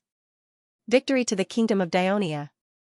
When the army began to leave the barracks, the people of the kingdom, especially the people of Turin, were already waiting on both sides of the road. Just like in the past, they used kind cheers and sincere blessings to send their loved ones off to the battlefield, winning glory and generous rewards for the kingdom. The farewell procession stretched all the way to the town of Mountain Pass. Along the way, the cheers never stopped. There were even petals sprinkling on the ground. It was as if they had returned victorious. This is why the kingdom is strong. The Devers, who rode in the middle of the procession, whispered to his son who was following beside him. Cloto Katax looked at the cheering people on both sides of the road and nodded with deep emotion. At the beginning of March, 14th year of the Kingdom of Dionia, 379 BC, the king of Devers personally led the 2nd Legion, Legio IV, Legio V, Legio VI, part of the 1st Cavalry Legion, and the Mountain Reconnaissance Brigade, a total of 40,000 people. They marched westward through the mountains and arrived at Laos. After that, they boarded the ships in batches and headed for the region of Latin. In fact, this team also included some of the elders and low-ranking officials of the kingdom, about 200 people, engineers, craftsmen, blacksmiths, a team of about 600 people made up of the engineers, craftsmen, blacksmiths, and so on. There were also the transport team and the pack team, which were mainly made up of countless preparatory citizens. Therefore, the whole team was huge and bloated. In addition, the merchants of Turin and Ligwim took their own ships, fully loaded with military provisions, and passed through the Strait of Messina. They took a detour to the west coast of Italy and prepared to rendezvous with the army of King of Devers in Latin. While the Devers army was marching towards Latin, the Sparta in Greece was gathering troops, planning to regain control of the Thebes. At the same time, the Council of Elders also learned that the people of Athens were directly involved in the riot of the Thebes. This surprised and worried them. After all, if the two powerful states of central Greece were to unite again, the plan of Sparta to dominate Greece would be greatly hindered. Therefore, the two censors of Sparta immediately rushed to Athens and questioned the people of Athens in an aggressive manner. Are you going to tear up the great king's peace treaty and start a war with Sparta? Although the people of Athens were dissatisfied with Sparta and secretly helped the people of Thebes to rebel, not only did Sparta recover its strength with the support of Persia, but it also stopped the war in Asia Minor and poured all its power into the struggle for supremacy in Greece. The city-states of Greece felt great pressure. The Peloponnesus Peninsula was completely under its control. Even Corinth and Argos were obedient and did not dare to do anything unusual. The city-states of northern Greece had become its allies, and central Greece was in a mess because of it. In such a situation, the people of Athens did not think that they and the Thebes alone could fight against the powerful Sparta. After an urgent consultation between the General Executive Committee and the Senate, the people of Athens chose to compromise in front of the aggressive Sparta censor. They immediately recalled the two generals of Athens who were fighting against the Thebes and held a general assembly to try them. The charge was that the two of them shouldered important public duties in Athens, but without the permission of the Athens government, they rashly entered the Thebes to fight against the Sparta, putting Athens in danger. This is a dereliction of duty and treason. Although the vast majority of the citizens of Athens supported the actions of the two generals in their hearts, they really did not want to start a war with the powerful Sparta at this time. Therefore, against their will, they voted in favor of the two generals and carried out the most severe punishment, execution, in order to appease the anger of the Sparta people. The Sparta censor returned with satisfaction. After the Council of Elders learned of the actions of Athens, they also felt relieved. Now they only needed to focus on their only enemy, the Thebes. When the news of the crushing defeat of the Carthage army and the defeat of the Iberian navy reached Carthage, it shocked the people. What saddened the leaders of Carthage was that the sacred army had suffered heavy losses. While the families were crying over the death and injury of their elite children, they were also extremely angry at the incompetence of the army commander, Montardino. They clamored to remove Montardino from his position and bring him back to Carthage. Through the trial of the 100 people, they would execute the cruel crucifixion on him to relieve the hatred in their hearts. The hands and feet of the criminal would be nailed to a wooden cross by iron nails and left to be exposed to the sun to bleed to death. Under the circumstances of public anger, Hanno did not defend Montardino and let the Senate pass the resolution. After the Carthage Senate passed this issue, they began a heated discussion on how to deal with the Dionysian army, which was taking advantage of the victory in Sicily and marching westward. One of the new Suffites, Ocradon, mustered up his courage and suggested softly, "Everyone, it seems that Dionia's army and navy are very powerful. Carthage did not make sufficient preparations and rashly went to war with Dionia. Now, can we first consider making peace with Dionia to rescue the captured citizens of Carthage? At the same time, we can prevent the western part of Sicily from being completely occupied by Dionia." As soon as Ocradon said this, the Senate was in an uproar. Pretacuba immediately stood up and retorted loudly, "The war has only been going on for a month, and our Carthage is going to surrender?" I could not believe that such a ridiculous suggestion came from the mouth of the Honorable Sophie, whom we elected. We, Carthage, are not a small city-state. We are the leader of all the Phoenician city-states in the western Mediterranean. We control vast areas such as Sardinia, Corsica, Numibia, and southern Iberia. We monopolize the precious metal trade of the entire western Mediterranean. We are the most powerful and richest country in the western Mediterranean. But you want us to surrender to Dionia, which has been founded for less than 20 years. What will the people in the areas we control, our affiliated city-states, and our allies think? They will think that Carthage is not strong enough. They will leave us and even blow the horn of war against us, like the Namibians. Therefore, since the war with Dionia has begun, we must fight until we win." Pretacuba's thought-provoking words moved many of the elders. At this time, Tapenrako stood up and said solemnly, "I think Lord Ocradon and every senator here want Carthage to defeat Dionia, but the current situation is, the army of Dionia is strong. They dispatched fewer troops than us, but they were able to defeat our army. Their navy also has the upper hand. We must admit that Dionia is stronger than us in terms of military strength. We are not ready yet, and we should not have rashly started a war with Dionia at this time. But because some people incited the people for their personal interests, Carthage fell into such a difficult situation today. I think we should first investigate these people who created the war and put them on trial. Only then can we ensure that the Senate will not fall into chaos when it comes to future bills." As soon as Tapenrako finished speaking, Pretacuba immediately retorted, "My lords, is it really because the soldiers of Carthage are not brave enough, our army is not strong enough, and our navy is not good enough? No. It's because our generals are not good enough. They were both fighting in Sicily, but why was the Iberian army led by Hasdrubal able to capture Sirodium, while Mondadno had a large army, but was defeated by Minoa city? I heard that after Monte Ardino arrived in Lille, he enjoyed fine wine every day and searched for beautiful women everywhere. He never went to the barracks to understand his troops and soldiers. During the attack on Minoa city, he never personally went to the battlefield to supervise the battle. He even hid in his big tent to drink and enjoy himself. How could such an incompetent commander inspire the fighting spirit of his soldiers? How could he formulate the right battle plan to defeat the people of Dionia? So, it is absolutely right to sentence Mondadno to the cross. Mondadno deserves to die."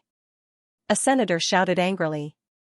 Then, many senators also spoke in agreement to express their resentment towards him. Even Hanno was extremely dissatisfied with Mondadno in his heart. He hated that he had misjudged Mondadno and caused the whole political situation to be unfavorable to him. In the midst of the noise, someone asked loudly, "Pretacuba, since you said that Carthage lost to Dionia because of the incompetence of their commander, then who do you think can lead the army of Carthage and defeat the people of Dionia?" Hanno immediately turned around and found that the person who spoke was a senator from Maganid's faction. He could not help but curse, "Shameless." Pretacuba immediately said loudly, "Senators, I think you have all heard of the Lusitanians in the western part of the Iberian Peninsula and the Celts in the northern mountains. Although most of the Carthage senators had not been to Iberia, over the past decade or so, following Margo's conquest of the southern part of Iberia, they also learned a lot about the situation on the Iberian Peninsula. It was said that these two races were close relatives of the southern Iberians, but they were more savage and fierce than them. They lived by killing and took pride in dying in battle. Seeing that the attention of many senators was attracted by him, Pretacuba said solemnly, "These two Iberian natives have invaded the southern territory of Iberia under the jurisdiction of Governor Margo several times, but were repelled by his army. You must know that in the Carthage army in Iberia, there are not only mercenaries, but also many Carthage militia and Phoenician allies. Such a mixed army can defeat such a fierce enemy and conquer such a large piece of land for Carthage. Why is it that the more elite sacred corps and more soldiers of Carthage were defeated by the Dionysian army which outnumbered us? Pretacuba looked around at the crowd and said in a powerful voice, "That's because only a commander like a lion can lead an army as brave as a lion. As for a commander who is as weak as a lamb, even if you give him elite soldiers, he will not be able to display their bravery and fierceness. Sirs, the matter is obvious. Now in Carthage, the only person who can lead the army like a lion to victory in the war against Dionia can only be Governor Margo of Iberia." Although many people knew that Pretacuba would eventually say the name Margo, when he said it, no one refuted it for a while. Even his opponents had to admit that in terms of military ability and achievements, no one could compare with Margo.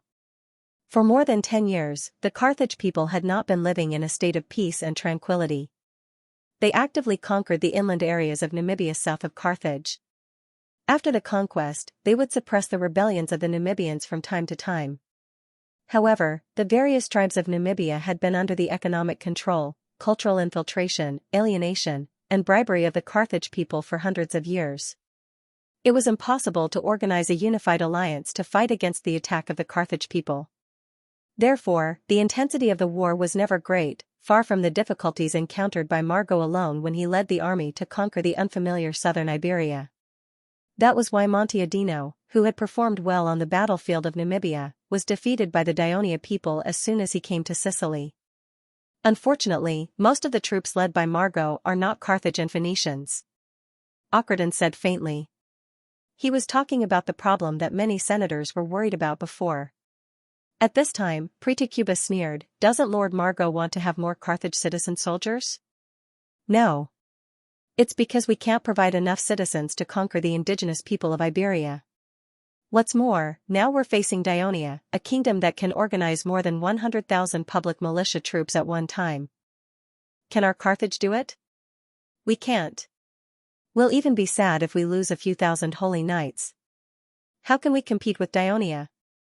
We can only rely on mercenaries and foreign troops. Everyone knows that Sparta has few citizens. For hundreds of years, they have relied on allied soldiers to fight against foreign troops and become the overlord of Greece. They have never been worried about the foreign troops under their command. And Persia, when did they not lead more foreign troops than their own soldiers? But it was precisely because of this that Persia was able to establish a strong and prosperous kingdom. What's more, when Lord Hamilco led the army to attack Syracuse more than a decade ago, there were also many Namibians, Celts, and other foreign tribes in the army. Why do we have to worry about these foreign troops who help us fight and maintain the prestige of Carthage in the Western Mediterranean? Is it because our hearts have become weak and can't adapt to the strength of Carthage? Hanno scoffed at Pretacuba's last rhetorical question. Of course, he was not afraid because most of the Iberian troops were mercenaries and foreign troops, but because the salaries of these troops were not provided by the institutions under the jurisdiction of Carthage Senate. They were directly paid by the Maginid family with the wealth they earned on the Iberian Peninsula. In this sense, the Iberian troops were the private troops of the Maginid family. This was what Hanno was worried about. Hanno believed that many of the neutral senators opposed Margo as the commander of the Carthaginian army because of this reason. However, this reason could not be announced because Margo had complained to the Senate many times over the years, saying that the Iberian natives were numerous and fierce. The army had suffered too many losses, so he had no choice but to expand. He also asked Carthage to increase the soldiers' pay to ensure their morale. Hanno encouraged the Senate to agree to Margo's expansion of the army, but with the excuse of the constant war in Namibia, the treasury is tight. He always delayed the payment of salaries and asked Margo to find a way himself. At that time, Hanno gloated that even if Margo was not defeated by the Iberian natives, it would lead to mercenary riots due to lack of money and food. Unexpectedly, Margo survived. Not only did he conquer the vast area of southern Iberia, but his family also lived a comfortable life. When Hanno thought of this, he regretted it.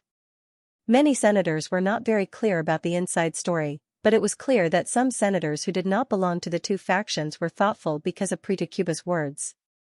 Seeing this scene, Tepanlako reluctantly reminded everyone, "Don't forget that the Dionians have captured many of our citizens. The army in Sicily is also in a difficult situation now. If we continue to fight, it will only make their situation more difficult. This is completely indifferent to the Carthaginian citizens, and it is irresponsible. I think proposing a truce at this time to let Dionia concentrate on destroying its strong enemies in the north, Rome and Samni, thereby expanding its territory, increasing its population, and increasing the strength of the kingdom again is the most irresponsible approach to Carthage. If we choose to compromise, not only will Carthage bear the charge of betraying an ally, but we will also miss a great opportunity to unite with the allies and jointly attack Dionia. It will make Dionia, which is already difficult to deal with, even more difficult to deal with. Ocraton, do you think Dionia will forgive us for tearing up the agreement and provoking the war just because of our truce? Think of Tarentum. Think of Syracuse. By that time, Dionia, which had stabilized the north, would organize an army of more than 100,000 to attack the west of Sicily. After occupying it, they would send their navy to transport troops to land in Africa and attack this place. Attack Carthage. Pretacuba pointed to the ground, looked around at the crowd, and said in a low voice, "Everyone, if you want Carthage to become a free city in the kingdom of Dionia, then, send someone to negotiate for peace." Pretacuba's words actually caused the noisy hall to suddenly fall silent. After a while, Ocraton said angrily, "I object." Pretacuba, this was malicious slander. All I ask for is a temporary truce, for the sake of rescuing our captured citizens. Ocraton's stuttering words made Hanno frown. He knew that he could no longer remain silent. He could not let his side, which was already in a difficult situation, fall into the awkward situation of being criticized by others. So, he stood up. Instantly, everyone's eyes were focused on him. Whether it is Ocraton's request for a temporary peace with Dionia or Pretacuba's insistence on continuing the war, everyone is doing this for the benefit of Carthage. It's just that their views are somewhat different. Hanno's expression was solemn as he said in a low voice, "Now, Carthage is in a difficult situation. The army has been defeated, its citizens have been captured, and the territory of Sicily is being invaded by Dionia. We should work together to overcome this difficulty, instead of quarreling here for personal grievances and ignoring the interests of the city. I suggest that we send messengers to Sicily and ask the people of Dionia to ransom our captured citizens. Even if we have to pay a large amount of food, we will not hesitate. At the same time, although I have had conflicts with Lord Margot in the past, in the face of the national interests of Carthage, personal gains and losses are nothing. Since Lord Pretacuba strongly recommended Margot to be the new commander of the army to fight against Dionia, and most of the senators here also think that he is the most suitable candidate, I have no objection to this. So, I suggest that the Senate appoint Margot as the new commander of Carthage's army to fight against Dionia in Sicily and win for Carthage." After Hanno finished speaking, Ocraton was stunned, Pretacuba was suspicious, and the senators on both sides were surprised. Suddenly, the hall fell into a strange silence. Clap. Clap. Clap. Icy Aruba's applause broke the silence of the hall, and some of the senators also followed suit. In the face of a great enemy, the two political forces of Carthage were able to bridge the conflict and fight the enemy together. This was what all the senators who were worried about the safety of Carthage hoped to see, so they did not hesitate to give their applause to Hanno, completely forgetting that it was because Hanno refused Margot's participation in the war and personally appointed Montenegro as the commander of the army, which led to the fiasco. When the applause rang through the hall, Hanno breathed a sigh of relief. Although he had to make concessions to the Maginid family, he also temporarily avoided the criticism of some senators and regained the initiative. After Leotychides won the Battle of Minoa, he easily captured Carthage's camp and seized a large number of supplies, including, of course, mountains of grain, which greatly alleviated the shortage of food for Dionia's navy and army in Sicily. After the Dionia troops occupied Germ and enjoyed a hot spring bath, in order to prevent the isolated troops from being attacked, they all returned to Minoa under his orders. The next day, Leotychides began to reorganize the troops, treat the wounded, transport supplies. At the same time, he paid close attention to the enemy's movements. As a result, the intelligence sent back by the spies surprised him. Not all of Carthage's routed troops were holed up in Serenus. Most of them retreated to Lille, and only a small number stayed in Serenus, including the remaining soldiers of Carthage's Sacred Legion. Leotychides immediately realized that this was another favorable opportunity. In order to not scare away the enemy, he let 4,000 heavy infantry of the 8th Legion board a fleet and land on the beach west of Serenus under the protection of the navy warships to cut off the retreat of the routed troops. At the same time, he led 20,000 troops to advance west along the road by the sea. The ones who stayed behind in Serenus were the Sacred Legion led by Melifio and some of the Carthage militia. This was not Mont's original intention. It turned out that after the defeat in the Battle of Minoa, most of Carthage's routed troops fled to Serenus. After spending a night in fear and exhaustion, the dejected Mont wanted to continue leading his troops west, but Melifio clearly expressed his opposition. As Hanno's son-in-law, Melifio felt that this defeat would have a great impact on the Hanoverian faction. If he ignored the strong persuasion of his allies and abandoned his allies, allowing the Daionia to invade Carthage's territory, then he would not have a good ending after returning to Carthage. Besides, there were still many routed troops lost in the mountains, and they needed to stay in this city for a while, waiting for their return.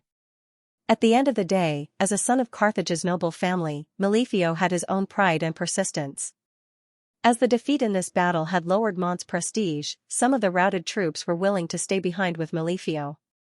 After many times of persuasion to no avail, Mont angrily abandoned them and hurriedly retreated to Lille with his army, which was mainly made up of Namibians. In fact, Melifio was also very nervous, but when he learned that the Daionia had retreated from Germ, he breathed a sigh of relief. In addition to the routed troops that continued to flee back, the number of troops in Serenus had reached 3,000, which gave him some confidence. At this time, Melifio received news that a few thousand Dionysian army had landed on the west side of Serenus. While he was panicking, he also received urgent battle reports. The tens of thousands of Dionia's army had set off from Minoa, advancing quickly west along the coastal road. Melifio immediately realized that Serenus, where he was located, had become the first target of the Daionia army. What should I do? Melifio, who had just experienced a crushing defeat, fell into a dilemma. Should he retreat with his army before the enemy arrived? However, he had solemnly vowed to Monadino that he would defend Selinus. Now that he had escaped without even fighting a single battle, he did not know what kind of face Monadino would use to mock him. Stay and defend? With the 3,000 troops in the city and the citizens of Serenus, they might be able to hold on for a few months. However, some of Melifio's team officers objected. They believed that the soldiers had just experienced a defeat, and their morale was low. Moreover, the routed troops came from many troops, and it would be difficult to command a battle, not to mention tacit cooperation. More importantly, one of the team officers pointed out that in order to defend Serenus, there must be sufficient food supplies, and Serenus did not have enough food reserves, which might not be able to support the army for a long period of time. It turned out that when the Carthaginian army attacked the east and passed by Serenus, they took away the food stored in the city. As a result, during the Battle of Minoa, all the supplies stored in the Carthaginian camp were seized by the enemy. Melifio, who was inexperienced and worried about the war, suddenly realized that he had made a huge mistake. But at the same time, he had a reason to return to Lille and not be blamed. Just as Melifio was gathering his troops and preparing to retreat, the higher-ups of Serenus received the news and immediately came to dissuade him. Melifio had to spend some time to persuade them, but in the end, under the attack of Serenus's words and tears, he had no choice but to give up and send his soldiers to disperse them, preparing to force their way out of the city. This infuriated the people of Serenus. They shouted angrily, "If Carthage dares to leave, Serenus will immediately surrender to Dioria." Hearing this threat, Melifio hesitated again. While the two sides were arguing, the soldiers of the 8th Legion had already arrived at the city of Serenus. Upon hearing the news, Melifio, who had climbed up the city wall, saw the enemies in black helmets and armor, and immediately remembered the scene where the Legion of Dionysia had defeated his holy knights and pursued them head-on. He could not help but feel a chill in his heart. He was not confident that he could lead this remnant army out of the city to repel the enemy, or successfully avoid the enemy's attack, and smoothly return to Lille. After an urgent discussion with his equally terrified officers, Melifio decided to stay in the city and urgently sent a messenger to Lille to ask for help. The messenger rushed to Lille and reported to Mont that the army of Daionia is marching towards Serenus, and the retreat route of Malefio's troops has been cut off. He also informed Serenus that the army was now short of food supplies and hoped that Mont could send reinforcements. Mont, who had slightly recovered from yesterday's defeat, did not ridicule Malefio as Malefio had expected. On the contrary, he considered the possible punishment from the Senate for his defeat. For the sake of his own life, he had to repair his relationship with Malefio. So, he immediately issued a rescue order and ordered his generals to quickly gather troops. This time, he would personally lead the troops to Serenus. However, this round trip, including the time spent in between, was enough for the main force of Dionia to rush to Serenus. So, when Mont saw the Dionysian army lined up outside the city, he could only bite the bullet and fight. The bugle sounded. The two sides did not fight for long, and the Namibian soldiers with low morale were quickly defeated. Although the battle this time in a vast area allowed the Namibian cavalry to display their abilities, it did not affect the overall situation at all. The reinforcements led by Montenegro were routed and fled in panic back to Lille. The Dionysian army also suffered minor losses, so Malefio, who was watching the battle from the top of the city wall, completely gave up on the idea of a pincer attack. On the other hand, Leotychides didn't order his soldiers to chase after Mondadino's defeated army. Instead, he ordered his army to build a camp outside of Selinus, as though he wanted to completely surround this city that once caused the war between Carthage and Syracuse for more than 10 years. In the meantime, Monteardino, who had fled to Lilith, did not give up his efforts. He sent messengers to Palermos, ordering Hasdrubal to lead the Iberian army to the rescue of Selinus. Hasdrubal did not listen to Mondadino's orders in the first place. Now that he heard that the main force of Carthage was defeated by the Dionia even though they had the advantage in terms of military strength, he ignored Mondadino even more. Poor Malefio watched as the Dionia camp outside the city expanded and became stronger day by day. He even heard that the spies reported that the Dionia were building super siege towers in the camp. Naturally, his mood became more and more anxious day by day. The only fortunate thing was that Dionia's blockade of the sea was not too strict. The fast ships sent by Selinus evaded the enemy's interception many times and went to Carthage to ask for help. A few days later, the Senate of Carthage finally stopped arguing and reached a resolution. Mondadino was removed from his position as the commander of the Carthage army and was escorted back to Carthage for trial. Governor Margo of Iberia was appointed as the new commander of the army. During his absence, Senator Pamilca temporarily took over his duties and urgently dealt with the affairs of the Sicilian army. Pamilca did not belong to Margo's faction, nor was he close to Hanno. Instead, he belonged to the neutral faction of the Senate. However, unlike Asaiaruba, he had a good relationship with the other two factions. Perhaps for this reason, his election as acting commander was also recognized by most senators. After receiving the appointment, Pamilca immediately took a boat to Lille and announced the Senate's decision to Mondadino. Mondadino, who had long expected this result, did not resist and was taken away by the guards. After all, as the patriarch of a famous family in Carthage, his resistance or even escape would seriously affect the future of his family and the reputation of his family. Pamilca personally escorted Mondadino to the port. Before boarding the ship, the ashen-faced Mondadino could not help but remind. Dionia is different from the enemies we have encountered before. Their soldiers fight bravely, their generals are also very cunning, and the combat effectiveness of our Namibian troops is really worrying, so even if we have more troops than them, we must be vigilant in battle. Pamilca thanked him for the reminder. Finally, Mondadino let out a long sigh. The Senate has been worried for so long, but in the end, they still let Margo, the leader of the foreigners, become the commander of the Carthage army. This is not a good thing for Carthage. Pamilca silently watched Mondadino board the passenger ship, and then he turned and returned to Lille City. The next thing he had to do was to solve the conflict between the Carthage fleet and the Iberian fleet. Since the Iberian fleet was built by the Maganid family with their own money, Margo did not want the fleet to be controlled by the Senate. Therefore, as the fleet commander of the Maganid family, Ademaika, did not want the fleet to belong to the Carthage fleet and accept the command of the fleet commander, Anubis. In the name of the acting commander, Pamilca invited Anubis and Ademaika to the residence of the commander of Lille City to discuss matters and solemnly announced the Senate's decision to the two of them. The Iberian fleet accepted the command of Anubis, the commander of the Carthage fleet, as a prerequisite for Margot to take over as the commander of the Carthage army. Audemica looked at Ambelos, who gave him a friendly smile. Audemica was not fooled by his smile. When he was in Iberia, he had heard from Margot that Anubis was not friendly to the Maganid faction. Of course, he had once been close to the Maganid family in the Senate. That was why he had become the commander of the Carthage navy when Hermerco led the army to attack Syracuse more than 20 years ago and defeated the main Syracuse fleet led by Leptinus. However, the Carthage army suffered a crushing defeat under the city of Syracuse. In order to survive, Hermerco, who was in a difficult situation, had a secret talk with Dionysius in private. In order to keep it a secret, he did not tell Anubis. As a result, Hermerco led his trusted aides on a dozen ships and successfully escaped, while the Carthage fleet led by Anubis was besieged in the big port of Syracuse and almost lost everything.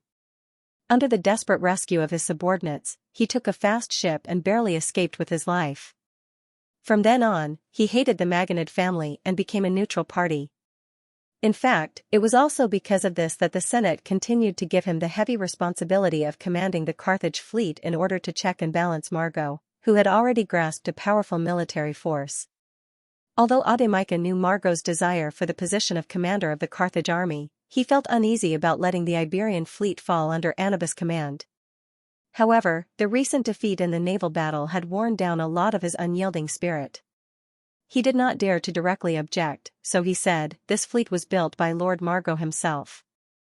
I can't make the decision and must seek Lord Margot's approval."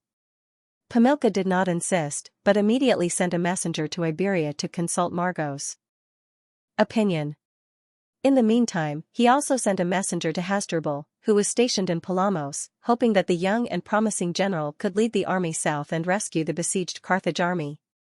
Pamilca's humble tone was very much to Hasdrubal's liking, and he almost immediately decided to lead the army to set off. Fortunately, Kisego reminded him, "Defeat the enemy and save the allies. When the time comes, who will get the credit?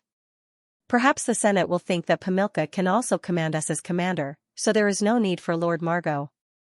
Hasdrubal listened to the opinion and did not respond to Pamilca. He continued to lead the army to stay in Palamos and watch the battle. Pamilca could do nothing about it. But a few days later, Margot's reply came. He agreed to Pamilca's suggestion to let the Iberian fleet listen to the command of Anubis, the commander of the Carthage navy, but requested that Anubis not interfere in the management of the fleet. Thus, the Carthaginian fleet and the Iberian fleet were unified under Anubis' command, causing the total strength of his navy to reach about 540 warships, of which 432 were the main combat force.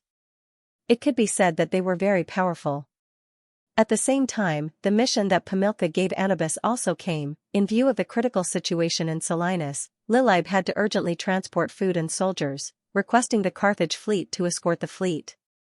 In fact, during this time, the Dionysian army had launched several attacks on the city of Selinus, and Malefio had repeatedly sent fast ships to Lilybe to ask for help. Although the Carthage Senate had already transported the first batch of 4,000 mobilized Carthage citizen soldiers to Lilybe, in view of the current state of the Carthage army, Pamilca did not dare to lead the army to rescue them by land. He set his sights on the sea, where Dionia's military power was relatively weak. Through sea transport, reinforcements were transported to Selinus, strengthening Selinus' defenses, and using it to delay the enemy and exhaust the enemy's spirit, waiting for the arrival of the army led by Margot. But Anubis had refused Pamilca's request many times before.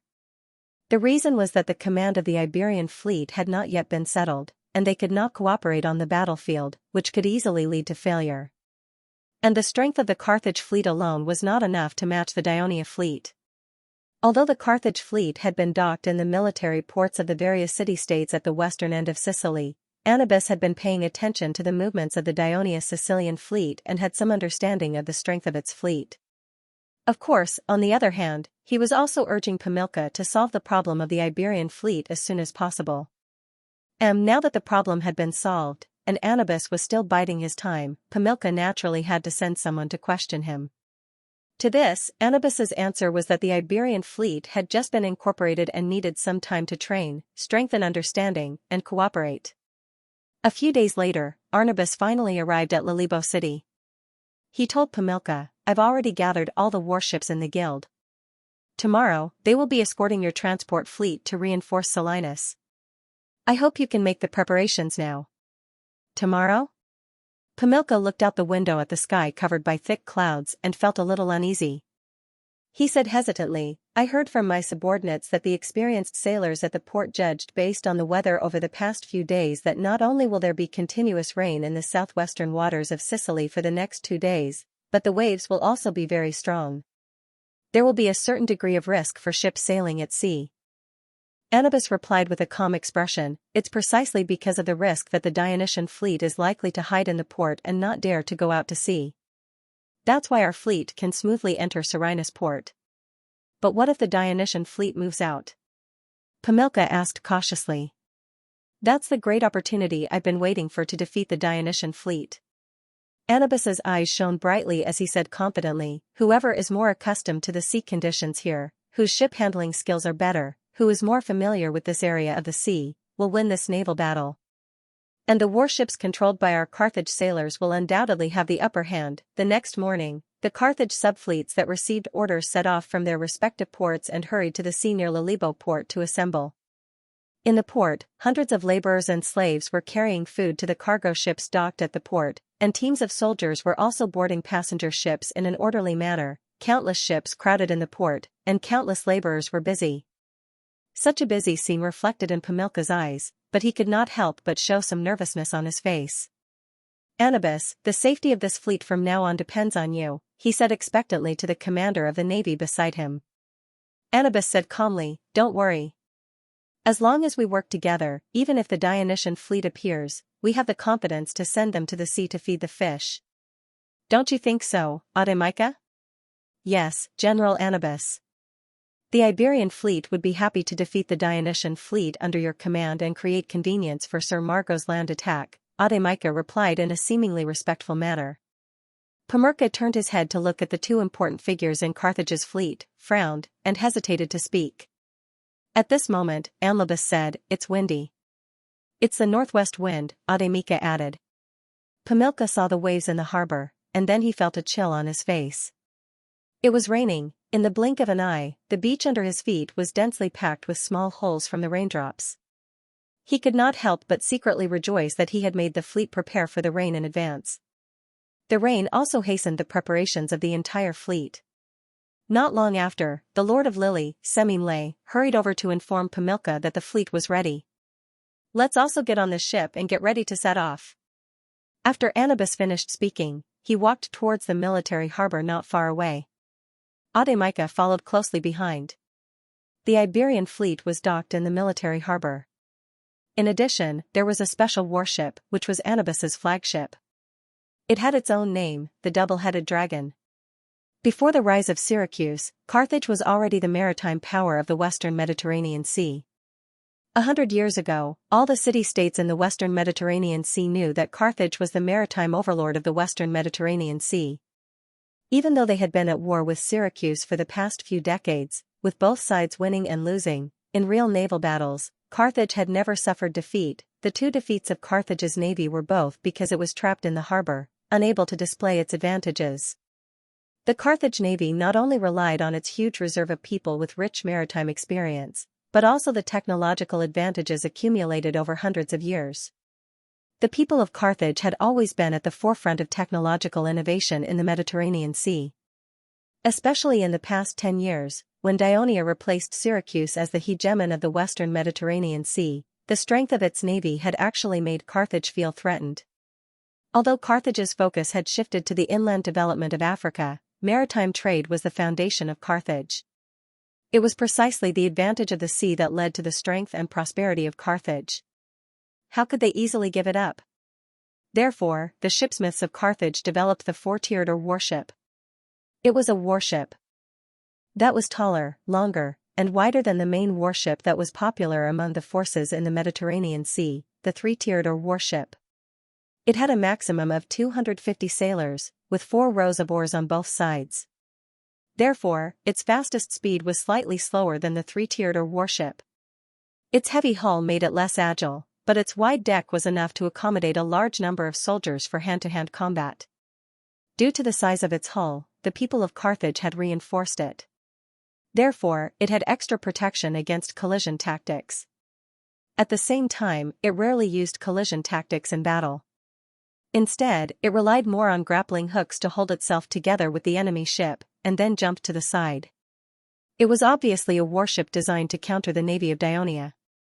Of course, the people of Carthage, who had been using traditional naval tactics and traditional warships for hundreds of years, were cautious about this new warship. Until now, they had only built 20 of them, which were scattered among the various subfleets. Some of them even served as the flagship of various naval generals. The flagship that Onoba was riding on was different. It was a huge warship that was pieced together by 2 four-tiered warships. The shipwrights of Carthage spent 3 years solving many technical problems before they were able to develop it. It lowered the height of the hull, and from the bow to the stern, the bottom of the 2 ships were tightly welded together with the sturdiest wooden planks. Then, a tall city tower was built on the wide deck, turning it into a real fortress on the sea. There were enough crew members, soldiers, and archers stationed in the city tower. For any enemy ship that wanted to jump to the side, it would be a disaster. Of course, there was no doubt that it was sailing slowly. The twin-headed dragon was a legendary sea monster in Carthage. It often raised huge waves, sank ships, and devoured the crew. It was the nightmare of Carthage children when they were young. The people of Carthage named the flagship of the Carthage fleet after the twin-headed dragon. Obviously, they had high hopes for it. The twin-headed dragon left the military port. The entire sea outside the port was already full of warships, rising and falling under the surging tide like a floating forest. The addition of the Iberian fleet had even expanded the area of this forest. Onoba divided the enormous fleet into 3 parts, the front, middle, and back. He himself was in charge of the middle, and the Iberian fleet was in the back. It seemed to show his selflessness. At the same time, in view of the wind and waves on the sea, he ordered the entire fleet to stay away from the coast. The warships were to widen the distance between each other and lower the sails. However, they had to maintain a high degree of concentration to prevent themselves from falling behind. When the dozen or so bugles on the twin-headed dragon sounded, this enormous fleet that was 10 kilometers wide and 10 kilometers long began to advance along the coast towards Serenus. They wanted to open up a safe sea passage for the fleet behind them. Speaking of which, it was strange. When the fleet began to advance, the wind and waves gradually weakened, and the rain also stopped. The crew members all thought that the sea god was protecting them, and they were all very excited. The distance between Lily and Serenus was more than 90 kilometers on land, and it was a little longer by sea. Also, because of the wind and waves, the Carthage fleet only reached the sea near Serenus at noon. Onoba ordered the fleet to line up on the sea east of Serenus and maintain vigilance. After giving the order, he sat in the spacious and comfortable city tower, eating a steaming hot lunch while talking to his subordinates. There was no tense atmosphere of a war that could break out at any time, and he could not feel the slightly cold sea breeze outside. Actually, Onoba was a little conflicted. The Iberian fleet had just been integrated, and they still needed time to get used to it. Also, they had suffered a defeat before, and they also needed time to recover their morale. But at the same time, as a proud admiral of the Carthage navy, he also wanted to personally test the strength of the Ionian navy that had maintained a strong position in the western Mediterranean all these years. He wanted to crush their spirit and let them taste the power of the Carthage navy.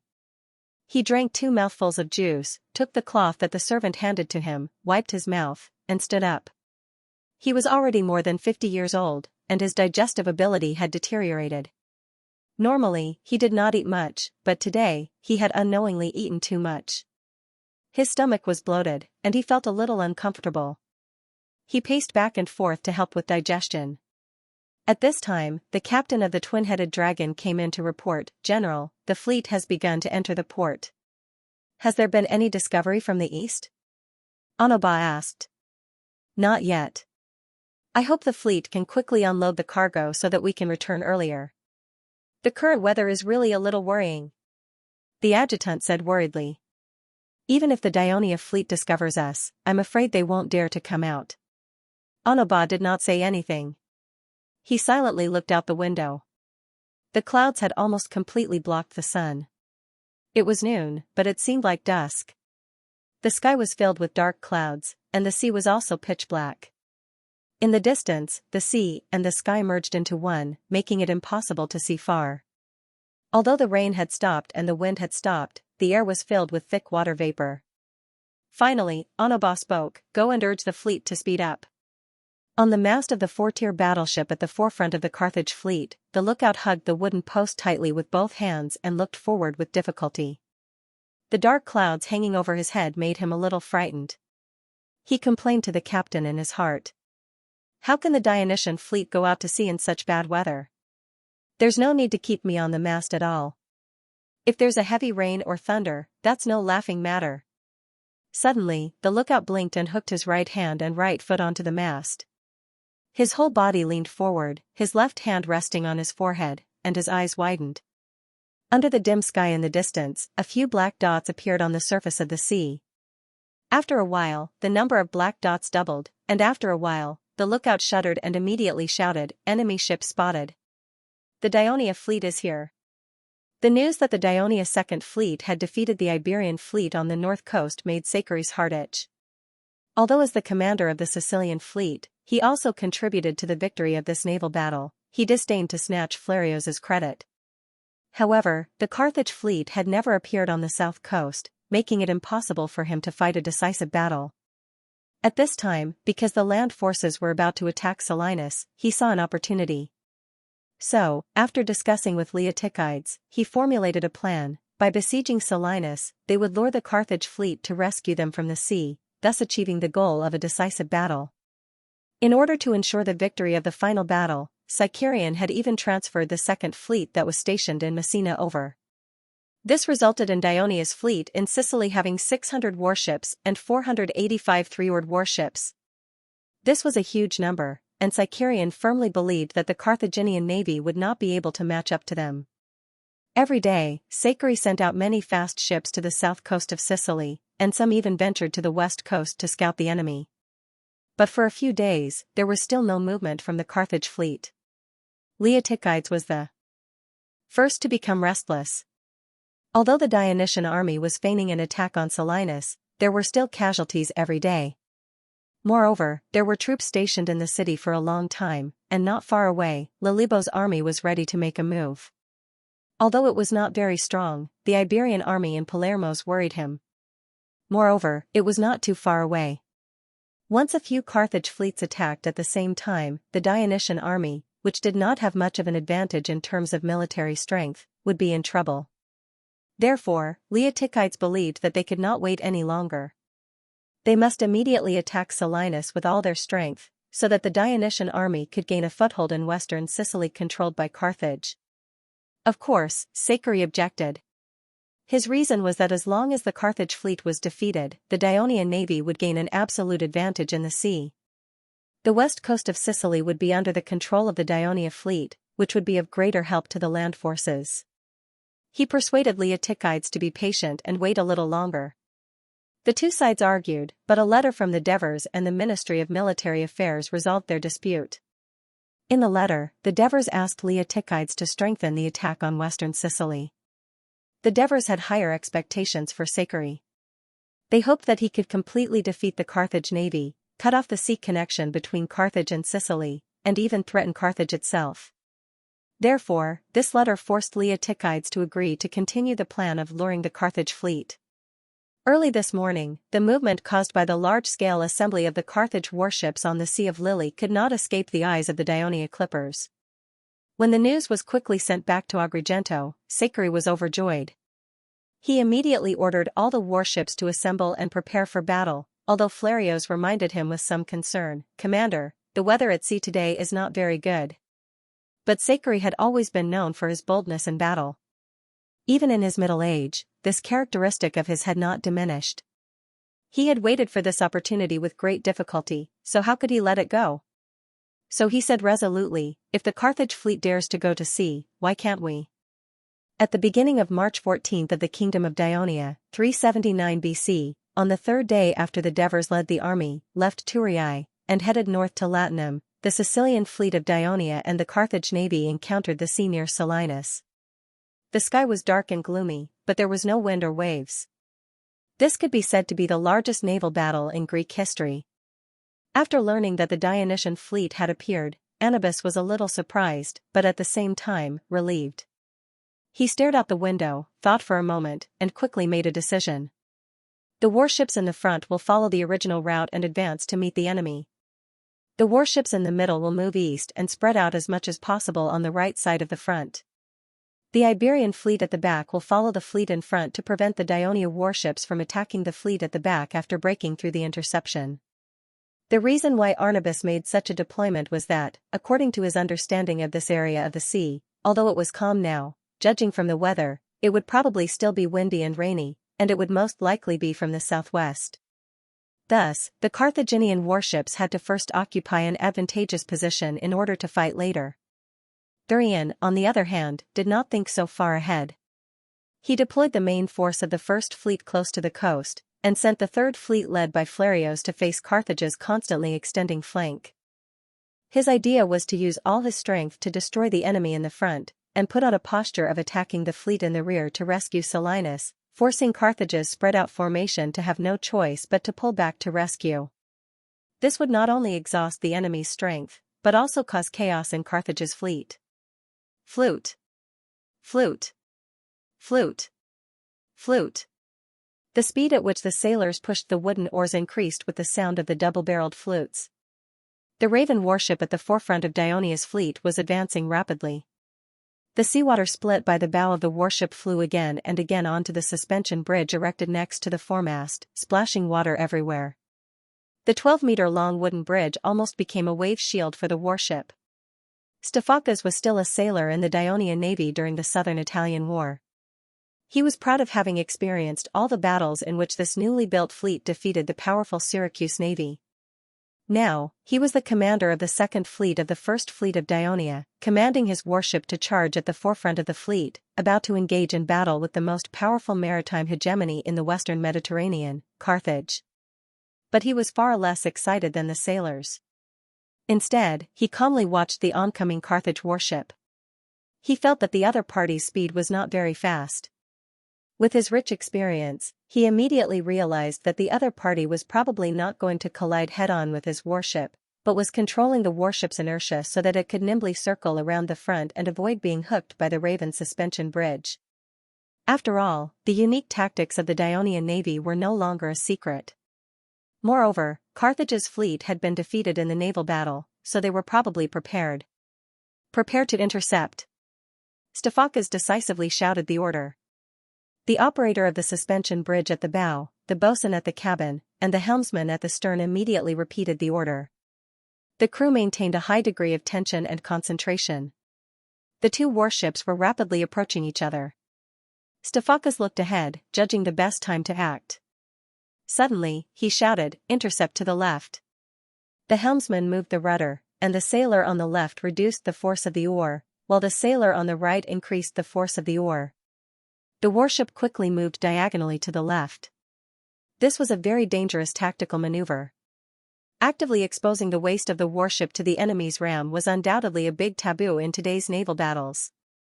Even for the Dionia warship with the Raven suspension bridge, it was quite dangerous because the distance was too close and the enemy ship was advancing at high speed. If the crew was not focused enough and did not cooperate well, it was likely that the warship would be hit by the enemy before the suspension bridge could be lowered. But Stefakas was full of confidence in the skills and tacit cooperation of his crew. This confidence came from the results of rigorous training day after day, year after year. Even so, the suspension bridge operators were still operating with a high degree of tension. Some quickly turned the suspension bridge according to the direction of the enemy ship's attack, while others hurriedly loosened the rope tied to the mast, pulling it tightly as they stared at the charging enemy ship and shouted. Everyone's face was covered in sweat, and the muscles on their arms bulged with tension. Originally, Captain Carthage was ready to deflect the warship to avoid the enemy's attack on the Raven suspension bridge, but the Raven warship suddenly turned horizontally in front of Captain Carthage. He froze for a moment. While he was stunned, the warship had already rushed a few meters forward. He immediately understood and hurriedly gave the order to turn the warship to the right. Carthage's sailors responded quickly, and the rushing warship quickly turned to the right. But it was already a little too late. the Dionia warship happened to be moving in the same direction as their warship, and instead of slowing down, it increased its speed and closed in. The Raven suspension bridge was immediately lowered, and the 40 fleet infantrymen on the ship immediately rushed out of the cabin, crossed the suspension bridge, and killed their way into the enemy ship. After knowing the combat characteristics of the Dionysian fleet, Anubis was not unprepared. During this period of time, he had asked Carthage and his allies to make a large number of daggers and equip them with the sailors, because only such light and compact weapons would not affect their rowing, and at the same time, give them some ability to defend themselves and fight back. However, on the long and narrow warship, they could not make use of the advantage of numbers. Most of these Carthage civilians who served as sailors had not undergone formal infantry training, and were completely no match for the aggressive infantrymen of the Dionysian fleet. Except for the fact that they did not wear the standard heavy infantry equipment of the Legion of Dionysia, the intensity of the Dionysian fleet's daily training was no less than that of the army. Not only did they need to be proficient in short sword stabs, sword and shield attacks, chessboard formations, javelins and charges, and group cooperation. In addition, they also put more effort into two training, rapid landings and long-distance swimming. Therefore, the infantrymen of the Dionysian fleet could be said to be well-trained. The Carthage sailors were equipped with daggers, and although they caused some trouble for the infantrymen, they were quickly defeated by their fierce attacks. After dozens of sailors had been stabbed, the Carthage warship's crew chose to surrender. But this time, Xianxia was determined to fight to the death with the Carthage fleet. Hence, he issued an order before the battle: the warships were not to waste energy and disperse their forces to capture the enemy ships, but to ensure that they had sufficient manpower to continue fighting until the end of the battle. Hence, the infantrymen of the fleet cut the arms of the captured Carthage sailors one by one so that they could not paddle, and then evacuated the enemy ships. At the same time, many Dionia warships also adopted the tactic of interception, but only a small number of Carthage warships were captured by the Crow suspension bridge. Most of the Carthage warships evaded in time, showing the experience and ability of the Carthage navy. They nimbly avoided the front of the Dionia warship and turned to attack its rear. The Dionia warship responded to this. It also circled around the enemy ship, always keeping its bow facing the enemy ship. As a result, a very strange battle scene appeared. The warships of both sides circled patiently, with the Carthage warship in the outer circle and the Dionia warship in the inner circle. Logically speaking, the Dionia sailors consumed less energy, but the difference could not be seen in a short period of time. Of course, the Dionia warship was in the center and had little room to maneuver. Once another enemy ship joined the fray, it would be difficult for it to escape the fate of being rammed. But in this naval battle, the Dionia warships outnumbered the enemy. Not only did they intercept the enemy one by one, but they also increased the intensity of their attacks. That was because Xianxia was not prepared to fight a protracted battle with the Carthage fleet. Although he did not know much about the situation in the sea, the terrible weather made him want to end the battle as soon as possible. And so, the second wave of Dionia's attack came. Fast three-decker or warships rushed into the battle zone like sharp arrows. Ilias, the captain of a fast three-decker or warship. He used to be a commoner in Corinth's Lycaean harbor. His family of 3 generations relied on fishing and buying fish to make a living. However, more than 10 years ago, during the Corinth War, King Agesilaus of Sparta led his troops to raid many ports and towns in Corinth Bay.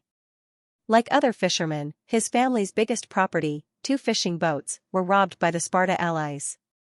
After the end of the war, the impoverished Ilias heard that the kingdom of Dionia across the Adriatic Sea had called for the Greeks to colonize there, and had even given them land. Desperate and almost sold into slavery, Ilias's family, like many other fishermen in Corinth Bay, took the risk and boarded the passenger ships of Dionia that docked at Lycaean harbor to pick up refugees. The end result was wonderful. Ilias even joined the Dionian navy, and because of his superb ship-handling skills, he later became a captain of the First Fleet. Because of the weather, the Dionysian fleet had also widened the gap between their warships. This gave the fast three-decker or warships more leeway to unleash their combat power. Ilias had long set his eyes on an enemy warship that was tangling with his own Raven warship. He commanded his warship to charge forward quickly, attempting to sneak an attack on the enemy's tail. Unexpectedly, the enemy had already sensed it and dodged in time. then nimbly evaded the Raven warship's approach. Obviously, the enemy warship had considered that it would be disadvantageous for it to fight two enemies at once. It began to speed up and retreat, hoping to widen the distance between it and the slower Raven warship. It wanted to first deal with the three-decker or warship that did not have a drawbridge. The captain of the Carthage warship obviously believed that as long as it was not the Raven warship, Carthage would definitely win in a normal battle of warships. At this time, Ilia's warship had already turned around and began to chase after the Raven warship. Both sides began to speed up as they chased after the Raven warship. Soon, the Raven warship was left behind. Looking at the enemy warship that was hot on their heels, Captain Carthage shouted, "Turn right and turn around." As soon as he finished speaking, the sailors immediately responded. Captain Carthage's plan was that his sudden turn would catch the fast-moving enemy warship off guard and push it to the front. This would then cause the situation to change. But at this moment, his eyes suddenly widened. The speed of the enemy warship had increased again. It was almost as if it was floating from the surface of the sea, heading straight for him.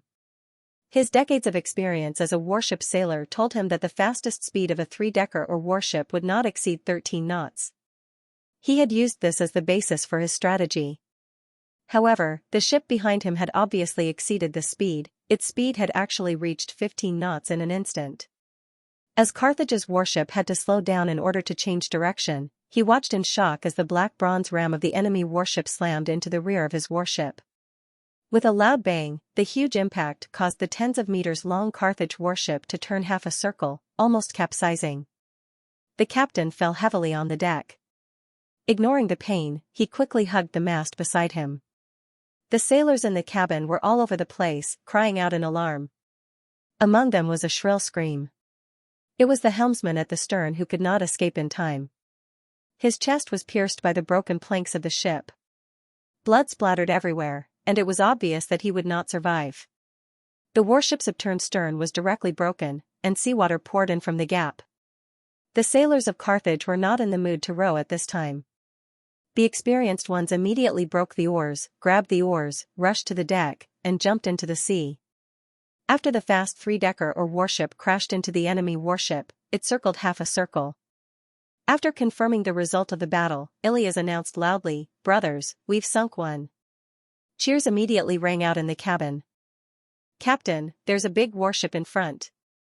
At this moment, the lookout on the mast shouted anxiously. "Big?" Ilias was stunned at first, but immediately understood. A warship larger than a three-decker or warship could only be the legendary four-decker or warship. Although he had never seen one before, Dionia's Ministry of Military Affairs had always regarded Carthage as their strongest enemy. They spared no effort in collecting and researching military intelligence.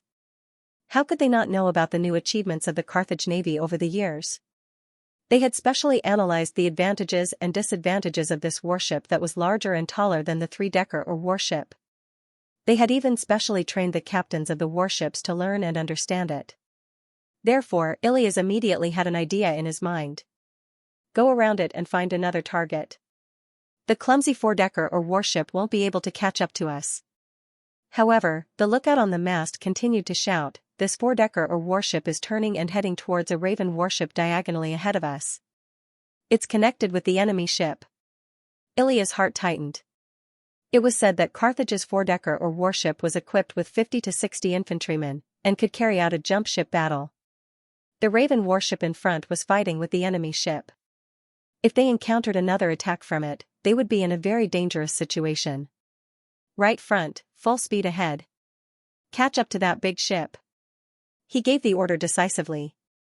The sailors, still in the excitement of victory, immediately pushed the oars with all their might. The warship drew an arc of water on the surface of the sea as it accelerated forward. Not long after, Ilias saw the full appearance of Carthage's four-decker or warship. Its wide hull was a full 2 meters taller than his own warship. A layer of oars bulged out from the middle of both sides of the ship, like the skirt of the warship, and he could vaguely see the dense number of oarsmen inside. Ilias counted carefully. There were indeed 4 layers of oars. Carthage's four-decker or warship had obviously seen the approaching Dionia warship, but it did not dodge or evade, and continued to sail towards the Raven warship in front without fear. "Charge! Clip its oars!" Ilias calmly gave the order.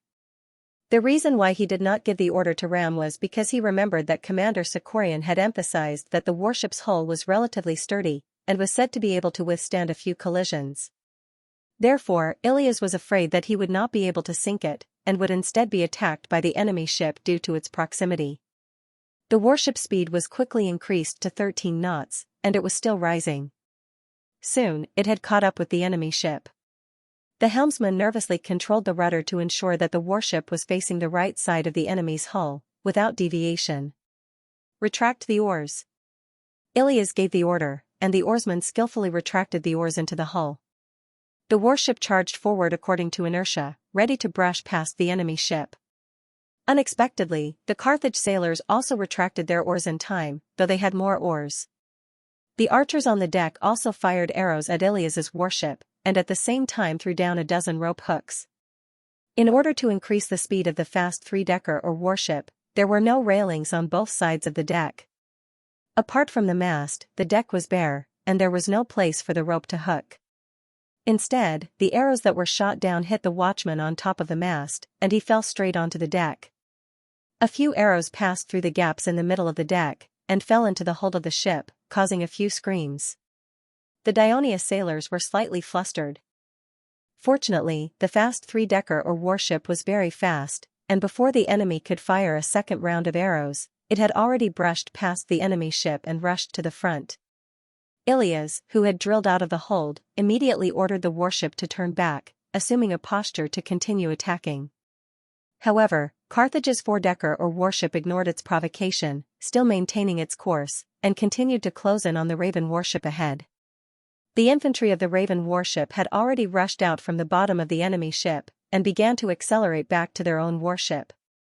However, the enemy four-decker or warship was only a dozen meters away from them, and there was no time to dodge.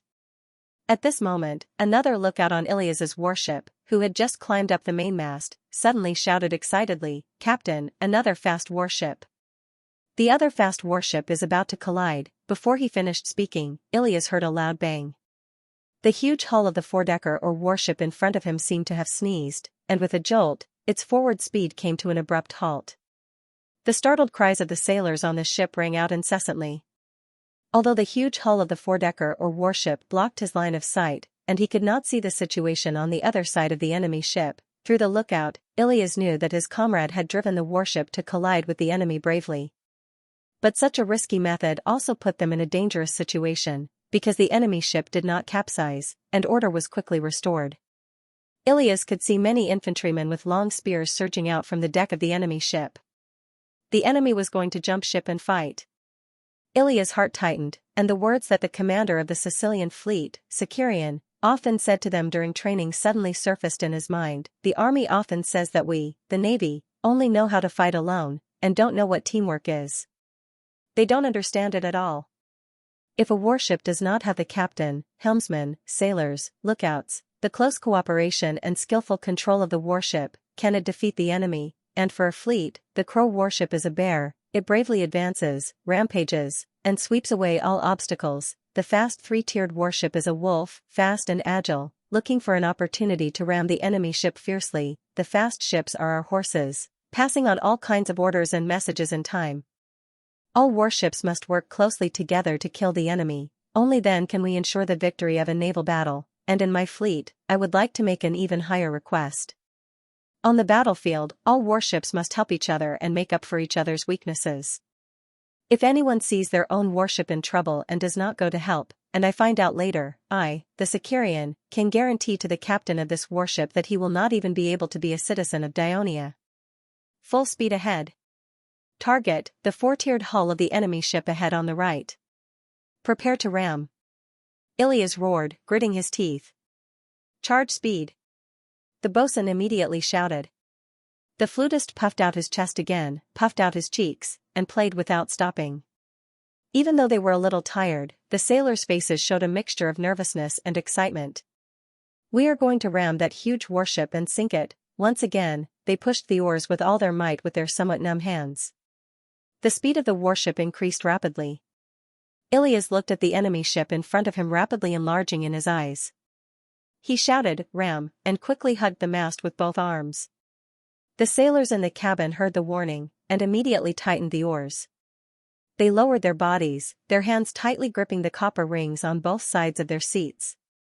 Amidst the cries of alarm from the enemy on the fort-tiered warship, the warship viciously rammed into the enemy's hull. With a loud bang, the ship shook violently. The Carthage infantrymen who were standing on the deck end, preparing to jump to the Dionia battleship on the other side, were pushed by a huge force. Many of them fell directly into the sea. The bronze ram of the fast warship broke through the planks of the side of the enemy ship, but it could not further enlarge the gap, because there was still a layer of planks inside. Although it was cracked, it did not break. The seawater could only seep in little by little, but it prevented the fast warship from moving forward. Seeing this, Ilias immediately shouted, "Retreat! Retreat quickly!" He had to break away from the enemy ship while the enemy was still in a panic, and then crash into it. Otherwise, he would be in trouble like his teammate on the other side. However, Carthage's men reacted quickly. Just as the Dionia sailors began to row backwards, the arrows flew down. The distance was too close, and Ilias could not dodge in time. He was hit by 3 arrows in a row, and with a muffled groan, he fell into the cabin and was caught by the bosun in time. There were also people in the cabin with arrows in their hands. The screams of pain caused the sailors to become a little chaotic. "Don't panic. Row back together. Piper!" The bosun shouted loudly. Beep. Beep. Beep. The high-pitched sound of the double-barreled flute sounded, covering the screams of pain and calming the sailors. Just as they began to row, they heard another loud scream from the enemy ship in front of them, followed by another loud bang. The enemy ship shook violently again, and the force transmitted to the Dionia battleship that was connected to it. The sailors swayed left and right, and it was a mess. Ilias woke up from the shaking. It turned out that as the captain of the warship, he was wearing leather armor according to the rules. The 2 arrows in his chest were blocked by the armor, and he only suffered some superficial wounds. However, his arm was pierced by an arrow, and he fainted from the pain. "What happened?" he asked, enduring the pain. "It's the Raven battleship. It hit the head of the enemy ship." The lookout slid down from the mast and reported to him. "Captain, the enemy ship is broken. It's flooded." The lookout at the front mast also ran over and said excitedly. It turned out that both sides of the Carthage's forward battleship had been hit by the fast battleship, and it was clamped in place, unable to move. Immediately after, the Raven battleship slammed into its bow, and the strong reaction force forced the already somewhat cracked hull to come into close contact with Ilias's battleship again. With a muffled creaking sound, the bronze ram pierced into the bottom of the ship. The Carthage sailors fled in panic. "Quick! Quick! Retreat!" Ilias shouted anxiously. As the sailors rowed, a few Carthage soldiers had already jumped onto the deck in panic. After pulling away from the enemy ship, Ilias ordered the sailors to pick up the wooden oars, and with the advantage in numbers, they chased the few Carthage soldiers into the sea. At this moment, Ilias heaved a sigh of relief, and suddenly felt a sharp pain in his arm. The bosun hurried over and used a dagger to cut off the shaft of the arrow on his left arm. As for the arrowhead, it could only wait until the end of the battle and be dug up by the medical camp on shore. At this moment, the enemy ship in front of them had already tilted to the left, and the crew jumped into the sea like dumplings into a pot. Seeing this, Ilias sighed and said, "This is indeed a good ship. But it's not very suitable for battle." "Captain, look," the bosun reminded. Ilias turned his head and looked, only to see a fast 3-oared battleship coming out from behind the enemy ship, heading straight for him. Ilias quickly saw the number painted on the other side of the ship, as well as the person who was saluting him on the deck. Ilias immediately laughed and said, "I was wondering who would be so bold. So it's him." Ilias endured the pain, raised his right hand, and returned a military salute. At this moment, the Raven battleship also turned around, and its captain stood on the deck, also saluting. Behind the 3 Dionia battleships, half of the Carthage forward battleship had already sunk into the sea, and there were many struggling crew members floating on the surface of the sea. Although the 3 captains did not shout, excitement rippled in their hearts. They had not discussed it beforehand, but they had worked together to sink this behemoth. This was a great honor. The 3 ships had only met once, and soon each looked for the next target to attack. The battleships of the first fleet of Dionia advanced like a hurricane, fiercely attacking the Carthage fleet. The two sides fought fiercely, and the first fleet had the upper hand. In just over 10 minutes, they broke through the front row of the Carthage fleet, forcing the Iberian fleet to join the battle. But this fleet, which had previously lost the battle, was even more unbearable in the face of the attacks of the Dionia battleships. Half an hour later, the frontmost battleships of the first fleet of Dionia had already rushed out of the Carthage fleet and directly rushed towards the fleet not far behind it. This fleet was fully loaded with food and soldiers. There were a total of 300 ships, so the port of Serenus could not accommodate all of them in a short time, so the fleet had to queue up outside the port. Although the laborers in the port were also speeding up due to the weather, they did not expect the Dionia battleships to rush over so quickly. This immediately frightened the ship owners in the fleet. They panicked and ordered the sailors to immediately sail their ships into the port to avoid the enemy's attack.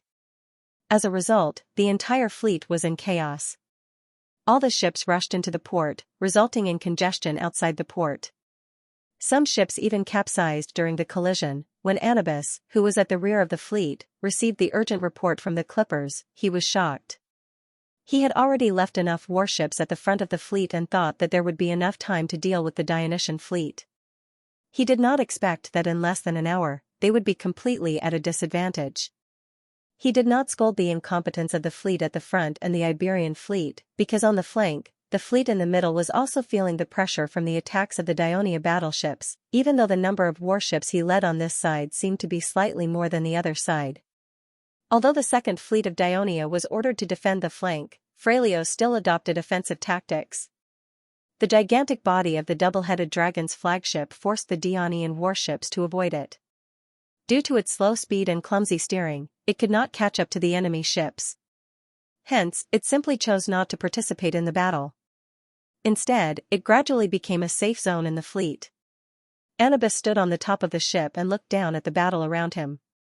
He suddenly discovered that the Dionia's Crow battleship and an even smaller but faster three-tiered warship cooperated well, causing the Carthage battleship to suffer a lot. Therefore, he did not dare to send warships to rescue the fleet at the port at this time. On the contrary, after a painful choice, he thought that he might as well let the fleet send the Dionysian fleet over. Not only would it reduce the pressure on the battlefield, but it would also be more beneficial for the Carthage fleet's counterattack. As for worrying about the complaints that the owners of the Carthage fleet would have against him, he had to ensure that he won this naval battle first. Otherwise, with the Senate's punishment for his defeat, it would not make much difference. He simply ignored the fleet's request for help. "General, a warship has been hit and sunk over there," the lookout at the top of the mast shouted loudly. Anubis frowned and did not reply. He did not intend to let the flagship sail there. The double-headed dragon had already rescued many sailors. Now that the flagship was full of people, it had basically become a shelter. The situation of the battle was worrying. He sighed and felt a little cold. Cold? He was stunned for a moment. Then, he looked at the surface of the sea. The sea was rippling slightly. The wind was rising. And it was the west wind. He was instantly ecstatic. The wind should be stronger. It would be even better if it was stronger. Anubis thought expectantly in his heart. As if in response to his words, the ripples in the sea quickly turned into waves, and each wave was higher than the one before. Not long after, the entire huge double-headed dragon flagship began to rise and fall with the sea. Thank you, Merlcat, for your protection." Anubis repeatedly expressed his gratitude to the supreme god of the Phoenicians, his heart filled with joy. The reason why he did not express his gratitude to Carthage's guardian, Balham, was because Balham was the lord of lava. Fire and water never intersected, so naval battles were not Balham's domain. Anubis happily believed that Dionia's Crow battleships were light in the bow and heavy in the bottom, so they would easily capsize in strong winds and waves. Those fast three-oared battleships were also smaller and lighter in size, so they were difficult to steer in strong winds and waves. Also, Carthage's battleships were in an advantageous position, so this was a great opportunity for Carthage's fleet to counterattack. Woo! The bugle of the double-headed dragon warship sounded again. The originally high-pitched bugle sounded low and hoarse in the dark sea that was shrouded in clouds. Anubis held the railing with both hands and stood on the high roof of the ship, letting the strong sea breeze blow against his body. He kept looking around at the sea around him as the battleships of both sides moved forward in the wind and waves. He did not know if his subordinates could hear the bugle, but he firmly believed that Carthage's men, who had rich experience in sailing, would seize this favorable opportunity and turn back the tide bit by bit. "General, the wind and waves are getting stronger and stronger. Should we retreat first?" The adjutant held his helmet with one hand, fearing that he would be blown into the sea by the strong wind. He walked to Anubis's side and asked loudly with unease. "Retreat?" Anubis seemed to have heard a joke. He pointed ahead, braved the sea breeze, and said loudly, "Look." Not far ahead of them, a Raven warship with a drawbridge on its foremast clumsily passed through a wave. Immediately after, another wave came crashing down on it. By the time the wave passed, the Raven warship was already toppled on the surface of the sea. "Ha ha ha." Anubis laughed heartily. "Did you see that? What a great opportunity this is. Even if we want to retreat, we have to wait until we defeat the people of Dionia." The same advice was given to Dionia's flagship, but Thurian was not as spirited as before. He had expected the weather to be bad, but he did not expect the wind and waves to be so strong, causing great difficulties for the fleet to control the warships. He was no longer in the mood to complain about why Poseidon had accepted their devout prayers and generous offerings before the battle, but helped the aliens when the fleet was about to win. At this moment, what gave him the biggest headache was that even if he gave the order to retreat, the entire fleet was scattered so widely that they even penetrated deep into the port of Selinus. In such bad weather, he couldn't just give the order to retreat as he wished. Just as he was deep in thought, boom, boom, boom. The continuous rumbling in the sky was like thousands of drums being beaten above the clouds, causing everyone to be startled. Then, bolts of silver-white lightning flashed above the sea, traversing between heaven and earth. The dark clouds grew darker and lower, pressing down on the sea. The waves became more and more active, rising higher and higher, like the huge mouth of a beast, about to devour the lightning. The heavy downpour, accompanied by strong winds, plunged the world into darkness. Neither Carthage's men nor Dionia's men were in the mood to row the ships and fight at this moment. They did not even dare to look out at the sea, because the sea had become a boundless abyss. The endless darkness seemed to be able to devour people's souls. The only thing the crew could do, including the generals, was huddle in the cabin and pray to the sea god with trembling voices for their safety. Crack! With a loud bang, a bolt of lightning appeared in front of the double-headed dragon ship. Sitting in the watchtower, Anubis happened to glance out. His originally pale face instantly turned even paler. With the help of the silver light from the lightning, he saw a huge wall rising from the sea not far away. It was more than 10 meters tall, and it came crashing down on them with the force of a mountain. Anubis was scared out of his wits. His previous calm and confident image of a commander full of confidence in Carthage's sailing skills had disappeared without a trace. He only muttered with a dull face, "How is this possible? How is this possible? It's not winter now. How can there be a storm in the sea southwest of Sicily?" The unpredictable changes of nature were not something humans could predict. In the face of the mighty power of heaven and earth, even the largest warship seemed extremely insignificant. Under the strong wind and huge waves, these ships were either smashed by the huge waves and sank to the bottom of the sea, or thrown into the air and smashed to pieces. The storm lasted until dusk, and finally subsided. The heavy rain disappeared without a trace, and the strong wind turned into a gentle breeze. The sky was so clean that not a single cloud could be seen. It was dyed golden red by the setting sun. The sea showed its gentle and beautiful side. But when he turned his gaze to the shore where the tide was ebbing, he saw a tragic scene. The beach was densely covered with bodies that had been soaked white by the seawater and the wreckage of countless warships. And in the ebbing tide there were also countless bodies and broken planks of ships floating.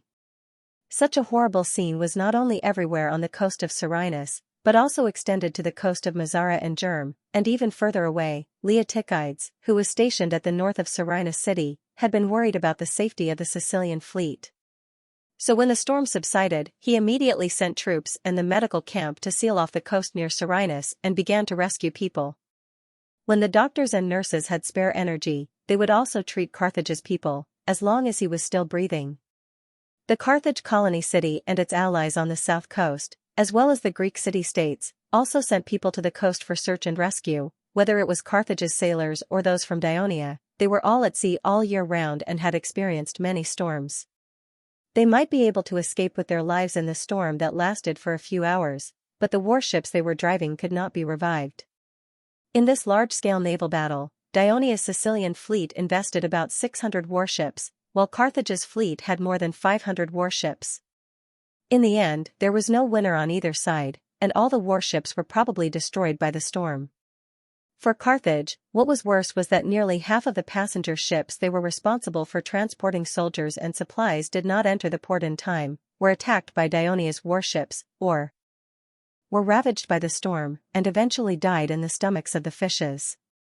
The news of the annihilation of Dionia's Sicilian fleet had not yet reached Greece. The army led by the Devers, who knew nothing about it, had just arrived in Laos. Today's Laos had changed a lot compared to more than a decade ago. Including the Campania alliance, on the west coast of Italy, Greece was to the south, and Lucania and Campania were to the north. Laos was located at the midpoint of this long coastline. On land, it was the transportation hub between Lucania and Brutty. Due to its superior geographical location, and the painstaking management of several governors, coupled with the support of the Senate, Laos had become a prosperous port city in the kingdom. Although its arable land area was relatively small, the population of the city had reached more than 50,000 people, and this did not include the free people and slaves at the port. It was precisely because its port was developed and there were many merchant ships, that they could send this huge army to Latin by sea with as few merchant ships as possible. As the army entered the city, Clotocatax curiously looked at the scene in the city. At the same time, he was also puzzled by Henneborus's strange attire. "Uncle Henny, this is not a battle. You're wearing a helmet, a cheek guard, and a mask on the outside. Don't you feel stuffy?"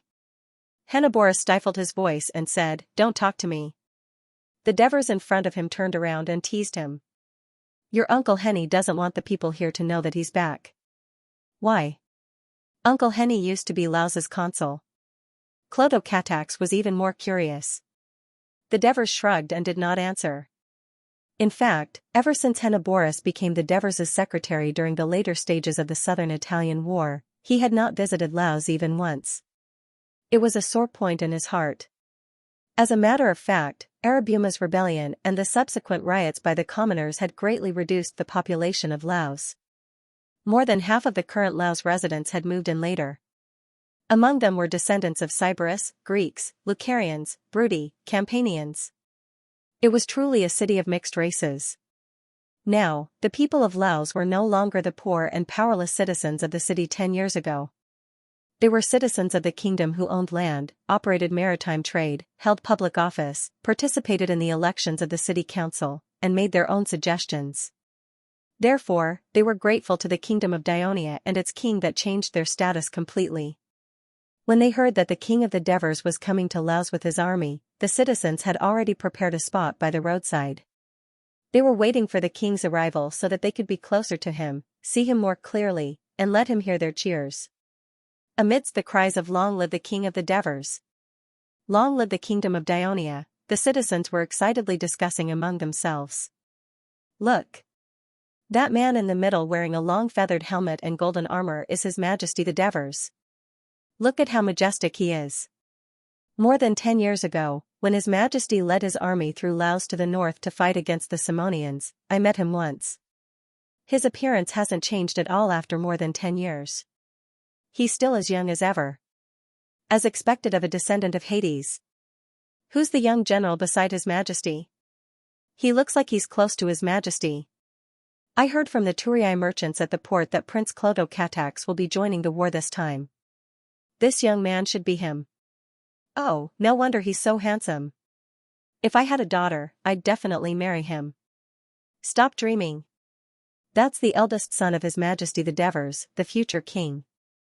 You want to be the prince's father-in-law with your status? Prince Clotho-Katax's future wife will be the most precious lady in our kingdom, or a foreign princess. However, the young ladies of Laos did not agree. The women of Dionia were different from the women of other Greek cities. They were known for their passion, openness, and boldness in the Greek world. The environment of Laos mixed with other races made the young ladies more unrestrained and passionate. They took the initiative to throw petals at the young prince, and even called his name intimately. It was the first time Clotho-Katax had experienced such a scene. He was a little embarrassed and shy, which made the young ladies cheer even more excitedly. Your Majesty, Prince Clotho is more popular with the people of Laos than you are. Tormid, who followed the army, joked. The Devers laughed and did not respond, which made Clotho-Katax even more embarrassed. At this moment, someone from the crowd asked, "Who's that ferocious-looking old man beside His Majesty the Devers?" A ferocious-looking old man?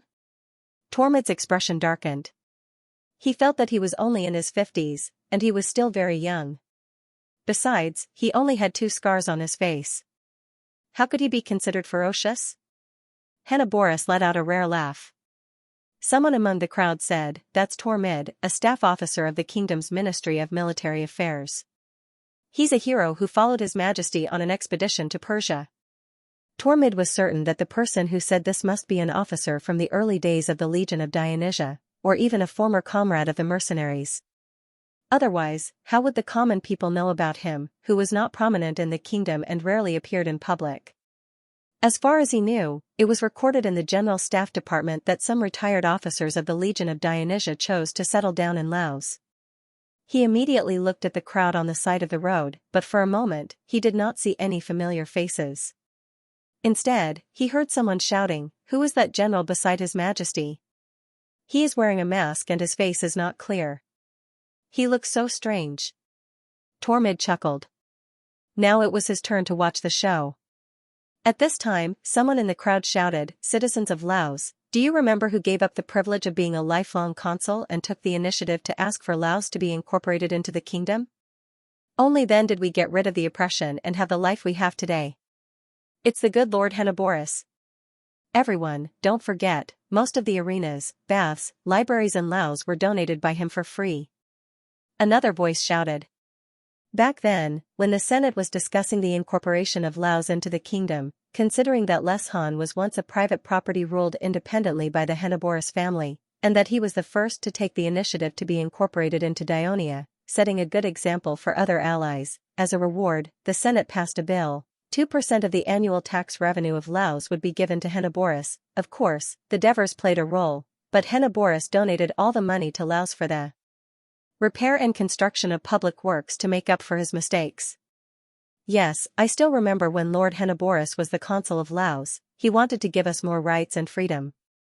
In the end, his uncle led a group of nobles and leaders in Laos to oppose him and almost murdered him. We should have thanked Lord Henoboris long ago. We owe him too much. I heard that Lord Henoboris is the clerk of His Majesty the Devers. He should be in the team too, right? Lord Henoboris. Lord Henoboris.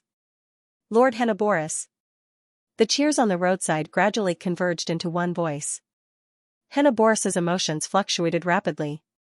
He looked at the Devers with gratitude. "Your Majesty, thank you."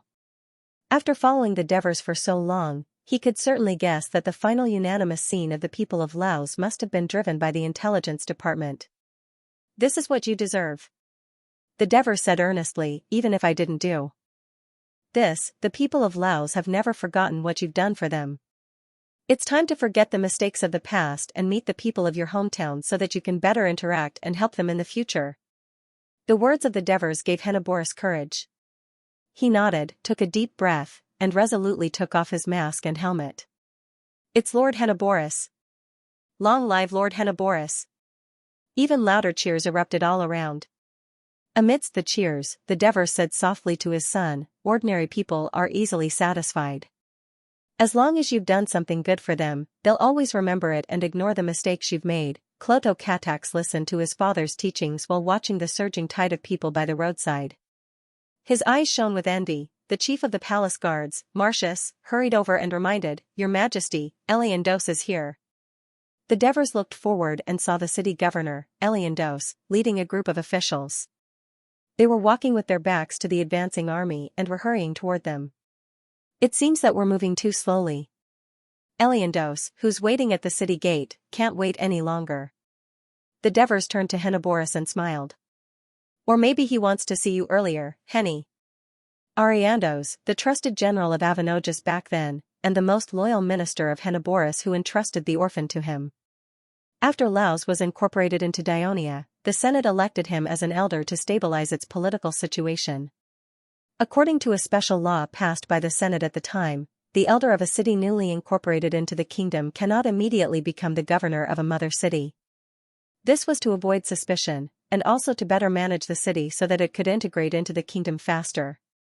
It was not until 10 years later, when the Senate had confirmed that Laos's people had completely submitted to it, and the city was located in the hinterland of the kingdom, so there was no danger and its development was smooth. Only then was the ban lifted on Laos, and Eliandos successfully became the governor of Laos. Of course, Henoboris had also contributed a lot. Henoboris also recovered from his excitement and said with a smile, "Before we left, Eliandos wrote to tell me that he was excited and nervous when he heard that your majesty was coming. He wanted to lead the officials of Laos to hold a grand welcome banquet for you, but he was afraid that you would refuse and criticize him." Eliandos continued the policies of his predecessor, and at the same time made some improvements. Laos has developed very well in the past 2 years, which is inseparable from the efforts of the officials of Laos. I will definitely attend tonight's banquet, but don't be too extravagant. The Devers smiled and gave an affirmative answer. Although the military law of Dionia stated that the army is not allowed to hold or participate in banquets during the time of war. But the Devers knew very well that he was now not only the commander-in-chief of the army, but also the king of Dionia. In addition to the war, he also shouldered some political tasks. Whether it was to commend the achievements of the officials of Laos, or to show the affinity of the royal family and win over the people, he had to attend. And since he became the king of Dionia, he had never officially visited other cities in the kingdom. Laos was the only city that he would enter on his expedition to Latin. Attending banquets, having fun with the officials and citizens, and putting forward some of his expectations for the kingdom, officials, and citizens was very meaningful for the many ordinary officials and citizens who had never seen the king before. When the Devers led the army to the city of Laos, the soldiers of the Legio III and the 2nd Cavalry Legion, who had received the military order, had already left Naples on passenger ships and sailed to the port of Cels, an important town in Wolsey. The high-ranking officials of Wolsey who came to welcome them saw the ships full of soldiers docked at the port. It was as if they had been worried about the attack of Rome, and they discussed, it seems that what the commander of the Legion of Dionysia, Amyntas, said was true. They are really preparing to attack Rome and rescue our Wolsey. Therefore, they were even more enthusiastic about the soldiers of the Dioria Legion who came ashore. The commander of the 1st Legion, Amyntas, who received the news also rushed from the Legion station to welcome his comrades. As soon as the commander of the Legio III, Lazaru, came ashore, he hurriedly greeted him. "Commander Amyntas." When Lazaru saw him, he quickly saluted. Although their positions in the army were now the same, when he first joined the Legion of Dionysia, Amyntas was already a high-ranking officer of the Legion. Not only was he experienced, but he also had outstanding military achievements. His prestige in the army of Dionia was far from what Lazaru could compare to. Therefore, no matter how rebellious Lazaru was, he still showed due respect. "I've been looking forward to your arrival. I have been so worried during this period of time." Amyntas excitedly punched Lazaru's chest and grinned. "The war is finally starting. Lazaru, quickly gather your legion and follow me to the barracks. Let's have a good discussion on how to fight the next war." "All right." This was in line with Lazaru's personality. He did not like to socialize, so he reluctantly dealt with the high-ranking officers of Wolsey who came to greet him. Then, he led the Legio III and some of the soldiers of the 2nd Cavalry Legion to follow Amyntas to the barracks. During this period of time, because the Rome focused their attacks on the Helniki in the east, the Roman army that was originally in Wolsey's territory retreated quickly. The war between Wolsey and Rome temporarily subsided. After that, because Wolsey sent troops to rescue the Helniki, the entire territory was empty. After the high-ranking officers of Wolsey discussed with the commander of the 1st Legion of Dionia, Amintas agreed to move the barracks to the north and bring more Wolsey villages under his protection.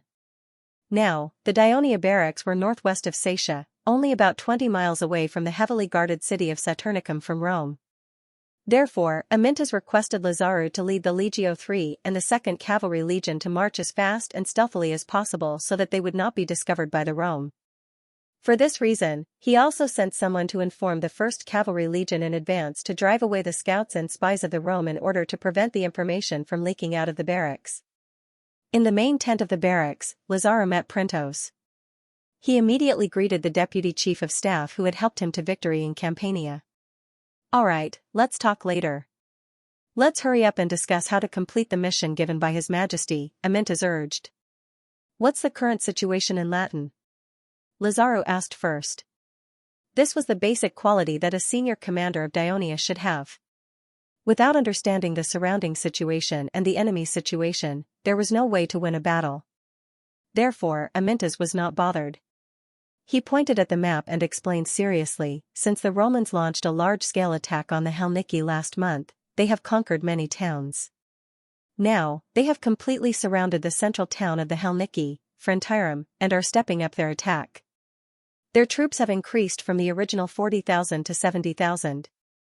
According to the Volsci, the situation in Frontirum is very critical, and they won't be able to hold on for more than a few days. Once this town falls, not only will the Helniki be finished, but the Volsci will also suffer heavy losses. Because the Volsci had sent a lot of soldiers to rescue Helniki, they are now trapped in Frontirum. So, the Volsci territory is very weak, and they are relying on the 1st Legion to help them hold on. Lazaru stared at the map for a long time before pointing to the north of the Volsci territory. He asked, since the Roman army is focusing on attacking the Helniki, the defense here must be very weak. The citizens of the Latin Alliance to the west of Rome have all been transferred to attack Helniki. Indeed, they don't have many troops, but here. And there are 10,000 Roman troops stationed here. Amintas pointed at the map 3 times.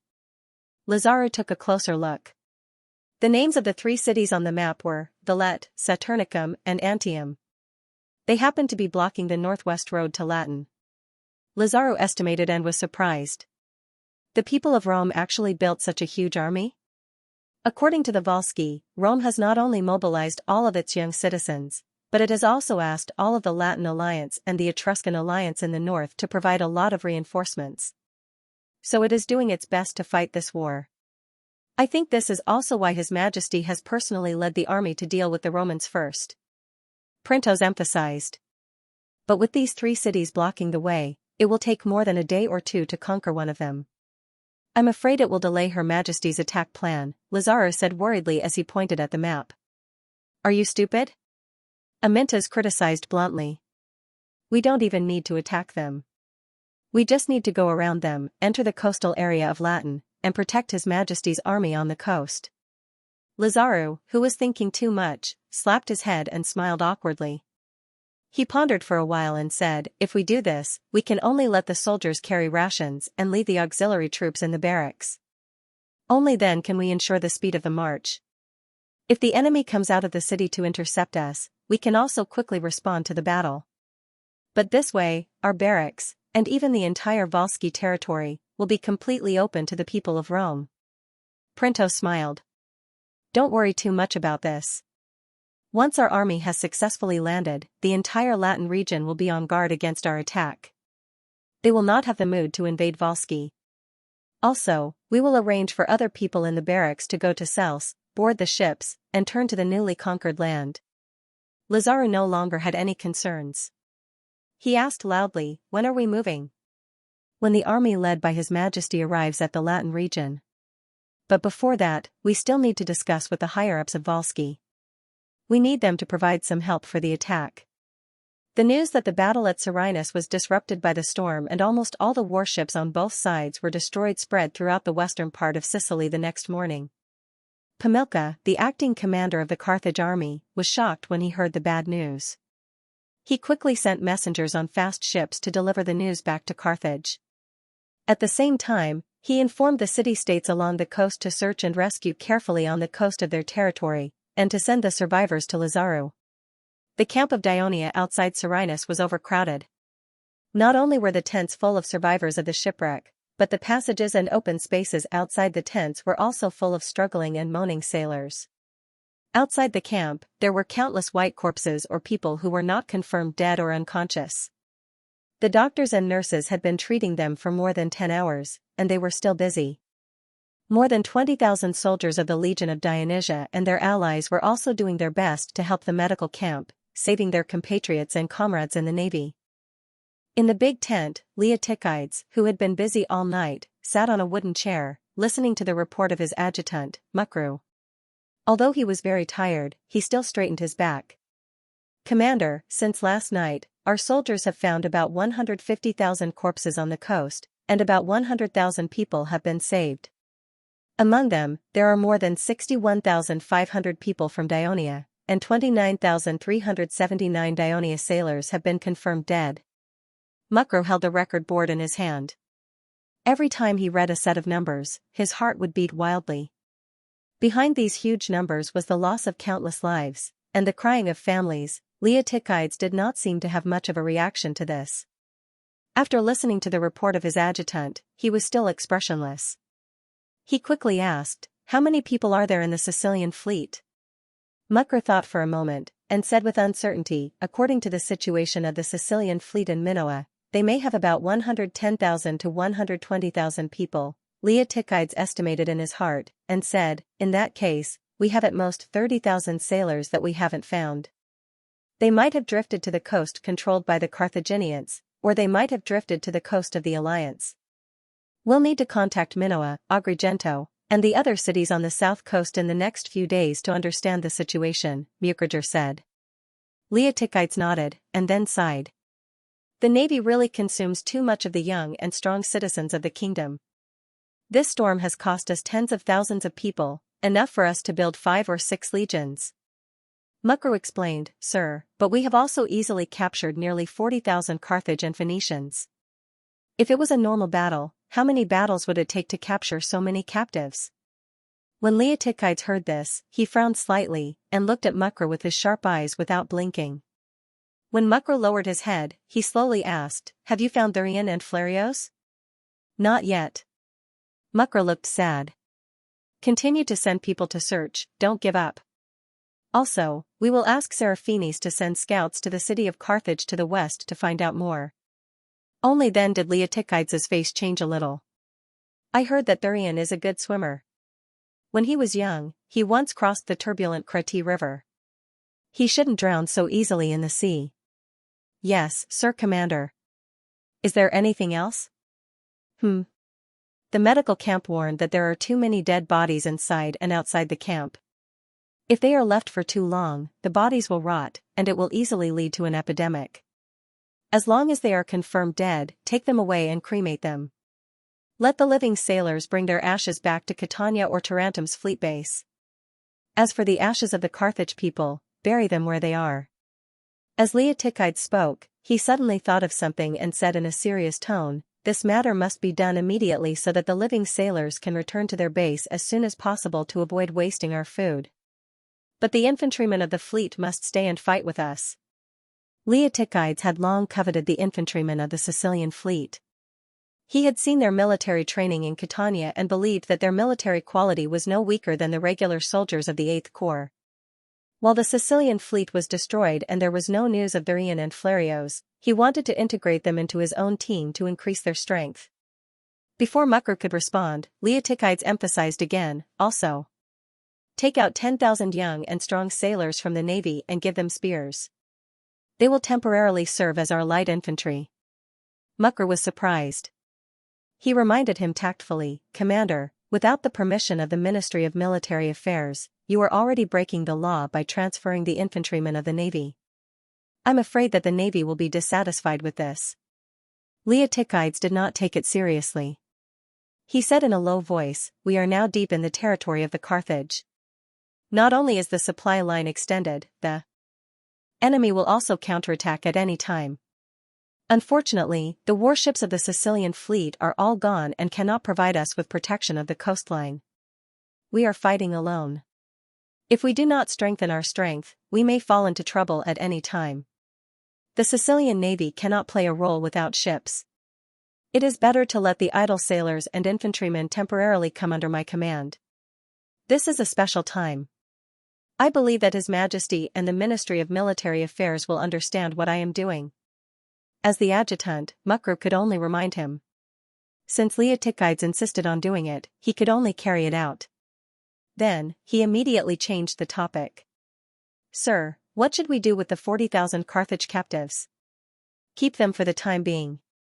Deal with them according to the way we used to detain the captives. Leotychides said in a low voice, Carthage must have our sailors.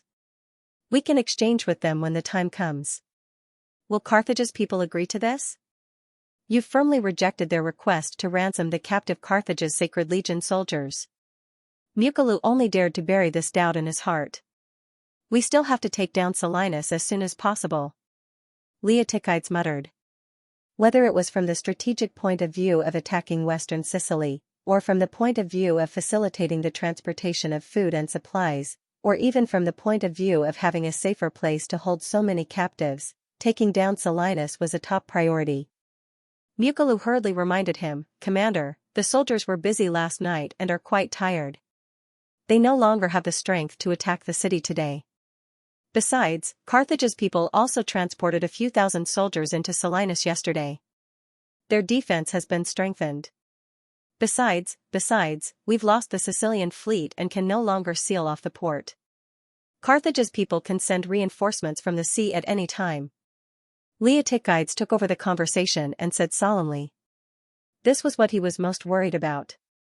The loss of the Dionysian army's naval superiority in Sicily would make it much more difficult for them to attack on land. This was because the further west the army attacked, the closer they would be to Carthage, and the stronger the reinforcements from the sea would be.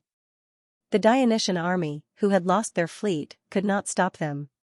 They could only hope that after the news of the destruction of the Sicilian fleet reached Thurii, His Majesty would send the third or fourth fleet to retake Sicily's naval superiority. Just as Leotychides was deep in thought, a guard came in and reported, the captain of the Diacasis company, who is patrolling by the coast, requests an audience. He said he has an urgent military report. You're saying that 42 of our three-oared warships are still in Selinus port? Even though Leotychides had always been indifferent, he couldn't help but be moved when he heard the news. Yes, Lord Commander. Diacasis also said excitedly, when the storm arrived, the second squadron of the first fleet was attacking Carthage's fleet outside Selinus harbor. The commander of the second squadron, Stephacas, urgently led the surrounding warships to break into Selinus harbor and successfully went ashore. They occupied the southwest corner of the harbor. They originally planned to send a clipper ship to inform us last night after the storm subsided, but the shipwrecks caused by the storm blocked the harbor, making it dangerous for ships to sail at night. Therefore, they only took the risk of opening a passage through the harbor this morning and sent a clipper ship to inform us. In fact, the port of Selinus was the same as the other ports of the Greek city-states. It had a breakwater and a water gate at the entrance that could be locked down with iron chains. There were also towers built on the breakwater to attack enemy ships. However, when Carthage's fleet entered the harbor yesterday, due to panic, they blocked the water gate, making it impossible for the people of Selinus to seal off the harbor. Coupled with the storm, the people in the harbor only wanted to go home to hide, causing the port's defenses to slacken. This allowed the warships of Dionia to easily break into the harbor and successfully go ashore. Leotychides quickly calmed down and asked calmly, how many people do they have now? Can they withstand the enemy's attack? According to the messenger, Stephacas, the commander of the B fleet, is very confident. Because 30 of the 42 warships that entered the harbor are Raven warships, they have about 1,200 fully armed fleet infantrymen and nearly 7,000 sailors. They have sunk many Carthage's troop transports. After they went ashore, they even robbed Carthage's grain transports and even looted the armor and weapons of many drowned Carthage soldiers. From this, they obtained more than 400 sets of heavy infantry equipment and more than 30 bows and arrows. They also had some sailors sharpen one end of a wooden oar to use as a lengthened wooden spear. Their warships also control the sea and the harbor. According to the messenger, when he left the harbor, the people of Carthage did not attack them. After several sieges, I'm afraid that there are less than 2,000 people defending Serenus. Even if there are reinforcements this time, there won't be more than 5,000 people. If the people of Carthage attack with all their might, it will cause a lot of trouble for the navy in the harbor. However, it seems that the commander of Carthage's garrison is not bold enough. He's worried that we'll take advantage of the situation to attack the city, so he didn't take action immediately. After listening to Diocletius' narration, Leotychides analyzed and said. He already realized that this was a great opportunity. He asked Mukalu in a slightly excited tone, "What time is it now?" "About 8 in the morning." Mukalu immediately informed the 8th Army Corps and the reserve troops to rest in the tents. "I'll only give them 4 hours to sleep and recover. They must wake up at noon. After lunch, we'll immediately attack the city." Leotychides decisively gave the order. "Yes, Commander. I'll convey the message immediately." "Diocletius, go and call the messenger in. I want to ask for more details," Leotychides said. Out of caution, he first wanted to confirm the authenticity of the news. Secondly, he wanted to further understand the situation of both sides in the city. At noon, Leotychides led his army to attack the city. He had already made contact with the remaining Sicilian fleet at the harbor. They immediately responded and attacked the city from the harbor. Carthage's garrison was attacked from 2 sides. They were in a difficult situation. The battle lasted until the afternoon. Malefio led a few cavalrymen and escaped from the south gate. The garrison of Serenus opened the gate and surrendered. March was a rainy season in the southwestern region of Latin. The morning mist and drizzle were the weather that the sentries hated the most. They could not lean against the wall for a long sleep, and the slightly damp temperature made the sentries hungry again. The serious nature of the Rome people and strict military law made them not dare to leave their posts easily. They could only slowly patrol the walls of Antium while praying that the time would pass quickly so that the next batch of comrades could arrive. "Listen, what's that sound?" a sentinel suddenly asked nervously. Another sentinel immediately pricked up his ears. Whoosh! Whoosh! Whoosh! The light but continuous sound was different from the sound of the tide. It had a metallic texture. The sentinel's expression changed. There was an army outside the city, and a lot of them. "Are they enemies?" The sentinel looked up. It was drizzling outside the empty city, and there was no one in sight. The garrison of Antium was Paulus Valerius Potitus. Not long ago, he was the military governor of Rome.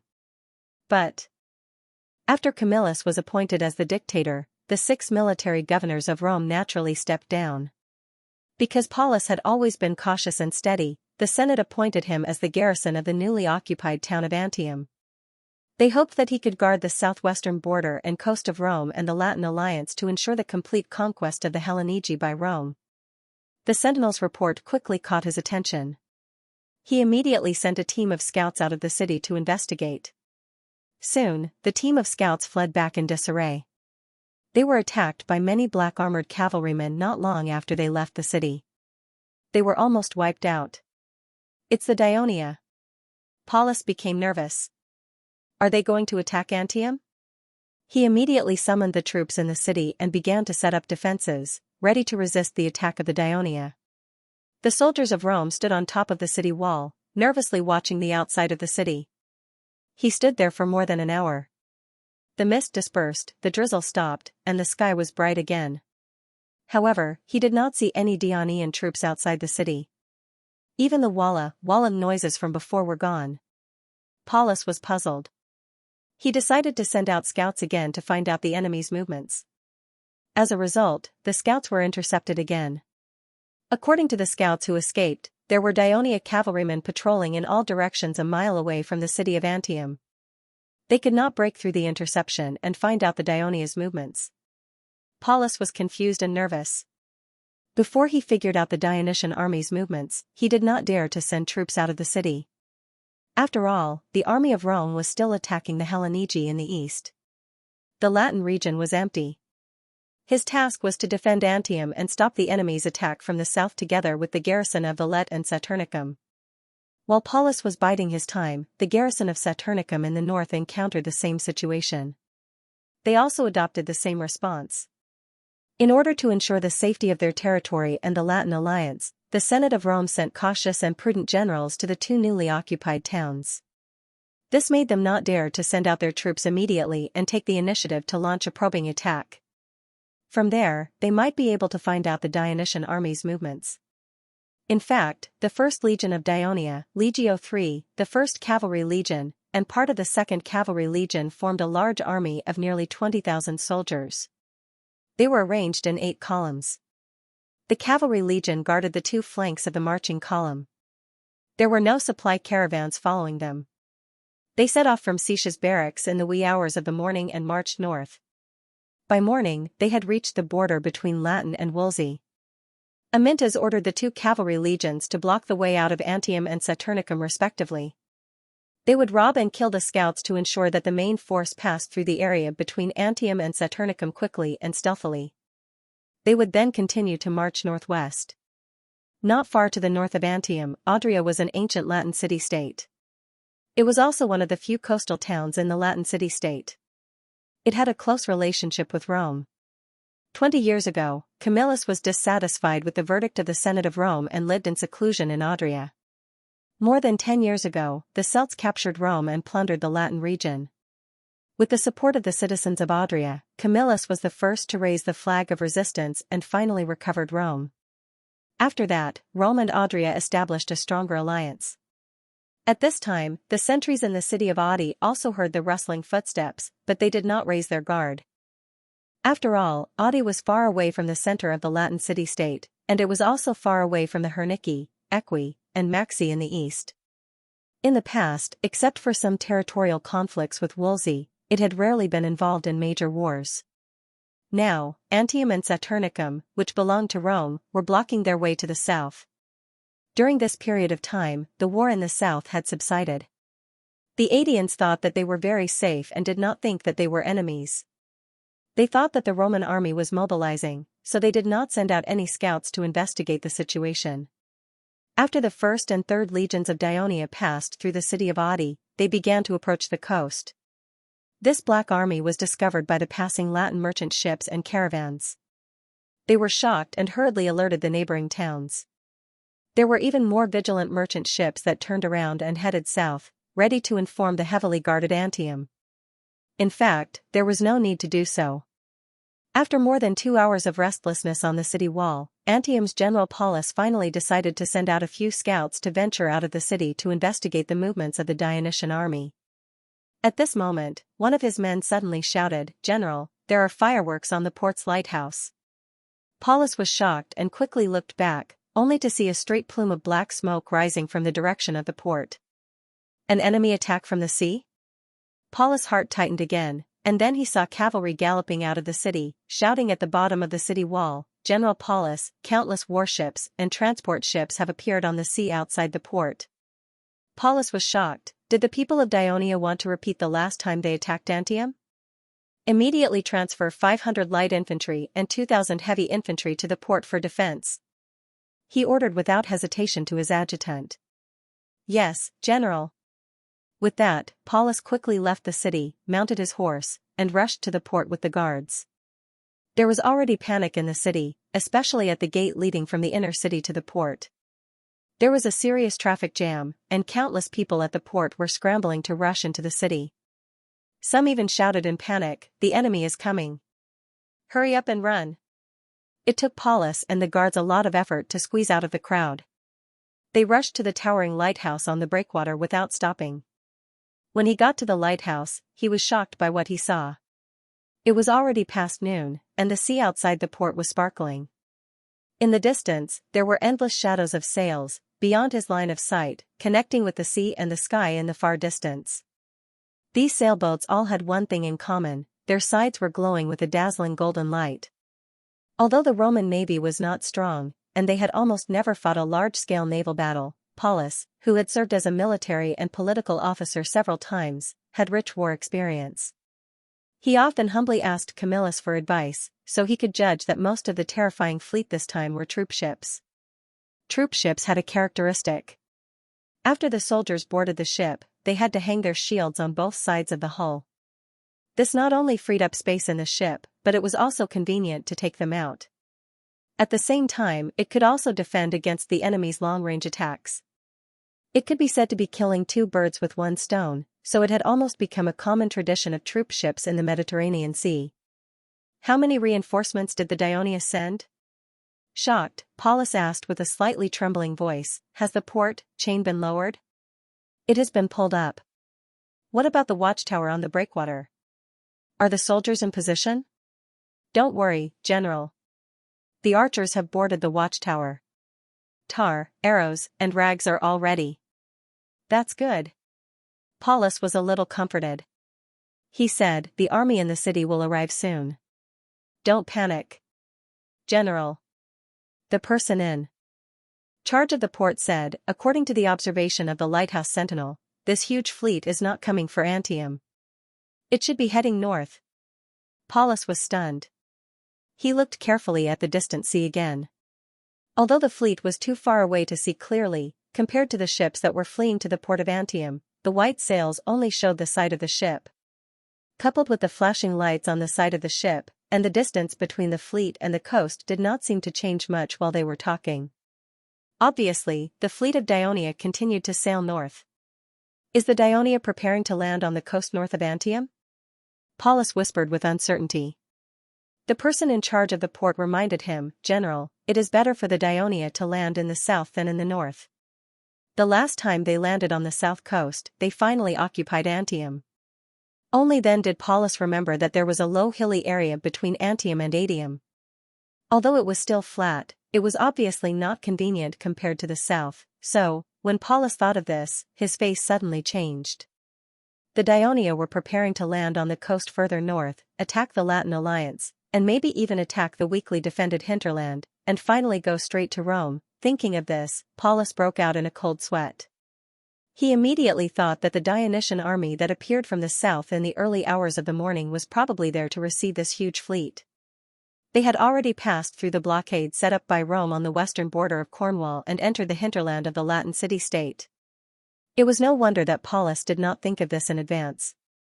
His mind was still filled with the original information. Dionia's army in Wolsey is only about 10,000 men.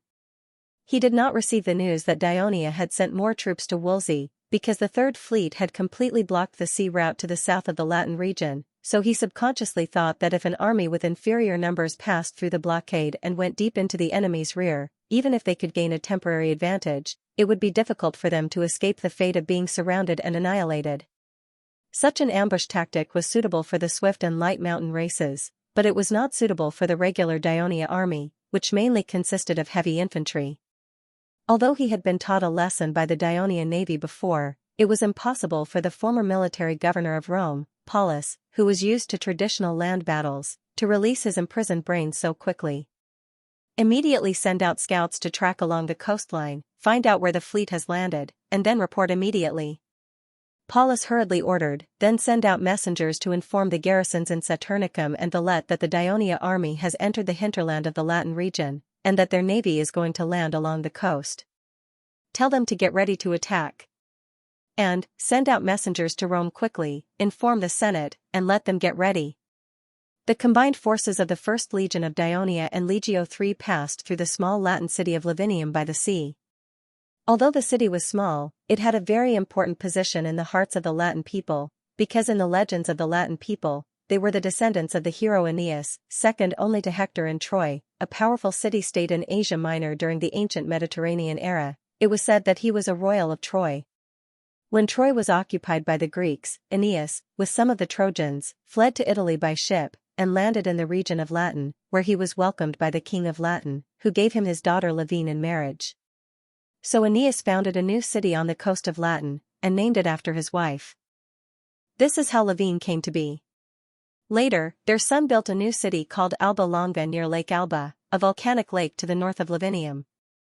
This city became the center of the Latin people, until the twins born to Princess Silvia wandered into the wild and were raised by she-wolves.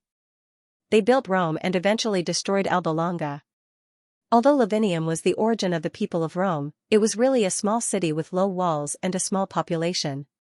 When they saw the Dionia army swaggering through the city, the sentries at the top of the city trembled in fear, and the people in the city were even more terrified. However, the Dionysian army did not stop marching. They continued north along the coast. Lord Legion commanders, the 1st Cavalry Legion and the 2nd Cavalry Legion have returned. Before the scout could finish his sentence, the rumbling sound of hooves could be heard behind him. Amintas, Lazaru, our Cavalry Legion has returned on time. Led shouted from his horse. How's the situation? Amintas asked. At least before we left, we didn't see any troops from Antium or Saturnicum leave the city. Leds patted his horse's neck and said with a slight smugness, during this period, they did send out many scouts, but they did not escape our interception. What about you? Have you reached your destination? We have already passed Lavinium. We should be arriving soon. Amintas wiped the sweat off his face and waved his hand. He said with a slight grumble, we gathered and set off before the sun rose, and we have been traveling non-stop. I'm afraid we have traveled 70 to 80 miles. Our brothers are very tired. If it wasn't for the fact that we have been traveling on a flat road, I'm afraid we would not have been able to complete the mission given by His Majesty. I think our brothers will not complain. Leds looked at the tired soldiers passing by and said with relief, they should be very excited to be able to participate in the war that is about to begin. Not only the soldiers, but we are also very excited. Lazaru interrupted. The few legion commanders looked at each other and laughed. The Dionysian army finally stopped advancing. Under the command and arrangement of the legion commanders, the 20,000 soldiers leaned against the silver, flat beach and slowly lined up in a formation that was 4 miles long and 8 rows thick. At this time, the legion commanders issued an order. The soldiers could temporarily take off their armor, put down their weapons, then sit on the ground to rest, eat some rations, and recover their strength. As soon as the order was given, the entire 4-kilometer-long army formation fell like dominoes. In the blink of an eye, all the soldiers fell. It was a spectacular scene. Amintas, Lazaru, and the rest did not dare to be careless at this time. Led sent out all the cavalry to scout the surroundings and ensure the safety of the formation. The Dionysian army on the coast did not have to wait for long. When the sun moved to the west, the soldiers furthest south of the formation were the first to cheer. Our fleet! Our fleet is here! The army led by His Majesty is coming. In order to carry out this difficult mission and let the soldiers march long and deep behind the enemy's lines, the legion commanders had told the team officers in detail the plan and purpose of this operation. Then, the team officers of different levels of the legion informed all the soldiers. That was why the soldiers were so enthusiastic and tired to carry out the long-distance march. Therefore, when they saw the black warships in the distance, they immediately thought that behind the Dionysian fleet, there must be a huge fleet full of soldiers. The soldiers' guess was not wrong. The third fleet of Dionia continued to sail forward, followed by fleets that covered the sea. They all turned around and headed for the beach. Adoris sat in the middle of the ship, looking at the beach in the distance. From here, he could not see the fully armed soldiers on the shore clearly. He could only see a thick black line extending infinitely to both sides of the coast, and among the black line, there were flashes of golden light. Adoris knew that it was the military flag flashing. On this military transport ship, the captain directed the helmsman to adjust the course. 50 soldiers sat on both sides of the ship, assisting the sailors to row the oars together. In the middle of the ship, the captain of the division, Timamanras, was loudly emphasizing the various things that the soldiers had to abide by after they went ashore. After that, he emphasized with a serious expression, "Do you all remember?" "Yes." The soldiers responded in unison. Timamanras looked at Adoris, and Adoris immediately said loudly, "I'll remember, Captain, don't worry." His buttocks ached when he thought of the flogging he received last time, and he almost missed the battle in the north. So, he did not dare to disobey the order and violate the military law. It was high tide, and the ship was moving very fast with the help of the tide. Not long after, Adoris could see the soldiers on the shore clearly. Most of them were sitting on the ground, taking off their armor and only wearing the black lining. They were drinking water and eating rations while looking at the sea. A few were waving their arms and shouting excitedly. While Adoris was watching, he heard Timamanras shouting, "Get ready to go ashore." Adoris was instantly excited. He and his comrades immediately picked up their belongings and quickly put on their armor, swords, rations, shields, javelins, and bayonets. They watched as the ship approached the white beach. Suddenly, the hull of the ship stopped abruptly. The smooth bottom of the ship had touched the land. The helmsman immediately locked the rudder, pulled out a long pole from the ship, and plunged it into the sand to support it, preventing the ship from moving backward.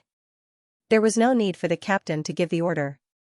The soldiers who were ready jumped off the ship, stepped on the cool water, and quickly came ashore.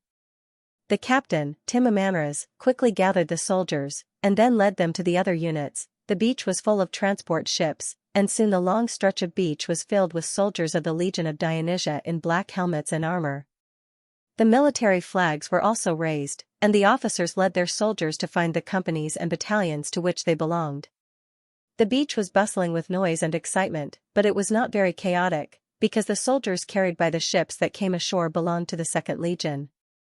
Considering that in the entire Dionysian army, besides the 1st Legion, the 2nd Legion was better trained and more disciplined, the Devers allowed the ships carrying the 2nd Legion to be the first to disembark, so that they could complete the assembly as soon as possible and clear the obstacles for the follow-up troops. Then, the ships that came ashore began to leave the beach to make room for the following ships to disembark. Less than 400 meters away from the beach, Amintas, Lazaru, Leds, and Kushias were also closely watching the 2nd Legion's disembarkation. They watched as the troops that came ashore went from being scattered and disorderly at first to gathering into small columns, then into 8 or 9 large columns, and finally, with the sound of bugles, these columns quickly gathered from all over the beach, forming a large square formation. Amintas and the rest heaved a sigh of relief. Although their troops were already in formation to protect the landing, it was still their first time embarking on such a large scale, and it was the King of Devers personally leading the troops. If there were any accidents, everyone would still be under a lot of pressure, but it seemed that everything was going smoothly. "Well done, Matonis," Amintas praised. Only a veteran high-ranking general like him, who had participated in the expedition to Persia, would dare to publicly comment on a legion commander of the same level. At this moment, a cavalry scout galloped over. Reporting to Legion Commander, 5 miles to the south, there are about 7,000 Roman troops marching this way. Reporting to Legion Commander, there are nearly 8,000 Roman troops approaching from 6 to 7 miles to the southeast. The Roman troops are finally here, Lazaru said, his voice full of excitement. They came at the right time. Amintas glanced at the 2nd Fleet that was approaching the coast. "Inform our brothers immediately to prepare for battle." Woo! Woo! Woo! The bugles sounded, and the resting soldiers hurriedly put on their armor under the supervision of their officers. The 2nd Legion that was lining up on the beach immediately gathered at the sound of the bugles. After receiving the report from the cavalry scout, Paulus felt extremely uneasy. His sense of responsibility prompted him to immediately lead 7,500 soldiers to the north. After more than 2 hours of rapid marching, the army had reached Lavinium. He slowed down because he knew that the Dionia troops were not far ahead. The cavalry scout that he sent previously was driven away by the enemy. At the same time, he also wanted to wait for the troops from Saturnicum and Valette. This time, the Dionia cavalry did not obstruct the Roman troops at the front. The Roman troops marched smoothly. Paulus, who was riding in front of the troops, could already see hundreds of thousands of ships floating on the sea. Some of them followed the tide to the coast, while some left the coast and rode into the distant sea. The ships were so densely packed that they completely covered the blue sea. Paulus became anxious again. At this time, the cavalry scout that he sent out quickly returned. "General, the enemy is lining up 2 miles away. There are no less than 20,000 people." Paulus was shocked. The Dionysian army in Wolsey did not have so many people. Did some of their soldiers land from the sea and join the army? Thinking of this, Paulus became even more anxious. He regretted coming late, but he did not dare to immediately lead less than 10,000 troops to attack. He ordered the troops to stop and began to line up in place. Not long after, the troops of Saturnicum arrived. The commander of the army was also the city's garrison general, Meges. His full name was Meges St. Polonius Cecilio. He was an old general over 50 years old. He was born in the noble family of St. Polonius. After the Celts occupied Rome, he stayed behind to defend Mount Capitoline. The Senate appointed him to be the garrison general of Saturnicum precisely because of his rich war experience and tenacity. At this moment, he, who had always been steady, was trying his best to stop the war horse that was galloping to Paulus. At the same time, he asked eagerly, "Where are the Dionia troops? How many of them?" Paulus pointed to the front and said, "The Dionia fleet is landing on the coast in front of us. Their troops in Wolsey are also in formation to protect them. According to the scouts, they have about 20,000 soldiers. You and I both know that their reinforcements in Wolsey are less than 10,000, so." Meges looked at the busy Dionia fleet in the distance. His face was gloomy. He said in a low voice, "We have less than 20,000 soldiers in total. As time passes, the number of Dionia soldiers will only increase. If we fight them recklessly and lose, the army in the west of Rome that can hold back the Dionia will be greatly weakened. The situation will become very bad." "I think so too." Paulus was also worried. He hesitated and reminded Meges, "But, if we let the Dionia land here successfully, they will invade our territory and the Latin Alliance's territory, poison our people, and even threaten Rome. I'm afraid the Senate and the people of Rome will not forgive us." Mesius was stunned for a moment, then sighed. "Let's wait for Pantius to come and discuss it together. When I led my team out of Saturnicum, I received news from his messenger that he would be arriving with 10,000 soldiers. 10,000 soldiers? He is too bold. What if the Wolsey attack Velati?" Paulus was shocked. But then he thought, Velati was deep in the interior and was located northeast of Saturnicum. Not everyone had the courage like Camillus to go around Antium and Saturnicum and attack Velati directly. Moreover, the Dionia army was in front of them. Most of the Wolsey soldiers had gone to help the Hernici, so they had no extra soldiers to harass the cities of Rome. Literature Hall. Let's wait for Pantius to arrive. If the Dionia army has not changed too much, maybe we can fight them. Paulus said with uncertainty. It did not take long for Valett's army to arrive. After listening to Paulus's brief introduction of the situation, Pantius, who was also a former military officer and older than Paulus, seemed a little impatient. "What are you waiting for? Are you waiting for the Dionia army to land, destroy the surrounding towns, and attack Rome? This is our only chance to defeat the Dionia army. We must not miss it. Attack. We must attack now." Paulus and Meges did not object. If they did not want to bear the heavy responsibility, this was indeed their only chance. Even though there were more than 25,000 Dionysian soldiers arrayed on the distant coast, Antium had 7,500 soldiers, Saturnicum had 8,000 soldiers, and Valette had 10,000 soldiers. The Roman army's total strength was also more than 25,000 soldiers. They could definitely fight against the Dionysian army. They could not allow the Dionia to increase their army. They had to seize the time to fight. After the three reached a consensus, they immediately began to move. The troops of Antium and Saturnicum had already lined up, while Valette's troops quickly lined up on the right side of Saturnicum's troops. Soon, the huge Roman army began to advance. The Roman army had finally arrived. Standing in front of the army, Amyntas finally smiled when he saw the dust in the distance. He even joked, "If I knew that the Roman army would arrive so late, I wouldn't have let the Second Legion appear in the formation. Do you think the Roman army is stupid? We have been on land for so long, but there are less than 20,000 soldiers here. Everyone knows that there must be an ambush." Martones immediately retorted. "Finally, I can officially fight against the Rome people." Lazaru's eyes sparkled with excitement. He had heard that the Ministry of Military Affairs had always attached great importance to this Latin city-state in central Italy. He did not feel anything special when he led his army to launch a sneak attack from the coast last time. However, after talking with Amyntas for the past 2 days, he learned that the combat power of the Rome people was indeed not weak, and their tactics were quite similar to the Legion of Dionysia. Therefore, he was very much looking forward to fighting with the Rome people. "We should go back and prepare for battle," Led reminded as he looked at the long red line vaguely appearing in the dust in the distance. Amyntas immediately saluted the others and said solemnly, "With the blessing of the Hades, victory belongs to the kingdom. Victory belongs to Dionia. We will win." Martones, the commander of the 2nd Legion, Lazaru, the commander of Legio III, Leds, the commander of the 1st Cavalry Legion, and Cutchius, the commander of the 2nd Cavalry Legion, also saluted in response. Then, they rode their horses and returned to their own formation, informing their officers to regroup and prepare for battle. The 1st Legion of Dionia was in the middle, and the 2nd Legion and Legio III were on its left and right sides. The 1st and 2nd Cavalry Legions were on the flanks and rear respectively. The total force was about 27,000, and the entire formation was 4 miles long. This was the most common formation, and it showed the confidence the commanders had in their soldiers. They believed that their side was superior to the other side in terms of numbers, morale, and combat power. There was no need for them to come up with any tricks to reduce the gap. Amyntas was at the rear of his legion, watching the soldiers make the final preparations for battle.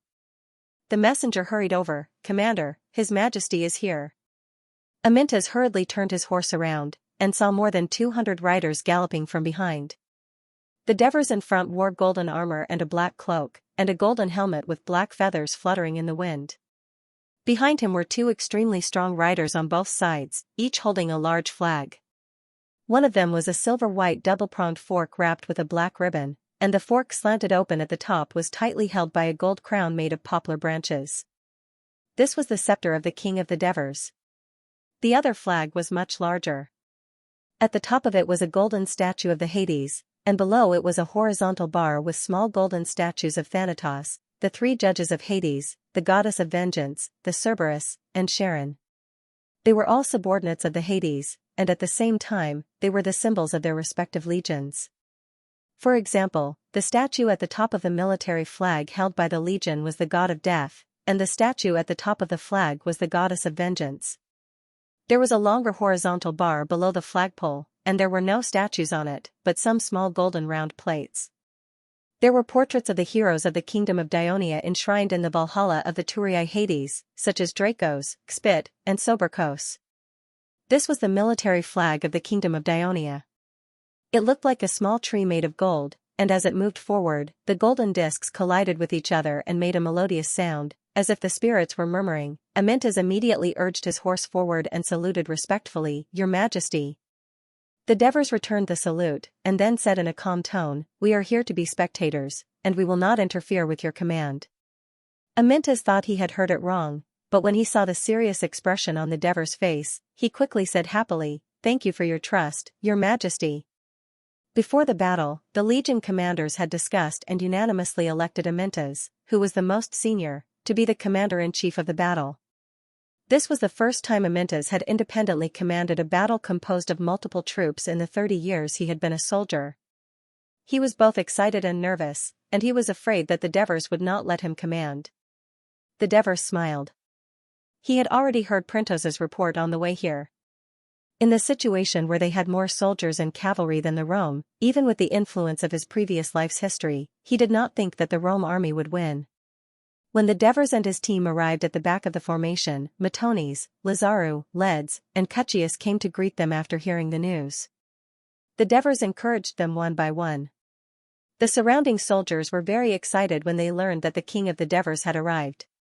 Due to the military law, they could not leave their positions, so they turned around and saluted him and cheered. Soon, the cheers spread throughout the formation.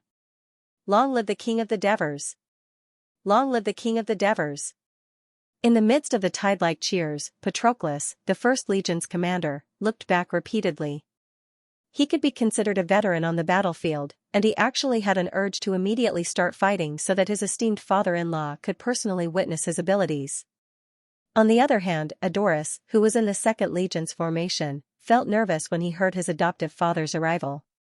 1 mile away, Paulus, Meges, and Pantius, who were commanding the Rome soldiers to advance, suddenly heard the thunderous cheers from the Dionia army. They could not help but worry about the enemy's high morale. As they got closer, the Rome nobles like Paulus, Meges, and Pantius, who had received higher education in Greece since childhood, could vaguely hear the content of the cheers. Long live the king of the Devers, everyone's expression changed at the same time. The king of Dionia is here? The invincible king of Dionia? During this period of time, due to the war between Rome and Dionia, the people of Rome began to seriously learn about the kingdom of Dionia. Of course, most of them were rumors about the king of Dionia. Ever since this mercenary king came to Greece more than 10 years ago, he had defeated the strong many times and led only a little more than 1,000 mercenaries to establish the powerful kingdom of Dionia today. This was simply a miracle. Now that the person who created this miracle might be in front of them, how could these Rome generals not feel nervous, especially Meges, who was in the front of the army? He could clearly see the two raised golden flags behind the enemy's formation. They were extremely dazzling under the sun. He even felt a little weak in his legs. But the army had already spread out and the soldiers were advancing. How could they retreat at this critical moment? Moreover, the previous victories of Dionia did not come from Rome. These 3 Rome generals who had not fought with the Dionysian army before believed that the brave Roman soldiers were different from the warriors of the city-states and races who had lost to the Dionysian army in the past. And they had to believe so at this moment. So, the bugle was blown again.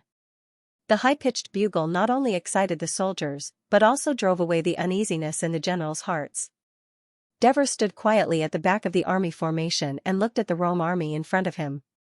His heart was stirred. Although the Rome army was different from the Rome army that he had seen on TV and in the movies in his previous life, this was the first time he saw the Rome army in this life. These Rome soldiers who had conquered the entire Mediterranean Sea in his previous life were holding long shields and spears. The whole army was like a burning fire, sweeping towards the Dionia army at high speed. On the other hand, the Dionia army stood still like a towering mountain. The color of their armors and shields was as cold as the night, sending chills down people's spines. The colors of red and black were so distinct that the bloody and heroic sparks would be created when they collided on this piece of land. Devers subconsciously touched his chin with his hand. As the Rome army approached, their shouts were thunderous, and the ground was trembling. Even the war horses under the Devers and the people who accompanied them to watch the battle began to feel uneasy. They swayed their limbs and kept snorting. Clotocatax, who was about to witness the first large-scale battle in his life, clenched his fists tightly. He looked nervous, but he still tried his best to open his eyes wide and look at the Rome army that gave him a lot of psychological pressure. At this moment, the originally silent Dionia army began to move.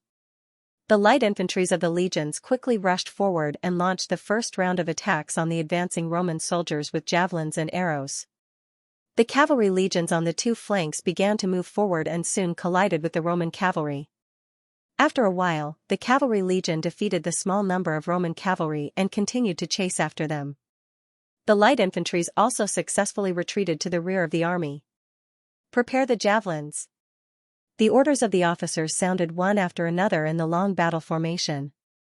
The Roman soldiers who had some understanding of the Dionia's tactics raised their long shields in the face of the rain of javelins. After 2 rounds of javelins, the Dionia soldiers charged forward and collided with the Roman soldiers. The sound of battle became the only sound in this world. Clotocatax felt as if he had stopped breathing. His eyes were wide open, and his vision penetrated through the pervading dust and mist. The scenes of the fierce battle were reflected in his mind. He looked a little nervous, but also a little excited at the same time. Beside him were the kingdom's advisor Tormid, the court clerk Henneborus, the Legio IV Legion commander Olivers, the 5th Legion commander Geogres, and so on. These generals who participated in this expedition were paying close attention to this battle. They all knew that the Devers attached great importance to Rome. That was why they came to watch this battle in advance, to understand the combat strength of the Roman soldiers so that they could make the right judgment in future battles. The heavy infantries in the front were still in a fierce stalemate.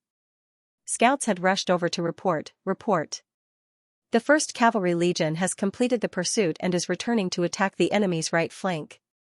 Report. The 2nd Cavalry Legion is attacking the rear of the enemy's left flank. After listening to the report, the Devers gently patted the war horse's neck and said, Amintas, after the Rome army is defeated, you must boldly chase after them. You must completely disperse them and drive them to the south so that they can't stop us tomorrow. If you can take down Lavinium, your troops won't have to build a camp anymore. You can spend the night there so that the soldiers can rest well. Yes, your majesty. Amintas bowed in response. After the Devers returned the greeting, they turned their horses around and rode towards the beach. The palace guards followed closely behind. Protokatax looked at the battlefield a few more times reluctantly before leaving. Olivers and Geogres congratulated Amintas before leaving in a hurry. From their point of view, the Legion of Dionysia had blocked the enemy's onslaught from the front and even had a slight upper hand. The cavalry had also circled around to the enemy's flanks. Under such a favorable situation, even if the battle was still going on, victory was not far away. The truth was just as they expected. After the battle lasted for more than 10 minutes, the Roman soldiers began to retreat, and it quickly turned into a rout. The reason why the Roman army was so easily defeated was actually related to the origin of the soldiers. Most of the soldiers were born in the civilian class of Rome. They were assigned to the lands of Velet, Saturnicum, and Antium not long ago. In the past, they were used as light infantry to support the battle. It was only because of the reform of the military system in Rome and the generous assistance of Carthage that the Senate of Rome gave them heavy infantry equipment and began to train them as heavy infantry. However, it was obvious that the heavy infantry's combat skills and combat experience were lacking. Unfortunately, they encountered a strong enemy in their first battle as the main force. While Amintas led the 1st, 2nd, Legio III, and 2 cavalry legions to chase after the routed soldiers, the King of Devers led the 4th, 5th, and Legio VI, which had assembled on the beach, to march north along the coast. His target was the port of Ostia. As the only port for Rome to conduct sea trade and obtain important supplies, seizing Ostia would not only cut off Carthage's assistance to Rome, but it would also provide a foothold for the Dionia expedition in the Latin region. It would also provide great convenience for the army's logistical supply and material transportation. It was a good thing to kill several birds with one stone. Before the Devers set out, they had already locked onto Ostia as their first target. It had been decades since Ostia became a colonial city of Rome, but it was only in the past 10 years that the Senate of Rome paid attention to it. Due to the establishment of a closer alliance with Carthage, in order to protect the various supplies Carthage provided to Rome, the Senate began to strengthen the defenses of Ostia and the protection of the port under the suggestion of Carthage. Especially after the war with Dionia, the Senate was wary of the strength of the Dionysian fleet, so they even sent more garrisons to Ostia. But they never expected that Dionia would lead the army to attack at this moment, bypassing Rome's defense system on land and directly attacking Ostia from the sea. Therefore, when the Devers' army arrived outside Ostia, there were only 3,000 soldiers defending the city. They had already received news of the enemy's attack in advance. While they sent messengers to Rome for help, the soldiers were also ready to defend. But when they saw the large number of Dionysian army outside the city, they could not help but feel terrified. The defending general encouraged them loudly, "Citizens, it's getting late. The enemy's attack will not last long. Show your courage and repel the enemy's attack. Tomorrow, Rome's reinforcements will arrive." His words greatly encouraged the Roman soldiers. It was already afternoon, and there was not much time left for Dionia to attack the city. So when the 3 legions of Dionia entered their predetermined positions and quickly spread out, the Devers gave the order to attack without any delay. Although the Devers brought a team of more than 500 engineers with them this time, due to the lack of time, they did not have the time to build large-scale siege equipment. The ready-made siege equipment was only a few dozen ballistae and countless scaling ladders that came with the ships. After the engineers quickly assembled them, these ballistae were pushed to the front of the formation and bombarded the city wall. For a time, stone bullets whistled in the air, and the city wall roared continuously. Stone shards flew everywhere. The Roman soldiers, who had never experienced such a situation, hid behind the battlements in fear. They did not dare to move, and their morale was low. After the continuous bombardment for more than 10 minutes, a loud bugle sounded, and the attack of the ballistae stopped. As soon as the Roman soldiers breathed a sigh of relief and carefully poked their heads out of the city wall, they saw the black mass of Dionia's siege troops 100 meters away from the city wall. Accompanied by a deafening roar, they were like a raging tide, roaring toward Ostia from the east and south. "Citizens, the enemy has attacked. Their ballistae will stop throwing stones. Keep your spirits up, take your weapons, and teach them a good lesson. Let them taste the power of Rome. The defending generals kept shouting to encourage the soldiers. The Dionia's ballistae did not fire any more stone bullets, which made them feel a little relieved. Archers! Archers, get ready to shoot! The officers of the Roman team also began to give orders. The reason why the ballista troops did not adjust the angle of elevation of the ballista mounts and let the stone projectiles fly over the city walls and bombard the city was that there were many port warehouses in Ostia. Divers was worried that they would be damaged and affect their future use. The Devers sat at the back and watched the battle calmly. Clotocatax could not sit still. After getting his father's permission, he rode forward and got closer to the battlefield, so he could see more clearly. Of course, Marcius and some of the palace guards followed him closely to ensure his safety. Siege warfare was different from positional warfare. Although the scale of a positional battle was grand and the sounds of killing were earth-shattering, it was difficult to clearly see the casualties on both sides due to the obstruction of the line of sight. Siege warfare was different. Soldiers on one's own side fell from the top of the city wall, soldiers climbing the scaling ladders were smashed by javelins or stones, and even the entire scaling ladders were pushed down. These scenes could be clearly reflected in Clotocatax's eyes. The continuous appearance of these scenes made him feel even more heartache. He tightly clenched his fists and repeatedly muttered in a low voice, "Charge! Attack quickly! Hades, please bless them to occupy the top of the city wall." But Hades obviously did not respond to the prayers of his descendant. Clotocatax was frightened for a while and did not dare to watch. He looked back at the Devers sitting still under the flag in the distance, and then his eyes swept to the Legio IV that was still in formation not far away. He could not help but ask doubtfully, "Why don't you send Legio IV to attack immediately and increase the strength of the siege?" Marcius explained, "Ostia is a small city. It can't accommodate too many soldiers to attack. If we send all of them, it will cause crowding and increase the casualties." Clotocatax was a reserve soldier of the legion, and he also worked in the Ministry of Military Affairs for a year. Of course, he knew that Legio IV was known as the best legion in Dionia. At this time, he could only stomp his feet anxiously. "If I knew this would happen, I would have sent Legio IV to attack first." Clotocatax could question his father's military arrangement, but the loyal Marcius certainly could not continue to say anything. He could only comfort him softly, "Attacking a city takes a lot of time. The battle has just begun. The defense of the Rome is still very tenacious. We can't be too anxious. I believe that His Majesty will have a clear tactical arrangement for Legio IV, really?" Clotocatax's eyes lit up. Of course, His Majesty never fights a battle that he is not sure of.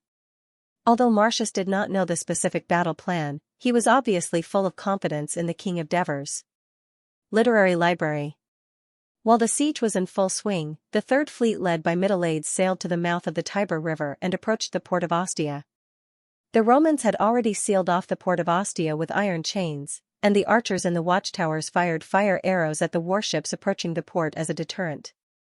The Third Fleet bypassed the port, and then the warships docked on the south bank of the Tiber River. Ostia was shaped like a rectangle. Its long western side was against the coast and had walls. If Dionia wanted to attack from this direction, they could only do so through the sea. It was too difficult, so the Dionysian army concentrated their attack on the east and south sides, while the short northern side of Ostia was the port. Why did Ostia not build a city along the Taipei River? Logically speaking, this was more conducive to the lives of the people in the city, whether it was to work in the fields or to fetch water. That was because there was a large lagoon on the east side of the port. It was formed when the Tiber River overflowed year after year. This oval lake, about 300 meters from north to south and more than 200 meters from east to west, had long become a part of Ostia. Even the people of Ostia specifically left enough mudflats by the lake in the city so that when the Taipei River overflowed and connected to the lagoon, the houses would not be flooded. Since the war with Dionia, although the Senate was not too worried about the safety of Ostia, they still listened to the suggestion of Carthage and built a short breakwater at the part of the lagoon closest to the Tiber River. The main purpose was to prevent Dionia from pushing their warships across the river bank, which was only a dozen meters long, through the lagoon and into the city. This was just a precautionary measure by Carthage. But this time, the Dionysian fleet really came, and their warships sailed east along the river bank. After bypassing the newly built breakwater, the warships docked at the south bank of the Tiber River. The fleet infantrymen disembarked, each carrying a large wooden board. Under the command of the team officers, the 2,800 fleet infantrymen assembled. The Third Fleet had a total of 70 Raven warships. After advancing quickly for a few hundred meters, they came to the lakeside and placed the wooden board in the water. On top of it were helmets, wooden shields, leather armors, and short swords. Wearing only leather armor and leather sandals, they held the sides of the board with their hands and floated on the water, using their legs as oars to paddle forward. Swimming less than a mile across the lake was a very easy task for the fleet infantrymen who were proficient in the water and had strict training in this area. When the citizens of Ostia realized that the lagoon where they usually used to drink and swim was filled with enemies, they screamed in fear, hoping that the guards would stop them from coming ashore. But the vanguard of the fleet infantrymen had already reached the shore. They quickly put on their helmets and picked up wooden shields and short swords. The slippery muddy beach was difficult to walk on, but it was not a difficult task for the fleet infantrymen, who were mostly fishermen and had been playing on the shore since they were young. Not only did they move freely, but they also gradually formed a formation as they moved. By the time the commander of the defenders received the news, the fleet infantrymen had already reached the shore, and the city was in chaos. Although the fierce attack of the Dionysian army had tightened the defense of the city, the commander of the Roman army had to squeeze out a small number of troops to the city to stop the advance of the fleet infantrymen and avoid being attacked from both sides. But in fact, it was like drinking poison to quench thirst. The scouts who had been observing the movements of the defenders quickly reported the changes of the enemy to the king of Devers. Without hesitation, he ordered the rest of Legio IV to immediately join the siege team. This was the last straw that broke the camel's back. At dusk, the Daionia army captured Ostia. At the same time, the hurried sound of horse hooves broke the silence of the city of Rome at dusk. In addition, the messenger on the war horse shouted, "Urgent military news!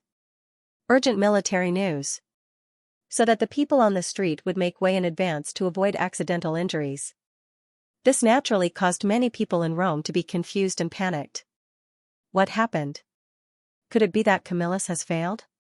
Don't talk nonsense. How could Camillus fail? I think it must be our army that captured Furentium.